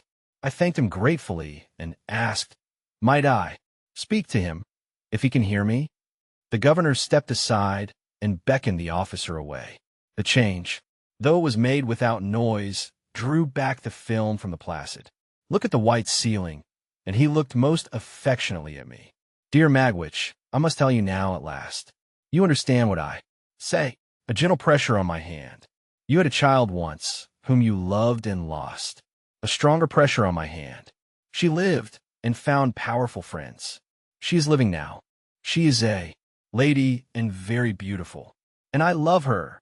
With a last faint effort, which would have been powerless but for my yielding to it and assisting it, he raised my hand to his lips. Then he gently let it sink upon his breast again, with his own hands lying on it. The placid look at the white ceiling came back and passed away, and his head dropped quietly on his breast.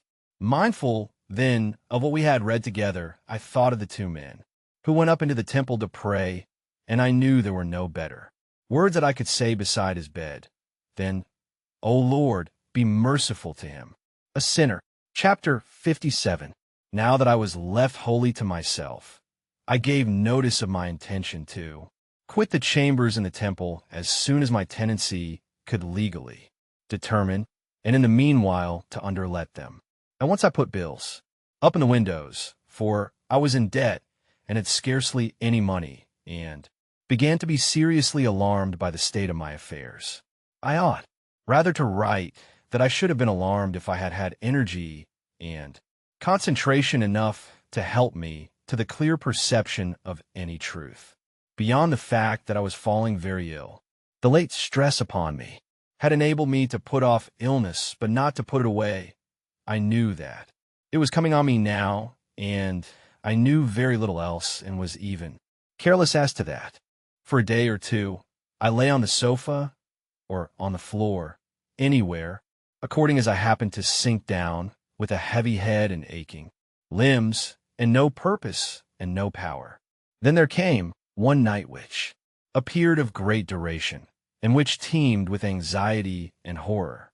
And when in the morning I tried to sit up in my bed and think of it, I found I could not do so, whether I really had been down in Garden Court in the dead of the night, groping about for the boat that I supposed to be there, whether I had 2 or 3 times come to myself on the staircase with great terror, not knowing how I got out of bed, whether I had found myself lighting the lamp, possessed by the idea that he was coming up the stairs, and that the lights were blown out, whether I had been inexpressibly harassed by the distracted talking, laughing, and groaning of someone, and had half suspected those sounds to be of my own making, whether there had been a closed iron furnace in a dark corner of the room, and a voice had called out, over and over again, that Miss Havisham was consuming within it. These were things that I tried to settle with myself and get into some order as I lay that morning on my bed. But the vapor of a lime-kiln would come between me and them, disordering them all, and it was through the vapor at last that I saw 2 men looking at me. "What do you want?" I asked, starting. "I don't know you." "Well, sir," returned one of them, bending down and touching me on the shoulder, "this is a matter that you'll soon arrange, I dare say, but you're arrested." "What is the debt?" £123, 15, 6. "Jeweler's account, I think." "What is to be done?" "You had better come to my house," said the man. "I keep a very nice house." I made some attempt to get up and dress myself. When I next attended to them, they were standing a little off from the bed, looking at me. I still lay there. You see my state, said I. I would come with you if I could, but indeed I am quite unable. If you take me from here, I think I shall die. By the way, perhaps they replied, or argued the point, or tried to encourage me to believe that I was better than I thought. Forasmuch as they hang in my memory by only this one slender thread, I don't know what they did, except that they forbore to remove me, that I had a fever and was avoided, that I suffered greatly, that I often lost my reason, that the time seemed interminable, that I confounded impossible existences with my own identity, that I was a brick in the house wall, and yet entreating to be released from the giddy place where the builders had set me, that I was a steel beam of a vast engine, clashing and whirling over a gulf, and yet that I implored in my own person to have the engine stopped and my pardon hammered off, that I passed through these phases of disease I know of my own remembrance and did in some sort know at the time, that I sometimes struggled with real people in the belief that they were murderers, and I would all at once comprehend that they meant to do me good, and would then sink exhausted in their arms and suffer them to lay me down. I also knew at the time, but above all I knew that there was a constant tendency in all these people who, when I was very ill, would present all kinds of extraordinary transformations of the human face, and would be much dilated in size. Above all, I say, I knew that there was an extraordinary tendency in all these people, sooner or later, to settle down into the likeness of Joe. After I had turned the worst point of my illness, I began to notice that while all its other features changed, this one consistent feature did not change. Whoever came about me still settled down into Joe. I opened my eyes in the night, and I saw in the great chair at the bedside Joe. I opened my eyes in the day, and sitting on the window seat, smoking his pipe in the shaded open window, still I saw Joe. I asked for cooling drink, and the dear hand that gave it me was Joe's. I sank back on my pillow after drinking, and the face that looked so hopefully and tenderly upon me was the face of Joe. At last, one day, I took courage and said, "Underscore is underscore, Joe." And the dear old home voice answered, "Which it air, old chap." "Oh, Joe, you break my heart. Look angry at me, Joe. Strike me, Joe. Tell me of my ingratitude. Don't be so good to me." For Joe had actually laid his head down on the pillow at my side and put his arm round my neck in his joy that I knew him. "Which dear old Pip, old chap," said Joe, "you and me was ever friends. And when you're well enough to go out for a ride, what larks?" After which, Joe withdrew to the window and stood with his back towards me, wiping his eyes. And as my extreme weakness prevented me from getting up and going to him, I lay there penitently whispering, "Oh, God bless him! Oh, God bless this gentle Christian man." Joe's eyes were red when I next found him beside me, but I was holding his hand, and we both felt happy. "How long, dear Joe? Would you meander say, Pip, how long have your illness lasted, dear old chap?" "Yes, Joe. It's the end of May, Pip. Tomorrow is the 1st of June. And have you been here all that time, dear Joe?" "Pretty nigh, old chap. For as I says to Biddy when the news of your being ill were brought by letter, which it were brought by the post, and being formerly single, he is now married though underpaid for a deal of walking and shoe leather, but wealth were not an object on his part, and marriage were the great wish of his heart. It is so delightful to hear you, Joe. But I interrupt you in what you said to Biddy, which it were, said Joe, that how you might be amongst strangers, and that how you and me, having been ever friends, a visit at such a moment might not prove unacceptable. And Biddy, her word were go to him without loss of time. That, said Joe, summing up with his judicial air, were the word of Biddy. Go to him, Biddy say, without loss of time. In short, I shouldn't greatly deceive you, Joe added, after a little grave reflection, if I represented to you that the word of that young woman were without a minute's loss of time. There Joe cut himself short, and informed me that I was to be talked to in great moderation, and that I was to take a little nourishment at stated frequent times, whether I felt inclined for it or not, and that I was to submit myself to all his orders. So I kissed his hand and lay quiet, while he proceeded to indite a note to Biddy with my love in it. Evidently Biddy had taught Joe to write. As I lay in bed looking at him, it made me, in my weak state, cry again with pleasure to see the pride with which he said about his letter. My bedstead, divested of its curtains, had been removed with me upon it into the sitting room as the airiest and largest, and the carpet had been taken away, and the room kept always fresh and wholesome night and day. And my own writing table, pushed into a corner and cumbered with little bottles. Joe now sat down to his great work, first choosing a pen from the pen tray as if it were a chest of large tools, and tucking up his sleeves as if he were going to wield a crowbar or sledgehammer. It was necessary for Joe to hold on heavily to the table with his left elbow, and to get his right leg well out behind him before he could begin. And when he did begin, he made every downstroke so slowly that it might have been 6 feet long, while at every upstroke I could hear his pen spluttering extensively. He had a curious idea that the inkstand was on the side of him where it was not, and constantly dipped his pen into space, and seemed quite satisfied with the result. Occasionally he was tripped up by some orthographical stumbling block, but on the whole he got on very well indeed, and when he had signed his name and had removed a finishing blot from the paper to the crown of his head with his 2 forefingers, he got up and hovered about the table, trying the effect of his performance from various points of view as it lay there, with unbounded satisfaction. Not to make Joe uneasy by talking too much, even if I had been able to talk much, I deferred asking him about Miss Havisham until next day. He shook his head when I then asked him if she had recovered. "Is she dead, Joe?"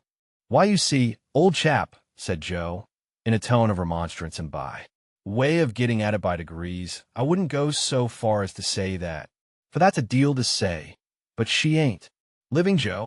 "That's nigher where it is," said Joe. "She ain't living." "Did she linger long, Joe?" "Arter you was took ill, pretty much about what you might call, if you was put to it, a week," said Joe, still determined on my account to come at everything by degrees. "Dear Joe, have you heard what becomes of her property?" "Well, old chap," said Joe, "it do appear that she had settled the most of it, which I meaner say tied it up on Mrs. Stella. But she had wrote out a little codle-shell in her own hand a day or two afore the accident, leaving a cool 4,000 to Mr. Matthew Pocket. And why, do you suppose, above all things, Pip, she left that cool 4,000 unto him? Because of Pip's account of him, the said Matthew. I am told by Biddy that ere the writing, said Joe, repeating the legal turn as if it did him infinite good, account of him the said Matthew, and a cool 4,000 Pip. I never discovered from whom Joe derived the conventional temperature of the 4,000 pounds, but it appeared to make the sum of money more to him, and he had a manifest relish in insisting on its being cool. This account gave me great joy, as it perfected the only good thing I had done. I asked Joe whether he had heard if any of the other relations had any legacies. Miss Sarah, said Joe, she have 25-pound per annum fur too, by pills, on account of being bilious. Miss Georgiana, she have 20-pound down. Mrs. What's the name of them wild beasts with humps sold? Chap, camels, said I, wondering why he could possibly want to know. Joe nodded. Mrs. Camels, by which I presently understood he meant Camilla, she have 5-pound fur to buy rushlights to put her in spirits when she wake up in the night. The accuracy of these recitals was sufficiently obvious to me to give me great confidence in Joe's information. And now, said Joe, you ain't that strong yet, old chap, that you can take in more nor one additional shovelful today. Old Orlick, he's been a bustin' open dwelling ooze. Ooze, said I. Not, I grant you. But what his manners is given to blusterous, said Joe, apologetically. Still, a Englishman's ooze is his castle, and castles must not be busted 'cept when done in wartime. And whatsoever the failings on his part, he were a corn and seeds man in his heart. Is it Pumblechook's house that has been broken into, then? That's it, Pip, said Joe. And they took his till, and they took his cash-box, and they drinked his wine, and they partook of his wittles, and they slapped his face, and they pulled his nose, and they tied him up to his bedpost, and they give him a dozen, and they stuffed his mouth full of flowering annuals to prevent his crying out. But he knowed Orlick, and Orlick's in the county jail. By these approaches we arrived at unrestricted conversation. I was slow to gain strength, but I did slowly and surely become less weak, and Joe stayed with me, and I fancied I was little Pip again. For the tenderness of Joe was so beautifully proportioned to my need that I was like a child in his hands. He would sit and talk to me in the old confidence and with the old simplicity and in the old unassertive protecting way, so that I would half believe that all my life since the days of the old kitchen was one of the mental troubles of the fever that was gone. He did everything for me except the household work, for which he had engaged a very decent woman after paying off the laundress on his first arrival. Which I do assure you, Pip, he would often say, in explanation of that liberty, I found her a-tapping the spare bed like a cask of beer and drawing off the feathers in a bucket for sale, which she would have tapped her next, and drawed it off with you a-laying on it, and was then a-carrying away the coals gradually in the soup tureen and vegetable dishes, and wine and spirits in your Wellington boots. We looked forward to the day when I should go out for a ride, as we had once looked forward to the day of my apprenticeship. And when the day came, and an open carriage got into the lane, Joe wrapped me up, took me in his arms, carried me down to it, and put me in as if I were still the small, helpless creature to whom he had so abundantly given of the wealth of his great nature. And Joe got in beside me, and we drove away together into the country, where the rich summer growth was already on the trees and on the grass, and sweet summer scents filled all the air.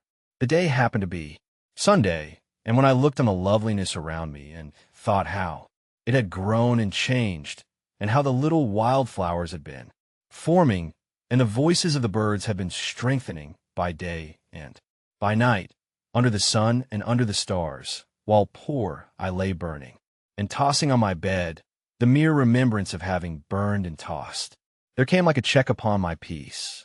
But when I heard the Sunday bells, and looked around a little more upon the outspread beauty, I felt that I was not nearly thankful enough, that I was too weak yet to be even that, and I laid my head on Joe's shoulder as I had laid it long ago when he had taken me to the fair or where not, and it was too much for my young senses.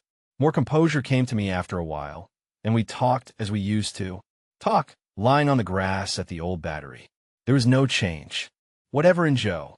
Exactly what he had been in my eyes then, he was in my eyes still, just as simply faithful and as simply right.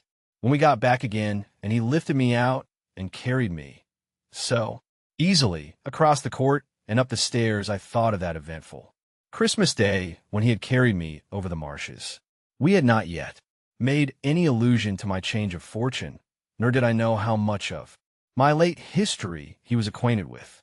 I was so doubtful of myself now, and put so much trust in him, that I could not satisfy myself whether I ought to refer to it when he did not. Have you heard, Joe?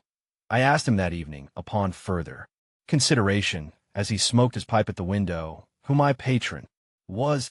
I heard, returned Joe, as it were not Miss Havisham, old chap. Did you hear who it was, Joe?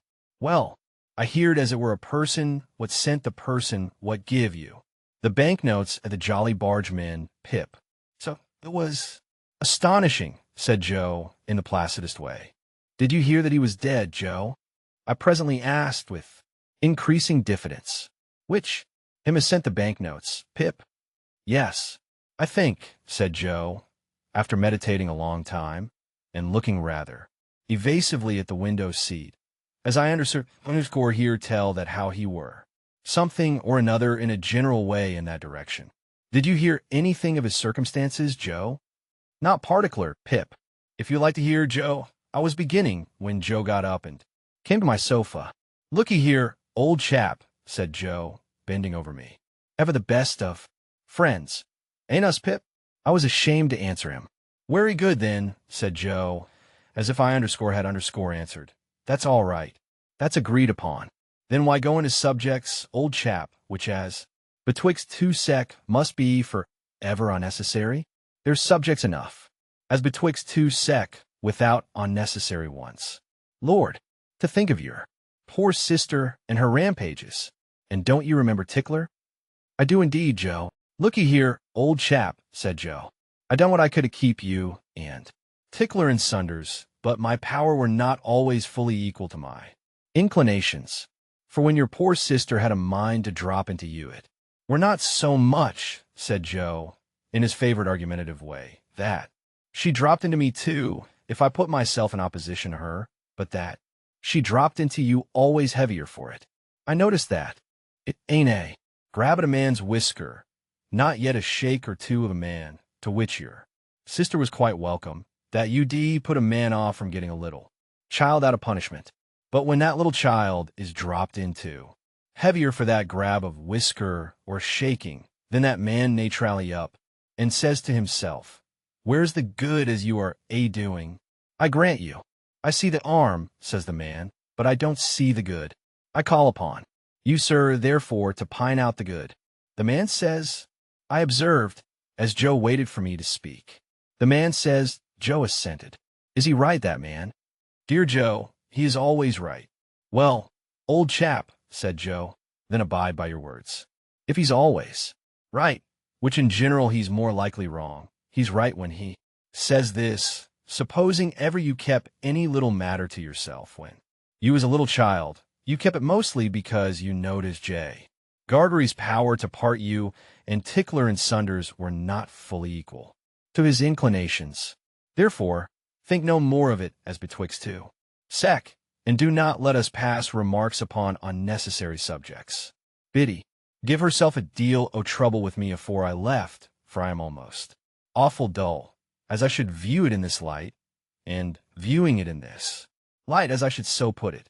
Both of which, said Joe, quite charmed with his logical arrangement, being done, now this to you a true friend say, namely, you mustn't go overdoing on it, but you must have your supper and your wine and water, and you must be put betwixt the sheets. The delicacy with which Joe dismissed this theme, and the sweet tact and kindness with which Biddy, who with her woman's would have found me out so soon, had prepared him for it, made a deep impression on my mind. But whether Joe knew how poor I was, and how my great expectations at all dissolved like our own marsh mist before the sun, I could not understand. Another thing in Joe that I could not understand when it first began to develop itself, but which I soon arrived at a sorrowful comprehension of, was this: as I became stronger and better, Joe became a little less easy with me. In my weakness and entire dependence on him, the dear fellow had fallen into the old tone and called me by the old names. The dear old Pip, old chap, that now were music in my ears. I too had fallen into the old ways, only happy and thankful that he let me. But imperceptibly, though I held by them fast, Joe's hold upon them began to slacken, and whereas I wondered at this, at first, I soon began to understand that the cause of it was in me, and that the fault of it was all mine. Had I given Joe no reason to doubt my constancy, and to think that, in prosperity, I should grow cold to him and cast him off? Had I given Joe's innocent heart no cause to feel instinctively that as I got stronger, his hold upon me would be weaker, and that he had better loosen it in time and let me go before I plucked myself away? It was on the third or fourth occasion of my going out walking in the Temple Gardens leaning on Joe's arm that I saw this change in him very plainly. We had been sitting in the bright, warm sunlight, looking at the river, and I chanced to say as we got up, See, Joe, I can walk quite strongly. Now, you shall see me walk back by myself, which do not overdo it, Pip, said Joe, but I shall be happy for to See you able, sir. The last word grated on me, but how could I remonstrate? E bulka no, further than the gate of the gardens, and then pretended to be weaker than I was and asked Joe for his arm. Joe gave it me, but was thoughtful. I, for my part, was thoughtful too, for how best to check this growing change in Joe was a great perplexity to my remorseful thoughts, that I was ashamed to tell him exactly how I was placed and what I had come down to. I do not seek to conceal, but I hope my reluctance was not quite an unworthy one. He would want to help me out of his little savings, I knew, and I knew that he ought not to help me, and that I must not suffer him to do it. It was a thoughtful evening with both of us, but before we went to bed, I had resolved that I would wait over tomorrow being Sunday, and would begin my new course with the new week. On Monday morning I would speak to Joe about this change. I would lay aside this last vestige of reserve. I would tell him what I had in my thoughts. That secondly, not yet arrived at, and why I had not decided to go out to Herbert, and then the change would be conquered forever. As I cleared, Joe cleared, and it seemed as though he had sympathetically arrived at a resolution too. We had a quiet day on the Sunday, and we rode out into the country, and then walked in the fields. I feel thankful that I have been ill, Joe, I said. Dear old Pip, old chap, your Amos come round, sir. It has been a memorable time for me, Joe. Likewise for myself, sir, Joe returned. We have had a time together, Joe, that I can never forget. There were days once, I know, that I did for a while forget, but I never shall forget these. Pip, said Joe, appearing a little hurried and troubled, there has been larks, and, dear sir, what have been betwixt us have been. At night, when I had gone to bed, Joe came into my room, as he had done all through my recovery. He asked me if I felt sure that I was as well as in the morning. Yes, dear Joe, quite. And are always a-getting stronger, old chap? Yes, dear Joe, steadily. Joe patted the coverlet on my shoulder with his great good hand, and said in what I thought a husky voice, good night. When I got up in the morning, refreshed and stronger yet, I was full of my resolution to tell Joe all without delay. I would tell him before breakfast. I would dress at once and go to his room and surprise him. For it was the first day I had been up early. I went to his room, and he was not there. Not only was he not there, but his box was gone. I hurried then to the breakfast table, and on it found a letter. These were its brief contents.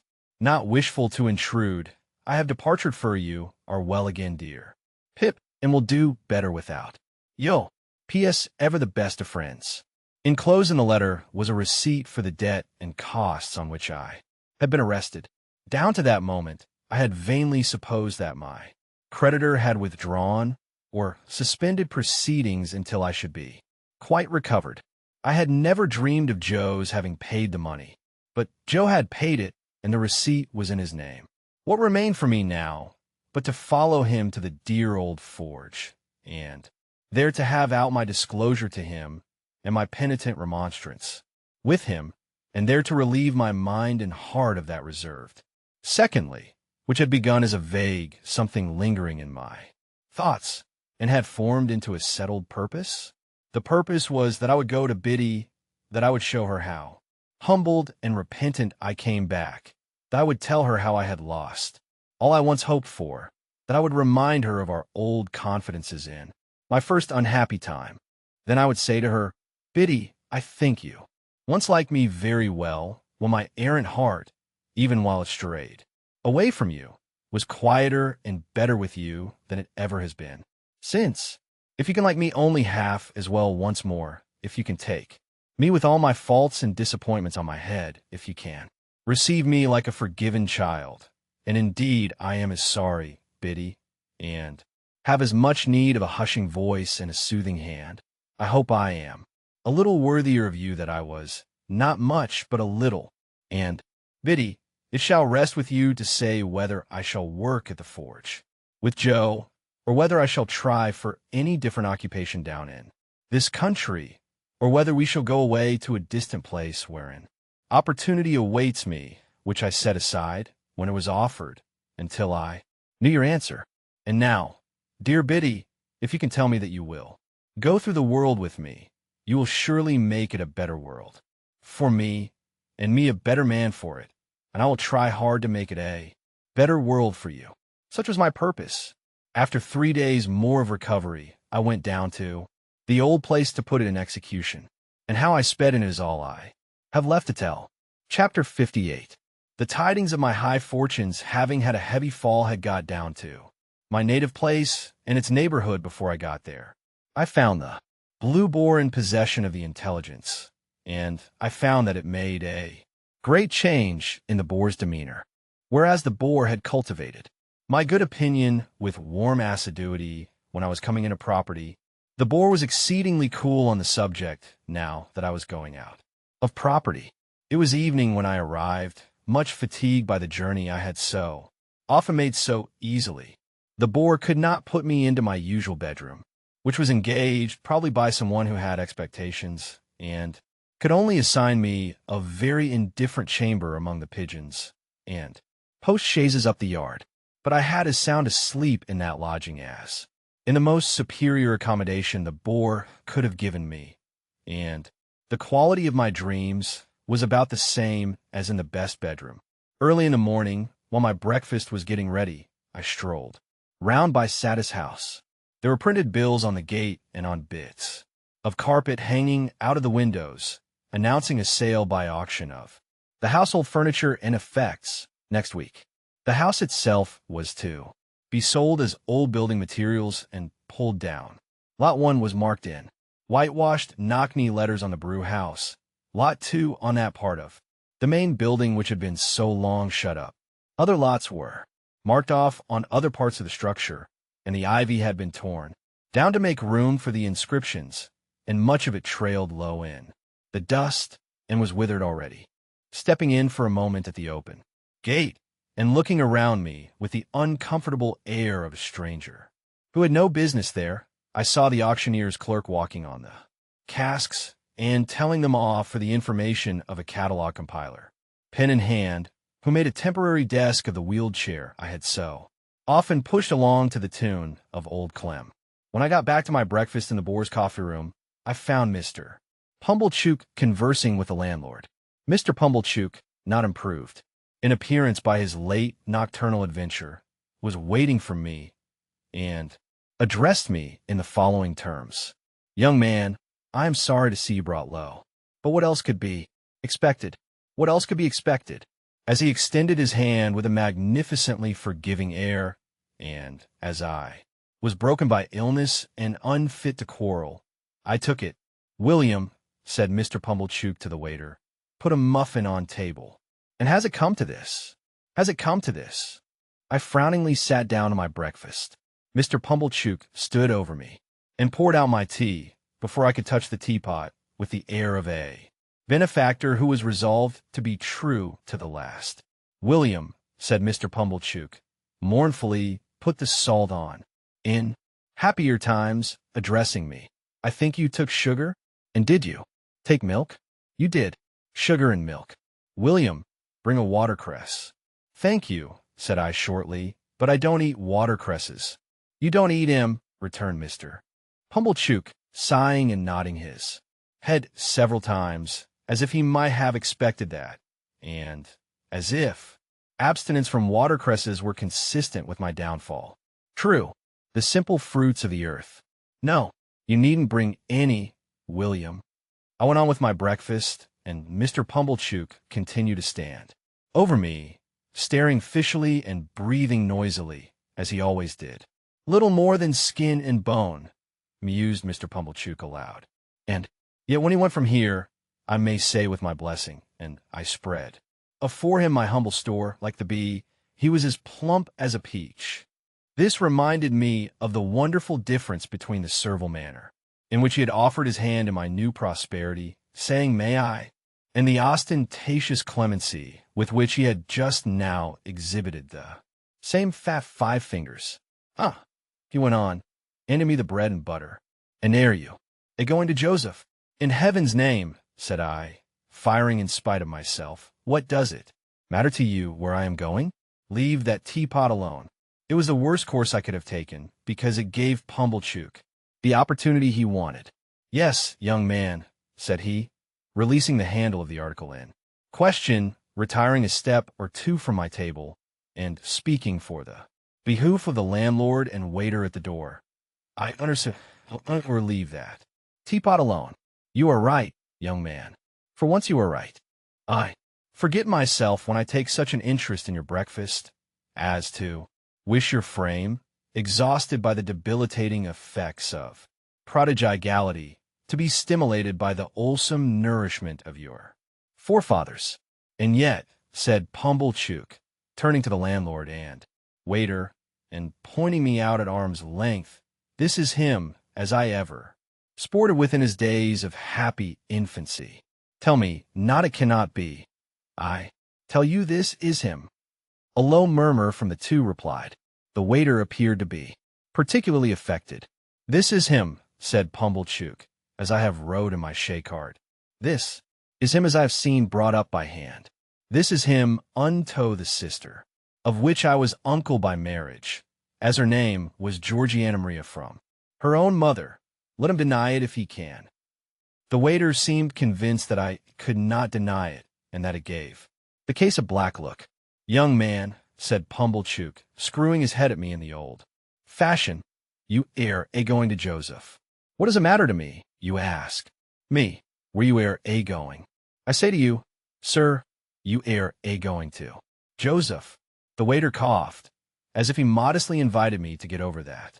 "Now," said Pumblechook, and all this with a most exasperating air of saying in the cause of virtue what was perfectly convincing and conclusive, "I will tell you what to say to Joseph. Here is squires of the boar present, known and respected in this town, and here is William, which his father's name was Potkins, if I do not deceive myself." "You do not, sir," said William. "In their presence," pursued Pumblechook, "I will tell you, young man, what to say to Joseph. Says you, Joseph, I have this day seen my earliest benefactor and the founder of my fortunes. I will name no names, Joseph, but so they are pleased to call him uptown, and I have seen that man." "I swear I don't see him here," said I. "Say that likewise," retorted Pumblechook. "Say you said that, and even Joseph will probably betray surprise." "Though you quite mistake him," said I. "I know better." "Says you," Pumblechook went on, "Joseph, I have seen that man, and that man bears you no malice, and bears me no malice. He knows your character, Joseph, and is well acquainted with your pig-headedness and ignorance. And he knows my character, Joseph, and he knows my want of gratitude. Yes, Joseph, says you." Here Pumblechook shook his head and handed me. "He knows my total deficiency of common human gratitude. He knows it, Joseph, as none can. You do not know it. Joseph, having no call to know it, but that man do. Windy donkey as he was, it really amazed me that he could have the face to talk thus to mine. Says you, Joseph, he gave me a little message, which I will now repeat. It was that in my being brought low, he saw the finger of Providence. He knowed that finger when he saw Joseph, and he saw it plain. It pined out this writing, Joseph, reward of ingratitude, to his earliest benefactor, and founder of fortunes, But that man said he did not repent of what he had done, Joseph. Not at all. It was right to do it. It was kind to do it. It was benevolent to do it, and he would do it again. It's pity, said I, scornfully, as I finished my interrupted breakfast, that the man did not say what he had done and would do. Again, squires of the boar. Pumblechook was now addressing the landlord. And William, I have no objections to your mentioning, either uptown or downtown, if such should be your wishes, that it was right to do it, kind to do it, benevolent to do it, and that I would do it again. With those words the impostor shook them both by the hand, with an air, and left the house, leaving me much more astonished than delighted by the virtues of that same indefinite it. I was not long after him in, leaving the house too, and when I went down the high street, I saw him, holding forth, no doubt to the same effect, at a shop door to a select group who honored me with very unfavorable glances as I passed on the opposite side of the way. But it was only the pleasanter to turn to Biddy and to Joe, whose great forbearance shone more brightly than before, if that could be, contrasted with this brazen pretender.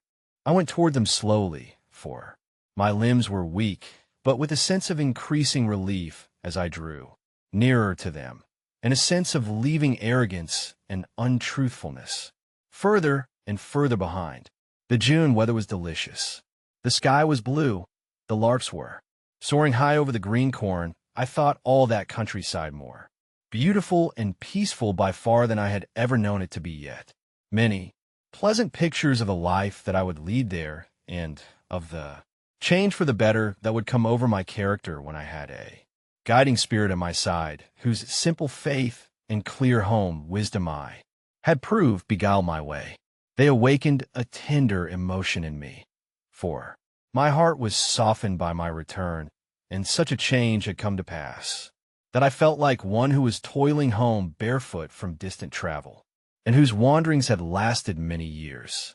The schoolhouse where Biddy was mistress I had never seen, but the little roundabout lane by which I entered the village for quietness.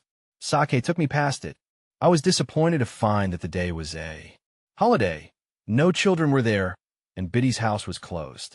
Some hopeful notion of seeing her busily engaged in her daily duties before she saw me had been in my mind and was defeated. But the forge was a very short distance off, and I went towards it, under the sweet green limes, listening for the clink of Joe's hammer. Long after I ought to have heard it, and long after I had fancied I heard it and found it but a fancy, all was still. The limes were there, and the white thorns were there, and the chestnut trees were there, and their leaves rustled harmoniously when I stopped to listen. But the clink of Joe's hammer was not in the midsummer wind. Almost fearing, without knowing why, to come in view of the forge, I saw it at last, and saw that it was closed. No gleam of fire, no glittering shower of sparks, no roar of bellows, all shut up, and still. But the house was not deserted, and the best parlor seemed to be in use, for there were white curtains fluttering in its window, and the window was open and gay with flowers. I went softly towards it, meaning to peep over the flowers, when Joe and Biddy stood before me, arm in arm. At first Biddy gave a cry, as if she thought it was my apparition, but in another moment she was in my embrace. I wept to see her, and she wept to see me. I, because she looked so fresh and pleasant. She, because I looked so worn and white. But dear Biddy, how smart you are. Yes, dear Pip. And Joe, how smart you are. Yes, dear old Pip, old chap. I looked at both of them, from one to the other, and then, "It's my wedding day," cried Biddy, in a burst of happiness, "and I am married to Joe." They had taken me into the kitchen, and I had laid my head down on the old deal table. Biddy held one of my hands to her lips, and Joe's restoring touch was on my shoulder, which he weren't strong enough, my dear, for to be surprised, said Joe. And Biddy said, "I ought to have thought of it, dear Joe, but I was too happy." They were both so overjoyed to see me, so proud to see me, so touched by my coming to them, so delighted that I should have come by accident to make their day complete. My first thought was one of great thankfulness that I had never breathed this last baffled hope to Joe. How often, while he was with me, in my illness, had it risen to my lips, how irrevocable would have been his knowledge of it, if he had remained with me but another hour. "Dear Biddy," said I, "you have the best husband in the whole world, and if you could have seen him by my bed you would have, but no, you couldn't love him better than you do." "No, I couldn't indeed," said Biddy. "And, dear Joe, you have the best wife in the whole world, and she will make you as happy as even you deserve to be, you dear, good, noble Joe." Joe looked at me with a quivering lip, and fairly put his sleeve before his eyes. "And Joe and Biddy both, as you have been to church today, and are in charity and love with all mankind, receive my humble thanks for all you have done for me, and all I have so ill repaid. And when I say that I am going away within the hour, for I am soon going abroad, and that I shall never rest until I have worked for the money with which you have kept me out of prison, and have sent it to you. Don't think, dear Joe, and Biddy, that if I could repay it 1,000 times over, I suppose I could cancel a farthing of the debt I owe you, or that I would do so if I could. They were both melted by these words, and both entreated me to say no more. But I must say more. Dear Joe, I hope you will have children to love, and that some little fellow will sit in this chimney corner of a winter night, who may remind you of another little fellow gone out of it for ever. Don't tell him, Joe, that I was thankless. Don't tell him, Biddy, that I was ungenerous and unjust. Only tell him that I honored you both, because you were both so good and true, and that, as your child, I said it would be natural to him to grow up a much better man than I did. I ain't a-going, said Joe from behind his sleeve, to tell him. Nothink o' that natur, Pip, nor Biddy ain't, nor yet no one ain't. And now, though I know you have already done it in your own kind hearts, pray tell me both that you forgive me.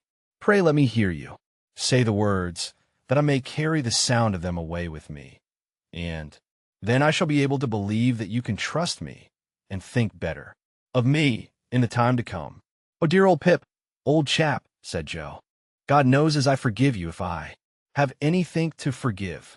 Amen. And God knows I do, echoed Biddy. Now let me go up and look at my old little room and rest there a few minutes by myself, and then, when I have eaten and drunk with you, go with me as far as the finger post, dear Joe and Biddy, before we say goodbye. I sold all I had, and put aside as much as I could for a composition with my creditors, who gave me ample time to pay them in full, and I went out and joined Herbert. Within a month, I had quitted England, and within 2 months, I was clerk to Clarker and Company, and within 4 months, I assumed my first undivided responsibility for the beam across. The parlor ceiling at Mill Pond Bank had then ceased to tremble under old Bill Barley's growls, and was at peace, and Herbert had gone away to marry Clara, and I was left in sole charge of the Eastern branch until he brought her back. Many a year went round before I was a partner in the house, but I lived happily with Herbert and his wife, and lived frugally, and paid my debts, and maintained a constant correspondence with Biddy and Joe. It was not until I became third in the firm that Clarker betrayed me to Herbert, but he then declared that the secret of Herbert's partnership had been long enough upon his conscience, and he must tell it. So he told it, and Herbert was as much moved as amazed, and the dear fellow and I were not the worse friends for the long concealment. I must not leave it to be supposed that we were ever a great house, or that we made mince of money. We were not in a grand way of business, but we had a good name, and worked for our profits, and did very well.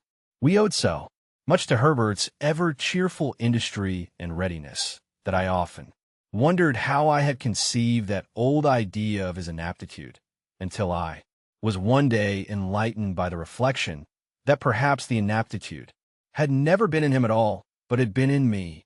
Chapter 59. For 11 years I had not seen Joe nor Biddy with my bodily eyes, though they had both been often before my fancy in the East, when upon an evening in December, an hour or 2 after dark, I laid my hand softly on the latch of the old kitchen door. I touched it, so softly that I was not heard, and looked in unseen. There, smoking his pipe in the old place by the kitchen firelight, as hale and as strong as ever, though a little gray, sat Joe, and there, fenced into the corner with Joe's leg, and sitting on my own little stool looking at the fire, was I again.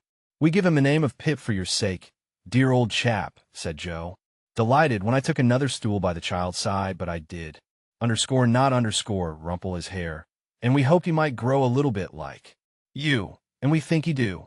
I thought so, too, and I took him out for a walk next morning, and we talked immensely, understanding one another to perfection, and I took him down to the churchyard and set him on a certain tombstone there, and he showed me from that elevation which stone was sacred to the memory of Philip Pierup, late of this parish, and also Georgiana, wife.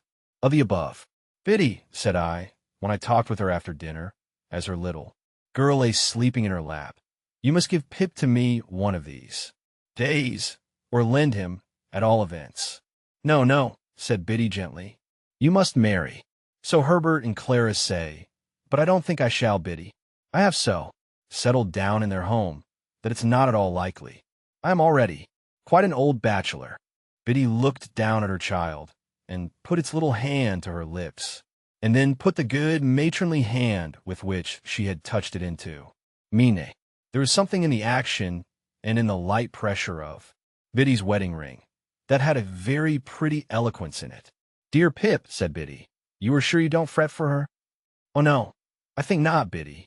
Tell me as an old friend, have you quite forgotten her? My dear Biddy, I have forgotten nothing in my life that ever had a foremost place there, and little that ever had any place there. But that poor dream, as I once used to call it, is all gone by, Biddy, all gone by. Nevertheless, I knew, while I said those words, that I secretly intended to revisit the site of the old house that evening, alone for her sake. Yes, even so, for Estella's sake.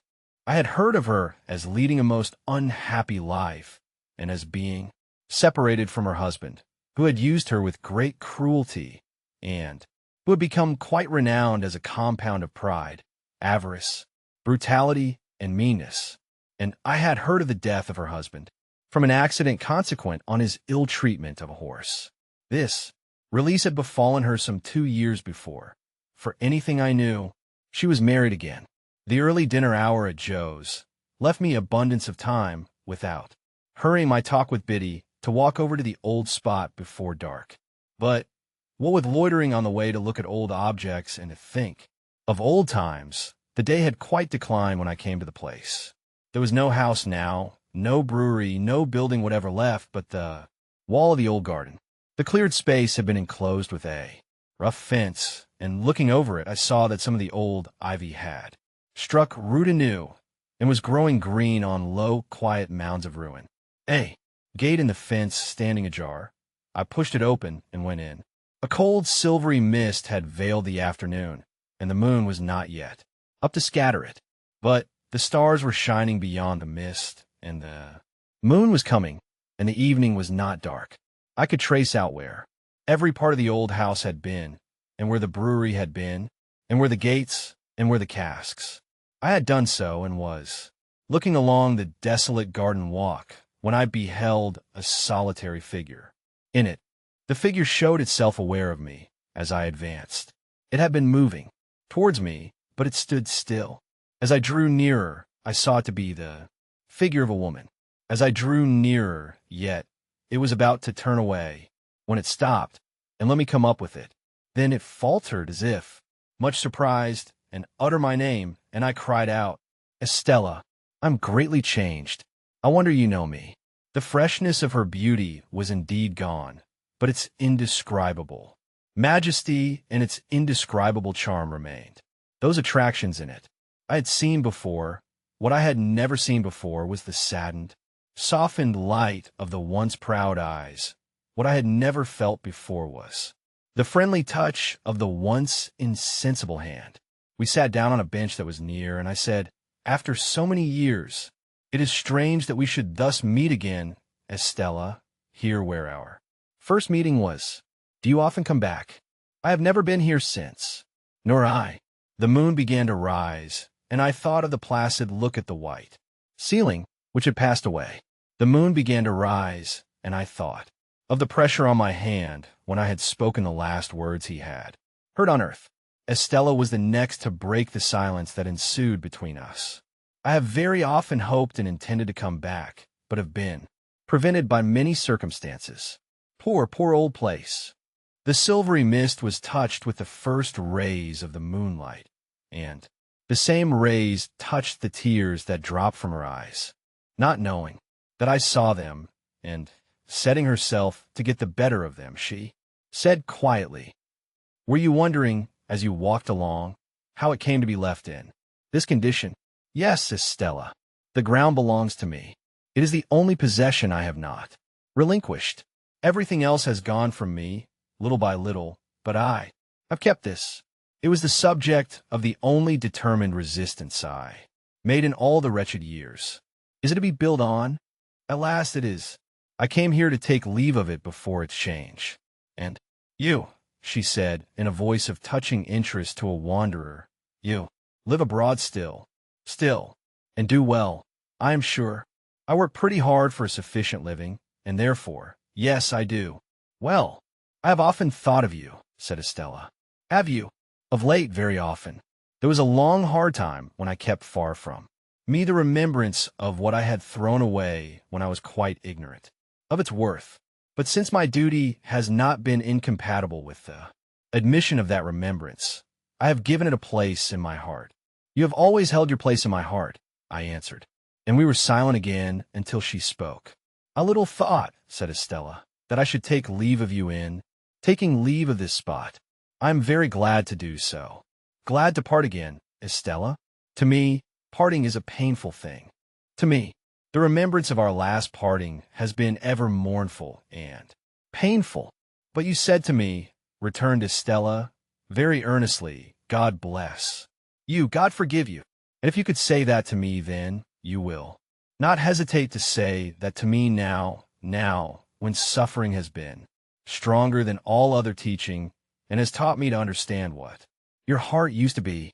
I've been bent and broken, but I hope into a better shape. Be as considerate and good to me as you were, and tell me. We are friends. We are friends, said I, rising and bending over her as she rose from the bench. And we'll continue friends apart, said Estella. I took her hand in mine, and we went out of the ruined place.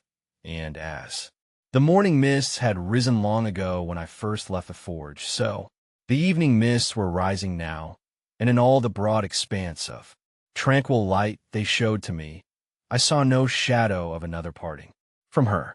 This is where the story of Great Expectations comes to an end.